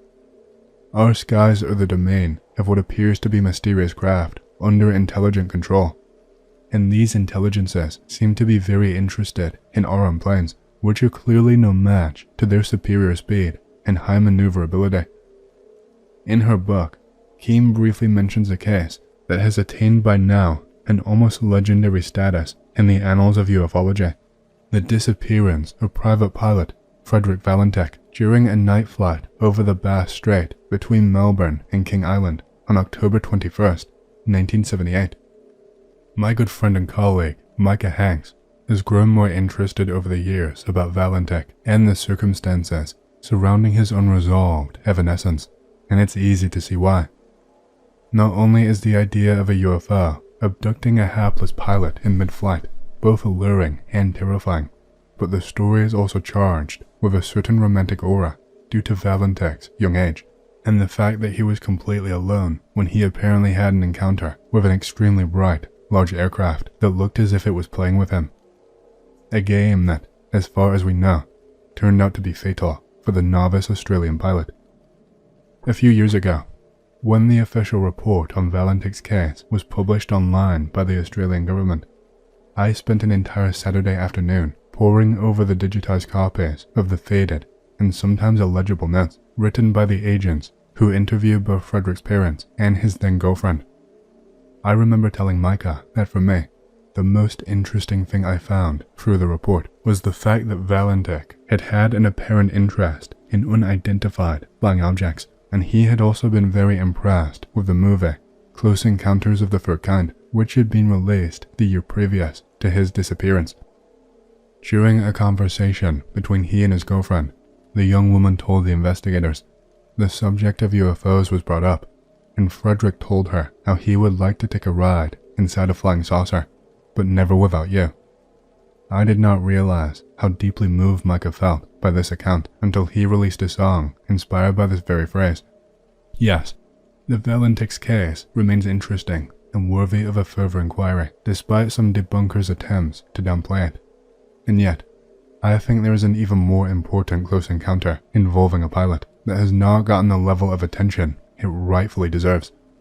The harrowing story of Carlos Antonio de los Santos Montiel, a young Mexican pilot who once found himself at the complete control of 3 anomalous objects surrounding his aircraft. Unlike Valentic, however, Carlos returned from his face-to-face with the unknown to tell the tale. The encounter. It was the morning of May the 3rd, 1975, and Carlos was a 23-year-old pilot working for a private company, eager to attain more experience and more flight hours under his belt. You could say the need for speed was in his blood. Both his father and older brother were also pilots. On that day, the memory of which would haunt him for the rest of his life, young Carlos was returning from Zihuatanejo, a coastal city in the southwestern state of Guerrero, to Mexico City. He woke up very early, had a good breakfast, fueled the Piper PA-24 with registration XB-XAU he would pilot, detailed the flight plan, and took off for the Benito Juarez International Airport on what should have been an easy and uneventful flight. Just a few seconds after he passed the VHF Omnidirectional Radio Range (VOR) beacon and corrected his course, Carlos had an eerie feeling, as if someone or something was observing him. Not an unusual sensation if you were sitting in a crowded bar, but certainly unexpected when you were flying thousands of feet above the ground. And that is when the pilot glimpsed something out of the corner of his left eye. He turned to observe a wingless craft of a dull grey color. The object, which had a shape of a flattened rugby ball, was smaller in size than Carlos's plane, about 3 to 4 meters in length, with a cabin on top equipped with a windshield made of what looked like polarized dark glass, was flying silently just above the Piper's left wing.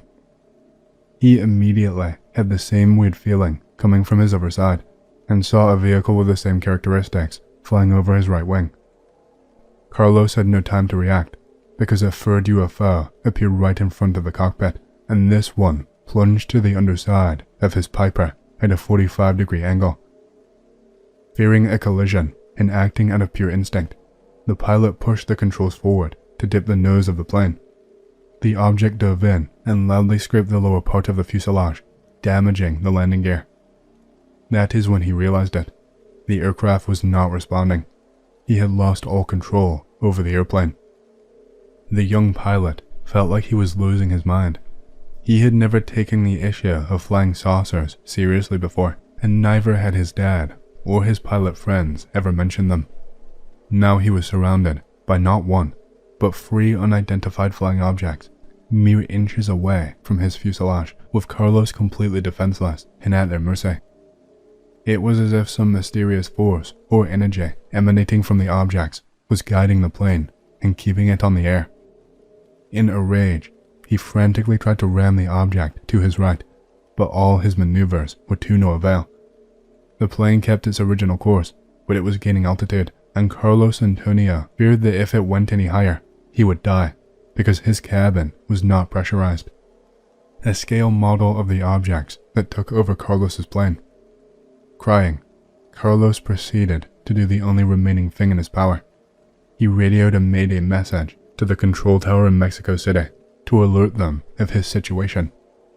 Below is a clip containing a fragment of the original recorded transmission. Mexico Center, from the Extra Bravo Extra Alpha Union.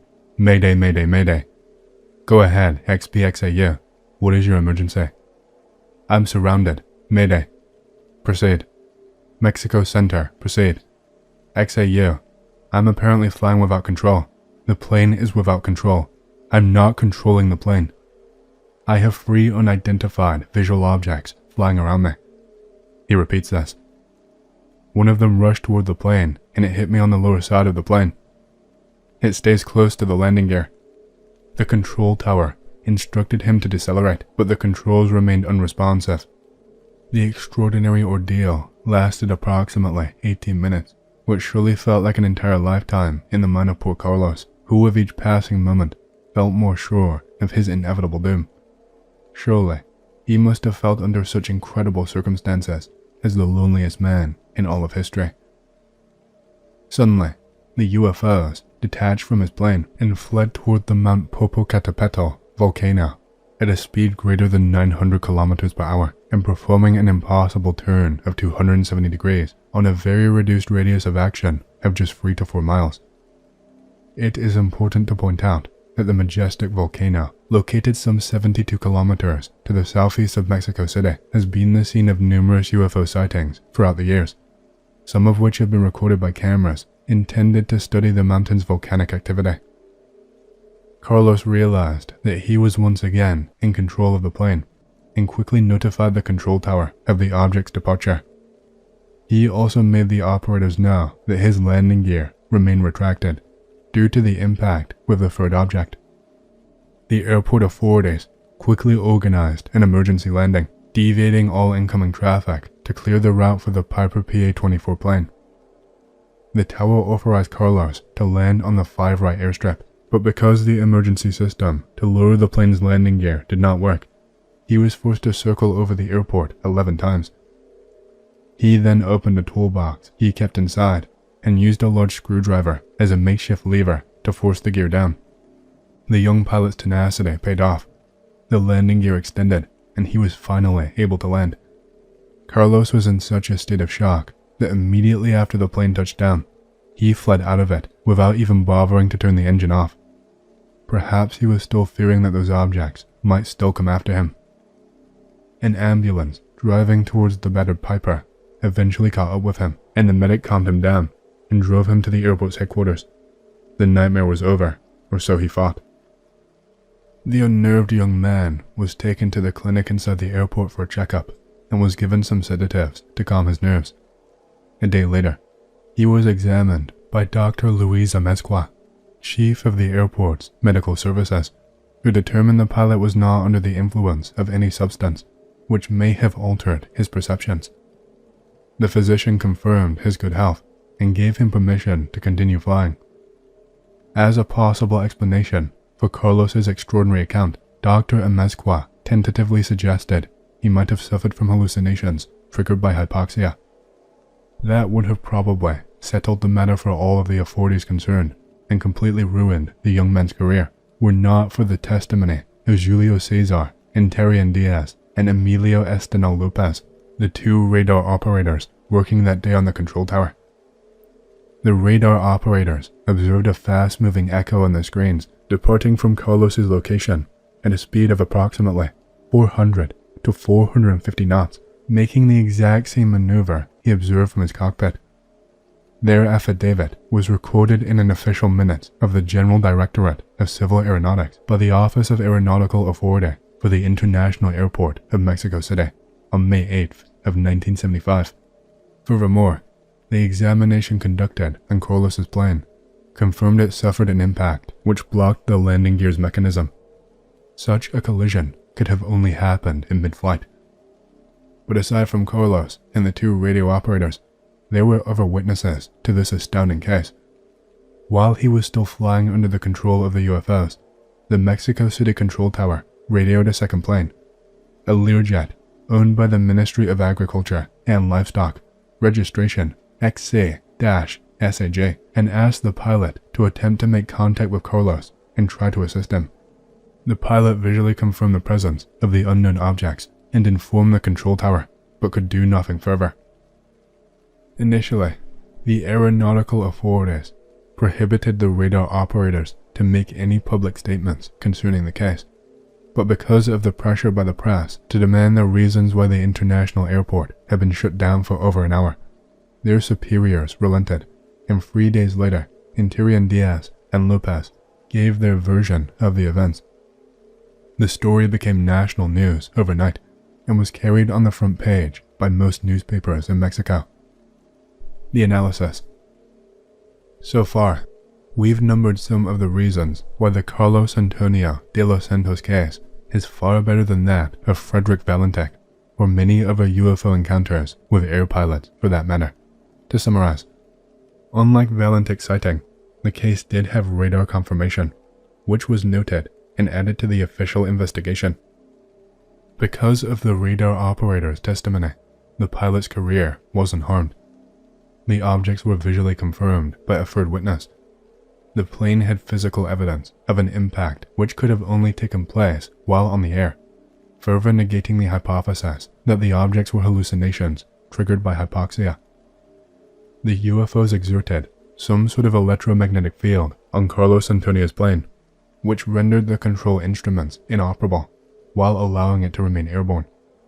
It is also interesting how the radio still worked during the whole event.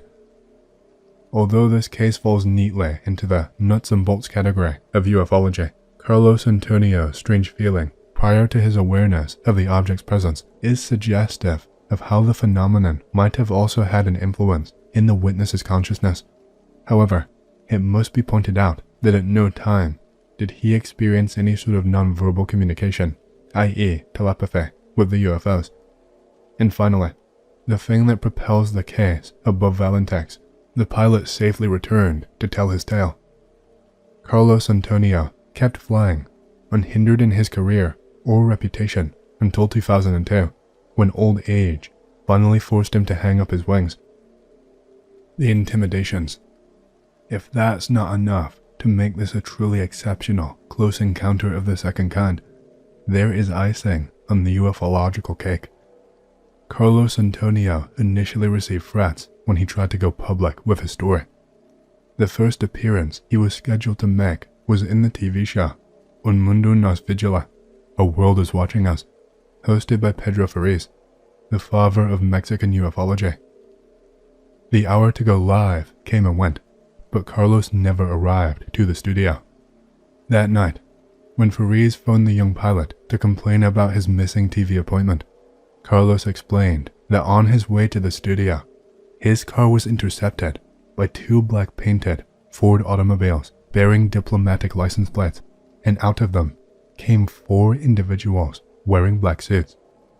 The men had blonde hair, Caucasian features, no facial hair, and, even more strikingly, they all looked completely identical. One of the men in black stuck his head inside Carlos's car and said, "If you appreciate your life and that of your family, don't say anything." His face was inexpressive, and the words were said with a perfect Spanish accent, although with a strange, mechanical tone. The seasoned ufologist assured the frightened young man that, although the identity and origin of MIB was still a mystery, their threats never amounted to any actual harm to the UFO witnesses they intended to intimidate. To be fair, Nick Redfern's book, Close Encounters of the Fatal Kind, was still several decades over the horizon. Pedro Ferriz. Ferriz convinced Carlos Antonio to try again for another TV interview, which he bravely accepted. Ferriz also arranged for a private meeting with his good friend and colleague, Dr. Alan Hynek, who had traveled to Mexico expressly to interview the witness of this exceptional case in person. They met in Hynek's hotel room and questioned Carlos for almost 11 hours. A final reunion was convened for the next day at 9 a.m. to go over some final details before Hynek's departure, but Carlos Antonio never arrived, and the American ufologist returned to the States. 3 days later, the pilot phoned Ferriz to confirm Hynek's suspicions that he had been threatened a second time, and indeed, Carlos told the Mexican investigator how he had been intercepted in the hotel lobby by one of the same fearsome individuals he had met before, who reminded him that this was the second time he had been told to keep his mouth shut.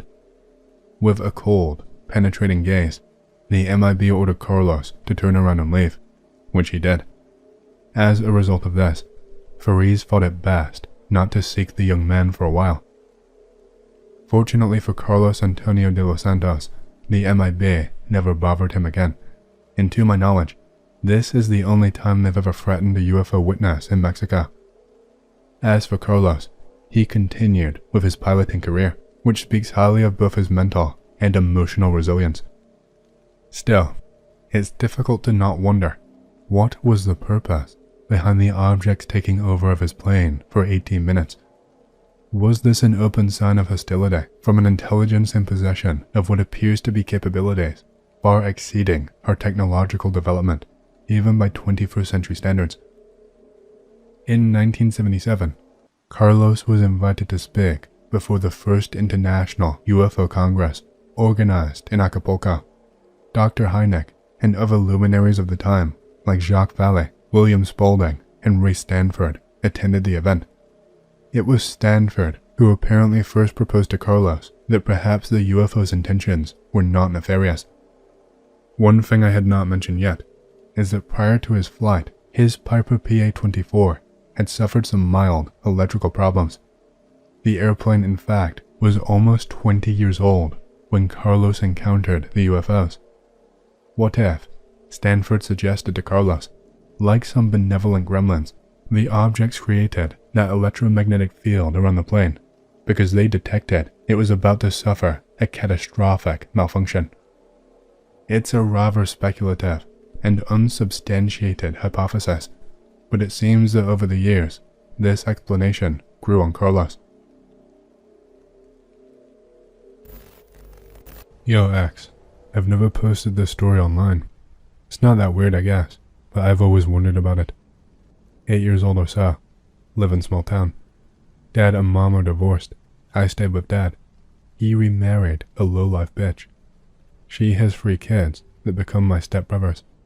One day, we walked to a local Christian youth center to play arcade games. It gets dark. Eventually, they decide to play hide and seek out in town. I'm too scared and don't want to play, so I stay at the Christian arcade. I wait and wait for them to come back. Feels like hours. Eventually decide fuck it. They probably just abandoned me here and went home already. Decide to walk home by myself. Never made the trip by myself before. I'm quite scared. Keep repeating prayers to myself to keep my courage up. As I get closer to my house, oncoming car drives down the hill towards me and slows down. Window rolls down. 4 adults in the car. 3 women, 1 man. The man is driving. Woman mumbles something to me that I don't quite catch, and they drive off. Could not quite make it out, but sounded like there's a guy up there or something like that. Weird. Whatever. Keep going. Pretty close to home right now. Right around the bus stop where we would wait to go to school every morning. House on the corner has every light in the house turned on, and the door is wide open. An SUV is parked in the grass of the front yard. See a man's silhouette ducked behind the parked SUV, obviously trying to hide from me. Keep chanting my prayers under my breath. It's not a shadow person or anything, just a normal guy. As I walk past the house, he is kind of sneaking around and watching me. I am scared shitless, but pretend I don't see him and keep going. Eventually make it home. Dad is pissed, but I'm okay. Never found out exactly what the fuck that was all about. Can any on here venture a guess as to what I experienced? Hey, I don't usually use this board, but 5 nights ago, me and some friends all had a really creepy experience while driving, and I want to share what happened. Lower your expectations though, it's not the greatest story ever. Also, it's kind of slow. In Burkburnett, Texas, sitting around my home, at night, bored as hell. My friends Austin and Ivan call me, asking if I can give them a ride to a party and holiday. They say I can come to the party with them, and they will smoke a blunt with me on the way there. I usually say no when people ask to smoke in my car, because I'm just paranoid like that. However, I was still incredibly bored, and I did want to smoke some. I also knew of a road that led straight to Holiday, and cops never really patrolled that road at night, so I said yes. I went to pick them up, and we smoked the blunt on the way to Holiday. When we got there, the guy never texted us the address of the house that the party was at, so we decided to go to Wichita Falls to hang out and drink with some of our friends. Then, when we got there, someone texted Austin and told him that there was a party at Lake Arrowhead. So, we cancelled the previous plans and went there. The GPS told us to go down a dark and strange-looking road. It wasn't a normal paved road, it was gravel. I started to get a really bad feeling as we went down the short road. At the end, there was a gate that was extremely rusted. It looked like it was a few decades old. We just said fuck it and decided to turn around. I do a 3-point turn and drive halfway down the road and stop because I have to piss bad. I tell them that I'm starting to have second thoughts about going out. Ivan and Austin both start to laugh and call me a pussy. Austin says he'll get out with me because he had to piss too, so we get out and piss at opposite ends of my car. After I'm done, I stay out for a few more seconds to look at the stars before getting back in my car. Austin's already inside. I turn the parking brake off, and then Austin looks in the rearview mirror and nearly yells that there's someone behind the car. I look in the mirror and I see him. He was a huge old man, probably taller than 6'4". He had blue overalls on, and he appeared to be walking away from the car. As soon as I saw him, I panicked. I might have knocked him out with all of the gravel I sent in the air while peeling out of there. As we sped down the road away from the man, we were screaming and trying to figure out what he was trying to do, because his back was turned to the car, but he was so close to it, probably about 3 feet away from it. I realized that he was probably like 6 feet away from me before I got back in, and I did not even know. At that moment, I was more scared than I ever have been in my life. Either he was doing something to the car, or he was trying to do something to us while we were out of the car, and tried leaving after we both got back in. Besides, if he was not planning something sinister, then why did he not try talking to us while we were outside? Why did he sneak up to us so close? All of us decided that this situation was too similar to a horror movie, so we went back to Burke. When I got home, I noticed that there was no damage done to my car, so my second theory is solidified. Well, that's it. Don't really know if it'll be creepy for you, or just weird. It was pretty scary for us. Gather a group of friends to spend a night camping in the woods. 2 girls and 3 guys.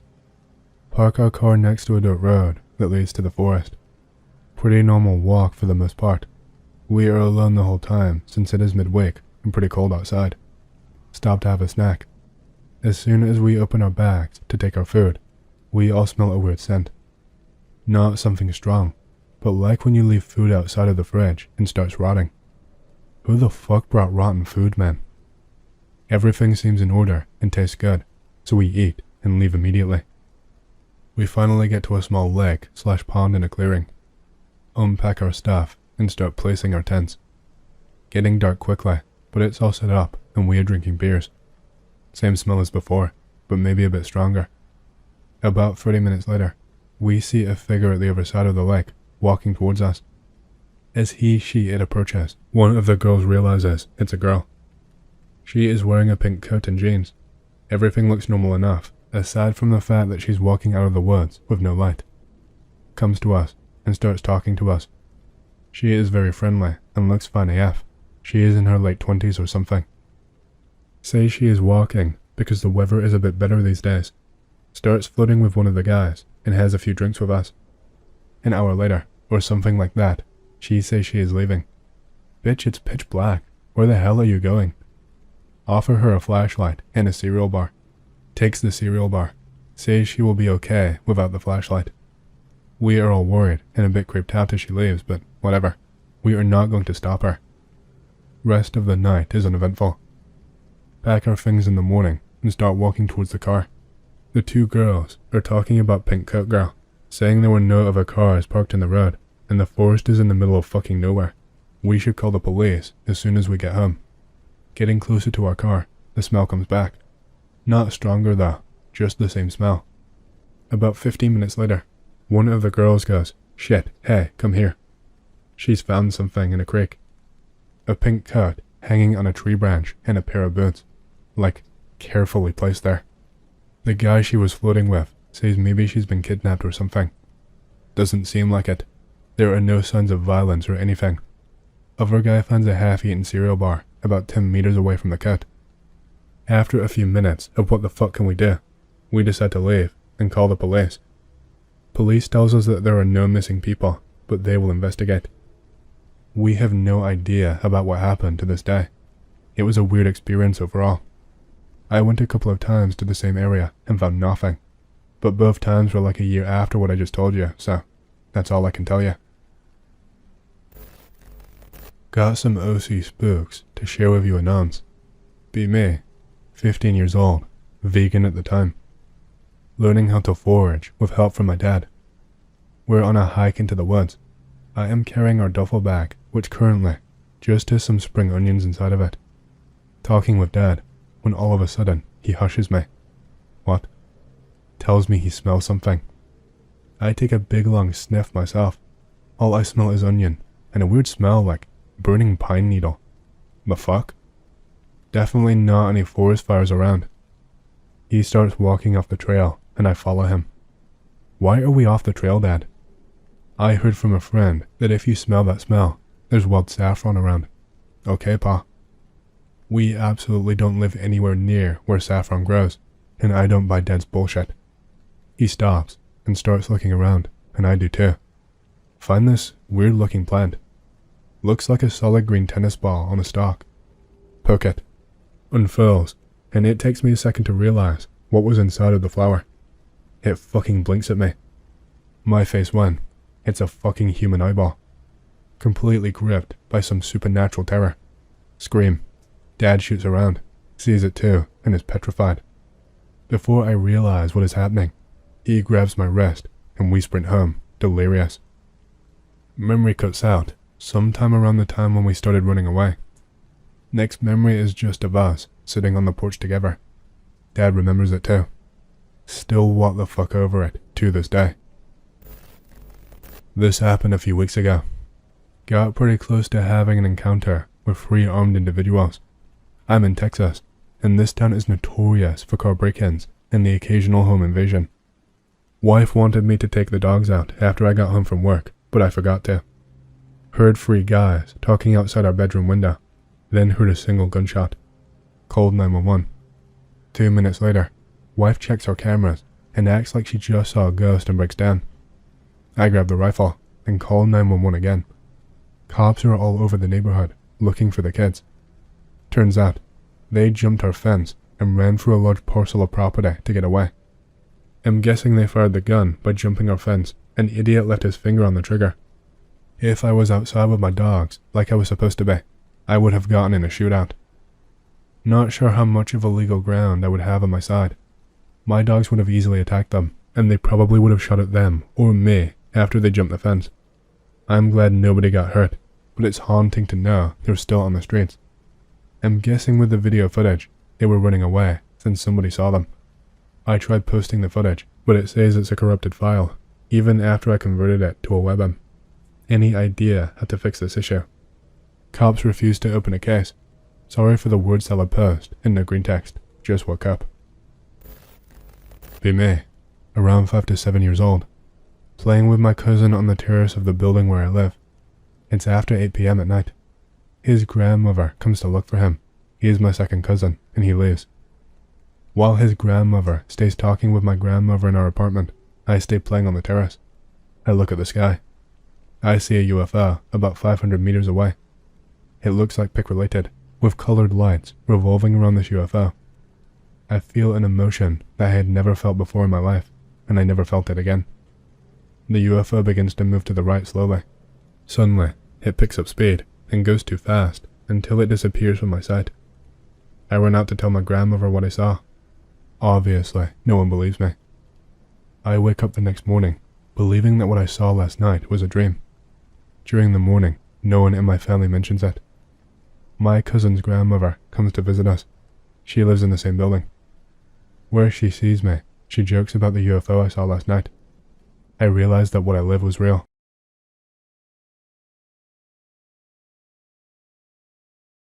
Few things happened to me out on an exercise. Once recently was up in Shoalwater. To the Yanks that have been in the training area, they will remember the urban facility. It's a little town, over about half a square kilometer, made out of conex and modified shipping containers, complete with doors, functioning windows, a realistic marketplace, and even a complex sewer system, accessed from various buildings and streets around the facility. Water came up to your knees, full of cane toads, snakes, and even a few eels. Greentext in effect. 2011 Talisman Saber. Enemy party, playing an enemy SF call sign. Chest rig over bomber jacket with baseball cap accessories and all that jazz. Blue Force situation has detected elevated radiation levels coming from sewer. Blue Force mission is to conduct cordon and search of UOTF by night in order to locate possible radiological threat. Night falls. Have a pretty good working relationship with Platoon Sarge. He walks up, tasks me with patrolling the sewer. Wants me to cap as many of them as possible down there, and then die in place. I thought we were mates, you dog. Open up trapdoor, climb down ladder, water just below junk at the stage. Pitch black, no NVJ. Sounds of lapping water, toads doing their thing, croaking and shit. Wait on, rifle up. Using Surefire on F-88 as a handheld torch. Have a rough idea where I'm going. Reach about the middle of the sewer complex. Big room, shaped like a spider's web. Connecting tunnels, branching off in all directions. Plan was to duck down another tunnel when they start wading through and conduct a fighting withdrawal for a bit before dying. Lean against a wall, switch off light, and close eyes for a bit, listening to the water lapping about. Decide to wait for sound of choppers. They usually chopper insert when raiding the facility. An hour or so passes. Gradually, the noise from toads starts to die off. Water's still lapping about though. Movement around my legs. Flick on light. Metric fucking shit ton of cane toads swimming every which way, trying to climb on me. Raise rifle a bit, look ahead. More toads, literally climbing and swimming over each other to get away from one particular tunnel. What the fuck? Shine light down tunnel. Light disappears into darkness. More what the fuck. Start to hear soft, ragged breathing from the tunnel. Shut off light, close eyes, and open mouth to try and hear better. Ragged breathing continues. Definitely not coming from me. Open eyes. Switch light back on. Breathing turns into hoarse laughter, like a patient with terminal lung cancer. Laughter increases in volume and ferocity. Hear sloshing, as if something is moving down the tunnel. Call out our army's warning that we use when breaching with friendlies nearby. Our lads, and those that have worked with us, will know it. It echoes down the tunnel. Sloshing stops. Silence. Toads still milling around my knees. Suddenly hear the voice of my mate, repeating the warning back up the tunnel. Exhale a pent-up lungful of air. About to answer back and give him a bit of shit when another voice from a different bloke in the platoon repeats the warning. Then another bloke, same warning. Then a different bloke. Then more, all different people, some I don't recognize. Voices get louder. Start overlapping each other, as if they are singing in an out-of-time choir. Start to get a bit worried now. Voices abruptly stop, as if someone cut the cord. Silence again. No movement around my feet now. Quickly shine light down. No toads. Bring rifle up. Shine light down tunnel again. Shape in the light. Sickly wet form stooped down in the tunnel. Body is a writhing mass of tendrils, with a set of round yellow eyes that kept shifting place, like a chameleon. Freeze for only a millisecond. Blink, not believing the shit. It screams in Sarge's voice. Die in place. I bellow in fright, off safe, and dump a mag of blanks into nothing but air. About to turn and bail down the tunnel I came from. Rapid sloshing water behind me. It's fucking chasing me. Panicking, grunting, screaming, falling over, trying to wade through the fucking water and all the fucked out cane toads. Die in place rings out again. Reach the ladder, grasping, quickly sling gat, and start yelling out to anyone whilst climbing up. The motherfucker grabs my boots and pulls me down. Slams my head into one of the horizontal rungs. Go into the water. Can't see shit. Massive weight pressing down on me, both legs and an arm pinned. Feel repetitive blows around my midsection, like something is trying to punch through the rig. Muffled yells from above the surface. Getting gripped around the throat, can't breathe. Grab clasp knife from pocket with free hand. Start desperately slashing and stabbing at anything I can. Thrust it into something and can't get it loose. Start to black out. Lose grip on my knife. Light from above through the water. Think it's heaven. Weight relinquishes and inverts my knees as it bails off me down the tunnel. Surface gasping. Suck in as much air as I can. Hear panicked voices and mates yelling down. Sound of rapid moving boots on the ladder. Look up to see my mate grabbing the shoulder of my chest rig, trying to pull me towards the ladder. Grab the fucking ladder. Grab on. climb up as fast as I can behind him, burst through the trapdoor, gag a bit, vomit. Someone unslings my gat, sits me down. Chaos going on, headlamps and torches everywhere, bit of yelling. Someone tells someone to fetch the medic. Blood pissing from forehead, soaked through, clothes and chest rig shredded, gasping for air, looking like a fucking abortion. Did you guys fucking... Mates chime in. We heard your voice, bro, heard you yelling. When we came near the drain, we heard Sarge tell us to stand down and go to bed. Came from the sewer man. Yeah, we opened it up, shone our lights down, and saw a shape move in the water. Next minute, you surfaced. What the fuck, bro? I take in a few lungfuls of air. Something down there, man. Blank stares. Fucking bunyip, bro. They laugh, call me a shithead, pick me up, dust me off, and we walk back to our connexes. Walk around for a bit. Some people still up and milling around. Decide to try to find out what happened. Apparently, the Blue 4 attack was called off during the night due to OH&S situation in sewer. Nobody knew I was down there. Tried to find Sarge to ask him what the fuck. Politely asked platoon commander where he is. Sarge was tasked at lunchtime with a Jackie run back in Rocky. He's due to return the following morning. Rack out with an assload of questions and bad feelings. Wake up a few hours later. My clasp knife has been placed right in front of my face on my stretcher. Few drops of that stagnant sewer water on the blade. Fuck the sewer at Raspberry Creek.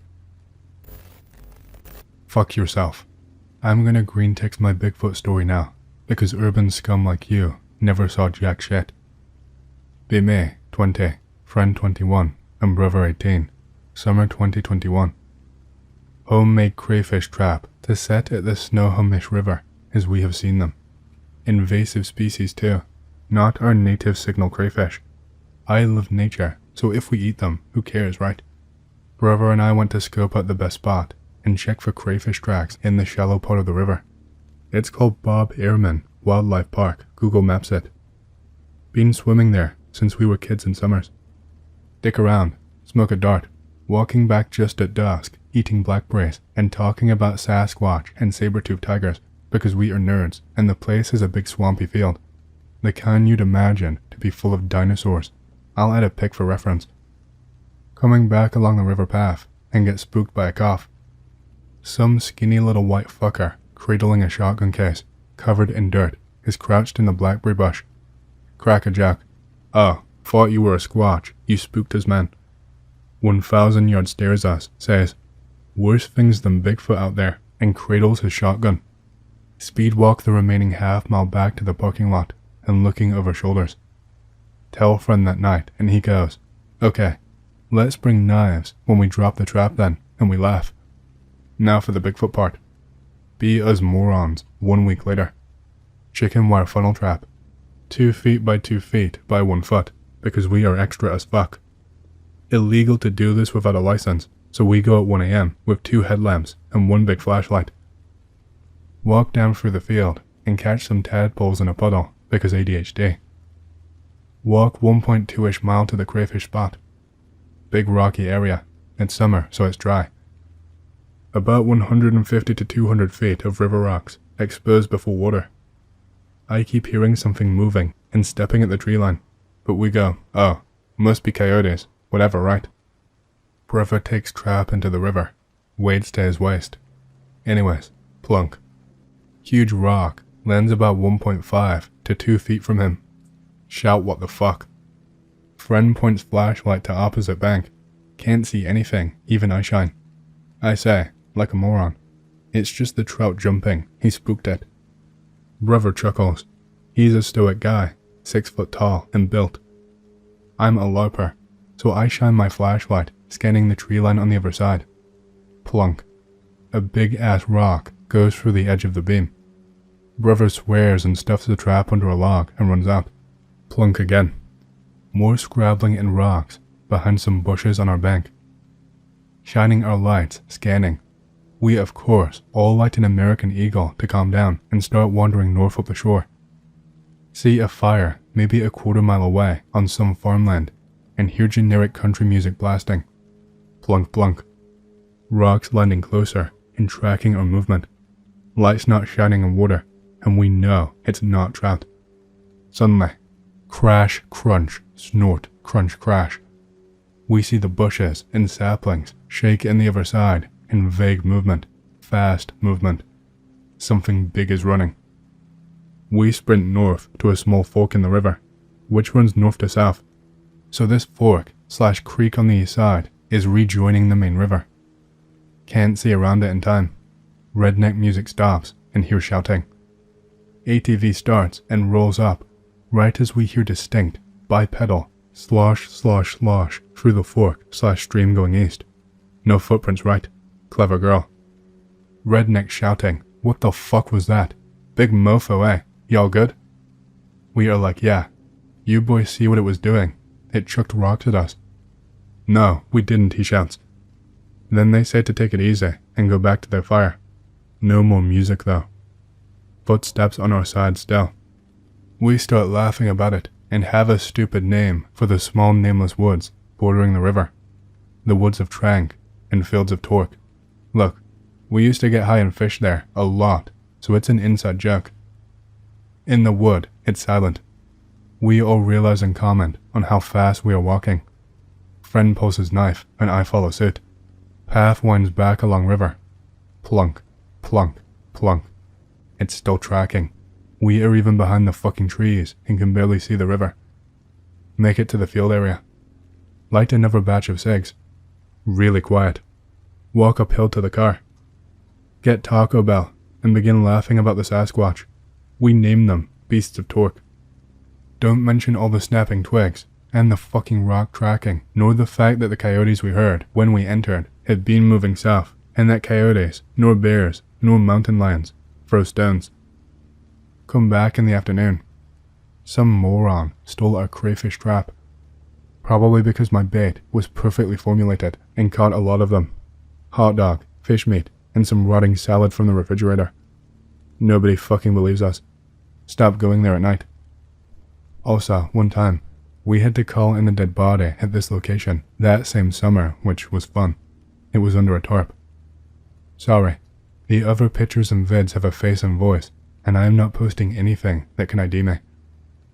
We did find upside down saplings and teepee structures there, which is apparently a Bigfoot indicator, but it's pretty popular as a swimming spot, so it could just be kids building them.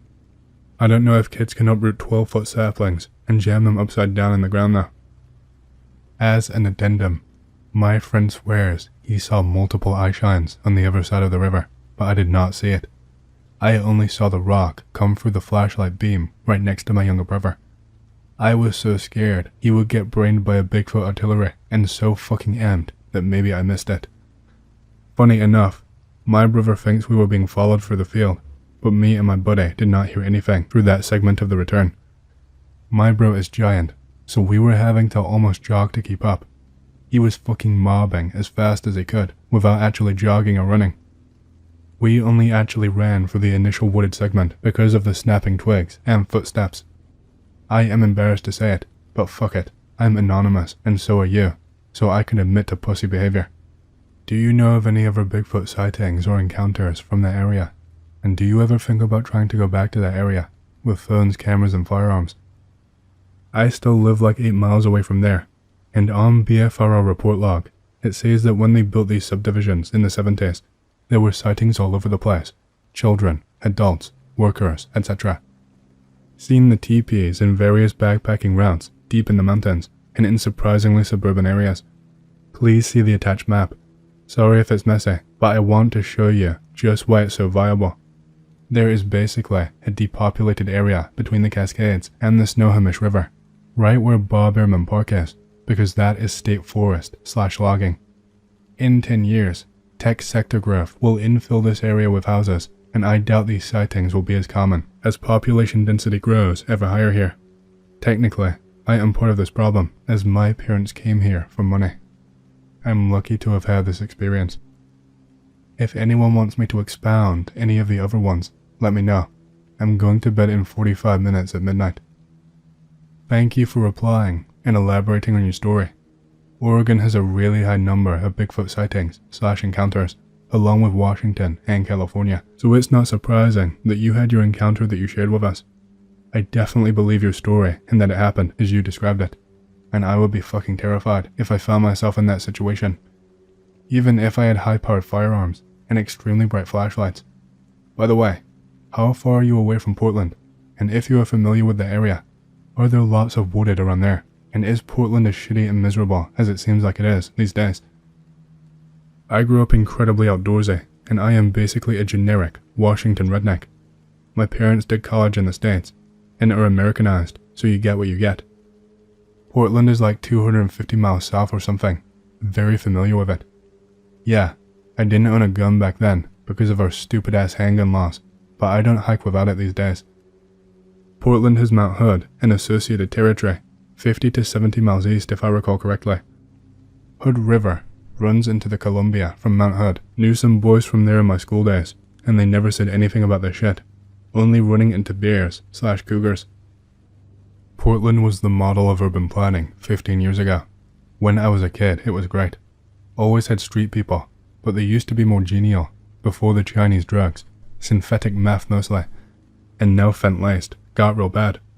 Noticeably worse since 2020. Downtown is safe. I've been around at night often, but it's now more dangerous than it's been in almost 30 years, same as Seattle. I have friends and fam in Portland who remember when it wasn't a shithole. Hell, I remember when it wasn't a shithole, and I am 22. I like Seattle more by far. Definitely interesting. You don't think it could have been anyone fucking with you then? What part of the country? Snohomish County, WA. No, if it was the rednecks, their buddies would have revealed themselves. The shotgun kid and the dead body incident imply nefarious activity, but trust me, when you get that feeling, you know what the fuck is happening. The speed at which the Bigfoot ran through the brush. Each stride was giant, and it outran 3 fit young men like us, sprinting full speed, and then it easily ran through the fork around the island, as I implied on my map. The other yellow circles are my hypotheticals, based on the continued rock throwing and footsteps in the woods/field. I guess at least 3, and at most 5. 3 is more likely. Late night, 5-minute QRD edition. Spooky, because it didn't fly exactly, it was more underwater. B4 of us, 3 brothers and cousin, camping on beach in the largest island in Puget Sound on 4th of July. Guaranteed great view of the fireworks in Holmes Harbor. Big military choppers flying around the Chinooks. Base on the island, so it's a common sight. Brothers spooking us about, a star moving unnaturally in the sky. Nobody cares. Cousin points in the bay. What's that? Green glow, deep under the water. Circular, moving slowly. Skip stones at it because we thought it was bioluminescent plankton. Rare occurrence, but seen it in Puget Sound before. Water does not light up. What the fuck? Green glow moves towards us from 300 feet to about 50. Can see and hear the water rolling and churning. Not fish churning glow plankton, we tested for that. It began rising to the surface. A disc, glowing green. Pic related, July 4th, 2021, Holmes Harbor, WA. Chinooks began doing wide circles around the harbor. I say fuck this, let's go slam some White Claws. We walked to my uncle's house from the beach and slammed some White Claws. Show family the pic and videos we took. They tell us they don't care and it's not our problem. Whatever, it was totally aliens. I hate aliens, and the military was obviously going to let us get abducted. Pic related, you can see the churn at the edges. It gets more rolled up the closer it got. Even at 30 feet offshore, it did not have a discernible physical appearance, just pure, nuclear green light. Glad I snapped a pic, because what the fuck? What the fuck? That's kinda creepy to be honest. Got any pics of the same spot, but during the day, just for reference. Also, thanks for sharing your story, bro. Here you are, literally the same day before sundown. This is the same sandbar, visible in the glow UFO picture, but I was aiming about 40 degrees to the right of the shore, as opposed to directly across. This pic is 5:30 p.m., meaning the glow pic was probably after 9, maybe 10ish. Can't tell, because metadata is fucked, because I had to save it from Snapchat memories or whatever. I got a story. been meaning to post this one for a while. This is back around 2006, early summer. I was just your typical 17-year-old kid. Parents moved around a lot back in those days, but we always ended up living beside large forests, woods, or prairie places. Done plenty of exploring, with and without friends. Tons of stories, but there is always one which makes you look back on with no definite answer in sight, no matter which way you look at it. But this is how it went down. Played a lot of video and watched a lot of TV. Taps was big in these days. People respected them then, so you can see I was really taken by the whole let's go ghost hunting trend. One of my pictures. Near my house, there is this big urban forest, kind of like NY Park, split into 3 parts. Forest, 1, 2, 3. For the years, I had a couple strange unexplained events happen to me in them. Phantom smells, lavender, roses, simply faded away as quick as they came. At night, in Forest 2, which had a concrete foundation where probably a house once stood, me and a few friends would see brief bright flashes of light just erupt over our heads with nothing ever there for miles, too close down for planes. It actually lit up the ground around us like if it were a hovering camera flash. Of course, now that I look back on it, it might have been a hunter's camera gadget strapped to a tree or something. That's one guess. Then there was Forest 3, which had a cemetery in it. Caught a ton of EVPs there, chilling ones. Most notable one, I asked, is there a heaven, a hell?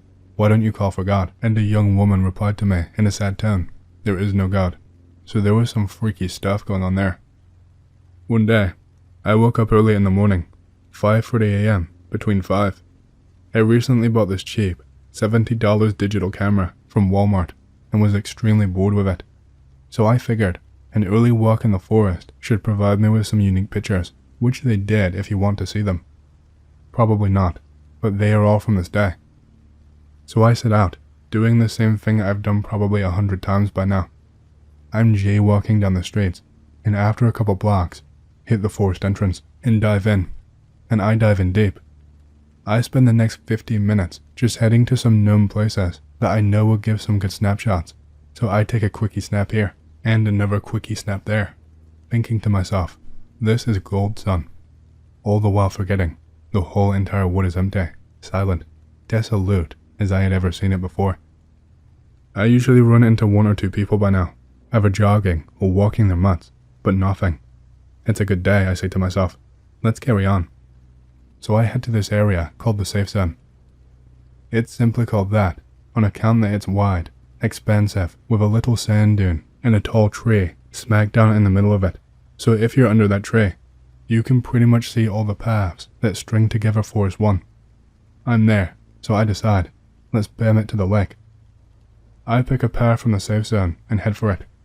It is at this time I sense an eerie feeling in the air, like I'm being watched. I ignored it because at that age, I was not mature enough to the point where everyone learns to trust your gut, feelings, internal ringing alarm bell, whatever. Stay calm and carried. I hit the lake. I am tired from walking like 45 minutes of miles. Sun was out, but casting grey skies with a sudden in and out drizzle between instances. I perk myself against the ledge underneath the cover of some trees, and with a low battery on my camera, just decide to hang out while staring blankly out at this lake. That, to my recollection, was not swamped by a heavy fog or mist not 5 minutes ago. First time I've seen the place like this, I tell myself. Then my eyes caught it from the distance. I'm frozen. I see a person draped in this loose sheet, what looked to be a black tarp, just simply spinning, and spinning around in circles in a pond bush of dogtails. His or her arms open widely, as if praising something repeatedly. I'm simply there, being as quiet as I can be, not moving an inch, barely releasing a breath, observing this mad person. This goes on for about 25 seconds, until the spin comes to an abrupt stop. I stare wide-eyed, with thoughts racing in my head. What's going on? What the fuck is this? Should I? I'm thinking to myself, you got a camera. Don't be one of those idiots who doesn't capture the shit they so desperately brag about years on from now. Low battery, bars practically invisible. Cheap ass Walmart brand, don't dial me. I reach for it and look up, and find him looking in my direction. I tell you, I saw no face. It was white, grey, whatever, like a doll. Was it a mask? I don't know, but I was terrified that I was discovered. Pim pointed out from my cover. It was far from me, but it still managed to see me in like 4 seconds, so I stare, slack jaw, slowly lifting up my camera. In that moment, he, or it, lifts one white arm out of its tarp and points at him, just pointing at me from a distance, as if doing some ritual jest. Then his arms drop slowly down. You know that scene from Shaun of the Dead where Shaun pushes the zombie chick onto the steel pole and she gets up, while Ed rotates the film reel on his camera? That's what I did. I lifted my camera up. Snap. Another one. Snap. Battery officially dead. Then I got up, slowly backed away, ran all the way back to the safe zone, and out a dozen trails and paths, crisscrossing to my exit. That was a crazy ass day, I must say. 2 revealment pics coming up. Picture 1, and the second. Used to live in a busy apartment complex in Sao Paulo. It's not like American apartments. It's literally 40 stories, with each floor having about 25 apartments. Mostly college-age people or young adults with family. I go to work after school on Fridays, so I come home really late. Around 0100 every Friday. I live on the 11th floor, so I ring the elevator. The elevator comes eventually, makes its way down, and the door opens. I walk in. The elevator traffic is usually busy at night anyway, so I don't mind the man who was in the elevator, dressed to conceal himself. He had donned a ski mask and had black gloves. It's just him and I. As we are going up, I notice he has a knife in his hand that is dripping what looks like blood. There is a small puddle by his side. I ignore this out of fear and quickly exit the elevator once my floor was reached, and quickly go into my place and lock the door. The news reveals a murder occurred that day. I did not go directly to the police, as investigations are inconvenient in Brazil, and I can't miss work days. A police officer comes and knocks on my door the following Tuesday and asks if I've seen anything to help the investigation. I tell him no, I did not see anything. He thanks me for my time and takes off. A week later, they televise the suspect has been caught. It's the police officer.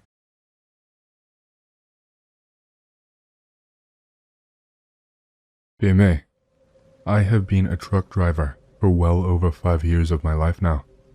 It took a while to get used to. The road at night time can get pretty isolated and lonely. You have to really get used to those quiet nights. Most of the time it's just me, the truck, and the dull hum of the engine. This night was different to the usual. It was one of those rare nights where you got human interaction, where something actually happened. Sometimes you craved it in the boredom. This was a night that made me crave the isolation again. I think it was around 2 in the morning. I think I had just hit Route 47. Route 47 is a stretch of highway that to me seems to go on forever. I swear, whenever I drove down this thing, the urge to sleep hits me the hardest. There is nothing around it at all for miles, aside from a few fields and a couple gas stations scattered around. The sleepy feeling had hit me, so I thought it best to take the opportunity to stop, refuel, and maybe douse myself awake with something. The highway was absolutely empty at this time. I had not seen anyone for miles. There was, I think, one other vehicle at the gas station, but I think it was just some guy sleeping. I refueled, bought some dirt cheap energy drinks, and then set back off. Decided to put on some low intensity music so that hopefully the miles would fly by. After about 13 minutes of driving, I started to get a strange feeling. See, when you're a trucker, you kinda train yourself to be alert at all times, to watch out for anything slightly suspicious, things that a normal person would not bat an eye at. It's like a trucker's sixth sense to be able to just feel when something fishy is going down. I spotted a car behind me. It was a small sedan. Nothing unique about it. Black and very plain. Looked like it had either just come out of the factory or being cleaned top to bottom. It was an older car though, so it must have just come out of the car wash. It started out a ways away from me, not staying away at stopping distance, but the kind of distance where you were hoping you would not be noticed. Over the next 15 minutes, it began to ever so slowly make up ground on me until it was insanely close. I am lucky I even managed to notice the car, because the fucker had his headlights turned off. It was uncomfortably close now, just hovering behind my rig. There was plenty of space on the road for this guy to go past me. This wasn't just some random driver in a hurry. He showed no signs of moving either, no signs of slowing down. I decided it was best for me to speed up. Whoever this guy was instantly matched my pace. It did not matter how fast I accelerated or for how long. He stayed right behind me, tailgating me. My chest felt tight now. I had dealt with assholes on the road, with crackheads at rest stops, but I had not had anyone acting this weirdly while driving before. Like I said, there was no one around for miles, just our two vehicles on this stretch of road. The next stop was not for miles either. I decided to see if I could lose him. I took a sharp turn onto a smaller back road, hoping I could maybe shake him off. He followed me though, barely lost an inch on me. No hesitation at all with his movements. He knew exactly what he was doing. He was very clearly targeting me. Fuck. I sped up again and started swerving as quickly as I could through the turns. I hoped I could catch him unaware. That's when he decided to turn his lights back on and nearly blind me. I could see his face in my rearview mirror now. Well, not exactly. He was wearing some kind of a mask. Not a balaclava like a robber would wear, but some kind of weird plastic mask. I could not really make out what it was, as I had to focus intently on not crashing. He was not alone either. He had another guy with him. This guy was not in his front passenger seat though. He was laying low in the back, gripping something underneath his arms. I was sure he had a gun. This was going from bad to worse for me, and I did not have a clear way out. My only option was to make it to the next gas station before they fucking killed me. I took another turn and was pushing my truck to its absolute limits at this point. The guy in the sedan was obviously getting restless or twitchy or some combination of both, because now he swerved to the side and tried to ram me as I went to make another turn to the right. I had a split second to react and had to swerve and go the other way. He hit my bumper, which was enough to jolt me and send me swerving across the road. My hands were sweating and I could barely grip the wheel. I tried to speed up again to put more distance between us, but it did not help. Every time I tried to make a turn, he would swerve at me and stop me from making the turn. He wasn't just trying to ram me off the road. It seemed like he was guiding me somewhere. Every time I tried to make a right turn to loop back, that is when he would swerve at me. The sinking feeling in my stomach got more and more intense. The engine in the car behind me was roaring now. I thought at any second I was going to be forced off the road into a ditch, and then I would be fucked. I had a 9mm in the glove box, but there would be no guarantee I would be able to grab it, or hold on to it, if they sent my truck barreling over. I had no idea what the guy in the back of the car was strapped with either. I couldn't exactly call the police.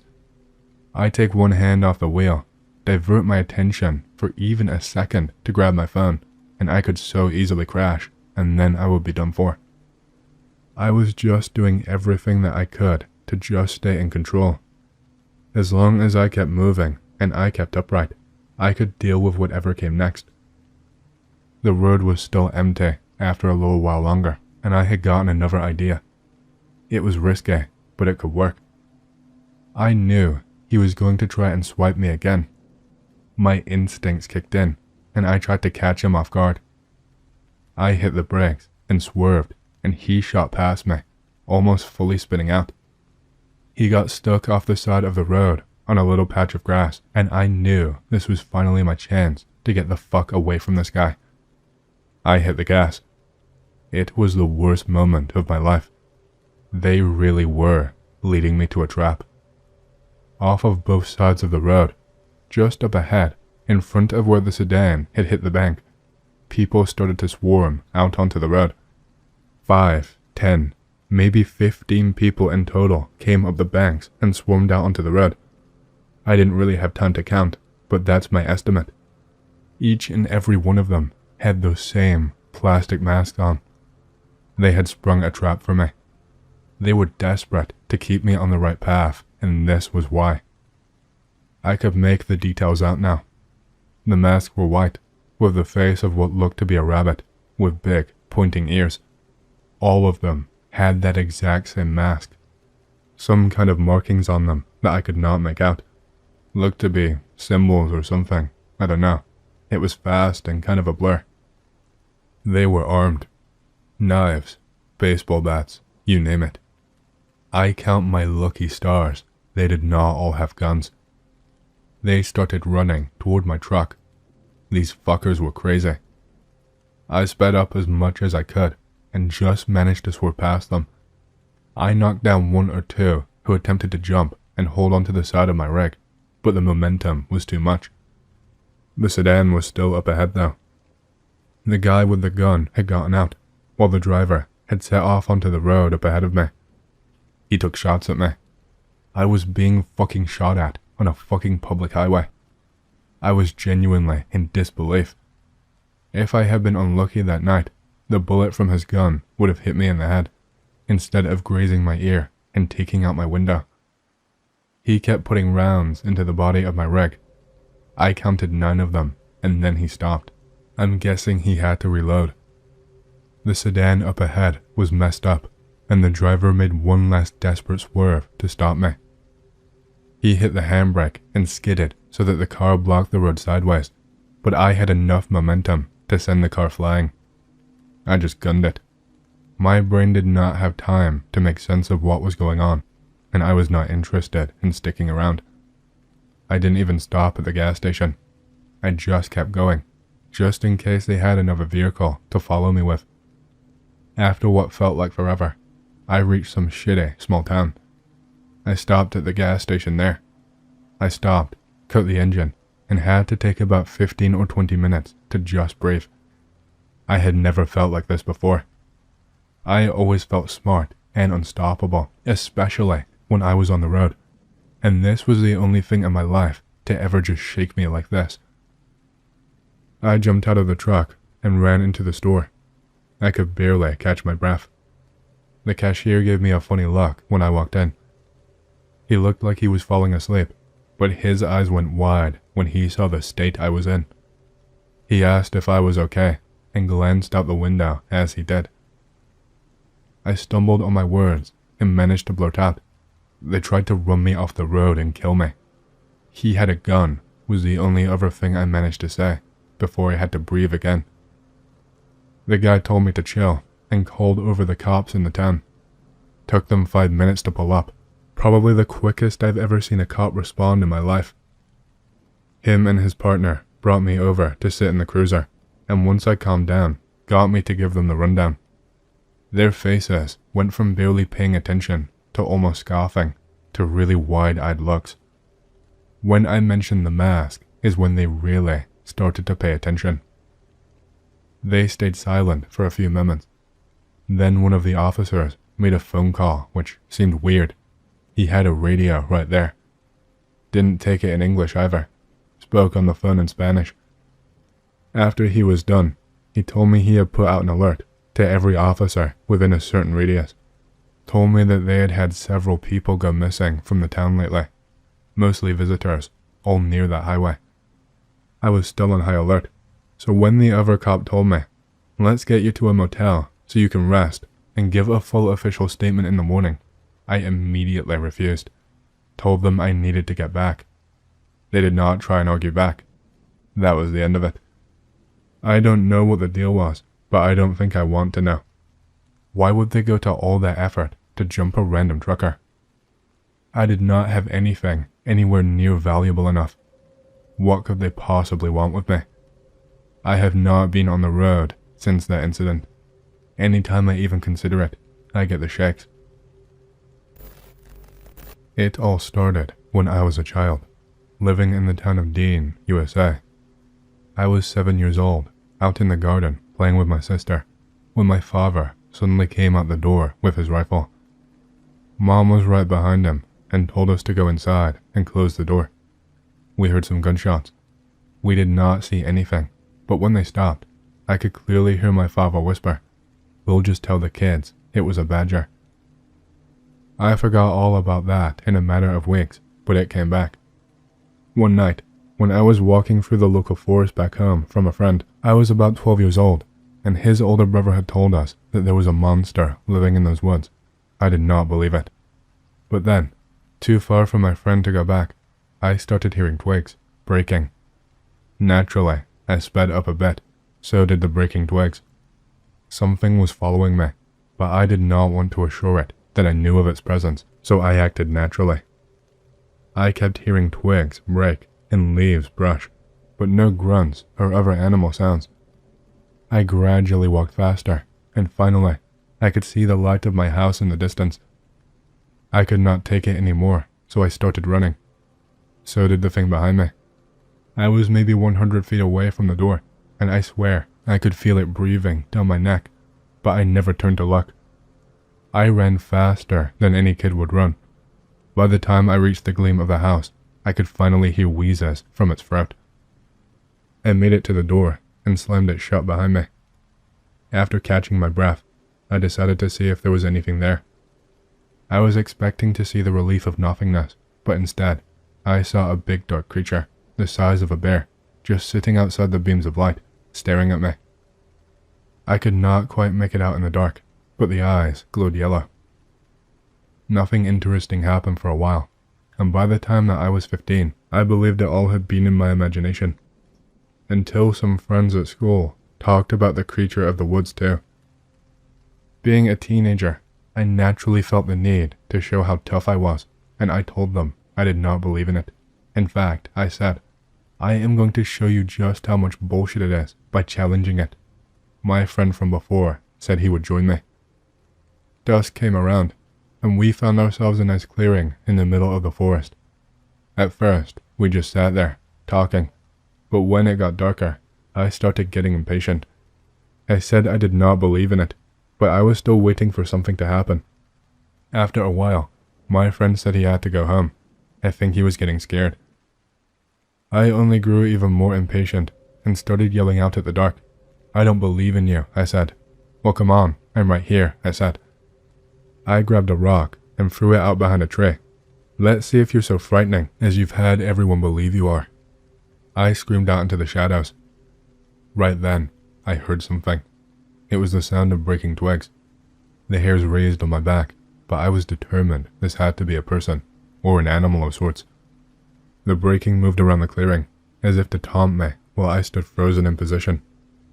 When it slowly came towards me, I started backing away a little. It was still too far away to see it, but I did not want to leave yet. But I changed my mind when I thought, "Oh shit, it's tearing down trees in its path." I darted the fuck out of there, just like when I was a kid. This was all too familiar. Just that this time, it wasn't just twigs breaking. I ran all the way home, certain that it was right behind me. Like before, I locked the door behind me, but that was not enough this time. I could hear it slamming against the walls of the house. The whole place was shaking and trembling. Neither my sister nor my parents were home for the night, so I was all alone. I armed myself with a knife and ran into my room to put on some music as loud as it went and tried to block out the traumatizing event. The rumbling continued for seemingly hours, and it seemed as if the house could be ripped up at any moment, but it wasn't. After some time, it all stopped.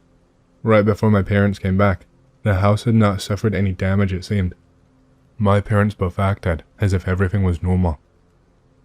The final event was another year later, when another friend told me he had a huge crush on this one girl in class, but she was already in a relationship. He told me he was willing to give his soul for her. I jokingly told him he could try and sell it to the creature in the woods. He actually thought that was a good idea. I told him it wasn't, but it could not be helped. Not even 1 week later, the girl left her BF for him. They did not stick together for long, however. After only a few weeks, they broke up, and he was torn to bits about it. Before that happened, he was one of the most energetic people I ever knew. He had so much going for him, and now, he has become a homeless junkie who digs through garbage bins to look for food. It has been years since I moved out of Dean, but I might return one day to try and figure things out. But I won't until I have a trusty companion to assist me. If I do, I will tell you the rest of the story. Deepwood Patrol was usually the worst and most boring part of our job. We called it that because you went so far off the damn trails that you weren't going to see any human life other than the person they sent you with, and half the time, you lost radio reception, if you were lucky enough to get the Jeep with a working radio anyway, and walkie-talkie reception was a definite gone for the most part.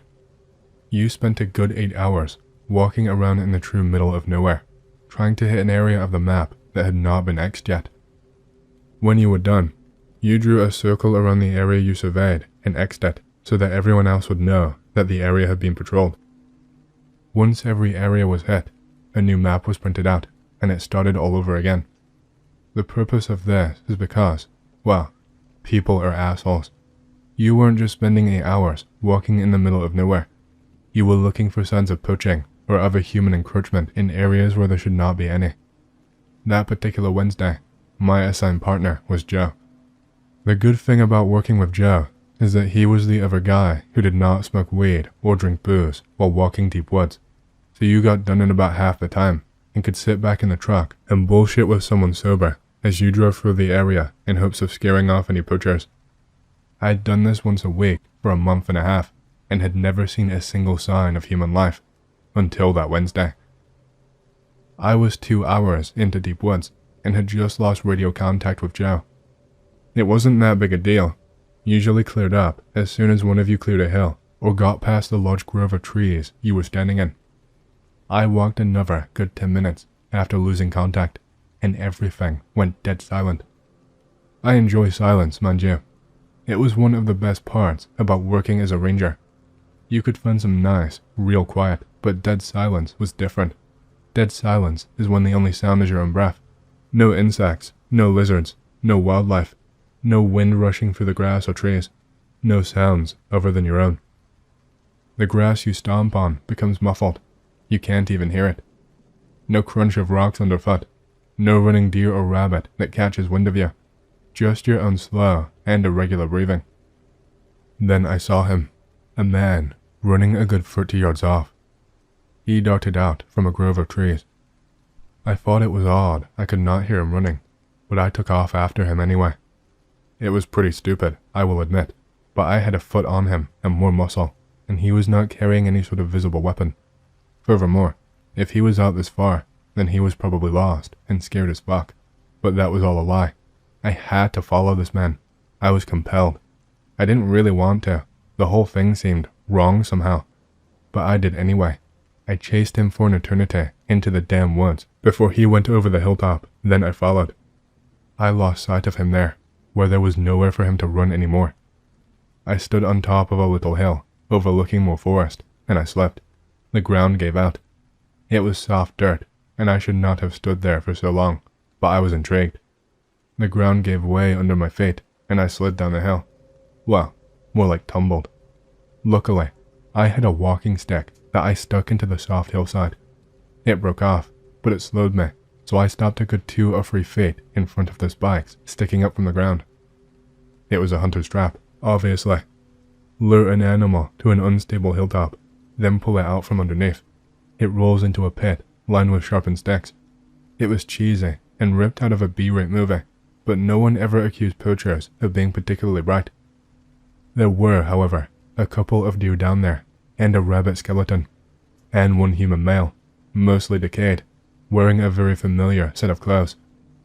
I don't know for how long I looked down into that pit, but when I roused myself to get my positioning, it was starting to get dark.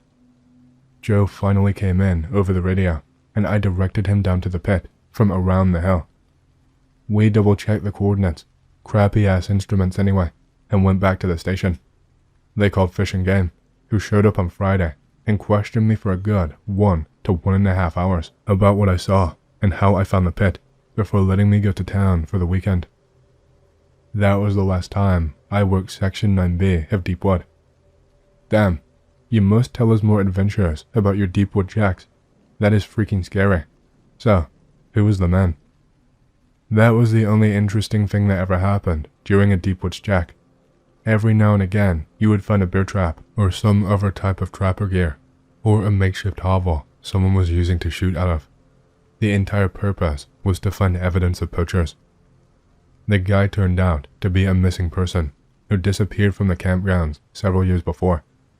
Not sure if he came out that far to do some poaching and got caught in his own trap, or if he was just out hiking, got lost, and fell into someone else's. I have some other stories from a few of the rangers who were there as long-term people. I was a summer hire that I wrote down in an old blue notebook, along with some other ghost/spooky stories I've collected over the years. If I can find the damn thing, I'll type them up. I'm going to preface this by saying I never believed a word of it, partially because it's fantastic, and partially because Trevor, while not being a complete and hapless liar, was the wood's biggest stoner. He frequently volunteered for Deepwood because he could smoke pot for 4 hours and no one would care. He claims the following story happened to him in the first month he was out there, back before they made you do the Deepwood shit in pairs. It's an almost word-for-word account, with only a little changed because it was obviously embellished or because I could not read it. I am also going to note, the guy was in his late 50s and started working here in the 70s. It started at nightfall, man. I was going back to my truck to wrap up for the night when I saw her, man. It was the hottest chick I'd ever seen. Flowers in her hair, dancing inside this circle of mushrooms with some fireflies. Flowers was the only thing she was wearing, man. That was it. I was just gonna watch her for a bit, but I had to get back to my truck to get my stash. I tried to sneak by so that I could just come back and light up, but she must have heard me. She grabbed this blanket and started to take off into the night, and I decided to follow her. I mean, she was hot, naked, and in the middle of the woods, miles from anyone else. Someone had to take her back to the campgrounds, man. I chased her for like 20 minutes before she disappeared into this group of like 6 trees. Nowhere to run where I could not see her, and nowhere to hide inside. So I call out, "Lady, I'm a ranger, man. I can give you a lift back to the campground or something. I can't leave you out here. You're not supposed to be here. You don't have to worry though. I ain't gonna tell anyone about you, but I do have to take you back." I waited a few more minutes, but she did not say nothing, so I walked over to the trees so I could talk to her face to face and shit, but she wasn't there. Just disappeared into thin air.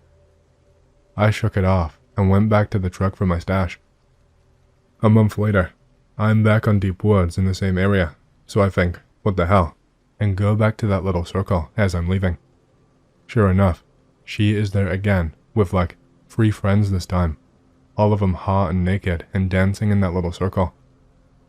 I will also interject that hot to this man was 2 breasts and a vagina. I've scoped this place out now, so I know how to approach men. I walk up along the side, real quiet like, and step out of the trees like 2 steps from the shrooms. I am inside that patch before they can react, and I am completely expecting all of them to run off or something. But the redhead, the one I saw the first time, just smiles at me and takes my hands and starts to dance with me. Her friend starts taking off my clothes, and I'm like, hell yeah, free love and shit. Funny thing is though, that is the last part I remember, and it was at about 2 in the morning when they sent someone out after me.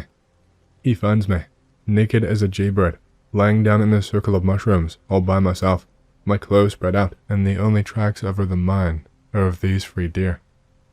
I tell him my story, and he does not believe me, but next day's a Saturday, so for my off day, I go back to that circle and follow those damn deer tracks. I followed them tracks for like 12 miles, man. I am past our detail area into the real, dark, thick, untouched woods, man. And that's when I see it. A white deer. All white. Beautiful looking doe. She just looks at me with these sad, sad eyes and stamps the ground. I know it was her, man, and I know I messed up. I go back to that little circle of mushrooms the next night and they are gone. Whole fucking circle just packed up and moved. Only thing I know for sure though is that I would trade anything to know what happened between when I started dancing and when I woke up, man.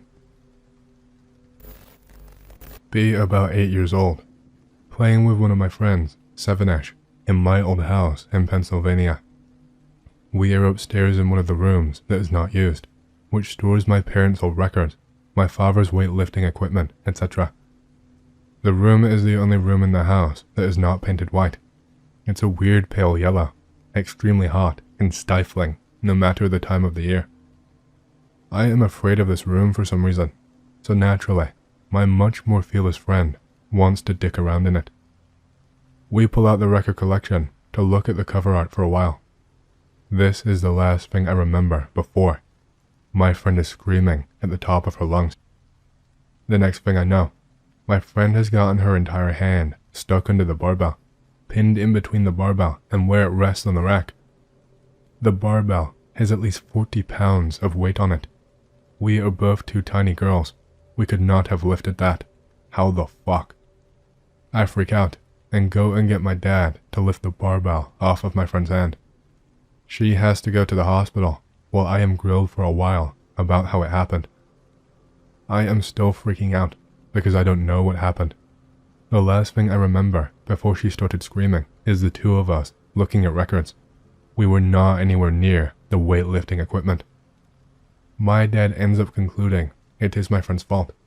She already has the nickname Disaster Abby because she tends to break shit in our house and fall down the stairs. I'm satisfied with that. Years later, my family is getting ready to move to Texas, reminiscing about stuff that has happened in this house. Suddenly remember the story, mention it to my dad, ready to laugh about Disaster Abby. He tells me the story gives him the creeps. What? Why? The yellow room it happened in was originally the bedroom of the young daughter of the previous homeowners. She died in there from an accident. My dad found that too weird and just made it a storage room. What the fuck? Accident? The previous homeowners were under investigation, negligence, but never charged with anything. My parents never told me about this because they did not want to scare me. Too spooky for me. Thinking of it now, 20 years later, I am more amazed that Abby's parents did not sue my family for their kid getting hurt. As far as I know, Abby's hand was fine, and we just never played in that room again.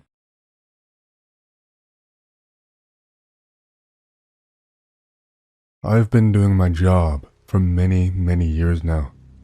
For context, I'm a sort of a handyman, I guess you could say. I do pretty much anything you can think of. Working on houses, fixing things up, cleaning up messes, installing things. My rates are very competitive, which usually means I get steady business. It's not glamorous, but I make enough to get by. It's also the only job I've been able to do without going insane all these years. Plus, by now, I have a ton of experience to deal with anything that comes my way. Had a client recently though. This is one that actually genuinely made me consider quitting. Given what I've told you so far, that really means something. Started like any regular ass job. I got a call a couple of weeks ago. Not a client I'd ever done any work for before, but word usually gets around town about me. Let me just stress, I do not do anything dodgy or illegal. I am reliable, work hard, and I'm one of the few not trying to screw ordinary people out of every penny they have.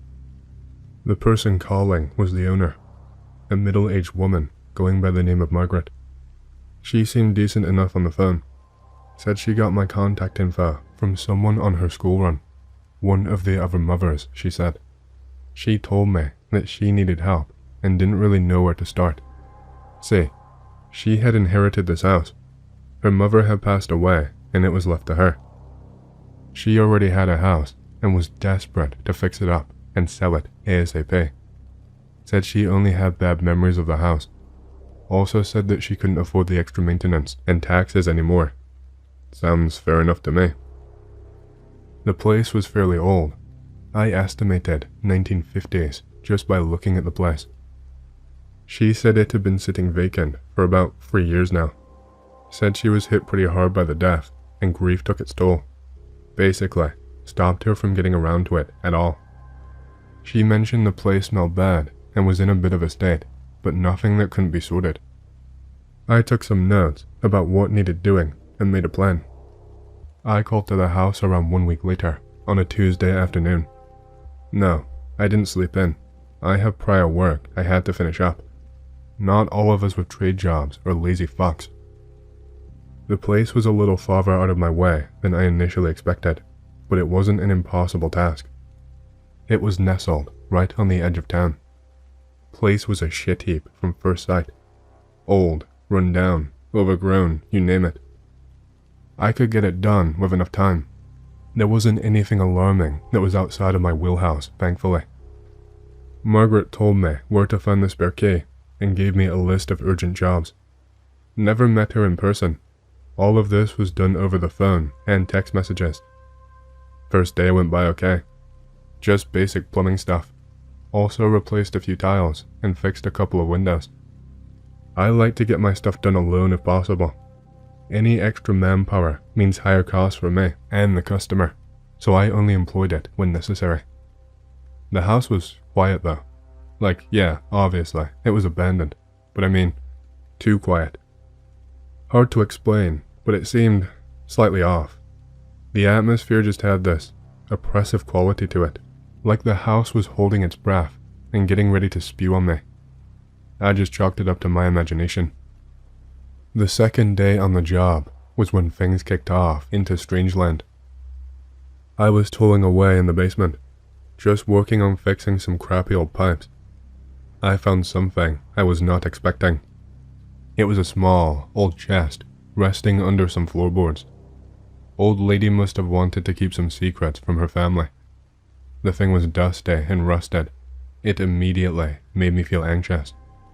The hinges were covered in years of grime. I almost didn't want to open it. It creaked open when I pulled it. I was expecting maybe something stupid like a porn stash, but no. Photos, some papers, some old trinkets.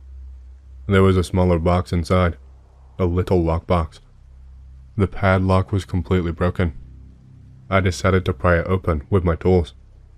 A bundle of old, brittle letters was what awaited me. Weird place to hide something like this. Why go to all the trouble instead of under your bed or something?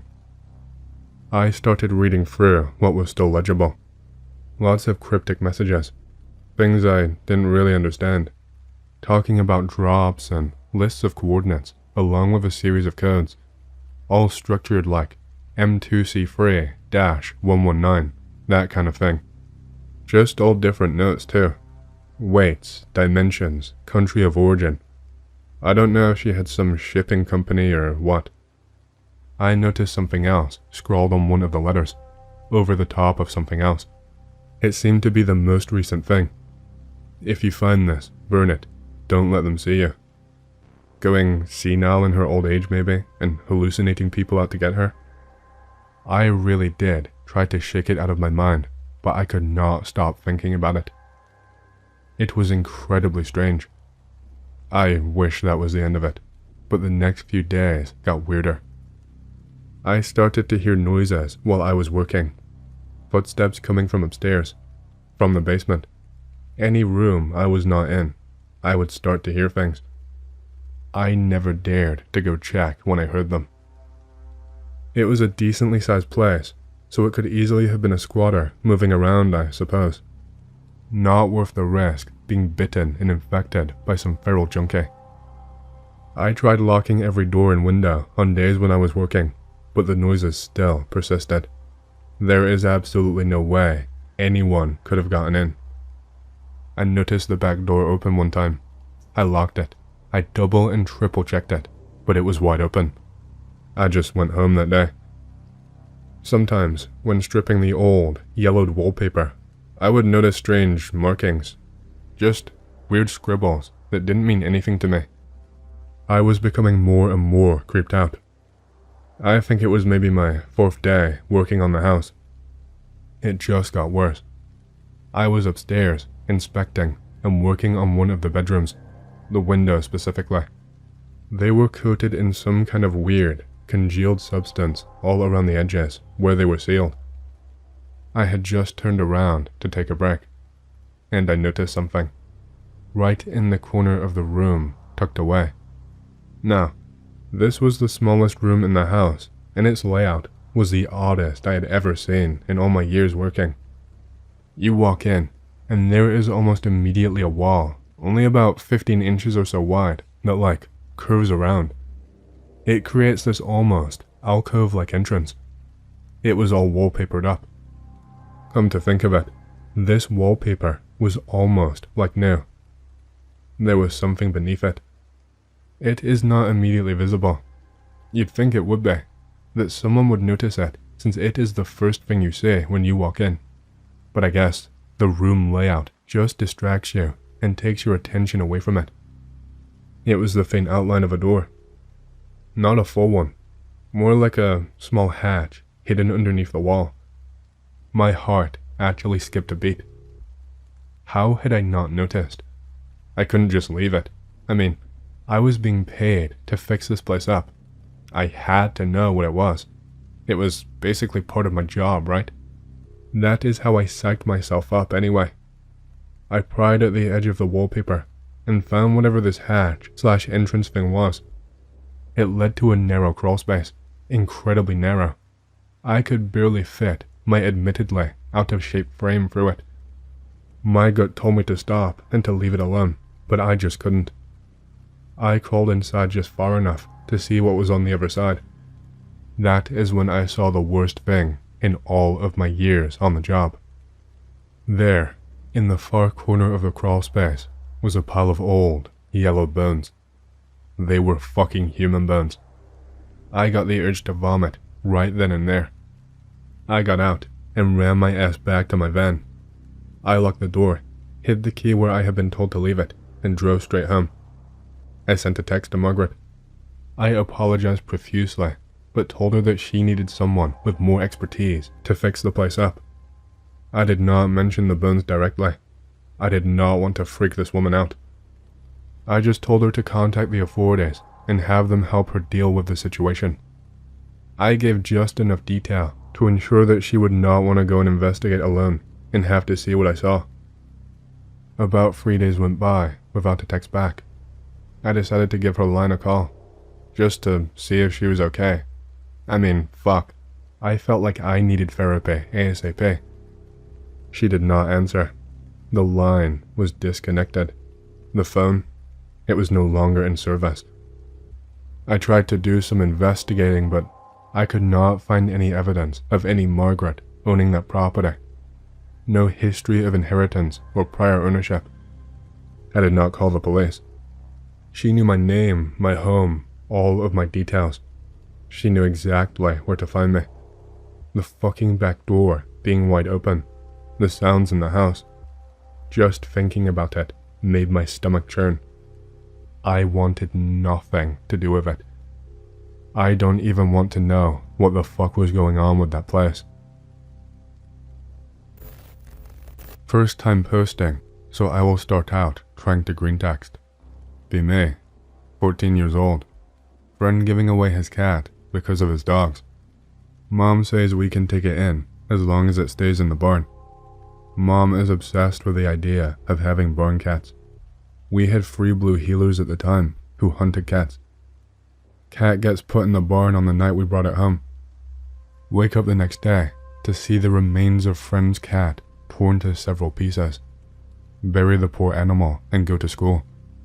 Same friend who gave me the cat comes over to stay the night for the weekend. Brings his buddy along with him. So there's the 3 of us in my room around midnight, just shooting the shit, laying down and starting to doze when we hear the sound of a cat meowing outside my window. It is incredibly loud. Not any different than a regular meow, other than the intense volume. It is so loud that it wakes up friend 2 from his sleep. Friend 2 is a pussy, by the way. We start to joke about it being friend 1's cat. Friend 2 is getting spooked. Then we hear a meow from the closet. Then the window again. Then both at the same time. We check closet. It is obviously empty. While we search the closet, we hear another meow from under the bed, and then the corner of the ceiling. All at once, all 4 locations are meowing. We grab little, shitty shopping mall daggers, then rush out of the room. The meowing stops, and it never happens again. Not too spooky, and honestly, I would have played it off as a bad dream or late night hallucination if it wasn't for the fact that I shared that experience with 2 other people. Visiting friend 1 at his house. We are both pretty outdoorsy and adventurous, so we often explore the creek that runs through the city. Friend 1 likes to make small fires in the creek on some of the floating rocks in the water. On one occasion, I get spooked for no apparent reason, and begged him that we leave. It was pitch black outside, and my gut instinct decided that I was leaving. He did not want to go, but was not about to be left alone in the middle of a creek at night. As we were leaving, I kept glancing behind him. After making it about 50 feet from the small campfire on the rocks, I glanced back and saw something. Behind the dying campfire that we left, there were 3 silhouettes of what appeared to be dogs, sitting on the water. Mind you, the rock that we built fires on was in the middle of the water. The creek itself was about 4 feet deep. Those shadow dogs sat in a horizontal line from left to right, perfectly aligned with each other. I say dogs, but that's because it was the only frame of relevance my brain could latch on to in the dark. It was either 3 burly men kneeling in perfect formation in a line on top of the water, or 3 large dogs. I never saw them move, but as we picked up the pace to exit the creek, they would keep pace with us, always sitting, constantly getting closer. The slippery terrain made navigating back to town a panic-inducing trek. Every time I would turn around to check, they would slowly get closer, closing the distance. It was like floating statues of large canines keeping pace. The thought of those things being in the same spot that I had just traveled seconds ago made me nope out into a full panic sprint. We did not stop until we made it back to friend's house. At that point, he accused me of being chicken shit and was quite upset that we left. I was just glad to be safe again. Friend 1 was not a prankster. He really didn't even have a sense of humor. We don't talk much anymore since he did me wrong a few years back. I say this because we went back to that creek pretty regularly after that incident. I felt brave around him because he didn't seem to really notice or care about anything supernatural that occurred around us. He was either oblivious to danger or did not feel fear. One night at the same creek, we built yet another fire on the same large floating rock. Same setup, same darkness. The only difference is that about a year had passed. Fire begins to dwindle. Friend says he will stoke the fire. Asks me to gather some twigs and shit for fuel. Leap off fire rock onto the bank. I wasn't even 5 feet away from friend as I started to pick up some twigs in the dark woods. Hear the most savage, stab victim scream from a woman's voice coming from behind the tree next to me. Nope the fuck out, leaving friend in the dark. I don't even care. Friend gets back home 13 minutes later. Friend is pissed that I left him and calls me a liar. What the actual fuck? The scream was only 5 feet away from him. If there are any Texas bros in the thread, you may know about the Marfa lights.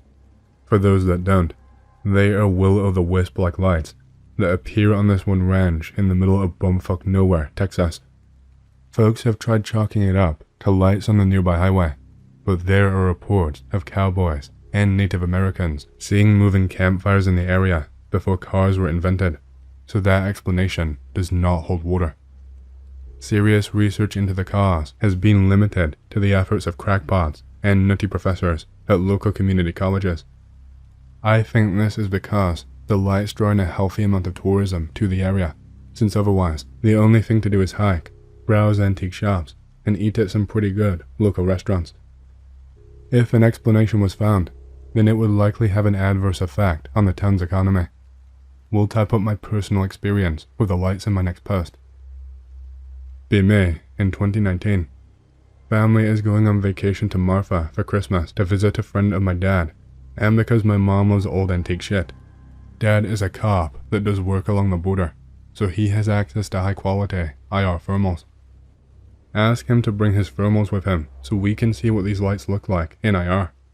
Dad agrees, but we don't actually drive out to see the lights until the last night of our trip. Drive out to the viewing platform they have on the side of the highway. Start getting the thermals ready. Realize that we forgot the fucking batteries. My dad, with nearly 30 years of tactical experience and a lifetime of inner-woods experience, forgot the fucking batteries to his thermals. End up just watching the lights with the naked eye like the rest of the normie tourists. The lights weren't even that powerful that night, so I ended up spending the rest of the night stargazing. I'm really bummed because that was legitimately the closest brush with the paranormal that I've ever had. Despite having a huge interest in this kind of shit, I've always been the opposite of a weirdness magnet. Also, I've since moved out of the US, so I likely won't be headed back out there for a follow-up investigation anytime soon. Okay, this happened yesterday. My dad calls me around noon. Asked if I can help an uncle to pack his stuff before moving. Okay, no problem. Pick GF and 2 of my cousins for extra help. Drive around an hour to my uncle's place, a dilapidated building dating from early 20th century. My uncle, he is 80 years old, has lived there since he was a kid. The building is condemned and about to be demolished, so uncle has to move out this month. His home is a wreck, wallpaper is peeling off, mold everywhere. There is a fuck huge hole in the ceiling. Metal stairs shake like a Jenga tower every time someone goes up. Help uncle to pack stuff and move boxes downstairs. GF notices there is a big closet in uncle's bedroom made of solid wood, weighs a ton, and has this mirror in front of it. Uncle explains it used to belong to his mom and has a lot of story behind it. My grandparents hid a priest inside during the Cristero War, a period of Mexican history when Catholic priests were hunted by the government, and uncle almost died inside of it during a game of hide and seek in the early 50s, and according to my uncle, the closet shakes by itself, and you can hear knocking coming from inside from time to time. Too spooky for me. One of my cousins, let's call him Max, remains in uncle's room to clean some shelves and throw out some garbage. Me and my GF go to another room to pack up a few piles of old magazines and souvenirs gathered by my uncle during his youth. 10 minutes later, there is a loud crash coming from uncle's room. Max comes running like hell, says there is something inside the closet. Apparently, it shook so violently the mirror broke. Uncle comes up and asks if we are okay. Apologize because Max is a moron and he broke the mirror. Max denies it, saying it was something from inside. Uncle says, I believe you. Go to his room. The mirror fell off. There are no glass shards on the floor. It was not fragmented in pieces. It just fell off. Max says it shook and the mirror fell off. Uncle smiles and says, that fucker doesn't want to leave. There is a clearly audible thump coming from the closet. Nope. Pick related. It's the closet. B 6 years old. B in Tulsa, Oklahoma at the time. Playing in my friend's front yard. Big old red truck with a cab pulls up and rolls down the window. Yells to me, hey kid, wanna come over to my place? It's so much fun there. Lots of things to play with. Some other kids are there too. Proceeds to show me pictures of him with a girl, about 4 to 5 years of age, playing dress up together. Pictures show them in different costumes. Stranger danger. Friend's dad comes around the corner, immediately knows what's up, and starts sprinting at the car, cursing up a storm. Guy speeds away. Don't get license plate number. To this day, I don't know if that guy ever got caught, or what the fuck happened to him. At the time I just thought the guy was being nice. Now I look back, and it gives me chills. Be me in a clothing store. Mom leaves me to browse the kids section while she buys stuff. Sit down an aisle and read book instead. Low foot traffic, especially no kids, since kids don't fucking shop, because it's a middle upper class chain on the outskirts of a posh district, and there is Target across the street to siphon up the poor folk. Some older guy begins browsing back and forth in the aisle I'm squatting in. Good book? Nod. Yeah, I like books too. What are you reading? Hey. Point spine at him. It's beat up Dragonlance that has seen many hands from used bookstore, so he can't get a bead. Oh, I know that one. It's my favorite. You get to the ghost part? He was stuck assuming it was Goosebumps, since that was the child fad at the time. Ghosts are so scary. Are you scared of ghosts?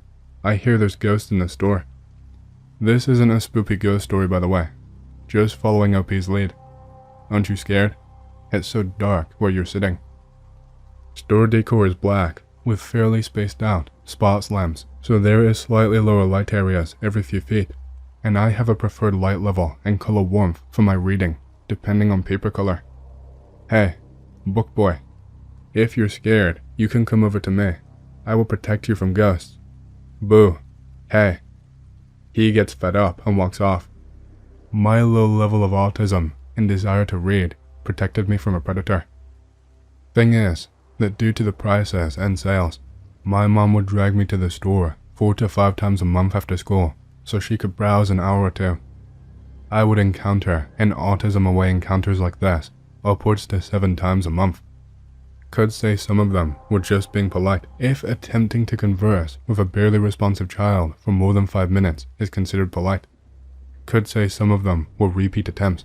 Would not know since my nose was glued to my books. Worst of all possible worlds, that store was located in range of maybe 50 predators. At best, maybe 10 to 20. No dedicated Inner Woods general, so I guess I will just say it here. Few months ago, I finished some contract work in Cody, WY. Nothing special, just construction. Point is, that I was near prime hunting areas. With just enough passing knowledge of hunting, and a way to tell a story while drunk, I frequented a few bars and basically told Innerwood stories there as though they were my own.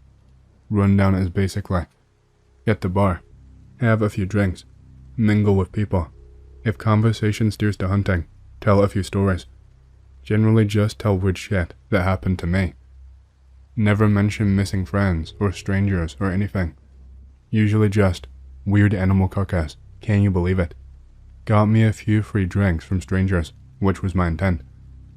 Fast forward 8 months, nearing the end of my contract. In the middle of one of my stories, an older Native American fellow walks in the bar, gets a drink, and hears me talking. The whole while, he is dead ass staring at me. Story trails off, because he weirded me out. Later that night, I finish my drinks and call a cab. Waiting outside when the Native American taps my shoulder. Asks, when was the last time you went hunting in that area? Tell him it was 4 or 5 years ago. I lost interest in hunting. He nods and says, you're lucky.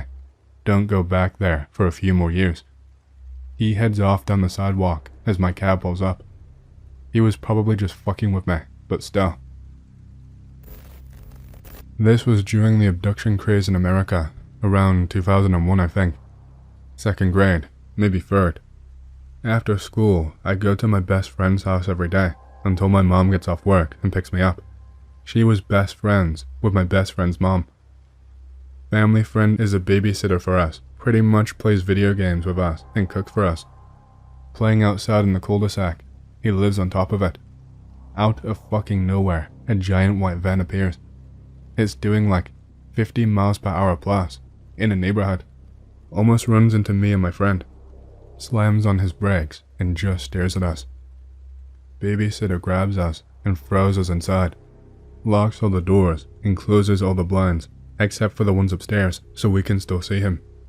Older, 40s maybe. Fat and unkempt facial hair. He just fucking sits there, not even in the driveway, the middle of the cul-de-sac for like 2 hours. Babysitter is freaking the fuck out. Calls best friend's mom and asks if she should call the cops. I don't remember if she did or not. He eventually just drives off before anyone gets off work. The strange thing was, this continued for like 2 weeks if I recall correctly. Every day at the same time, he would just show up and sit there, staring at the house for no reason, and leave at the same time. It was fucking weird. That house was super paranormal though. I still have nightmares about it. Worked at a local convenience store for a bit. Tiny place.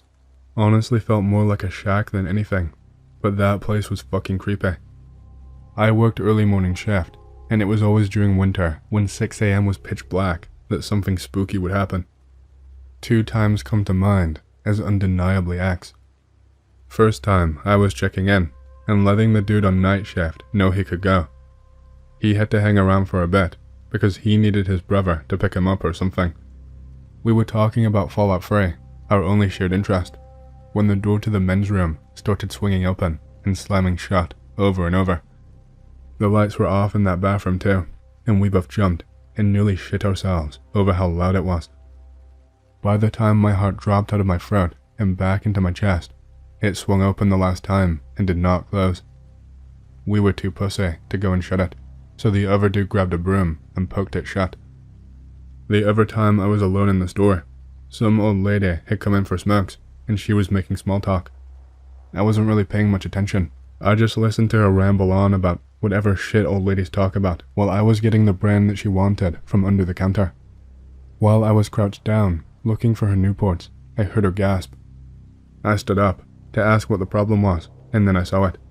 We had a small display of sunglasses by the door, and no shit, it was fucking floating, like 2 to 3 feet off the ground. All I could muster was just saying what the fuck out loud, only for it to fall down and spill cheap plastic sunglasses all over the place. Hell yeah, brother, that's the good stuff right there. When I was a kiddo, me and the other boys at school went into a locker room, and there was a locker that stood about the regular height of any ordinary locker, but it was actually 4 small lockers stacked up, and each of the doors was opening and closing one after the other. We all watched with amazement/curiosity, because it was legitimately paranormal. This couldn't have been the wind or any other stupid explanation. We also had previously played Bloody Mary in that bathroom, but nothing happened that particular day. Whatever we invited into that bathroom lingered around for a while. Reminds me of something else that happened at the convenience store, although this was a lot more minor than the other 2 times. There is a few cabinets behind the counter where we keep over-the-counter medicine like Tylenol and Benadryl. We kept them there because people would just empty the bottles and put them back on the shelf when they were on display. But either way, I was stocking them. Night shift dude was supposed to do it, but I guess he forgot. But as I bent over, 2 bottles of Advil rolled out and the cabinet shut very slowly. I did not bring it up as a story because that cabinet in general was old as shit, and the doors would always just drift shut. There was another time when, according to night shift guy, he came into work, the cabinets were wide open with the bottles of aspirin neatly arranged in a circle on the counter. No one had been in the store, and the last person to cover the counter was me, and I had clocked out, closed the store, and went home by the time he showed up there.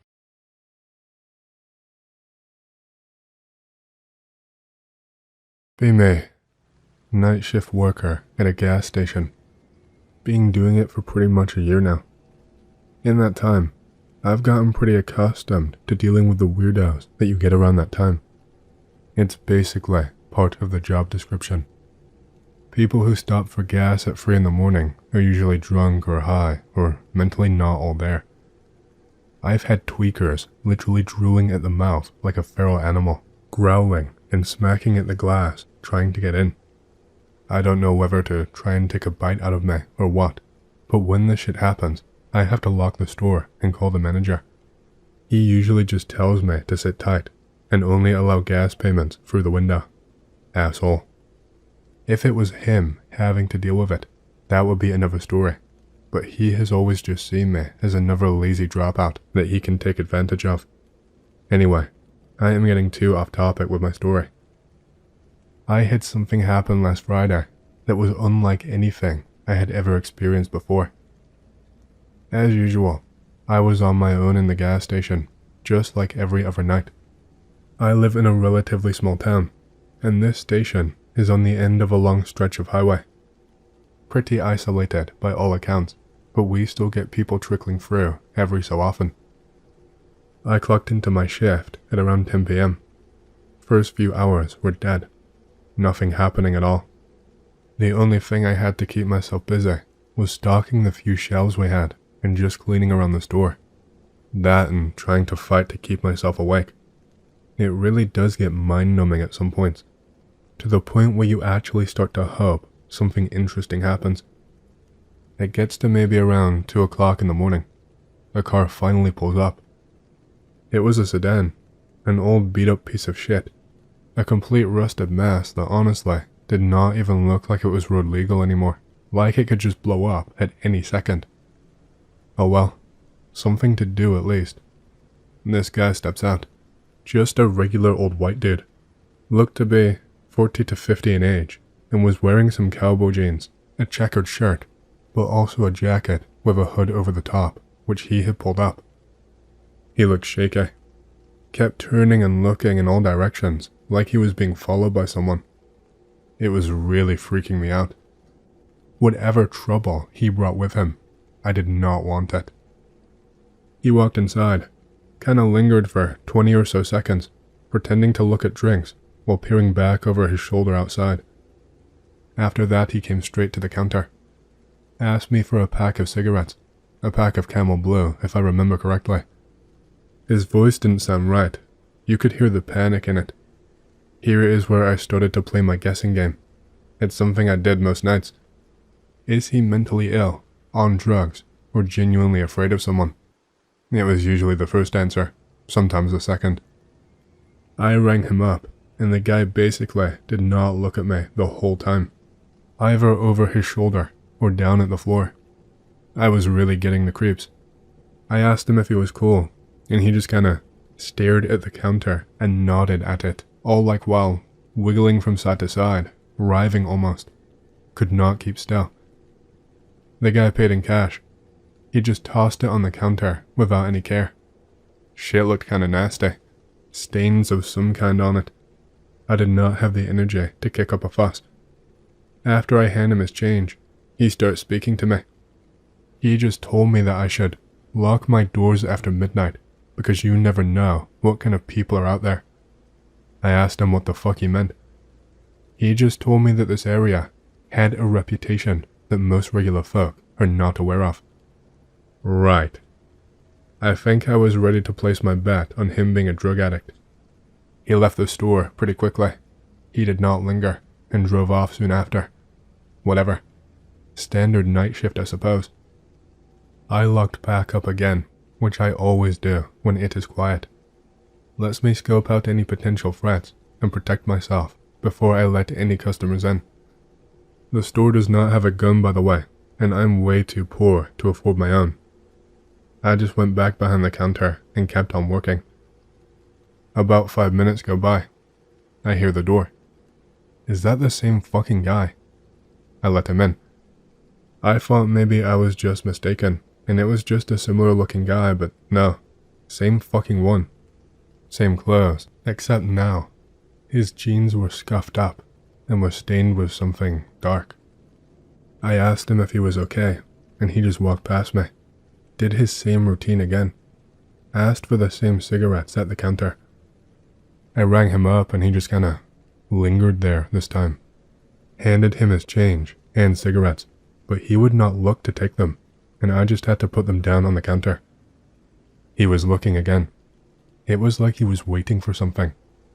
I asked again if he was okay, and his demeanor fucking switched, just like that.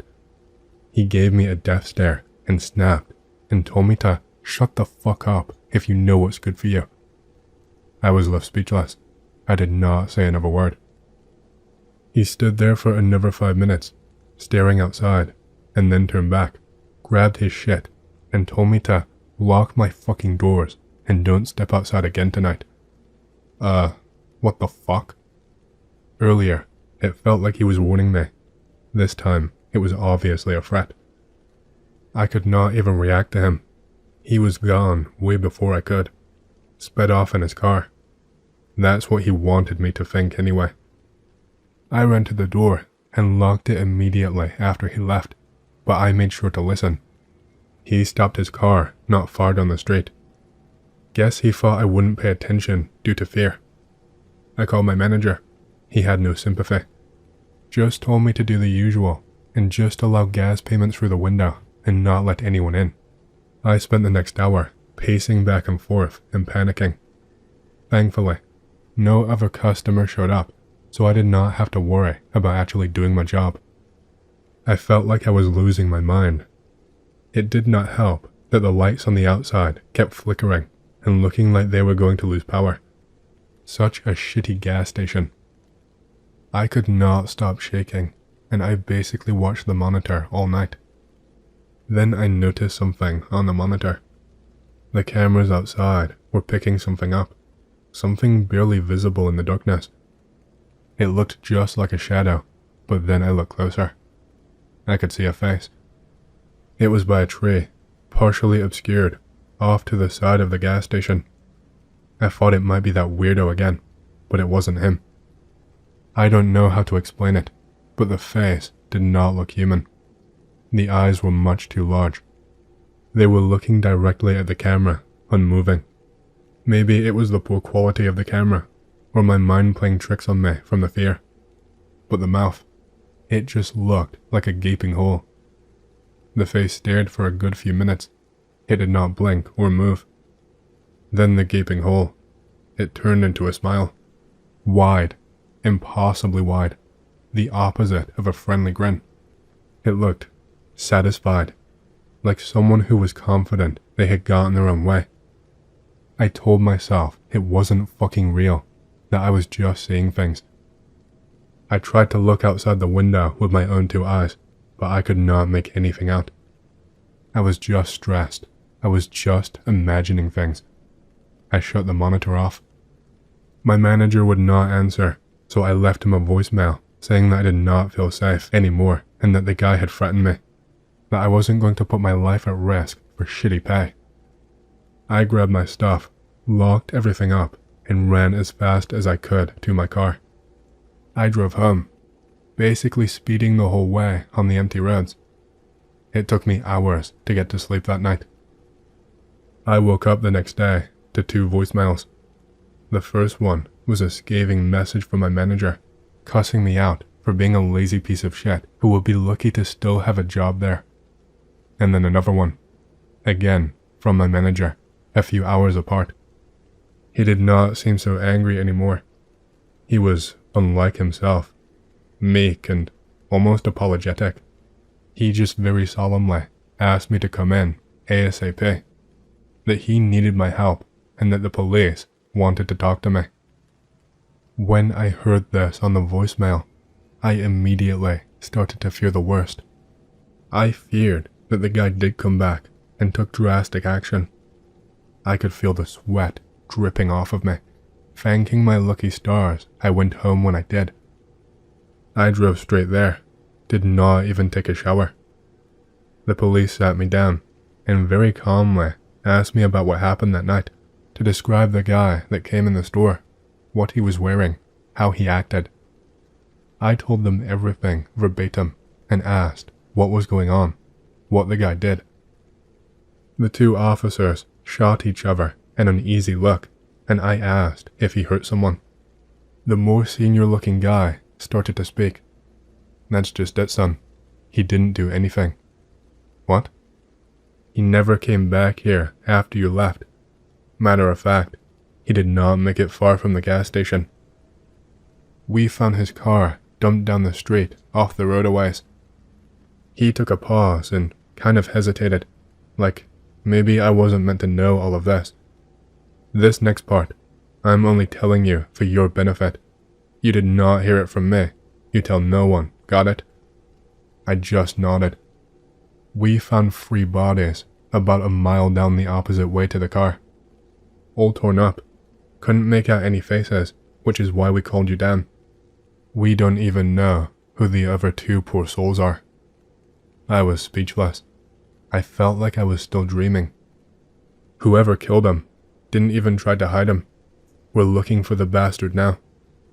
That was pretty much the long and short of it. The manager apologized to me in his own sort of way, but I quit on the spot. Fuck that shit. I am never working nights in a gas station again. Never got an update. Did not even make it into the local newspaper. I guess they were keeping it under wraps so as to not scare the locals. I got one for you all. I had this friend who said he will kill us if he ever ran into us again. He said he had killed some kind of a creature, and that there were 2 other creatures waiting to ambush him. I thought it was a complete fucking joke. After he left, he said he didn't need to explain himself. I am the smartest in our group of friends, and able to understand most things. He was saying some really silly shit. He is the kind of guy who spent the last decade of his life on forums trying to uncover the worst things out in the darkness. He just drops his decade-long partners in crime, saying it's the only way he can be happy, that he does not want to be caught again. He doesn't even acknowledge that we own a business together, nor how happy we were when we got in the local paper. This guy spent 10 years of his life in a place of desperation, yet I could feel he knew exactly what he was doing.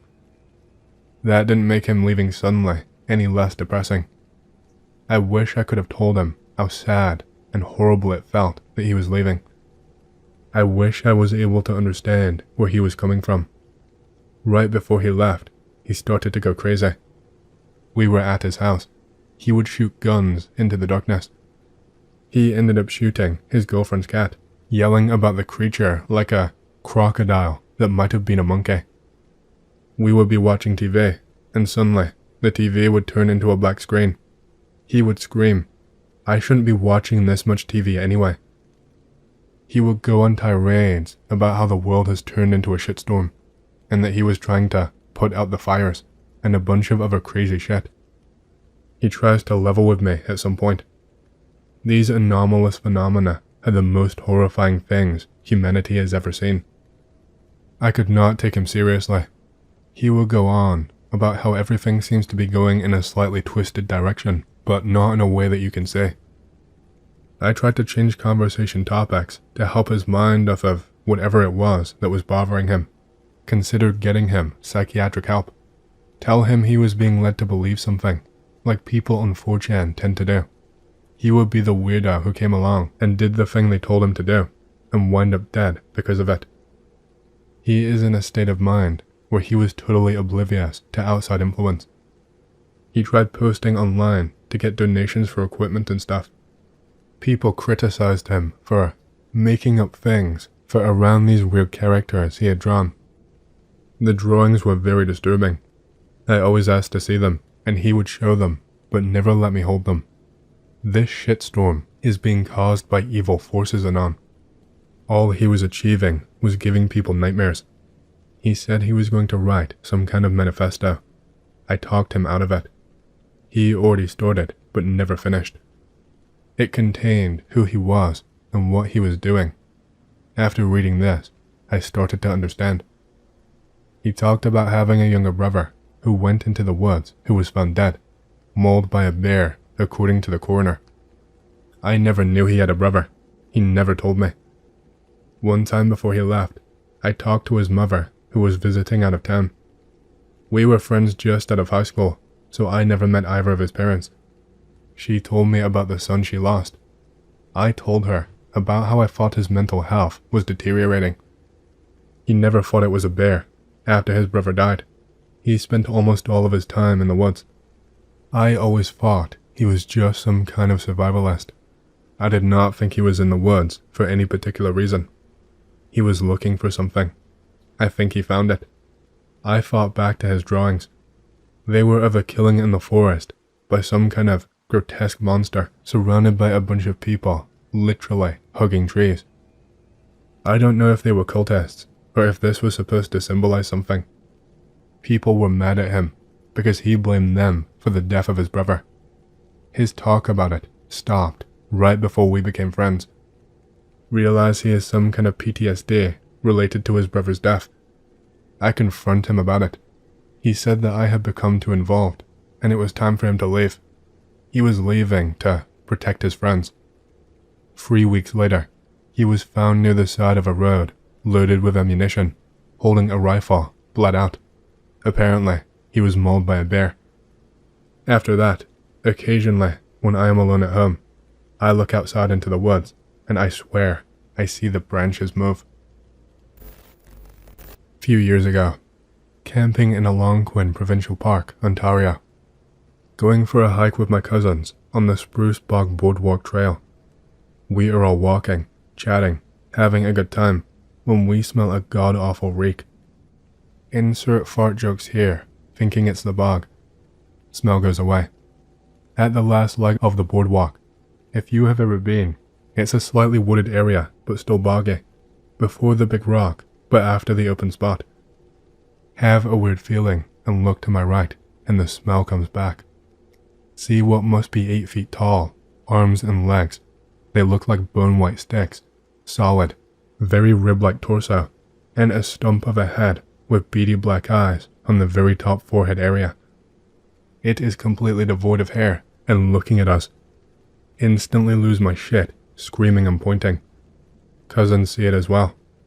We all run, screaming like bitches. Mind you, we were all in the 6 foot, 200 pounds region with decent muscle. Got back to the parking lot, and we all swore never to walk that trail again. Has anyone else here ever found a dead person? As the title suggests, I am wondering if others have, and how it affected them over time. I guess I should share my experience. It was about 10 years ago. I worked with my dad back then, and we worked as subcontractors for the city, doing water valve repairs and inspections. The city is not a good place, and is represented in media as such. Drugs, violence, those things. We had an inspection to do that was located under a junction of bridges. It was about this time of year and cold out. We arrived to the site and needed to back the truck down the short grass road to get to the vault that was somewhat under the bridge and somewhat not. It wasn't like it was a small area. The homeless use them to camp under and set up whatever they do. So, I got out to guide my pops down there and noticed a guy laying in the trashed out kind of camp-like area. I did not think much of it at first, but as I kept directing my dad, I realized he was perfectly still, when usually the noise and commotion would alert them, and they would get up and move, and see what's going on.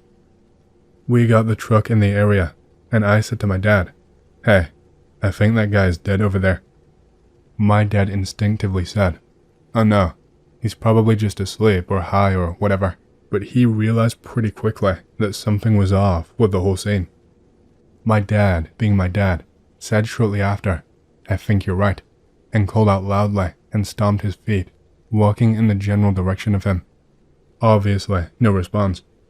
He said to just wait there, but I didn't because I did not want him to get hurt if the guy freaked out, or if there was another person there too. There was not other people. He did not freak out, and the guy was dead. He was clearly a heavy drug user.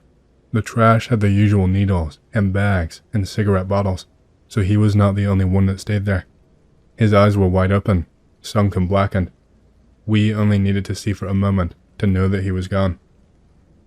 We got a hold of the police, and homicide came out, along with an ambulance, to make sure. They confirmed and asked us questions about the discovery. Turns out, he died from freezing to death after using fentanyl and was robbed by what I suspect was the other people with him. He did not have an ID or anything to know who he was. We later asked the police if they found out his name, but they didn't, and no one ever claimed his body. Sometimes I think about that, and that life he had. I wish that someone would have cared, but they saw he was dying, took his things, and left him to freeze. It stuck in my soul just how indifferent reality can be. Me again. I don't think anyone is reading this, but I am using this as a way to get this off my chest. I talked with my pops an hour or more ago and brought up that experience, and he told me that they actually were able to get an ID on him. He doesn't remember the name, and that he was from Georgia.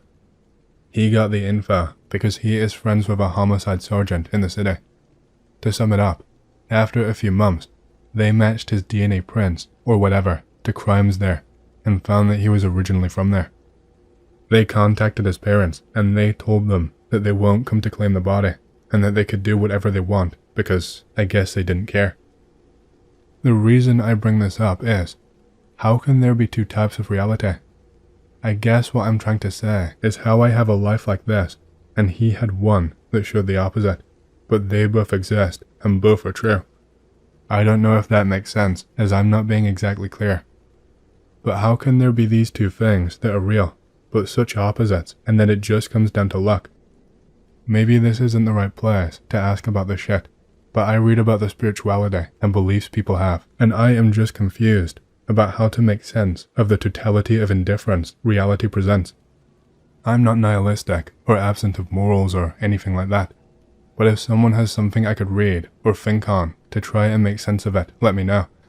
If this does not make sense, sorry, but it's got me confused. It's been about a decade since I went sober and cleaned my life up. I'm alone around the house for the evening. My wife is still working. We don't have any kids, and I'm homebound with a broken leg, thanks to an accident at work. I don't like speaking about this incident, but it's been lingering with me the past few days. Need it off my chest. I'll try my best to greentext. I've been a looker for a while, but never shared the shit that happened to me until now. Be 23 years old. No chance of getting into college. Grew up and live in an utter shithole in a town in California. Already have a criminal record. Stabbed a few people. Robbed a place. Got in trouble. Nobody's gonna hire me. Parents kicked me out, so I'm bumming with my best friend and weed dealer, Dwayne. Dwayne is pretty rich for someone in a podunk fuckhole town in Southern Cali, mostly because of his business. He pitches to me, in the middle of a marijuana stupor, that he got an offer from some guy to start selling harder shit. Crack, PCP, and MDMA if I recall correctly. Higher than giraffe pussy at this point, so I'm nodding along. He walks me over to his stash of what the guy offered him in his wardrobe. I blurt out something. I honestly can't remember what I said, but apparently, I agreed to start helping him sell it. He offers to hook me up with a sweet 75% discount and a cut of the profits if I go along with him. Shit, fuck it. Not like I haven't been in jail before. Plus, I need the cash and I want the drugs. First day hustling goes smoother than we expected. Mostly selling MDMA to ravers and college kids who are breezing through town for some party or another. Locals start buying too. Dwayne was real good at selling people shit, even when they only wanted kush. We make a killing, about $1,000 by the end of the night. We split it. I crash on his couch. Repeat for a few weeks until I got an apartment, and Dwayne has me buy half an acre of land out in the boonies to serve as a dead drop point for him and the guy. I am starting to get nervous at this point. I think around this time, I'd seen one of those cartel executions, and it put the fear of God into me. Stop sampling my own product. Never touch the crack, but even the weed, I'm starting to go cold turkey. Dwayne is getting more erratic, calling me in the dead of the night, telling me to dump half of the week's supply. One night, we are out dealing again. A more sophisticated deal than we usually do, hustling on a street corner. Some young rich guy is hosting a party. His go-to dealer flaked last second. He knows that we are carrying, and so he contacted us. Mid-party, we show up to this decent-sized mansion in a city over. We get to this little office and sit down and start unpacking shit. He casually tosses us a few fat wads of $100 bills. Some chick who was sitting on his lap leans over and grabs one of the bottles of PCP. We did not get pills this package, but it was crystals, so she casually crushes it up, makes a line, and snorts it. Dwayne and the guy are talking about something. I am starting to zone out, watching this girl. Watch the color drain from her face. Her hands start shaking. She goes to stand up, but falls, cracks her head open on the desk. First thought is, she is ODing. Couldn't be possible. One crystal that small could not even be 30 milligrams. She starts puking. Her vomit is fucking pitch black. Dwayne is panicking, screaming at this guy about what she's on. Guy shoots for his phone to call 911. Dwayne looks at me. I am frozen, mouth agape, watching this poor chick spasm and vomit all over with a gash in the side of her head. Her nose and fucking eyes start bleeding. She starts choking on her own vomit. God, the fucking sound. The memory still makes me a little shaky. Watch as Dwayne lunges over the desk and grabs the guy by his throat. I book it. Dwayne is screaming after me that he is going to fucking kill me. Turn around. Last look I get of the girl. Her face is starting to turn beet red and she is trying to get back on her feet. I start crying. Whole party is disrupted. People start running, thinking something is up. Police called. I fessed up, told them exactly what happened. Dwayne gets life in prison, with no chance of parole. Charged with murder, along with dealing and aggravated assault. I get 20 years, part of the deal being, since I sold out Dwayne, I would get out quicker. I don't know what to add to the end of the story. I don't know if there's any moral to it. Don't deal drugs, don't do drugs. Check your batches if you insist. I don't know anymore. Shit haunts me though. I am a diagnosed schizophrenic, and the one voice in my head told me it was leaving, and I have heard nothing since. 2014. Perform a ritual I saw on X. Get results. Felt like something possessed me. Voice was completely sentient and had its own thoughts and feelings. Could move my body against my will. Benevolent being that I bonded with. Was fun for 2 weeks. Could not sleep the entire time. Became exhausted. Exhaustion led to a breakdown. Parents took me to the hospital. Stay in mental hospital for about a week. Get out early, because I lie that the medication is working. Get home, and immediately stop taking the meds. Still can't sleep. The feeling of being watched from inside my own head is too much to bear. Fall into deep depression. Develop anxiety from depression. Beg the voice to leave. It actually, genuinely wants to stay and help me get better. I pretty much stay the same. It has been 1 entire month since I've been back from the hospital and been off meds. One night, lying on the floor of the room, the voice tells me something in a somber tone. I'm leaving. Really? Yes. Be nice to your dog. Well, okay, whatever. Next morning, it's gone. Completely gone. I did not hear or feel anything at all. Get better in less than a week. 6 years later, and I've never heard or felt anything abnormal and live a completely normal life. To me, it was maybe too coincidental, but I'm not really sure. Or maybe my schizo brain took pity on me and fixed itself.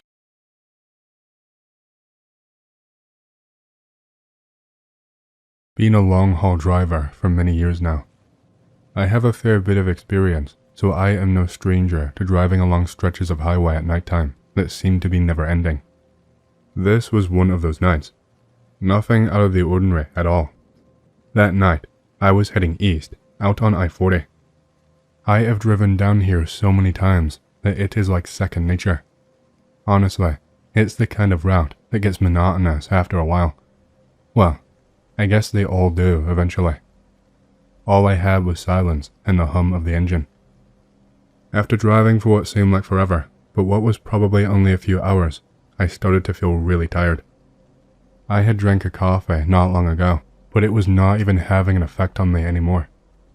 I had no idea how long I had truly been awake for, which is definitely a big no-no. I was getting sloppy, and I should have been more prepared for sure. I don't know. That whole day just felt off for some reason, even before anything happened. Luckily for me, I seemed to be close to some kind of small town or settlement fairly nearby. There was a sign which I think said Harrington or Hickory or something beginning with an H, if I remember correctly. I figured, why not? It's close. I will eat and have a quick power nap, and then I can head back on my way. The road heading into the town was pretty narrow. Just barely wide enough for my rig really.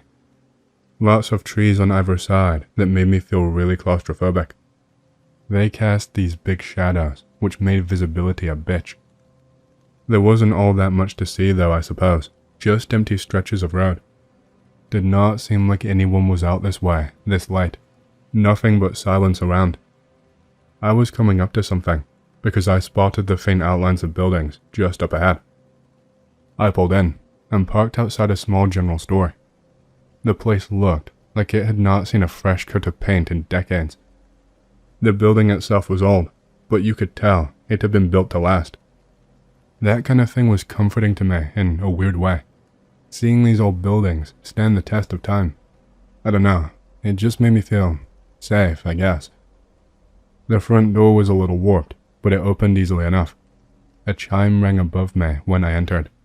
Inside, it was so quiet. Too quiet. There was something unsettling about the stillness of the store. The aisles were filled with dusty cans, jars, and boxes. Their labels were all fading away from age. Looked like no one had ordered any new stock for years. The shelves were neatly stocked though, like someone had taken great care in organizing them. Aside from the shoddiness out front and the fading labels, the place seemed almost like it was frozen in time. I did not see anyone at first, so I wandered around for a moment, just looking for coffee or any kind of stimulant that would help me when I woke up from my nap.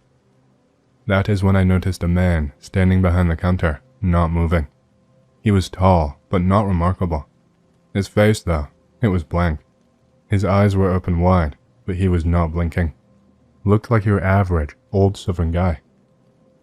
This sounds like an odd thing to notice, but it seemed like he wasn't even breathing.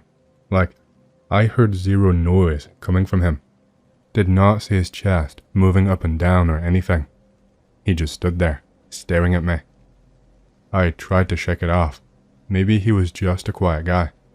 They probably don't get many visitors out this far, especially at a weird time like this, so maybe he was just on guard. These type of folk tend to keep to themselves and who they know. I asked if he had any coffee, and after what felt like an eternity, he nodded slowly. He did not even say a word to me. His head did not move, just his eyes, slowly following me as I walked to the coffee machine. I could not help but feel like I was being watched. I made the coffee and stood there. I was just trying to shake off the uneasy feeling. The door jingled behind me. A woman had entered. She was older, maybe in her late 60s, dressed in a floral print dress. She looked like someone's grandmother, but something about her eyes, again, just empty. There was no emotion in her face, just this vacant stare. I really don't know how to describe it better than that. She stood for a second and then walked over to me. In a soft voice, she asked me if I was just passing through or planning to stay the rest of the night. I just nodded politely and said that I was stopping for a small break before heading back out onto the road. She was really stiff in her movements, like there was no fluidity at all. She moved in stages. It sounds obvious now, but at the time, I just thought that she might be disabled, and I did not want to say anything wrong or get attacked for picking on a disabled person. She shot a smile at me. Not quickly though. It was slow to appear. Again, I thought that she might have some sort of learning difficulty. Then she spoke to me again.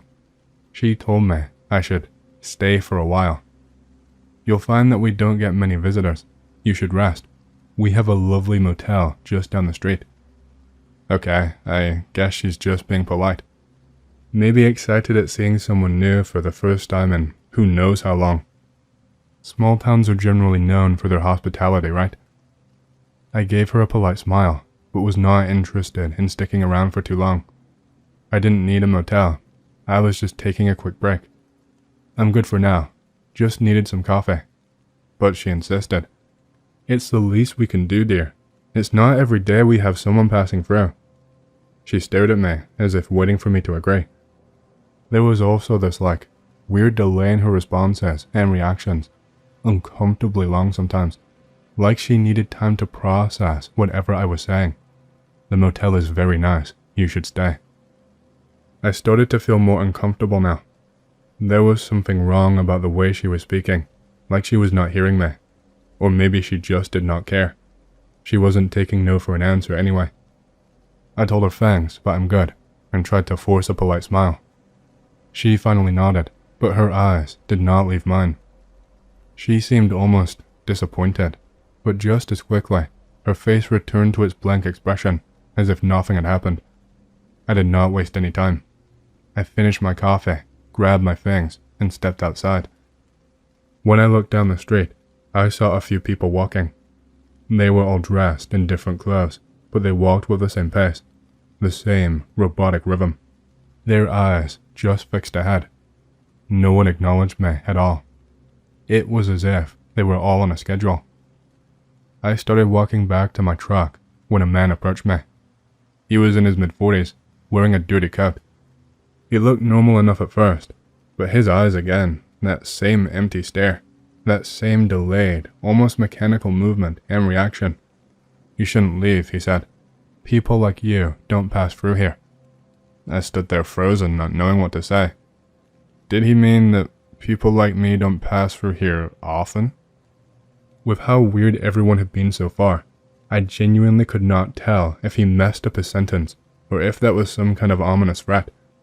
I thought I might have walked into some inbred hick town where no one knows how to socialize properly. His eyes were wide, almost too wide. It felt like he wasn't entirely there, like he was reading from a script when he was talking. The strange thing was, he did not look threatening.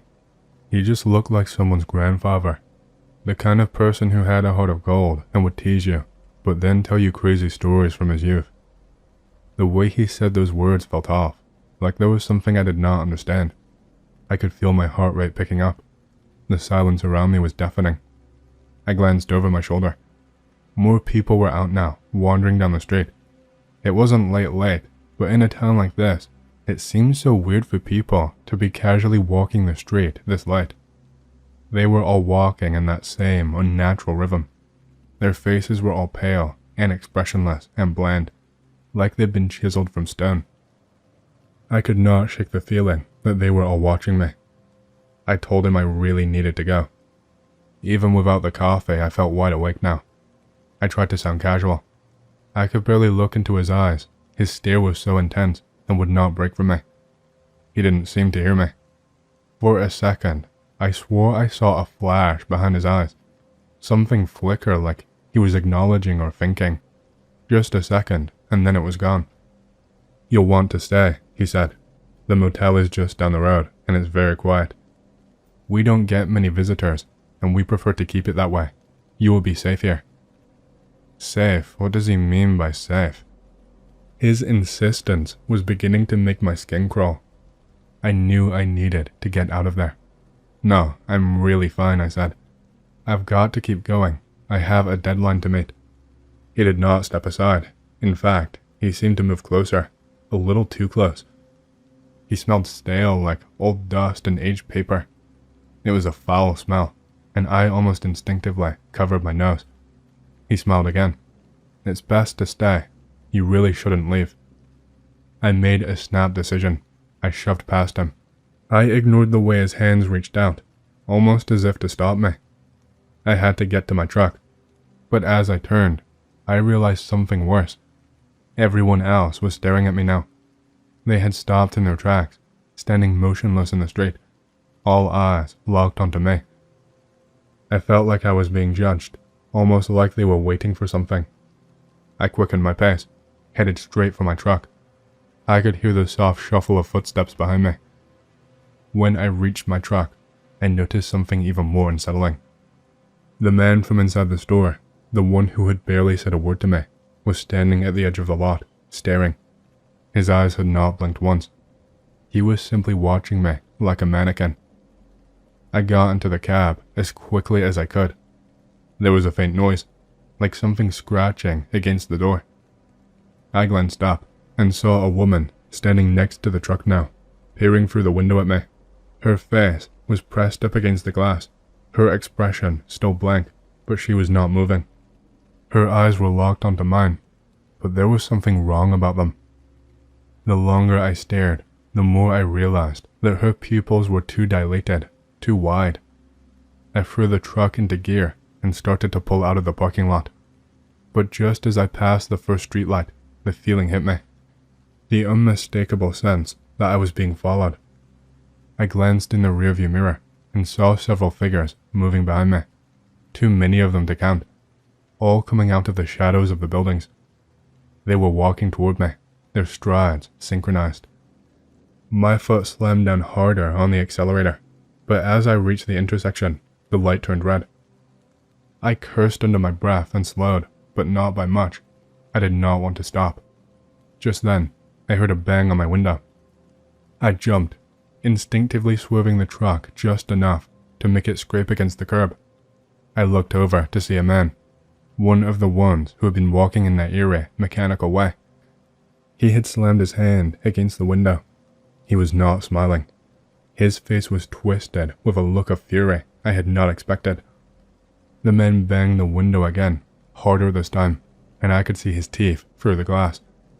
They were bared, sharp, like a wild animal.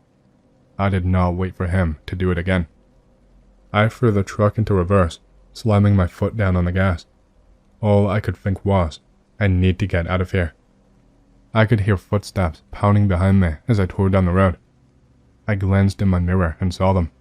A whole line of people running toward me. They were all pounding their feet in unison. They were not moving like regular people. There was something unnatural about their pace. Faster, more desperate. People this old should not have been able to run this fast. Then, a man appeared out of nowhere, really close to me, in front. He was running straight at the truck. I slammed on the brakes just in time to avoid hitting him, but he lunged at the side of his truck, his hands scraping at the door. I swerved left to avoid him, barely avoiding swerving into a ditch. I did not stop until I hit the next town, about 15 miles away, I think. I was not in any danger of falling asleep at the wheel the whole way. The adrenaline made sure of that. When I tried to report what happened, the sheriff looked at me like I was crazy. They had heard of the town before, but it was so small, they did not believe what I was saying. They were kind of pissed off and said that they would arrest me for wasting police time, that I was just pulling a stupid prank. I told them I was serious, and they told me no actual crime had taken place and there was no evidence for it, so I was shit out of luck. It has been months since then, and I've passed that stretch of highway multiple times, but I have never been brave enough to stop by there again. Fuck it. Let me see if I can spin one of my uncle's yarns. I remember when he told me about funerals. Just to avoid confusion, I'm going to refer to everyone by these names. Great-Grandma Dorothy, Uncle, Grandpa and Grandma, and Miss Clementine. Again, this is a tall tale. When Uncle was still young, Great-Grandma Dorothy passed away. Everyone had been dreading her death, not only because they loved her, which they did, but because she had requested a traditional funeral, which was a lot of work. But in accordance with her wishes, Grandpa and Grandma held a wake in their home and invited everybody. The women all brought flowers and watched over the body in shifts for 24 hours. All of the doors and windows had to remain open the whole time, so the men watched the house during that time to keep animals from wandering in. Meanwhile, a couple of men worked on making a simple coffin. After 24 hours, they laid Great-Grandma Dorothy's body in the coffin and said a short prayer. Then they looked the coffin out of the house. The men carried it to the family plot, where Great-Grandpa was buried, and laid Great-Grandma Dorothy to rest beside him. And that was that, or so they thought. Not long after though, Grandpa starts complaining that he's getting attacks of the old hag. If you don't know what that is, it's sort of like sleep paralysis, only you physically feel like somebody is sitting on your chest and you can't breathe or move. This turns into a nightly occurrence.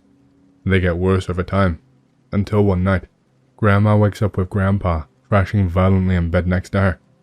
He is moaning and shaking, and Grandma flips on the light to find his face is turning blue. She screams at the top of her lungs and starts praying. She thinks Grandpa is a goner. But then, he takes a huge gasp of air and stops shaking. They both manage to calm down a bit. By this point, Uncle is wide awake, standing in their doorway. He listens as Grandpa describes the experience of the old hag. He is still shaking a bit as he talks. Says that while he struggled to breathe, he saw an apparition watching him from the corner of the room. It was Great-Grandma Dorothy. Grandma instantly freaks out when she hears this. She was incredibly superstitious and decides that they need to talk to Miss Clementine right away.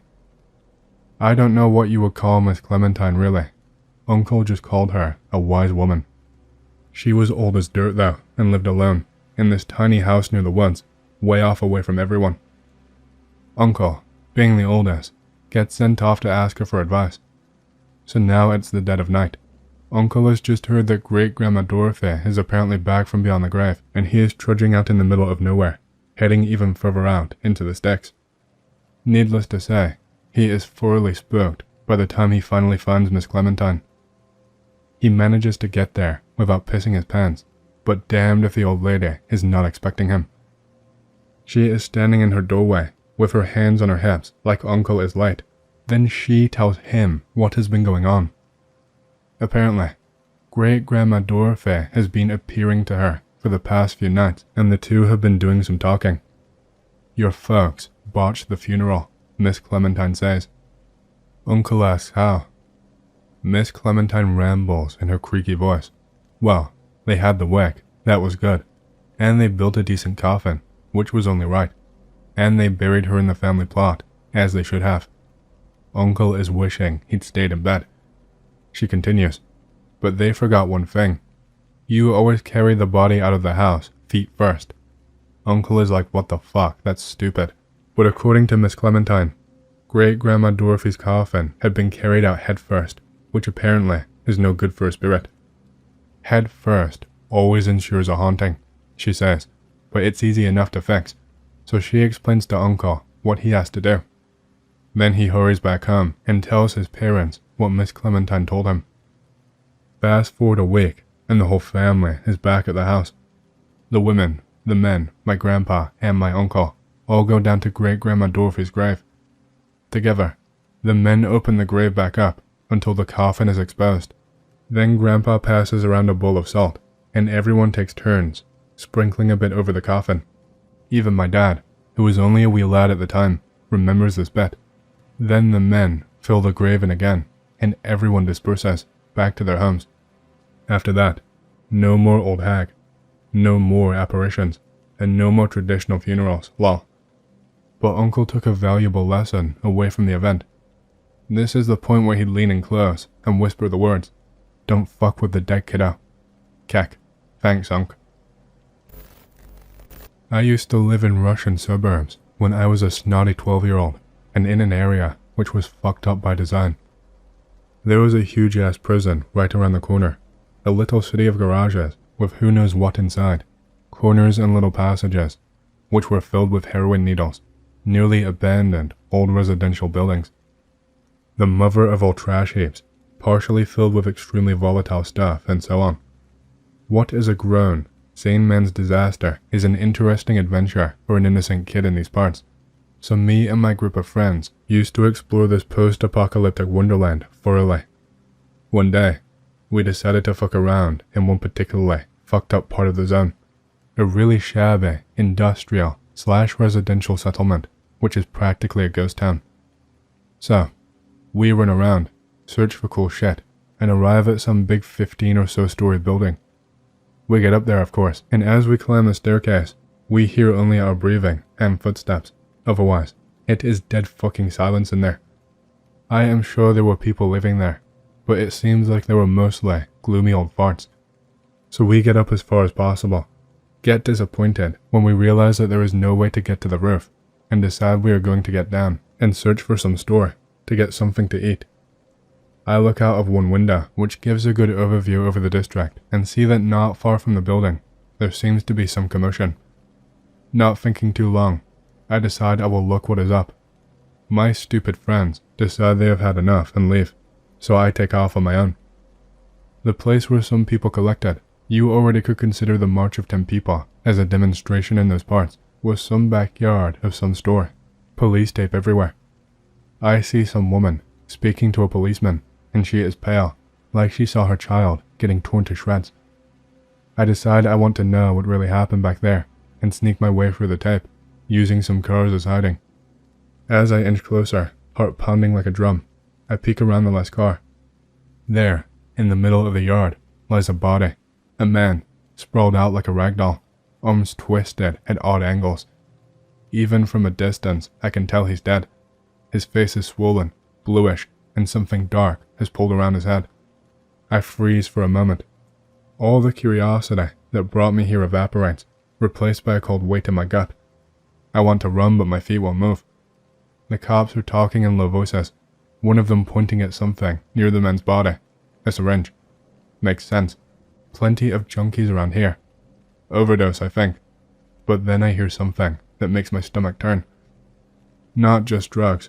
One officer mutters to another. He did not die here. Someone dumped him. Dumped him? My breath catches. I press myself against the car, brain racing. This isn't just some random junkie passing out. Someone left him here. Someone who did not want him to be found elsewhere. The pale woman is crying now, hands shaking as she speaks to the police. I strain to hear, but I only catch a few words. He came home late. Someone was watching him. I don't want to hear more. My chest feels tight, and suddenly, I realize how stupid I was to come here alone. I slip away from the scene, my head buzzing with thoughts. Was it some gang thing, a deal gone wrong? Or worse, something random, something that could happen to anyone? That night I can't sleep. Every sound outside makes me jump. I keep thinking about that dead man, about whoever moved his body, like he was just another piece of trash in this broken part of town. I never went back to that place, not alone, not ever. I will contribute a story of something that happened to me a few years ago. This is 100% true, and I have never hallucinated or seen anything like this before in my life. Be around 8 p.m. Late fall in eastern Canada, very dark outside. Busy day working and get home. Remember that I was expecting mail. Plan on running out to mailbox real quick. Leave dogs inside. Don't want them to run off, chasing some random animal like they always do. Grab flashlight and hunting knife. Very common to run into wild animals out here, including bears. Better safe than sorry. Go outside and start walking down long driveway. Cut down center of my lawn towards mailboxes in front of my neighbor's house, drawn picture included. To this point, I have had a flashlight in my hand but was pointing it at my feet to watch out for the storm drain located at the property line. Hop over storm drain and proceed to mailbox. At this very moment, I sense something in my peripheral vision. I quickly snap my flashlight to my left. The sudden burst of luminance swiftly revealed a short and disfigured abomination. Was very short, maybe 4 feet tall, and had a large head with no visible orifices, except for 2 largely separated jet black eyes. Its lower body was severely disfigured, and looked like it had just crawled out of hell. This thing looked hellish, and was making a deep gut gurgling noise, while giving off the illusion that it was inching closer to me. In split seconds, I had scanned this fucking thing from head to toe, and then made deep eye contact with it. I then lost all control of myself, and released a loud-ass shriek, and bolted in the opposite direction as fast as my legs could possibly allow. This was the first time I have ever encountered anything so paranormal, and this experience definitely changed my outlook on things. I am no longer skeptical when I read of stories, such as these found on X, and I now realize that there are many things out there in the world that humanity is clueless about.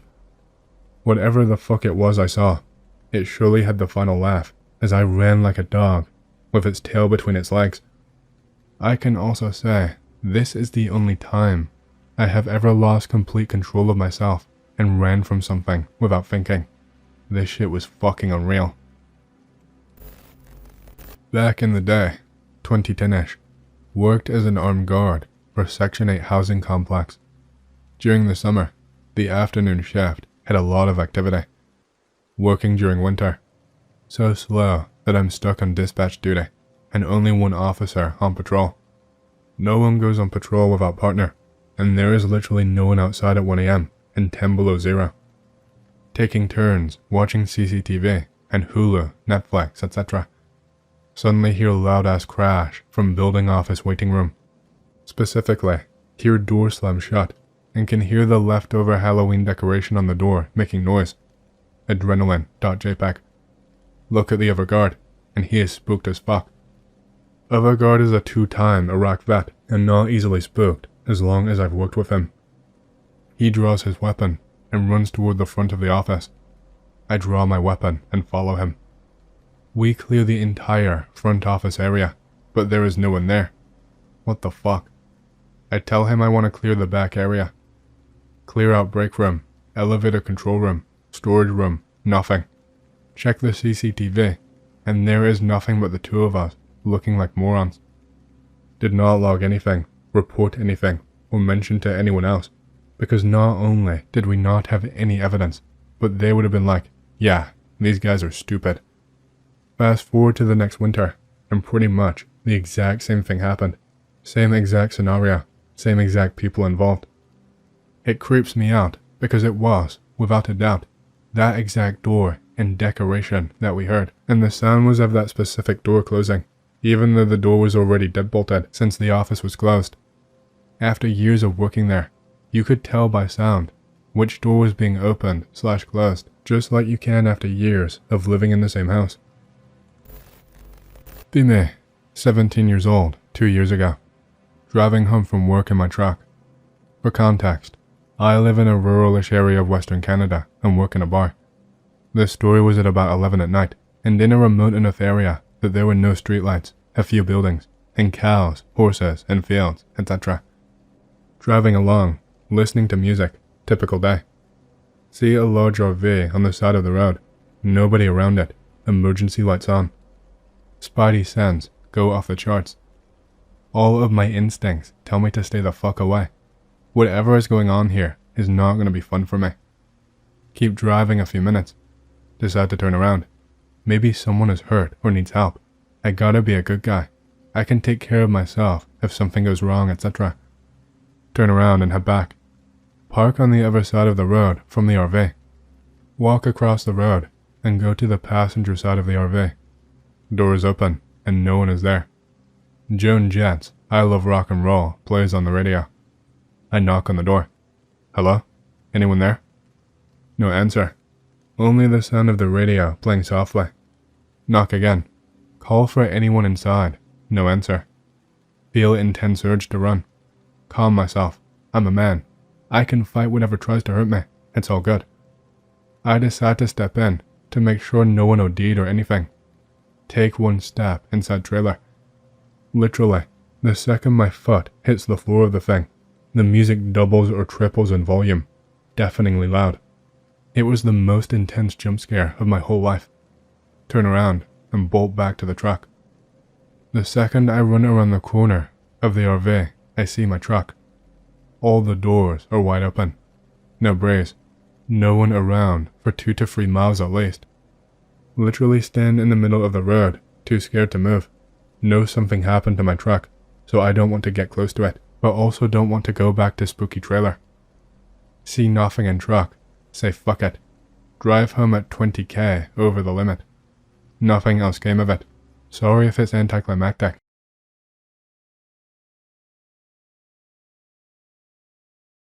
Been working on an ambulance for a few years.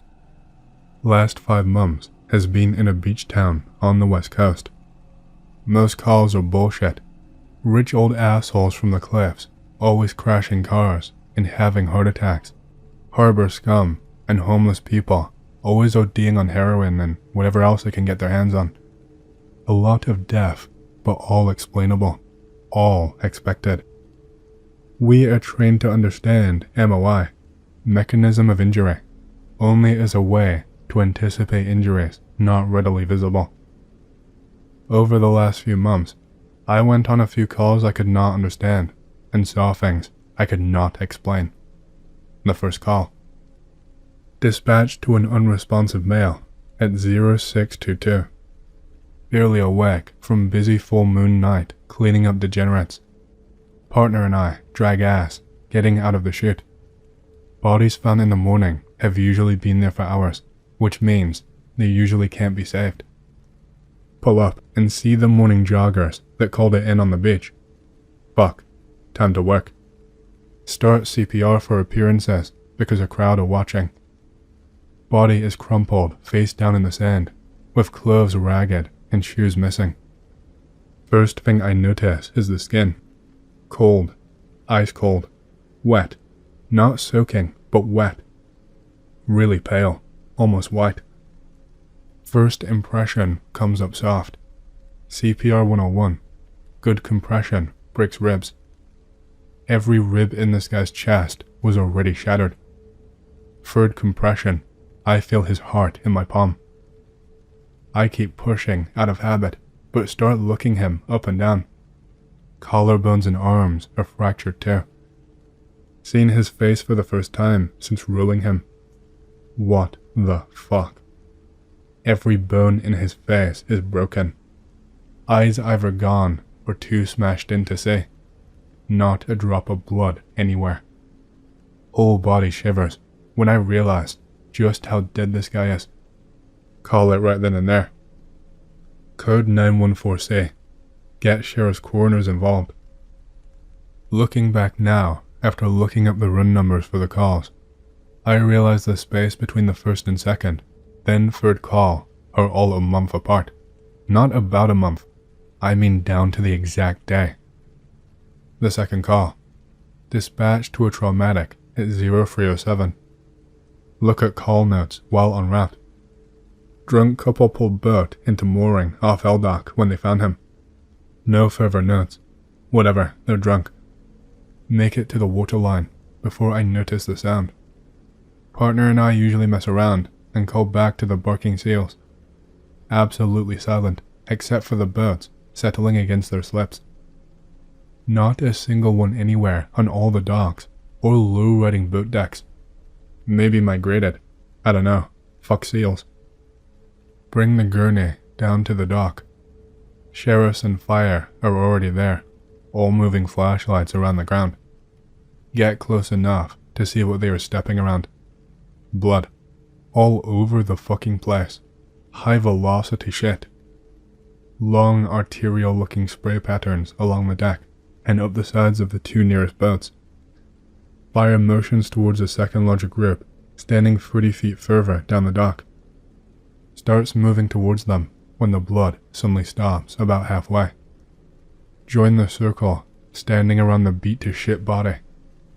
55 to 65 something, older guy, graying hair, with clothes ripped mostly off and stained with blood. Not a single drop of blood anywhere on his skin. Back bent impossibly around at the waist. Feet facing the ground, torso and above facing up. Arms and legs contorted with angulated fractures. Eye sockets empty and bored deep into his head, looking straight up. Don't even check for a pulse. Sheriffs professionally tell us to fuck off before we mess up the scene some more. Part 3 of I guess 4 now.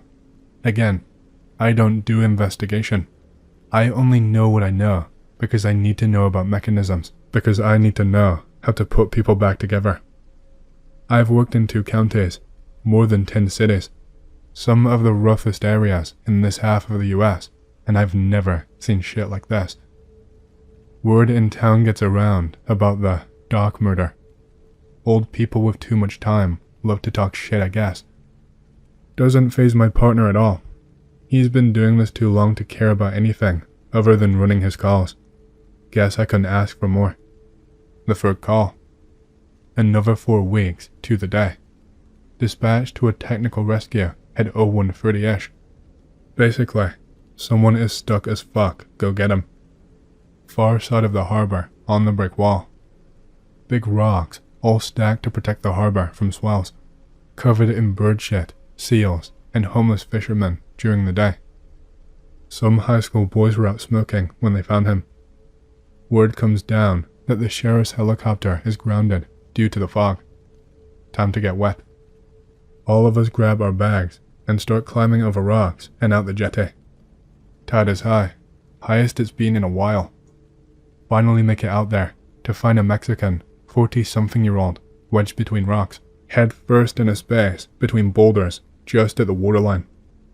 Tackle box, backpack, and rod covered in blood like the rocks around them. We all work to lift him by his broken legs from the water and rocks. At this point, I don't even have to see his face, but I still look for some fucking reason. Eyes gone, and holes seem to be staring at you wherever his limp head rolls and turns.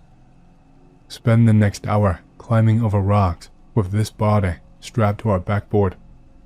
Finally get to turn him over to the coroners right about the time they take inventory of his stuff. 3 days later, I'm back on shift. One of the sheriffs who was there that last night with us helped go through everything in the backpack to try and ID the guy. He said they found a phone in his bag, one of those flip phone prepaid pieces of shit. They had a family member unlock it once they got down to the sheriff's substation 2 doors down from us at City Hall to answer some questions. Found almost nothing on the phone. Few photos from the day. Caught a few fish and took some pics of them. Last 3 pictures are of the waves getting big enough to break over the jetty. Last picture is the pic above. Well, be going to Carlsbad Caverns when I was about 13 years old. Mom, dad, sister, and I. Being with my grandparents and stayed at the same resort we are going to stay in.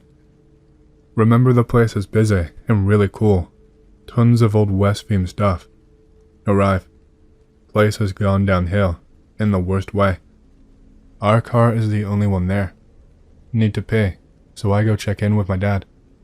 My dad is talking to the lady at the desk, then suddenly I hear him stuttering. Look up at the desk to ask where a bathroom is. Lady at the desk has crab claw hands. Look at Dad.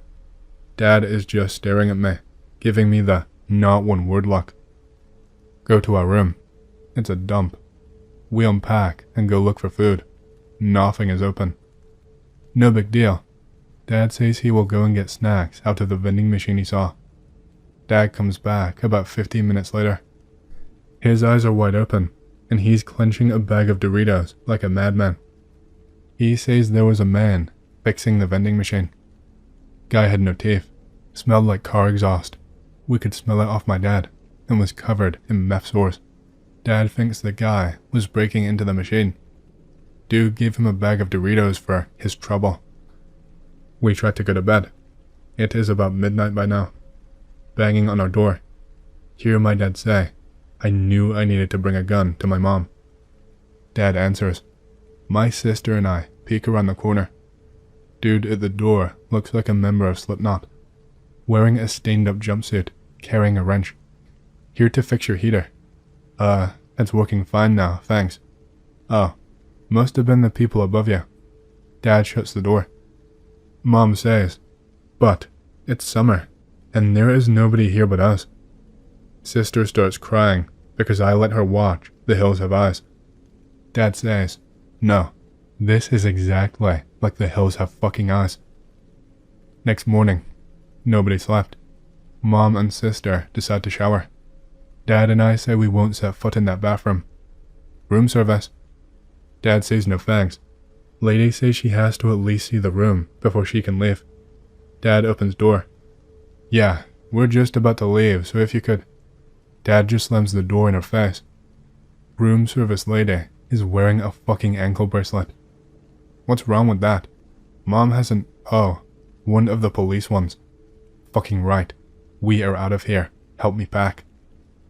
My mom yells about how weird the bathtub is. She says it looks like sunlight is coming through it. Dad and I are about to walk out to put stuff in the car. I decide to go and look at the back of the building, which is where the bathtub faces. There is no wall where the bathtub is. In fact, I can see the imprints of my little sister's feet against the cheap, translucent plastic. The bathtub in the room next to ours has fallen out of the wall. Dad walks up. What are you looking at? That. Jesus fuck. Dad runs in and yanks my mom and sister out of the bathroom. I start the car and take my seat. Go, go, go, go. Get dressed. Let's go. 3 seconds later, my dad is carrying my mom over his shoulder and my sister under his arm. Throws them both in the car. We speed off to see the caverns, then to fucking Roswell. Roswell seemed normal compared to the place we stayed. That should tell you something. Hunting has definitely always been my thing. Some folks get into it for the sport, the camaraderie, or even just the thrill of the chase. But for me, it's always been something deeper. The seasons, fall, winter, spring, each one had its own rhythm, its own time to be outdoors. My calendar revolved around it. Bird hunts in the early months, small game when the leaves turned, and the big ones, deer and elk, when the air crisped up and the days got shorter. Every so often, I would throw in a predator hunt. Bear, mountain lion. The ones that'll put a gnawing feeling in your gut as you hunt them. The kind that makes you wonder if you were being hunted instead. But it wasn't just those big hunts that kept me going. There was something about the quiet ones, the off-season, the trapping even. You would be surprised how much you can learn about an area when you trap it. I didn't just do it to make a few bucks off the pelts, though of course I did that too. No, trapping kept me in the game. It gave me a reason to walk the land when others were not out there. I tracked coyotes, foxes, badgers, even bobcats now and then. Every trap line taught me something about the wilderness, something people who just go out with a rifle or bow could never get. I became almost attuned to it. The smells, the sounds, the moods. You spend enough time outside, you start to recognize it almost like a person itself. I wasn't just some weekend warrior. I didn't just dabble in the mountain man lifestyle. This was who I am. This was my world. The call of the woods, the pulse of the forest, the grind of boots on dirt. I knew it all. So when the opportunity came to check my traps, I made sure that I was out there. Some of the lines were closer to home in the foothills, where I could drive up and park. But my favorite spot was the ravine deep in the canyon, where the spring fed into the creek. It was wild out there, untouched. Even in these days of overhunted land, the animals seemed to sense it too. The way they would come and go, never overstaying their welcome, but always leaving behind something to let you know they'd been out there. I loved the challenge, the unpredictability, and damn it, the solitude. I'd set up my traps at the start of the week, making sure the wind was right and the bait was fresh. A few days passed since then, so it was time to check them. Nothing fancy, just a hike down the old trail that I carved out over the years. Each step familiar, each sound sharp and clear in the stillness. I had a feeling today would be no different. Maybe I would find a fox or a coyote, something small to keep me busy for a few hours. I took my rifle, not expecting to need it, but never leaving it behind. You never know what might be lurking out there. Even after all these years, you learn quickly not to trust that quiet. I started at the top of the ravine, where the old trail led down into the basin. The spring was a couple of miles in, but the traps were not too far out. I moved with purpose, methodically checking each and every one, but the results were the same as most of my checks this time of the year. Nothing. No sign of any animal. The traps were undisturbed, bait untouched. I expected it, but still, it annoyed me. The land is not barren, so why the hell was it so quiet? I reset a few of the traps and moved on, hoping for better luck as I descended into the heart of the canyon. When I reached that first loop I'd set up for the day, things started to look a little more promising. One of the traps was triggered, and knelt beside it, a flicker of hope rising up in my chest. I pulled the trap open. Nothing. Bait was gone and stolen. But the animal, whatever it was, had escaped without getting caught. Some small game, maybe a squirrel or a rabbit, had to be. The scent of fresh meat in the bait had probably let it in, and must have been small enough to grab it and bolt without triggering the mechanism. I reset the trap, fingers moving automatically as I continued on. The next few traps yielded the same results. Bait gone, no animals. Frustrating, but again, not uncommon. It was then I reached the last of the traps, the ones that lay deep at the foot of the ravine, that things took a turn. I saw it immediately. One of the traps was laying on its side, twisted and bent in a way that it should not have been. The metal bars were pulled apart. Someone or something had torn it open. My stomach twisted, a strange unease crawling up my spine. There was something wrong about the way it was bent, like the metal was not just forced open, but manipulated. And then I saw the blood. There were streaks of it, smeared across the dirt and the grass, leading away from the trap. But it wasn't just blood. There were pieces of what looked like clothing, children's clothing, small scraps of fabric caught in the jagged teeth of the trap. I crouched down and felt the hairs on the back of my neck prickle up. I thought about the stories I'd heard year-round about that missing kid, the one who'd wandered off into these very woods, never to be found. The police had never found anything, but the whispers around town never really died down. A boy, barely 8 years old. It couldn't be him, could it? I took out my phone and snapped a few pictures of the trap, the blood, and the pieces of clothing. The thought of a child out here, possibly trapped in the woods I'd been hunting for years. That thought made my stomach turn. I did not want to think about it, but the idea of a lost, starving kid out here, eating what I'd left in these traps, it kept creeping into the back of my mind. Against my better judgment, I followed the trail. The footprints were so small, unmistakably those of a child, barefoot. The prints led off into the forest, towards the darker part of the canyon, where the trees closed in tight, and sunlight barely even touched the forest floor. I had no idea why I kept walking, why I ignored the voice in my head telling me to turn around and call it in. Maybe it was curiosity, or maybe it was just a fear. The creeping dread that something is not right, and I could not just walk away from it. The tracks were not consistent either, and the further I went, the harder it became to follow them. The forest was very dense out here, thick trees and brush. The air was even growing colder the deeper I went. My heart started to thud so loud in my chest. I had not planned on being here this long. My truck was now a good few miles away, parked up by the trailhead. What happens if this is some kind of a sick joke? A twisted game played by whoever or whatever had been messing with my traps. The thought of somebody watching me, hidden in the thick woods, made my skin crawl, but I continued following the tracks. I pushed on, feet crunching in the underbrush, every sound amplified by the eerie quiet around me. It was not long before the trees grew so close together that they blocked out the light almost entirely. The forest was dark now. Every so often I would stop and listen, but all I could hear was my own pulse roaring in my ears. And then the tracks. They just stopped. I looked around, trying to make sense of it, but there was no sign of the child, or any sign of anything. The ground was undisturbed, trees unbroken. Something is definitely wrong. I stood there for a moment, frozen, trying to shake the feeling that I was being watched. It was a silly thought, but I just could not help it. I waited around for another minute, then another, but the silence just stretched on. The longer I stayed, the more uneasy I became. I had to get back to the truck. The sun was fading fast. I had no business being this deep in the canyon after dark. As I turned to leave, I heard it, a faint rustling in the trees behind me. I spun around. Nothing. I did not waste any time turning back though.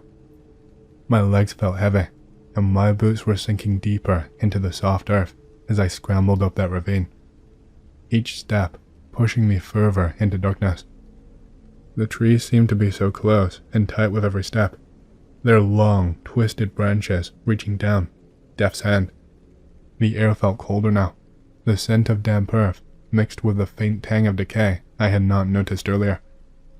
My pace quickened. Every snap of a twig underfoot made me freeze, ears straining for more sounds that I could not quite place.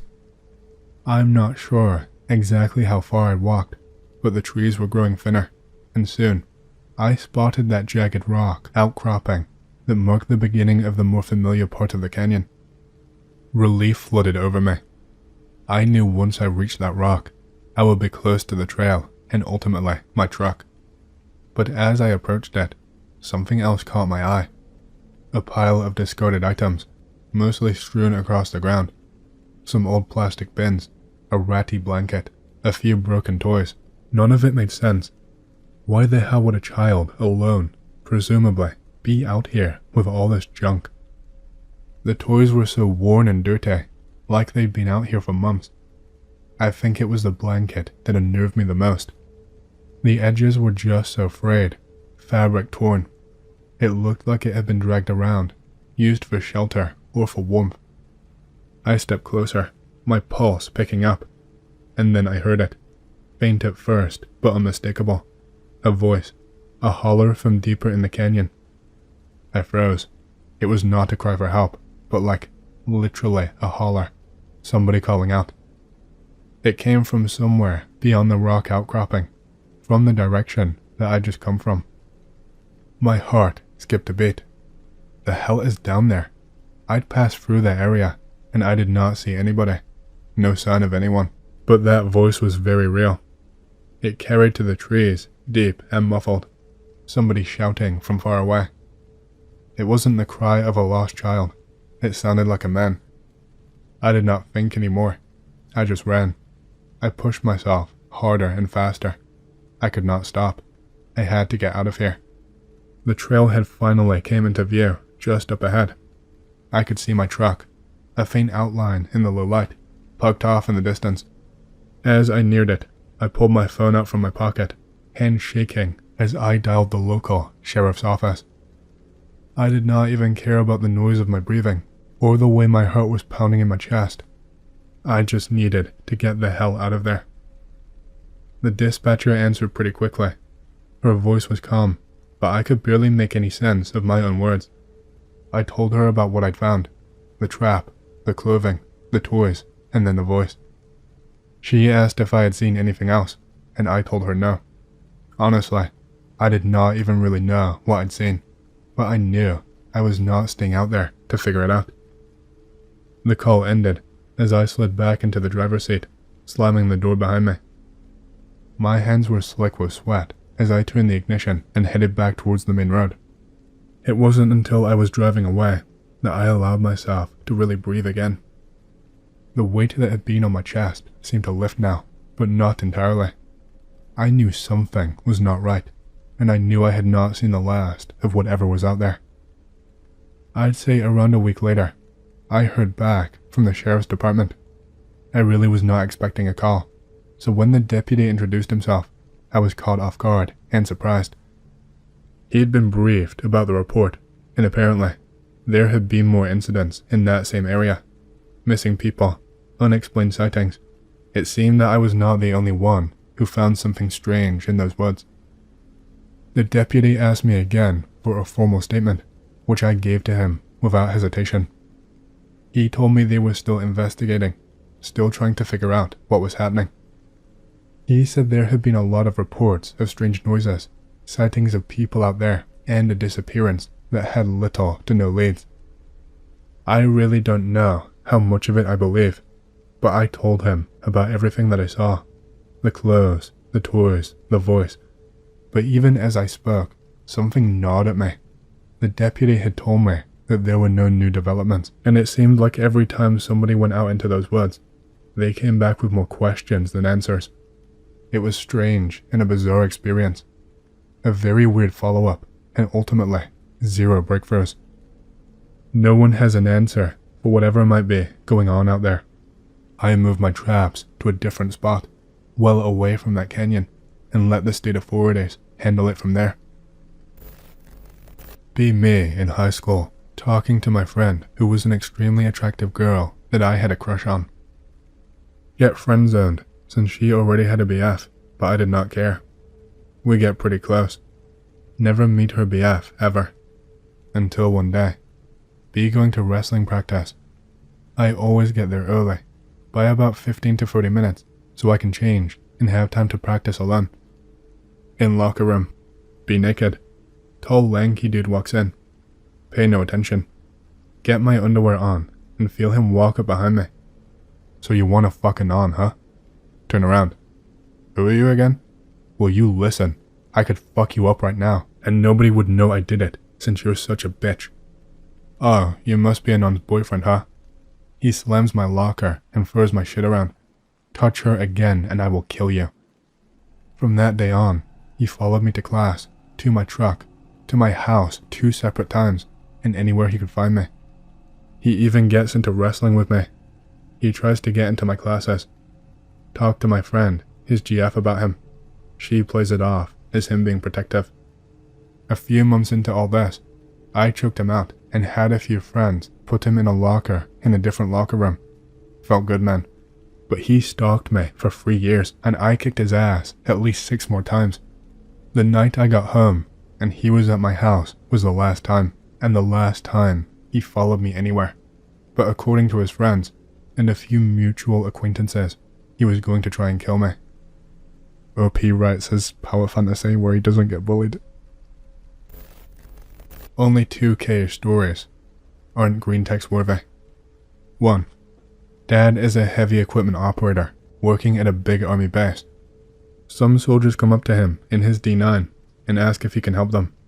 Damn city kids, as my dad called them, decided to play in the mud with a tank and got it stuck because they followed the ruts, not crossing them or adjacent to them, and bottomed the tank out.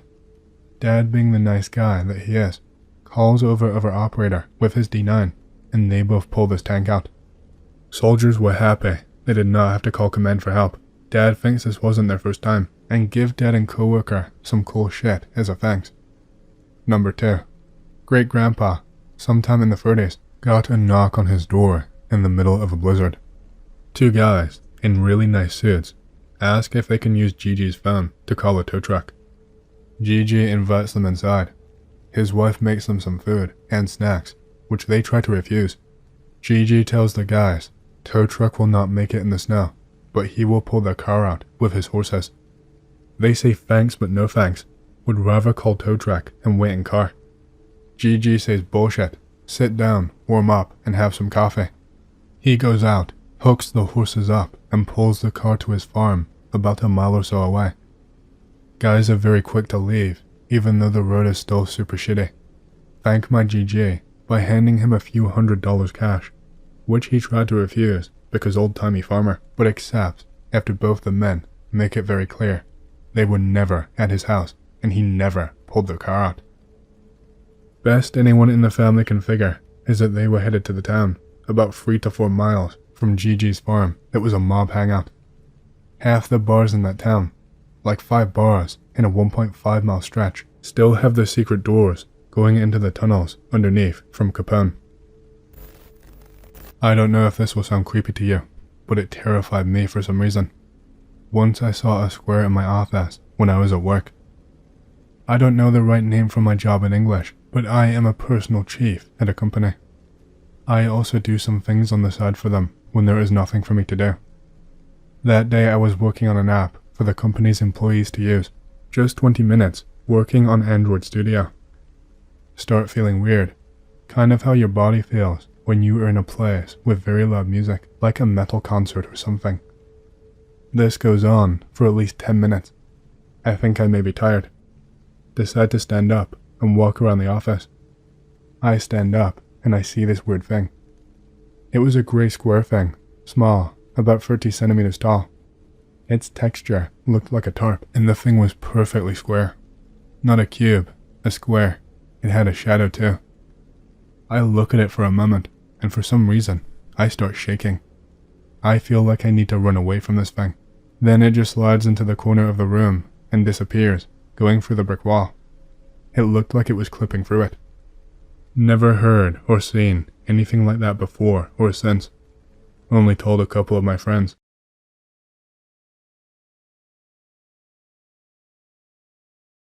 We all have hobbies. There are things we do for money, and then there are things we genuinely love. Some capture breathtaking photos, some lose themselves in online games at night, and others compose music in their spare time. One of my hobbies is collecting horror stories. Well, not just any horror stories, but the ones that are particularly interesting and well told. It just so happens that many of the most compelling ones fall into the horror genre. I am captivated by the way Black Ops builds its atmosphere, and I'm in awe of how Now You See Me keeps the audience guessing.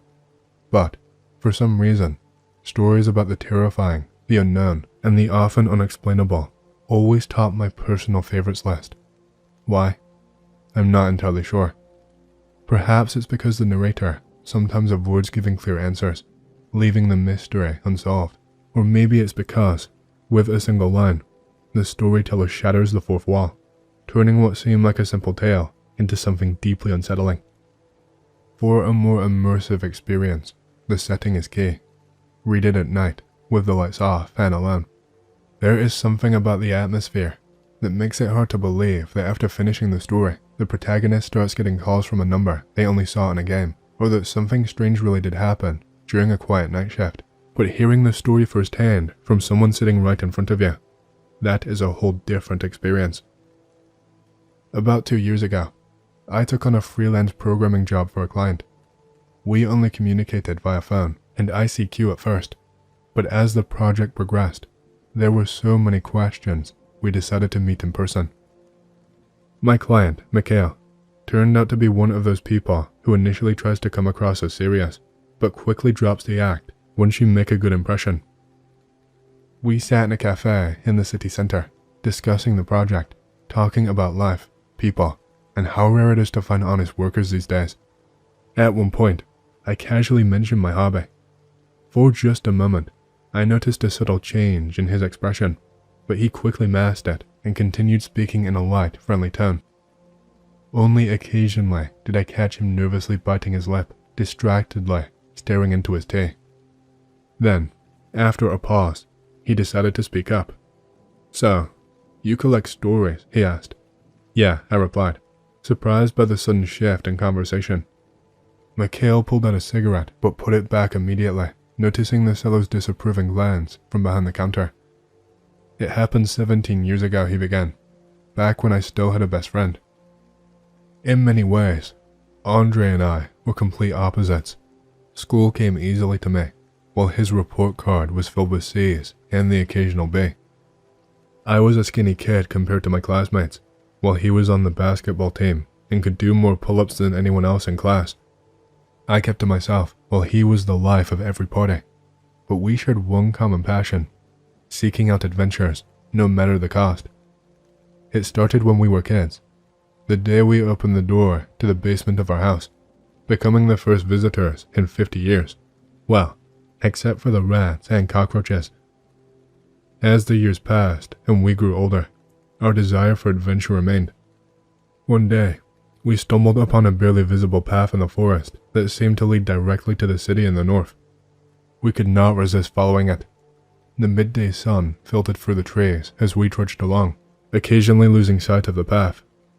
There were boot prints in the soft, dried mud. It had rained 3 days ago, and it seemed these tracks had been left behind then. About 20 minutes later, the path led us to the edge of the forest, where we found a small clearing. In the center stood an old village house. Well, stood might be too strong a word. The house was leaning to one side, and every window pane was shattered. This once humble dwelling, where a forester or some local hermit had likely lived, had become another grim reminder that time spares nothing. The inside of the hut was no better. The wind howled softly through the empty window frames.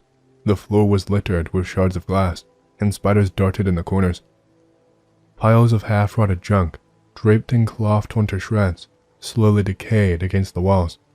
The air smelled of damp, rotting wood, and despite the drafts, it felt suffocating. Dirty boot prints crisscrossed the floor, a sign that we weren't the first to explore this place. The stark contrast between the sunlit clearing and the dark, decaying interior made me feel uneasy. We split off to explore different rooms. As I shuffled my feet over the crumbling plaster, I noticed an old, sagging sofa with springs sticking up. I could not help but wonder who sat on it last, and how many years ago. Abandoned buildings always had that effect on me. They sparked a wild sense of imagination. Then I heard my friend's voice, full of surprise. "Holy shit, Nick, come here and look at this." Andre was crouched down, staring at something on the floor. "There's a door to the cellar here, and the tracks lead straight to it." He felt around for the handle and tugged the door open. It creaked, reluctant at first, but eventually gave way. "I can't see anything. It's pitch black down there." We did not have flashlights, so we hesitated for a moment. We were young, adventurous, eager to explore. I decided to go first. The stairs groaned under my weight, loud enough to echo through the entire forest. "What's going on?" Andre called from above. "Hell if I know," I replied, waiting for my eyes to adjust to the darkness. And then I heard it, the sound that sent a chill down my spine, a rustling from the far corner. You might have thought it was just a homeless person seeking shelter, but what made my blood run cold was not the noise. It was the unmistakable sound of a metal chain clinking. In the dim light, the vague shape of a figure emerged, something that looked human, but damn, I should have run right then, instead of just standing there, frozen. "So, it wasn't a human?" Mikhail fiddled nervously with the lighter in his hands, biting his lip, clearly uneasy.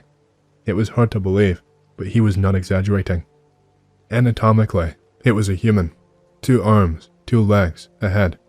But when it stepped into the light, I could not fathom that something like that could exist anywhere in the world. The creature was naked, covered in mud from head to toe. It was more like a skin-covered skeleton. Its hair hung in long, matted strands, and a heavy chain was fastened around its ankle, clinking with every step. Before I rushed upstairs, I could not help but glance into its eyes. What did I see there? Fear, raw animal fear mixed with aggression, and something else. That look, it's something I will never forget. It will haunt my nightmares for the rest of my life. We bolted out of the house, like our lives depended on it, and just as we made it outside, the creature let out a scream, inhuman and high-pitched, before it morphed into an eerie squeal. Ignoring the shopkeeper, Mikhail pulled out a cigarette and lit it. I noticed how his hands trembled as he brought the lighter to his face. What happened next is a blur. Somehow, we found ourselves back at my house. On the way, I told Andre exactly what I had seen. He worked for the police and had been in plenty of dangerous situations before. He processed things faster than I did. The chain around the creature's leg suggested it had been kept captive, maybe for ransom, or perhaps just for someone's sick pleasure. Who knows? There were plenty of perverts at that time. Then it hit me. What else I had seen in its eyes, besides fear, despair, and a flicker of fading hope. Hope that someone might rescue it from that nightmare. The last time I saw that same look was in the eyes of dying soldiers when I worked as a doctor in a war zone. It was pure horror. By nightfall, Andre decided to leave, to assemble a team and go back to the hut. I could not sleep, of course. He promised to update me as soon as the operation was finished. After finishing his cigarette, Mikhail took one other from the pack and lit it, his movements automatic. I called him the next morning, but there was no answer. By midday, when I still had not heard from him, I contacted his entire precinct to raise the alarm. They were reluctant to give me any answers, and if I had not been Andre's friend, someone everyone knew, they would have just sent me packing. By evening, when the workday was over and the atmosphere was a bit more relaxed, an investigator with the dramatic name of Alarian finally spoke to me. After making me promise repeatedly to keep everything he said quiet, especially around his superiors, he told me what he knew. Did I want to know more? Yes. Did that make me feel any better? Not in the slightest. The first group had maintained radio contact with the station from the car. Since they could not drive into the forest, they made their way on foot to the hut. The signalman stayed behind in the car, monitoring the radios. As the group approached the hut, the connection started to fail. They radioed in that they had entered the house, but after that, all they could hear was static and nothing was clear. About 2 minutes later, the signalman reported hearing gunshots. Then, through the static, the sound of him loading his pistol was faintly audible. A few minutes after that, he said he saw something between the trees in the distance. Even the crackling static could not mask the panic in his voice. His speech became slurred, and amidst the general chaos, you could hear him muttering what sounded like a prayer. Whatever he saw out there, it had thrown him into a state of panic. Someone who had been trained for years to keep his cool in any situation. He did not even attempt to start the car or leave it. He just kept repeating, over and over, that we had woken the devil. The connection cut off abruptly after a single shot. The second group arrived early the next morning. At the edge of the forest, they found a police car, the same one that the first group had arrived in. The car was completely empty. There were no bullet holes in the cabin, no blood, and no sign of the signalman. It was as if the shot they heard from the station had not come from the gun, but from something that had yanked the car, and its occupant, into another dimension. Inside the hut, chaos reigned. Old furniture was tossed around haphazardly. The floor was soaked with blood, and shell casings were scattered everywhere. The walls were riddled with bullet holes, but what exactly did the group encounter in that hut that turned 4 armed men into a bloody mess? No one knows. What really shook the group, however, was the scene in the basement. In the center of the dark room were two neatly folded piles. One contained the dismembered body parts of the murdered policeman, while the other held gnawed bones. The creature had not just killed them, it had also eaten them. The prisoner had vanished. All that remained in the basement was the chain he had been held on, and an old, foul-smelling mattress. But next to the mattress, in a pool of blood, the detectives found a human foot. The wounds on it were jagged and appeared to be bite marks, but they were strange. It looked as though the prisoner had chewed off his own foot in a desperate escape attempt. A bloody trail led from the foot to the stairs, but it disappeared there, impossible to follow further. The case was never solved. At first, the newspapers were full of the story, but soon it was silenced. Today, the file is likely buried so deep in the police archives that you would never be able to find it, even if you tried.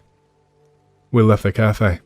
I thanked Mikhail for the fascinating story, forcing my voice to sound lighthearted.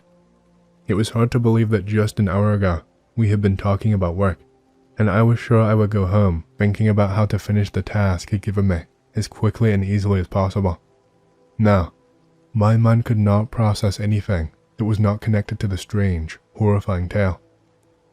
As we were about to leave, Mikhail spoke again. "There's something that still bothers me," he said. "Those dirty footprints Andre and I saw led to the basement, but I did not see any footprints going the other way. The creature on the chain could not have left them. It did not have shoes. So when I went down to the basement, there must have been someone else there. Someone who later gave the task force a warm welcome. Someone who took Andre." Mikhail took a deep breath, exhaled loudly, and added quietly, "And he knows me by sight." Fuck it, I'll contribute. I have pre-typed all this into Notepad, and I'm gonna make multiple posts. It's a bit long-winded, and honestly kinda boring compared to some people's stories. For some backstory, me and my entire family believe we're haunted by a ghost. Don't necessarily think it's suspicious, and there's been a few things that made me think it may even be looking out for us. There is my parents. Mom is from Australia, and my dad is from Canada. There is me and two older sisters. Oldest sister was born in Canada. Me and the middle sister born in Australia. We think it haunts specifically my dad, as it seems to follow him around. A lot of these stories I've heard from my family members, so they're lacking in details. Sorry about that. The first two are things that happened to me, at least the ones I remember clearly. First thing that happened. Be me, probably 14 or so. It must have been 2010, because I was playing with an iPod Touch I'd gotten for my birthday. House is 2 stories tall. Bottom floor is parents' room, living area, kitchen, etc. Top level is 3 kids' bedrooms, including mine, and a bathroom and office. Only me and Mom were home. I'd just gotten something from the kitchen and seen my mom sitting in the living room reading. Walk upstairs and go into my room. I'm supposed to be cleaning my room, but I'm just sitting on my bed playing Doodle Jump or something. My room has an L shape, and above my bed there are no shelves or anything. Bed is next to the door, so my back is to the door, but it is kinda to the side, so I can see it in my peripheral. Out of nowhere, a balled up sock hits me in the back of the head with force as if thrown. I turn around, no one there. Go downstairs. Mom has not moved. Has been maybe 5 minutes since I last saw her. I ask her if she was just upstairs, but she just looks confused and keeps reading. There's also no way she could have gone up the stairs without me noticing. The 2 steps from the top has a very distinct creak that you can't avoid, and the whole staircase is pretty creaky. Go back to my room, extremely confused. Like I said, no shelves above the bed, so the sock could not have fallen from something. And also it hit me in the back of the head. Hard, for a sock anyway. Come to the conclusion that the family ghost was annoyed I wasn't cleaning my room like I was supposed to be. Next story. The details about the creaky stairs come into this one. Be me, maybe 15 or so at this point. Home alone after school, so probably 3:30 p.m. Sitting in my sister's room because she had a TV on her wall. I think I was watching Jeopardy, not the quiz show, a teen show about aliens or something. All of a sudden, I hear someone start to walk up the stairs. Again, very confused, because I'm certain I'm home alone and I would have heard the door open. They are very slowly and very heavily walking up the stairs. I hear them reach the landing. Staircase is L-shaped, which means they're halfway up. The steps continue up, but go on for way too long. Just too many steps, and they never reach the creaky step second from the top. Eventually, I'm freaking out, so I just yell, "Leave me alone." The steps instantly stop. Sitting there, staring at my sister's bedroom door, waiting. Nothing. After a while I build up courage and sprint down the stairs. Grab my dogs from the backyard and go wait at the top of the driveway with them for comfort. My neighbor, who was this weird 30-year-old lady named Sharon, comes over to see what's going on. I tell her the truth. She suggests her coming inside with me until my parents get home. I agree. When we go inside, she starts yelling stuff like, "We're not scared of you," etc. Get annoyed because I don't want her to piss it off. Nothing happens after that. Those are the two that happened specifically to me. There were a few others, but I kinda dismissed them because I was a kid. Like one time laying in bed, and I see faces coming out of my wall. I also had an imaginary friend named George who had a sword. Now personally, I think that was just me being a kid because I've got a very specific memory from being in preschool and getting jealous that a friend of mine had an imaginary friend, so I invented one, and George was one of the only names that I knew. However, I found out years later from my mom that my dad also had an imaginary friend as a kid, also named George, who also had a sword, and apparently, I used to sit alone in my room talking to someone. This is one I actually witnessed a few times. The TV in my parents' bedroom would randomly turn on, but not all the way. It was like it went to a loading screen where it was just grey, but you could hear it was powered on.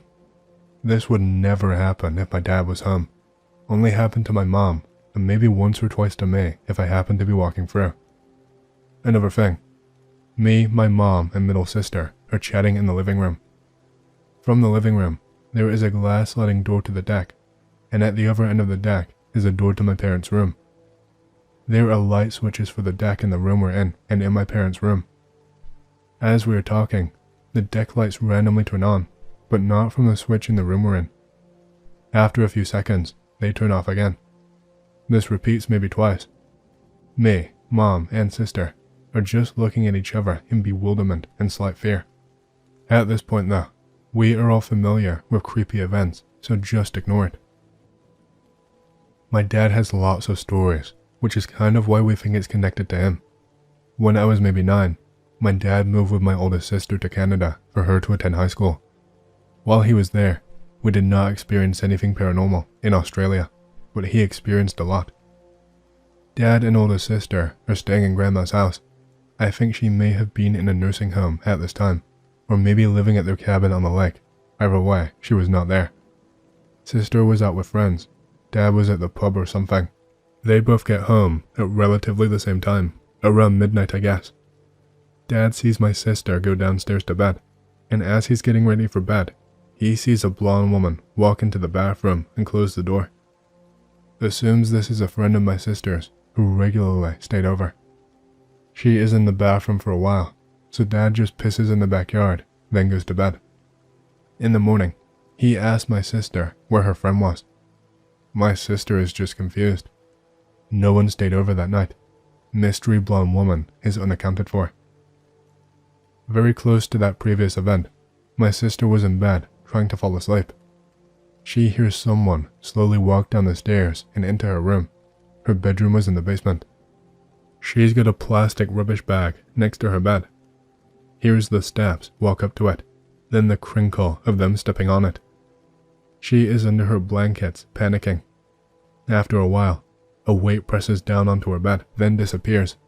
Not like the weight lifted, but as if it simply disappeared. Pretty sure she was home alone that night, but not certain. Cousins, sisters, and friends are having a party by a family-owned cabin on the lake.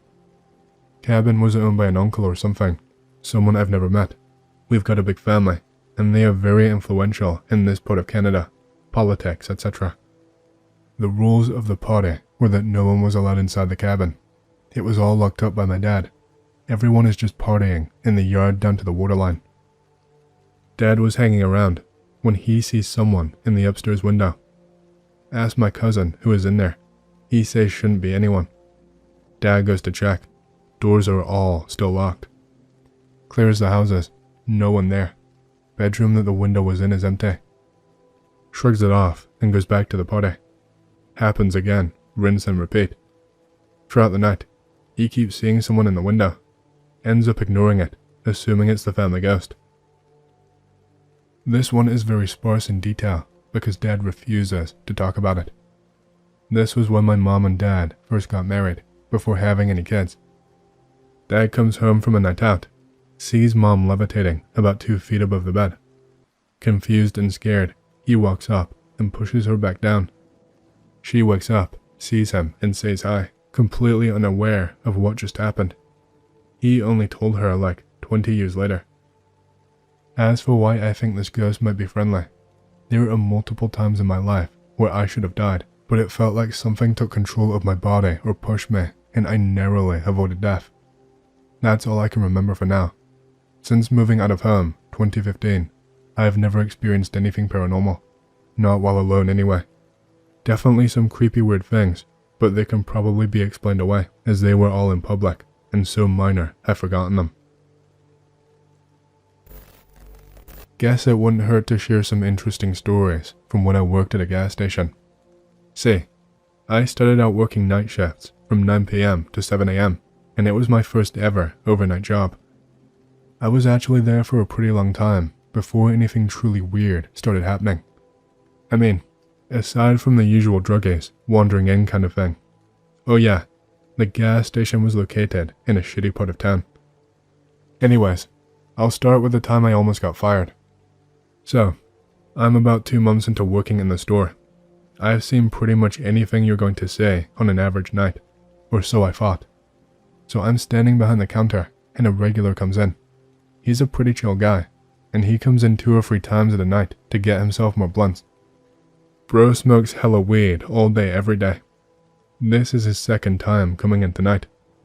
Tells me there's a dude out front talking to himself and acting really weird for whatever reason.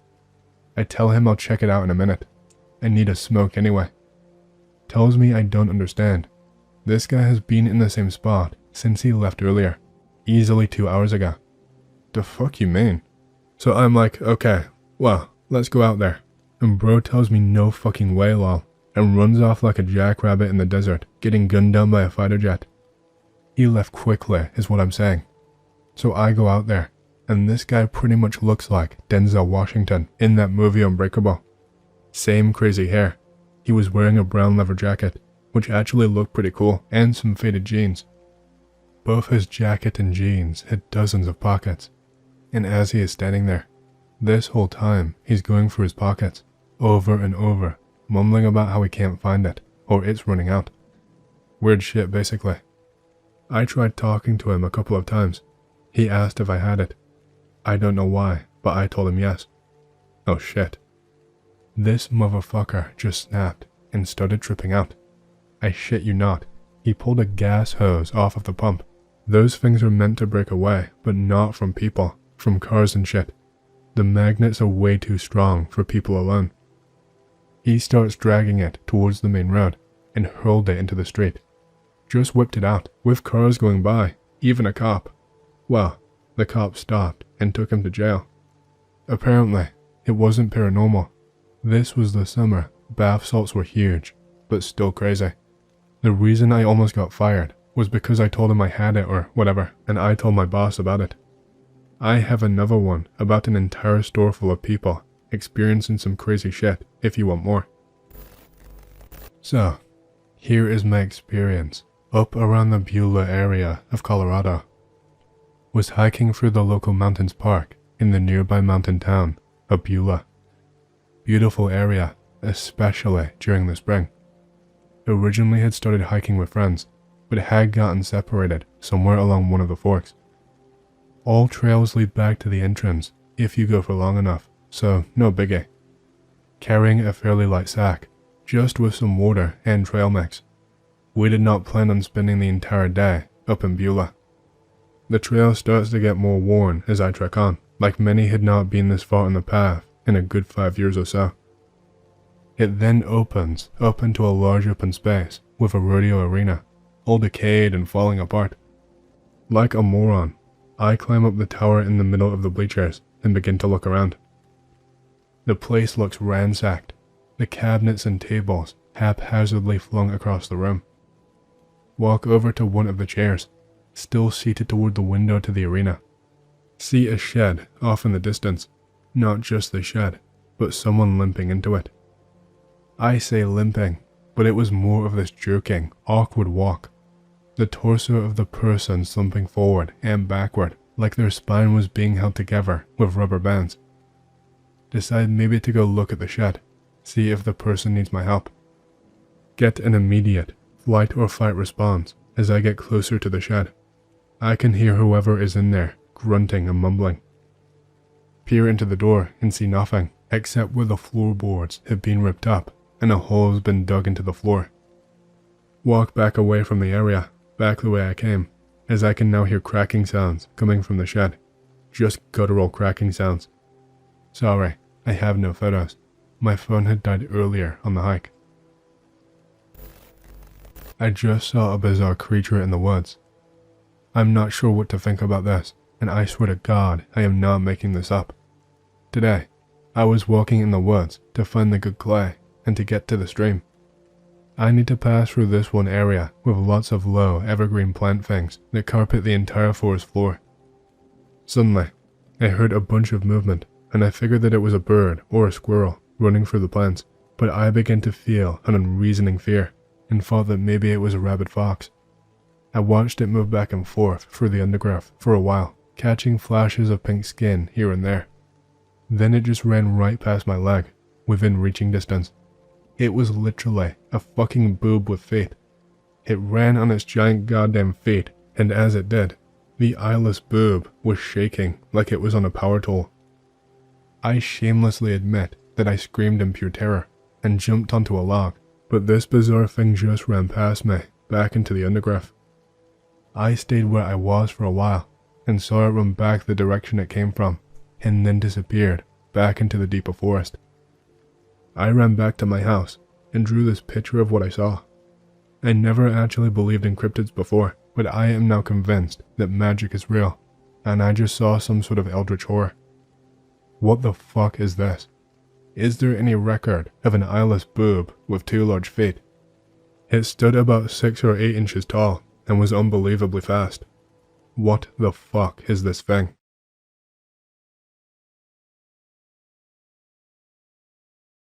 I am the manager of a small apartment complex in the downtown area of an irrelevant city. I have seen a lot of messed up stuff over the last 3 years, like one of those cat ladies you only hear about in folklore.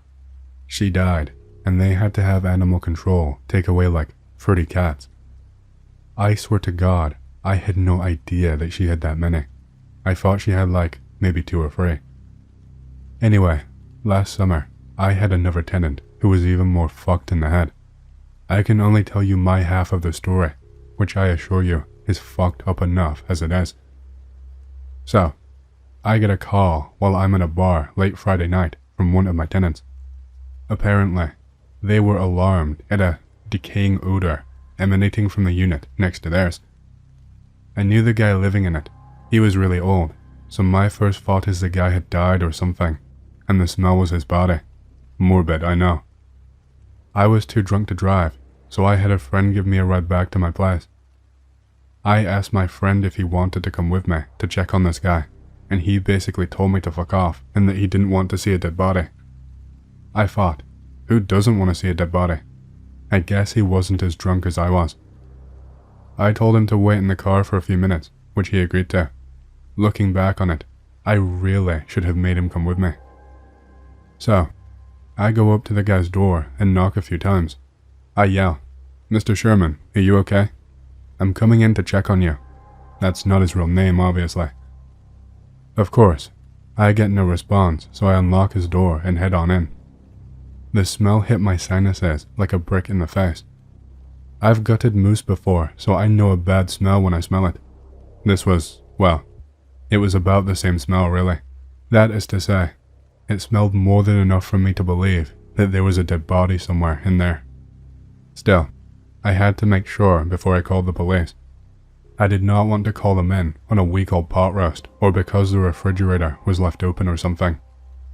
So, I went about exploring the apartment. I knew the layout already.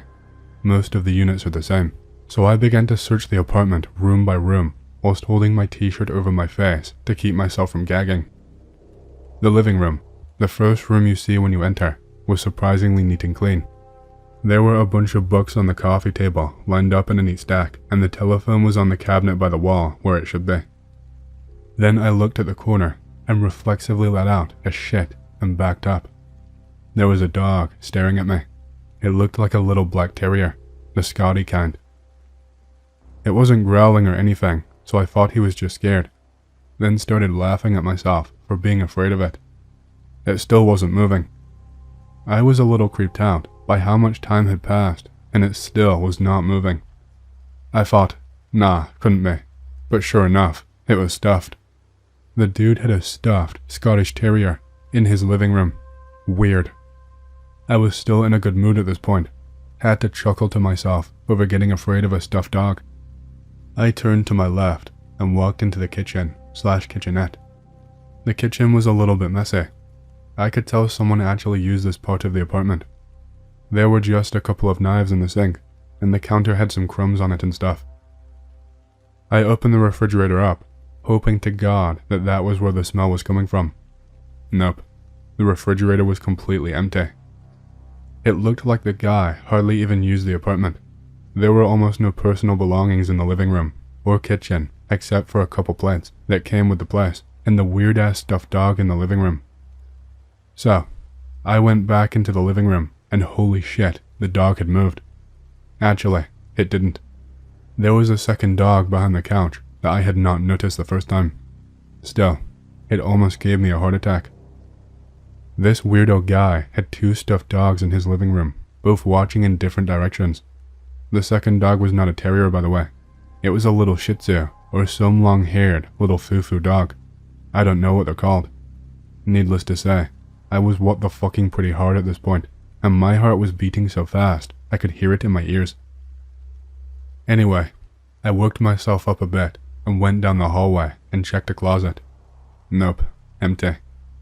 The smell was definitely getting stronger now. Next up was the first bedroom. The smell wasn't so strong in there, so I didn't think I was going to find anything. I should probably point out by now that I had turned on all the lights in the place. I wasn't stupid going around with a flashlight or something. The neighborhood is not so good around here, so I'm always on guard for people jumping out and attacking me at night. So, I flick on the light in the bedroom, and it's pretty fucked up. The mattress had been taken off of the bed, and the sheets were all torn up. There were a shitload of holes and scratches in the wall, which were at chest level, so they were most likely from punching and or scraping with a knife or something. Most disturbingly, there was a shitload of red stains on the carpet. They looked a lot like wine stains. Remember, I was drunk, so blood was not the first thing to pop in my mind. It actually was blood. I was an idiot. All I remember thinking at this point is, forget about the deposit. This guy is going to get charged out the ass. The whole experience of being in this apartment was starting to get to me though. Every room I went into, I was half expecting to find a dead body, so I just wanted to find the source of that smell and then get the fuck out of there. So I went to the bathroom, and there was a fur carpet in there. Except it wasn't a carpet. It was like 20 different little furs, all laid out onto the floor.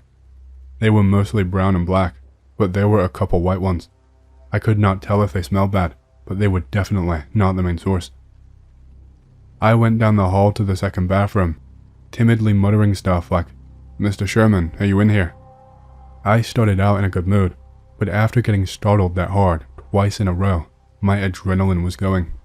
Shit felt like a horror movie. Anyway, I went into the bedroom, and sure enough, there was a dead body. He was lying face down on his bed, with his knees on the floor and his pants off, ass bare, and pointed straight at the doorway, at me. Anyway, I got the fuck out at that point and told my friend in the car what I saw. Of course, he didn't believe me until the police I called showed up. I never got to see the worst part. One of the cops told me about it. Apparently, this dude was a veterinarian and had been taking home all the dead bodies of animals he'd put down. He had made a fetish of skinning them all and just throwing the skinned bodies into the tub in the second bathroom. I guess the first bathroom was too good for that, so that's where he kept the furs. The worst of the worst part is that the guy died from a heart attack while jerking it with the intestines of one of the animals. Apparently, he had made a fetish of using their guts as jerk-off slaves and just let them pile up in the bathtub after he was done with them. In the end, the deposit, $500, did not begin to even cover the damage of the apartment, let alone the emotional damage he did to the apartment manager, me. Yup, I hate my job. That might be the most fucked up thing I've ever read. Be me, 12 years old, being adventurous, wanders to wood behind my house. After 10 minutes of walking, come across an old barn. Me being me, go inside the barn. Come across rusted old tools and a chamber with a rusty lock after exploring inside. Finds a hammer with all the other rusted tools, breaks shit open. Goes inside chamber / mystery room. Finds bloodstains on the walls and a rotten decaying smell wafts up to my nose. Freaking the fuck out. Try to run back outside from the barn. Trip. Fall onto a pile of fucking bones. Scared as fuck, noping the hell out of there. A week or so passes, have not told anyone, too scared to say shit. I go back into the woods, trying to find the barn again. It isn't where I found it. Wonders if it's all a dream, but I still remember it vividly to this fucking day. Still can't find the goddamn barn, so glad I can't. Riding bike in woods near a park. Get really far from the group by taking the bike trails. Start getting a little worried, but I figure it's fine since it's near a park. Take a trail that's off the beaten path, even get a sick feeling and slight regret. Go around the curve and ride down the trail. Notice to my right, maybe 6 feet away, a pedo-looking white man in his 40s is standing there with his hands up to grab me in a "I gotcha" pose and an extremely evil smile on his face. It's so over the top, it's almost like he was trying to prank me. But that does not make sense, considering how far into the woods he was, and near a park with children. Feel my heart sink, and I pedal away as fast as I possibly can, like it's some sort of shitty movie. I almost run off the cliff of the curving trail, and my front tire falls down. I have to pick it up, back up, and ride away again. Get the fuck out of there and go back to the group. Tell the parents, and nobody gives a shit. It never hit me how close I came to being almost assaulted or killed in the woods. It seems like such an impossibility that only happens to other kids, but one slip up and my life could have been changed from that moment. Also, this story is absolutely real. It was almost cartoonish how sinister he managed to look. Scariest moment of my life. I got a good one for you. Be me. Parents are divorced. At dad's for the time being. Live beside woods. Watching YouTube on the couch in the living room, which has a huge ass window in it. Think it used to actually be a garage or something. Light turns on in the woods across the street at around 10 PM. Meh. Watching YouTube again. 2 hours later, I get up cause I'm bored to go see what dad is doing. See that the light is in the exact same spot it was on at. Didn't really question it, it wasn't too late quite yet. Hung out with dad and we watched A Quiet Place, ending made me cack. Shotgun cock. Went back to couch to sleep on because guess bad his ass. Realized the light is still on around 2 AM. Man, who the fuck is up at this time of night? Get curious. Woods is real close to me and the light was not far at all. Decide fuck it. I will just glance over there to see if everything is alright. Go out, walk to the woods, and look inside from the line which you enter. Literally no one is using the light at all, just sitting there. Pull out phone and take a picture. Realize that there is a piece of paper in front of the light. Pick it up. There is a smile on it. Realize I'm in a real bad spot at the moment. I hear something in the distance. Everything felt really quiet. Could not see anything, so picked up the bright ass light and still could not see anything near me. Took a couple of pics and skimmed over them.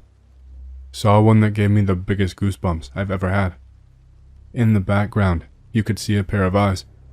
Look up in the direction I saw it in the picture, and it was to the right of me, real close, near the tree that you will see in the picture here in a sec. Flashlight was not directly on it, but I could tell it was about 6 to 7 inches tall, and it was anorexic as fuck. As soon as I glanced at that, I booked it. Did not hear anything chase me. Not like I would anyways, since it managed to somehow creep on me without making a peep. Run in the house, lock the doors, tell Dad, and call police. Police can't find anything / trace of anything. Ended up sleeping in the guest bedroom from then on. Human / animal chimera with over 95% human DNA. Possibly some kind of bioweapon engineered in secret underground labs, being field tested. From the notes. What you are seeing was smuggled out of the UFO Congress in NV in 2009, February. The entity was said to be found in Mexico. The story goes that the people who found it tried to keep it captive, and it chewed off one of its hands to get free. It was also screaming in a way that scared them deeply. Out of panic, they tried to drown it. After 30 minutes, they took it out of the water and it was still alive, and became very violent and louder than ever. They again put it back in a bucket of water to kill it for fear of it getting away. After 45 minutes, they again took it out, and it was more pissed off than ever. It was then left in the bucket of water all night and was indeed dead the next morning. The feet are identical to human feet. It has the same amount of teeth and vertebrae as a human. The skull appears to be more like the skull Lloyd Pyle has than human. This is believed to be a hybrid. It is believed to not have been created by aliens, but instead by humans in a research lab and gotten away. They are now said to be entities 2 feet tall like this, seen in that area, that are avoiding contact as much as possible with humans. I used to live in Solvay in New York when I was real young, and I had a friend who lived on the other side of a pub next to my apartment building. I went over there a lot and played duck hunt with him on NES. One day though, I had left the apartment to go over to his house when I was supposed to be napping. My mom was fucking furious when she found me over there, but I just thought it was because I was supposed to be napping. Turns out, the guy that lived in my friend's building had chopped up some people and stashed their beds under the porch out front. Be me, around 10 years ago, 12 to 13 at the time. Lived in a swampy region in a town called Citra, NFL. Decent sized piece of land, around 5 acres or so. Had a big field around a quarter mile from our back door, clotheslines and shit, since poor, no dryer. One night around 10 PM I think. Have 2 younger brothers, at the time 9 and 10. For some reason, Mom comes out of the bedroom and calls me. "Anon, I need you and your brother to take the clothes out to the line." I argued, of course, due to the fact it was pitch black outside, and the lines weren't even near the house. Mother insists, so we comply. Myself and my youngest brother, 9, head down the stairs out the back door.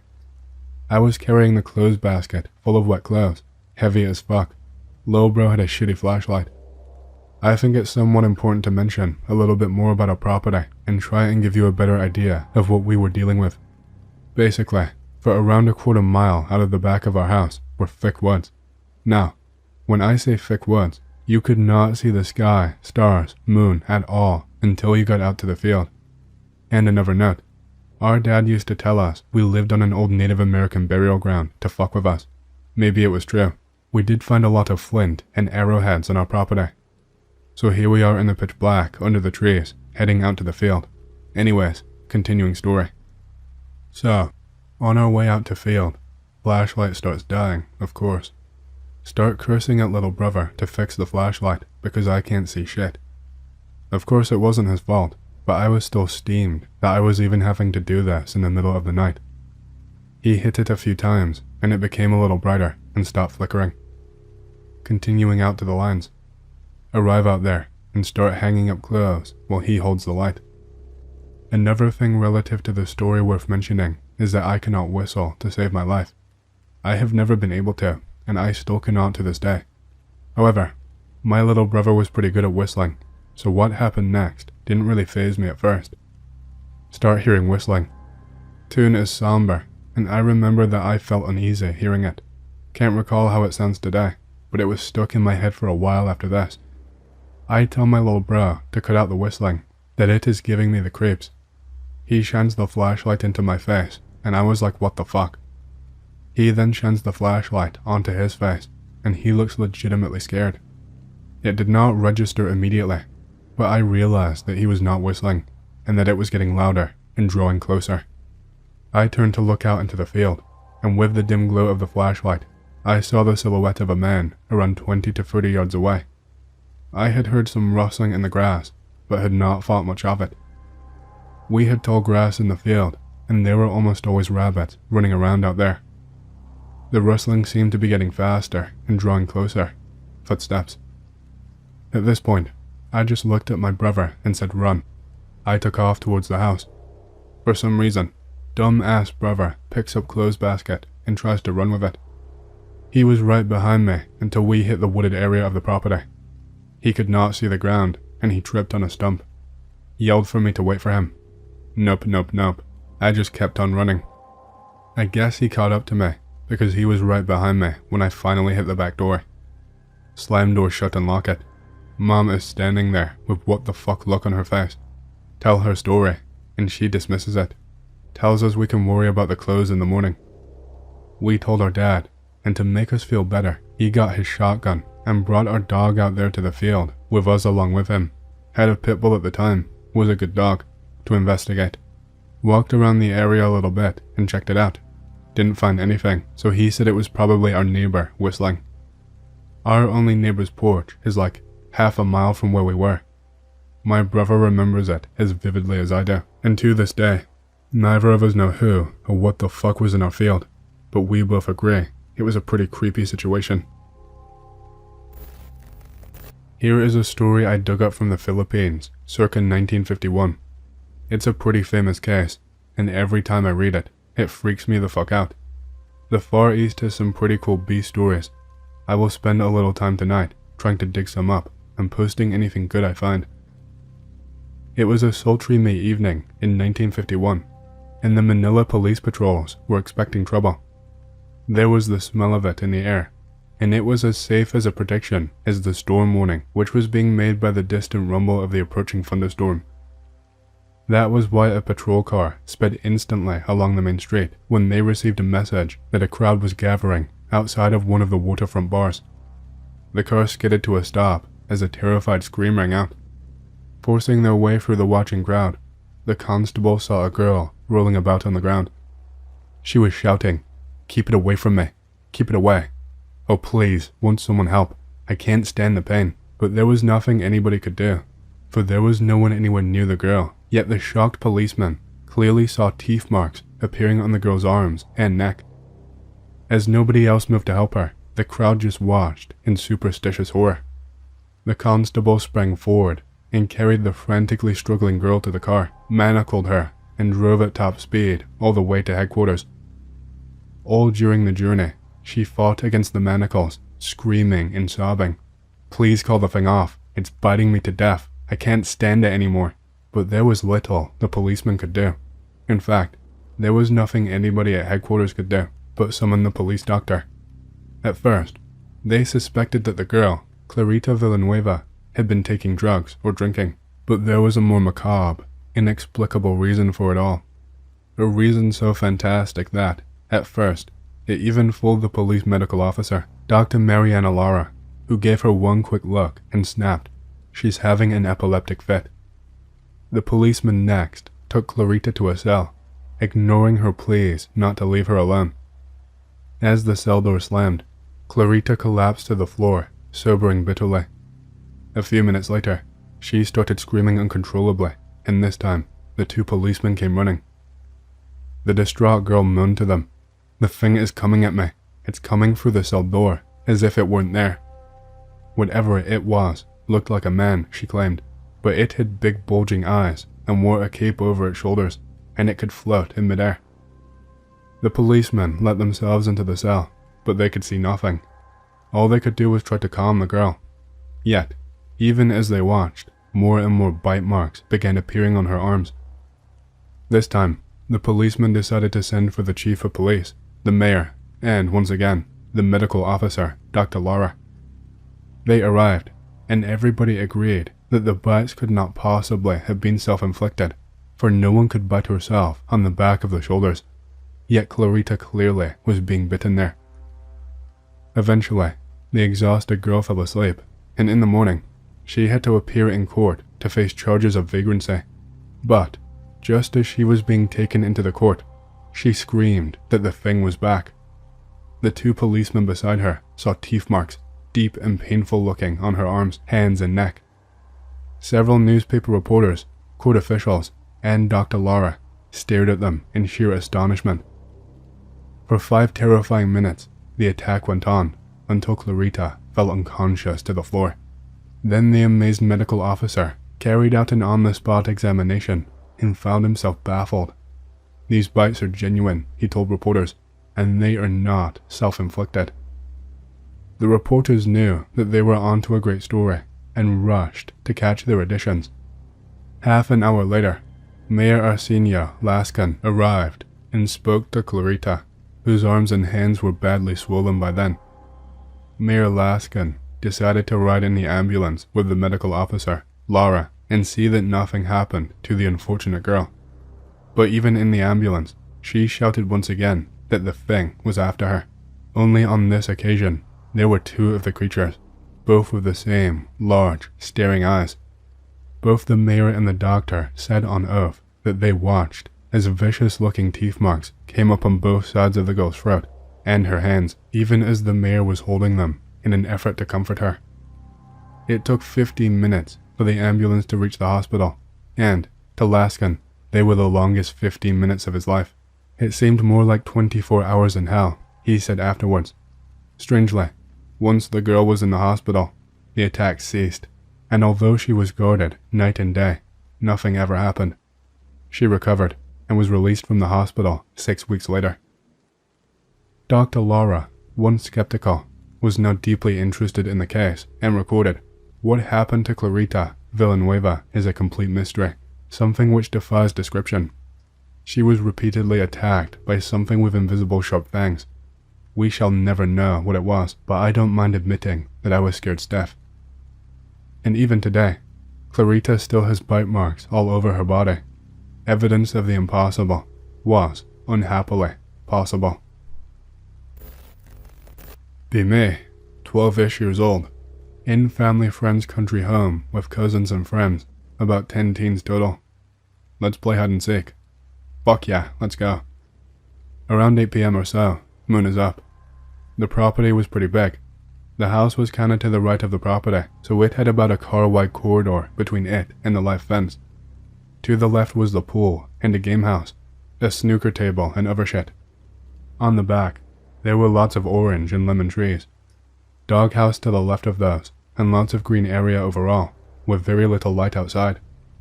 You could throw yourself at the live fence, and bam, you're the goddamn predator, pretty much invisible. Hell, in some darker areas, just by laying on the ground, you would be pretty much 90% MGS camo index. Also, inside the house, game house, pool, and doghouse were forbidden. All else was fair game. Game starts. Everybody is having a good time. I'm seeking. Go to the back of the house. Duck to see from under the tree's canopy to see if there is someone's legs around. This is when some weird shit started to happen. Also, don't know if canopy is the right word here, but orange and lemon trees are fairly short, so they block pretty much all view from a standard person's height. The light from the house behind me is projecting all the shadows forward. From the tree's shadow right in front of me, I can see a torso shape leaning from it. What could that be behind that post? But it is just a full torso. What? Those trees are not large enough for someone to lean like that from behind. Those trees are not tall enough either. Show friend that shadow. we both tactically noped the fuck out of there. Weird shit kept happening after that. Few rounds after, hiding now. Fucking parched. Fuck the rolls, I'm getting some water. Get inside. Me being a dick, decide I'll just sit for a few minutes in the living room. Living room has windows facing the front and the right side of the property. Tinted glass, so can't see much except shadows outside. Lights on, so from the outside, you can't see shit inside. I'm safe being a dick. Hear a little commotion. Notice 3 kids running on the right side, towards the trees in the back. Where is he? Where did he go? Perfect opportunity to slip back outside unnoticed. Get caught soon after. They all ask me, how the fuck did I just vanish back there? Tell them I never went back there. Tell them I was there, where they found me the whole time. They will never know. They said I was the last one missing, and they all saw me making a run for it, and they all chased me, then lost me behind the trees. Well, what? And the last one, when one of our friends hauled ass, tripping, like he had just encountered a fucking ghost, and we decided we had enough playing. Friend was hiding, sneaking behind doghouse. Said he saw someone tall standing behind it. Pretty tall, so he thought it was our lanky ass friend back there. Went near it, and that's when he said he realized that something was wrong, because while it was dark, it wasn't pitch black. The house light still managed to light a bit back there, however dim, and when he got close, he realized that he was standing in front of a goddamn shadow. Like, it had the right shape of a person, but absolutely no features whatsoever. That thing was just standing there. He was pale white when we got to him, and almost in tears. We decided then that it was a damn fine time to play some SNES and snooker instead. Happened about a year ago. Parked at the middle of a large soon-to-be construction site. Outskirts of the city, surrounded by forest. Dead silent. Just chilling, standing outside of the car to get a break from sitting. Sudden unexplainable noise. Never heard something like it. Best I can describe it is mechanical and high-pitched. Sounded close. Startled. Look around, since I have a 360-degree view of the large open area. See nothing, but it is dark. Feel as if something is approaching fast. Shit. Quickly get in car. Lock the doors.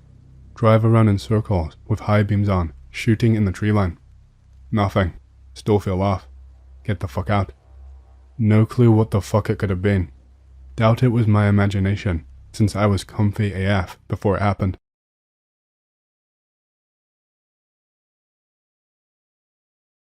Hey X, I've got a story for you. It is the most stressful call I've ever had to undertake as a 911 dispatcher, and something that keeps me up at night. Be me, 911 dispatcher for around 10 years. My job is a blur of panic and stress. It's not easy, and most who work the job have to have an active therapist of some kind and get checked out regularly to be sure that we are able to handle the stresses of the job. Sometimes, there is a lot of waiting involved if the night is quiet. It's usually routine stuff most of the time. Traffic accidents, noise complaints, drunken brawls and disagreements, sometimes a domestic dispute. Some days though, we get some really horrific call-outs. The kind of stuff that does not leave you for the rest of your life. The whole reason therapy is mandatory. Sometimes they make you question if you're really, truly aware of what goes on under our noses. This one happened to me a couple of months ago now. It's one that I have thought about every day since. It's one that just haunts me, and it probably will for the rest of my life. It was around 2 in the morning when the call came in. I was not prepared at first. Just thought it was going to be another drunken man dialing in about a fight or some silly dispute, as that was all we had had all night. The day had been quiet up until this point, and all of the calls we had gotten were not worth police time. The voice that came through was fear, pure fear. It was a woman's voice on the phone, breathless, clearly panicking. She gasped and managed to let out a soft please. Someone is in my house and I think they're trying to kill me or kidnap me or I don't know. I tried to reassure her and tried to get her to stay calm. I asked for her location immediately so that I could send some officers down ASAP to make sure that she was safe. I had my fingers ready to type the address into the system as soon as she told me. Her voice was shaky, and she was clearly trying to keep it to a whisper. She must have been hiding somewhere in her house from the intruder. I don't know, they're in my house somewhere. They're really close, looking for me. I can't move or they will find me. I kept my composure and pressed her for more details again so that I could help her. I asked her exact location in the house, which room, etc. I asked if she was sure a person had broken in, or if they were outside, or if it could be something else. I asked if she could be sure something was moving. Many of you will think that these questions are pointless and that I am wasting time. That is the opposite of the truth. The second that call comes in, the officers are on their way. From then on, my job is to gather as much information as I can, while also trying to act as a calming presence for the person on the phone. I see all too many times people saying 911 operators are useless for this, but it has its purpose. I need to keep her mind focused and hopeful. She responded back in a whisper again. I don't really know.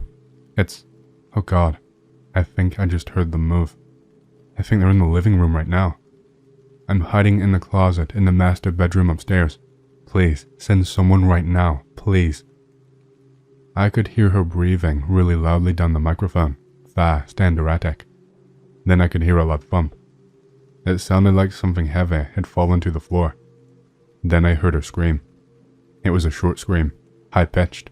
It was cut off though. Then there was nothing but silence. Static. I tried desperately to get her to respond back to me, asking, "Ma'am, can you hear me? Are you okay?" I tried to reach her, but I couldn't. I hit the call back button to see if I could get her back on the line. Nothing at all. No response. The phone kept ringing, but no answer at all. It eventually rang out. I tried one more time, but was met with the same result. Something was not right here. I feared the worst. That the intruder she said she had heard breaking in downstairs had snatched her and done God knows what. The officers were en route, going as fast as they possibly could. The place was on the furthest end of the city, and with a city with traffic as bad as the one I work in, getting there was going to still take a bit. While they were on their way, I decided to check the caller ID of the phone to see if I could get any more information. The woman's number was a local number, but looking deeper into it, something really did not add up. The call log was showing that the number had no information attached to it at all. No name, no account information, no location data, completely untraceable. I could not be completely sure, but it seemed like a call from a burner phone. Why would she have one of those, and why would she use it to dial 911? I gave the responding officers a heads up, and also mentioned it to the lead dispatcher, who made a note of it. I was going to call back and make one more attempt to reach the woman. Before I could, the system flashed a new incoming call that I needed to answer. It was the same number as before, same area code and everything. It must have been the same woman. Seeing it gave a slight relief that at least she was still in a position to call us. I answered immediately and was prepared to burst into questions and to check if she was okay. I did not even have a chance to though. I heard a voice. It was not the same woman calling for help. It was a man's voice. I could hear him grinning while he talked. He just said, "How can I help you today?" I asked where the woman was, who he was, and what he had done to her. His voice was really calm. There was no adrenaline at all. I asked again, "Who am I speaking to?" I only heard breathing. Again, I clued in the lead dispatcher to inform the responding officers of the situation, while I tried my best to keep this man on the line. Still no response, so I double-checked the number, and sure enough, I was not mistaken. Same phone as before. After some static and another slight pause, the man spoke again. He whispered into the receiver, "Please help me," but like, in a higher pitch, almost like he was trying to mimic the woman from earlier, like he was mocking us. I asked what he meant, and tried not to show any fear when talking, He just responded, "She is gone. You can't help her anymore." I tried to keep him talking, asking all sorts of questions, but he would not divulge much. He wouldn't say his name, but then he started talking again. "We own her. She escaped, and we simply came here to reclaim our property." There must have been multiple intruders or assailants on the scene. Vital information. "It's too late. She tried to use her silly little burner phone, thinking she would be safe." Again, he ignored my question, but spoke back to me one more time. "Who I am doesn't matter. Whether you knew my name or not, it would not matter." And then he hung up before I could speak again. The police arrived on the scene shortly after the call, maybe after a minute or two after it ended. When they arrived at the woman's house, they found pretty much nothing. Nothing they could identify the kidnappers with anyway. The house was a complete mess. A shattered lamp, some overturned furniture. The woman clearly tried to go out fighting. No traces of blood on the scene was probably the only positive to take away from this call. What was weird is that every door and window in the house was locked and showed no signs at all of any kind of forced entry.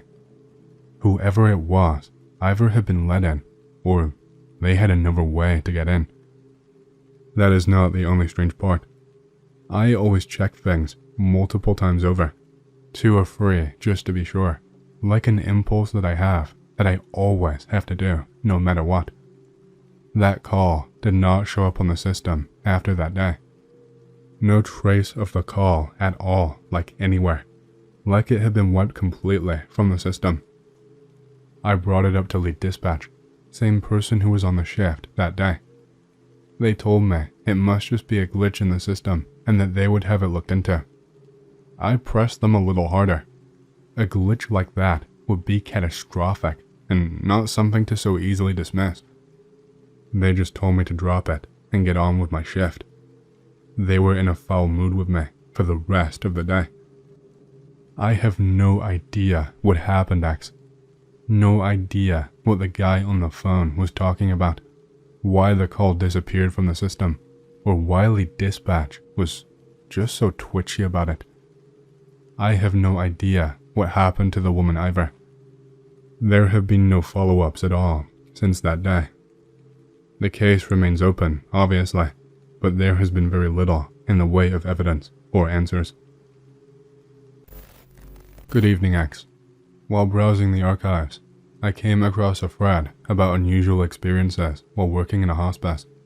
I was reminded of several incidents that occurred when I was working as a nursing assistant at an old folks' home in Pittsburgh, PA. I am skeptical by nature and only gravitate to this board in the spirit of being creeped out/spooked. I don't intend to generate creepypasta or construct some elaborate scheme to horrify you all, but the anonymous nature of this board means that I can be honest and open about these experiences because I have always wanted to discuss them. At the very least, I hope that you might be entertained. I have no original pictures, but I've culled these from Google Street View and other sources. Canterbury Place was originally an Episcopalian orphanage. There was a fire that burned down part of the building. I know this story would be more interesting if children died, but there were no casualties. The building was renovated and became a convalescent home for nuns. Eventually, a large company purchased the property and expanded the building both outward and upward. The original building, however, is intact. Here is a link mentioning the orphans. I worked the evening shift and often pulled doubles and stayed overnight. There was a lot of speculation about the place being haunted, but I was dismissive. The residents would frequently call and complain that there were children running up and down the halls and could we hush them. A lady called in the middle of the night and said that a little girl entered her room and sat in her chair. She tried to offer her cookies, but she did not respond. The girl left before I made it to the room. A usually lucid and polite older gentleman would set out snacks and a drink for Aggie, a woman who sat in his recliner and sometimes refused to leave when he was ready for bed. I occasionally had to kick this imaginary Aggie out of the room so that he could sleep. That being said, I dismissed this as old people being old and demented.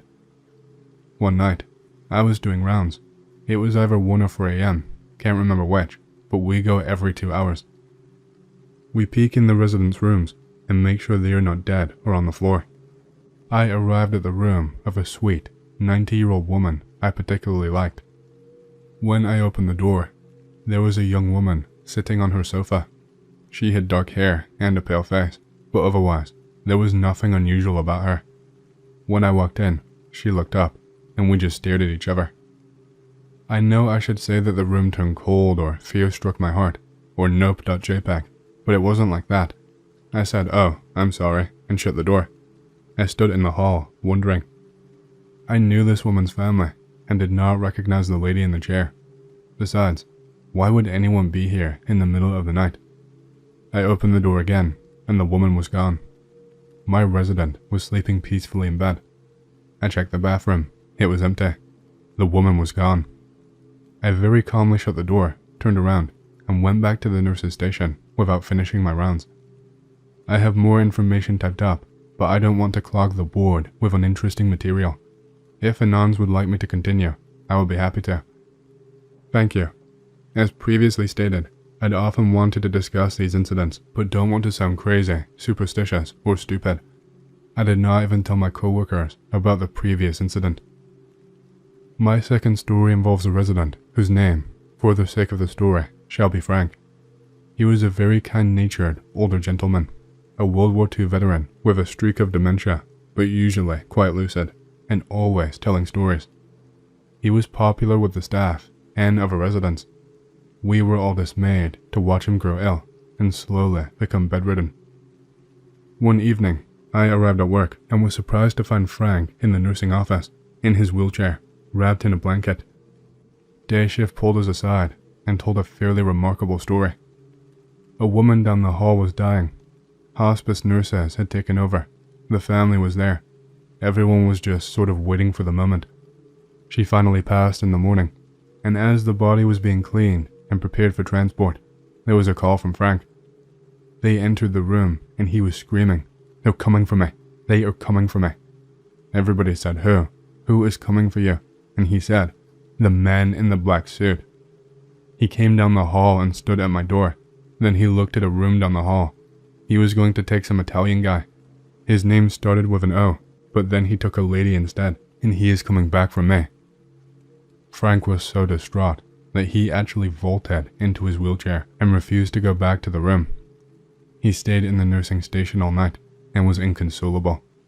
When he finally fell asleep, we put him to bed. There was an Italian resident whose name started with O, by the way.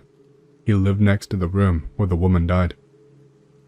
This was not the first time Frank had said strange things about death. At one point, he was very out of it, mumbling incoherently, sweating and hot. We thought he might pass at any moment, until one day, when I came in to check on him and found that he was sitting up in bed, completely healthy. I said, "Frank, how are you doing?" He said, "Oh, didn't you hear the good news? I was supposed to die last night, but then some other guy died instead, so now I feel better. I sure feel bad for that other guy." I often thought Frank had some sort of clairvoyance. It sure was. The worst story, and perhaps the most alarming, has nothing to do with me. It's second-hand, but it has been retold several times over. I will do my best, X. We have a parking garage attached to the building by elevator, and as Pittsburgh is brutally cold, it's a popular place to sneak out for smoke breaks, but only at night, when admin has already left.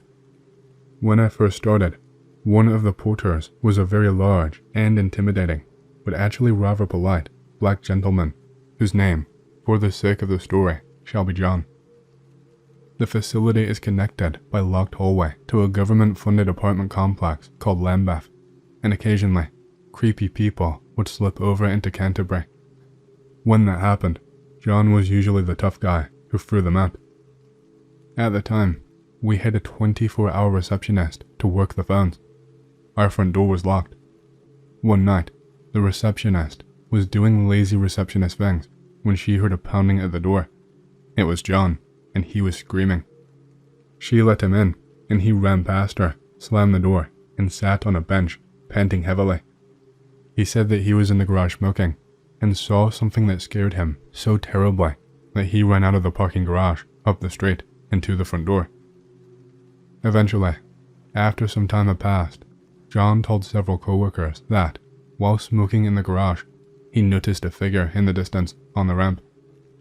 He took a few steps closer, thinking it was an escaped resident, but then froze in his tracks. It was a woman, wearing a very long, formal gown and facing away from him. She started to turn, very slowly, to face him, and as she was turning, he was struck with this deep and overwhelming sense of fear that literally sent him running off into the night. He never saw her face. I should have brought it up, but apparently he did not like to talk about it. Because people took an interest in Frank, I would like to mention another incident involving a resident contacting, for lack of a non-stereotypical phrase, the other side. We had a very independent and lucid resident living on the 4th floor. She was very articulate and did everything for herself. I was rather fond of her. One night, during rounds, I entered her room to find that she was talking, presumably in her sleep. Anyone who does geriatric work knows that this is not unusual, though I found it odd for the woman in question. I decided to leave her alone and continue on my way. She did not seem to be having a nightmare or in any sort of distress. I stopped by her room during my final rounds. It was early morning. She was watching television and seemed rather cheerful. Out of curiosity, I asked her, "How did you sleep last night?" And she said, "Well, I did not get much sleep, actually, because my sister came to visit." "Don't you think it's unusual that your sister came to visit in the night?" She smiled. "Well, no, because she's dead." The resident claims that she woke during the night to find her deceased sister sitting in her easy chair. They talked about old times. The resident said that her sister looked cold and she tried to offer her a blanket, but she declined. Frank was also a World War II vet, more specifically, a tank gunner. He said his ring finger was shot off by a sniper, apparently, but kept shooting regardless. He did not even realize his fingertip was gone until his friends pointed out that he was covered in blood. I suppose it was the rush of the moment. He would slip into these trances and start talking in the moment. I remember him frequently saying, "Psh, I ain't like Johnny. I ain't no goddamn coward." Don't mean to hijack your Fredo pay, but I also worked in a nursing home. It was during high school, and I was only a dietary aide, but my mother was the head nurse there, so I spent a lot of my free time volunteering there, talking to residents, and just getting to know them. I only have one particularly scary story to tell though. We had a resident, I will call him Pete, who was very demented. He was a World War II vet who would occasionally flash back to the war, but in very calm ways. He would sit there, describing what he imagined was happening, as if it were a book written in present tense. He was not lucid often, but when he was, he refused to talk about the war. Once, while telling one of his flashback-ass stories, another resident had a heart attack and died less than a foot away from Pete. We began to notice that, every time he told a story, about one every 2 weeks, a resident would die very quickly, always that same day. His final story was about him watching his higher-up, general, lieutenant, I don't know the military, die. The last line of his story was, he was born to die. Pete died in his sleep that night. Your Pete reminds me of a very old Italian woman who was very Catholic and had OCD-like prayer routines that seemed almost a cult. She also had a knack for predicting who would die next. She would shake her head and say, "Oh, that poor thing."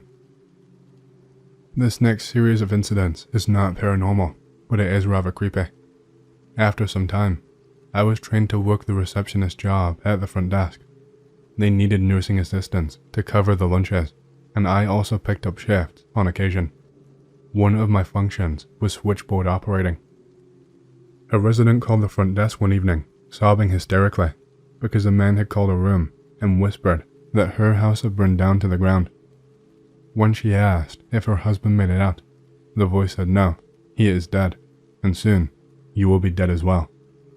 I was very disturbed by this and told the director. She said, "Oh, that's just the obscene caller." Apparently, this man had been calling Canterbury for years. He seems to know many details about the residents, so we suspect he's either a current or former employee, a Lambeth resident, or someone with a shortwave radio who can overhear our walkie-talkies. He would often dial extensions straight to the residents' rooms, but occasionally he called the front desk. He has a very smooth, almost radio-quality voice, and he is surprisingly articulate. Every time I've answered his call, and it's something that's happened maybe 5 or 6 times, he says, "Shh, don't hang up. I want you to hear something. Do you want to hear something? I want to come for you." Huh?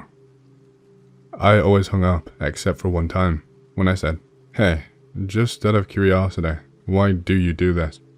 That time, he hung up on me. Apparently, he uses this strategy on old ladies as well. As far as we know, he only calls the women. Sometimes, he whispers horrible things or threatens them. We had a resident, let's say Carla, who was very young to be in an assisted living facility, 50 years old or so, but stayed with us because of disability. She was reasonably attractive for her age. The obscene caller began to ring her extension with some frequency, perhaps because of her noticeably younger voice. She started receiving letters in the mail. I only saw one of them. There was a total of 3, which she decided to keep for evidence. It was an envelope with her full name, containing hair clippings and a wrinkled piece of paper saying, "Hi Carla." The paper had a visible stain that was probably ejaculate.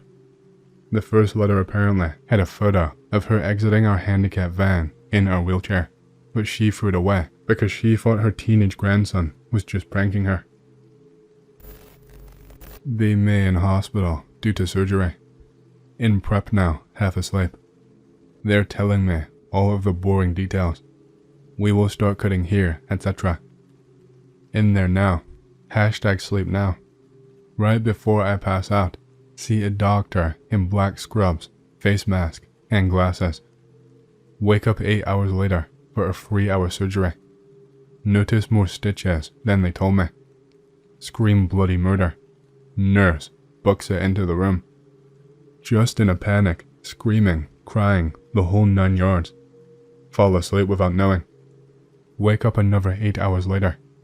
There is 2 doctors, 3 nurses, and a cop. No fucking clue what's going on. My main doctor says, "No need to panic. You are in your bed. Just had stuff, etc." Turns out, I died twice on the table. Somehow, they nicked my heart once. I almost bled out. Pretty sure I saw death before they put me under. Went in for stomach surgery. Almost died. P.S. Sorry for spelling. You fucking should be sorry, those sentences were fucking horribly written. Recently moved. New school. Made some new friends. Hanging out during lunchtime. Friend runs up. "Guys, the dildo banditos have struck again." The what? Everybody gets up and runs to a locker that has a dildo superglued to it. It's mine. I wonder whose that locker is. Poor guy.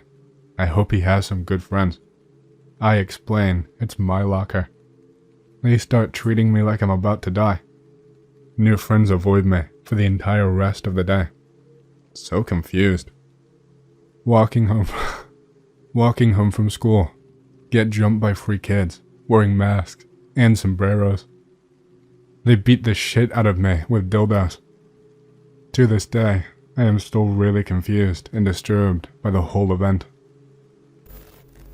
There is a disappearing house in Thompson, Iowa. I saw it back in 2006. In town for a few months, working. Long hours.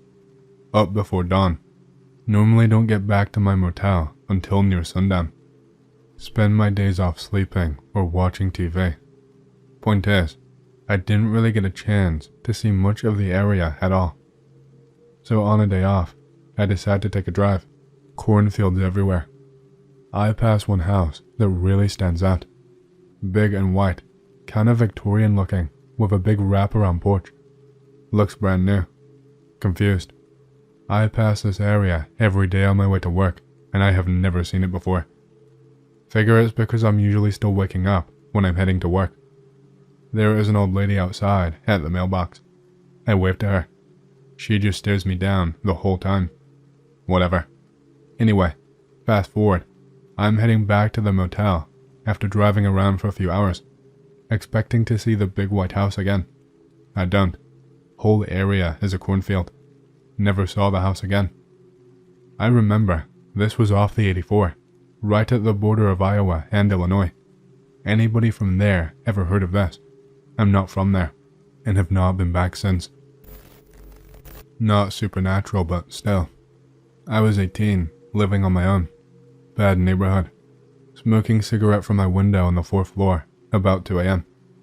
I hear a girl crying and being dragged by her hand by a man. She is about 8 years old. She keeps yelling, "Dad, Dad."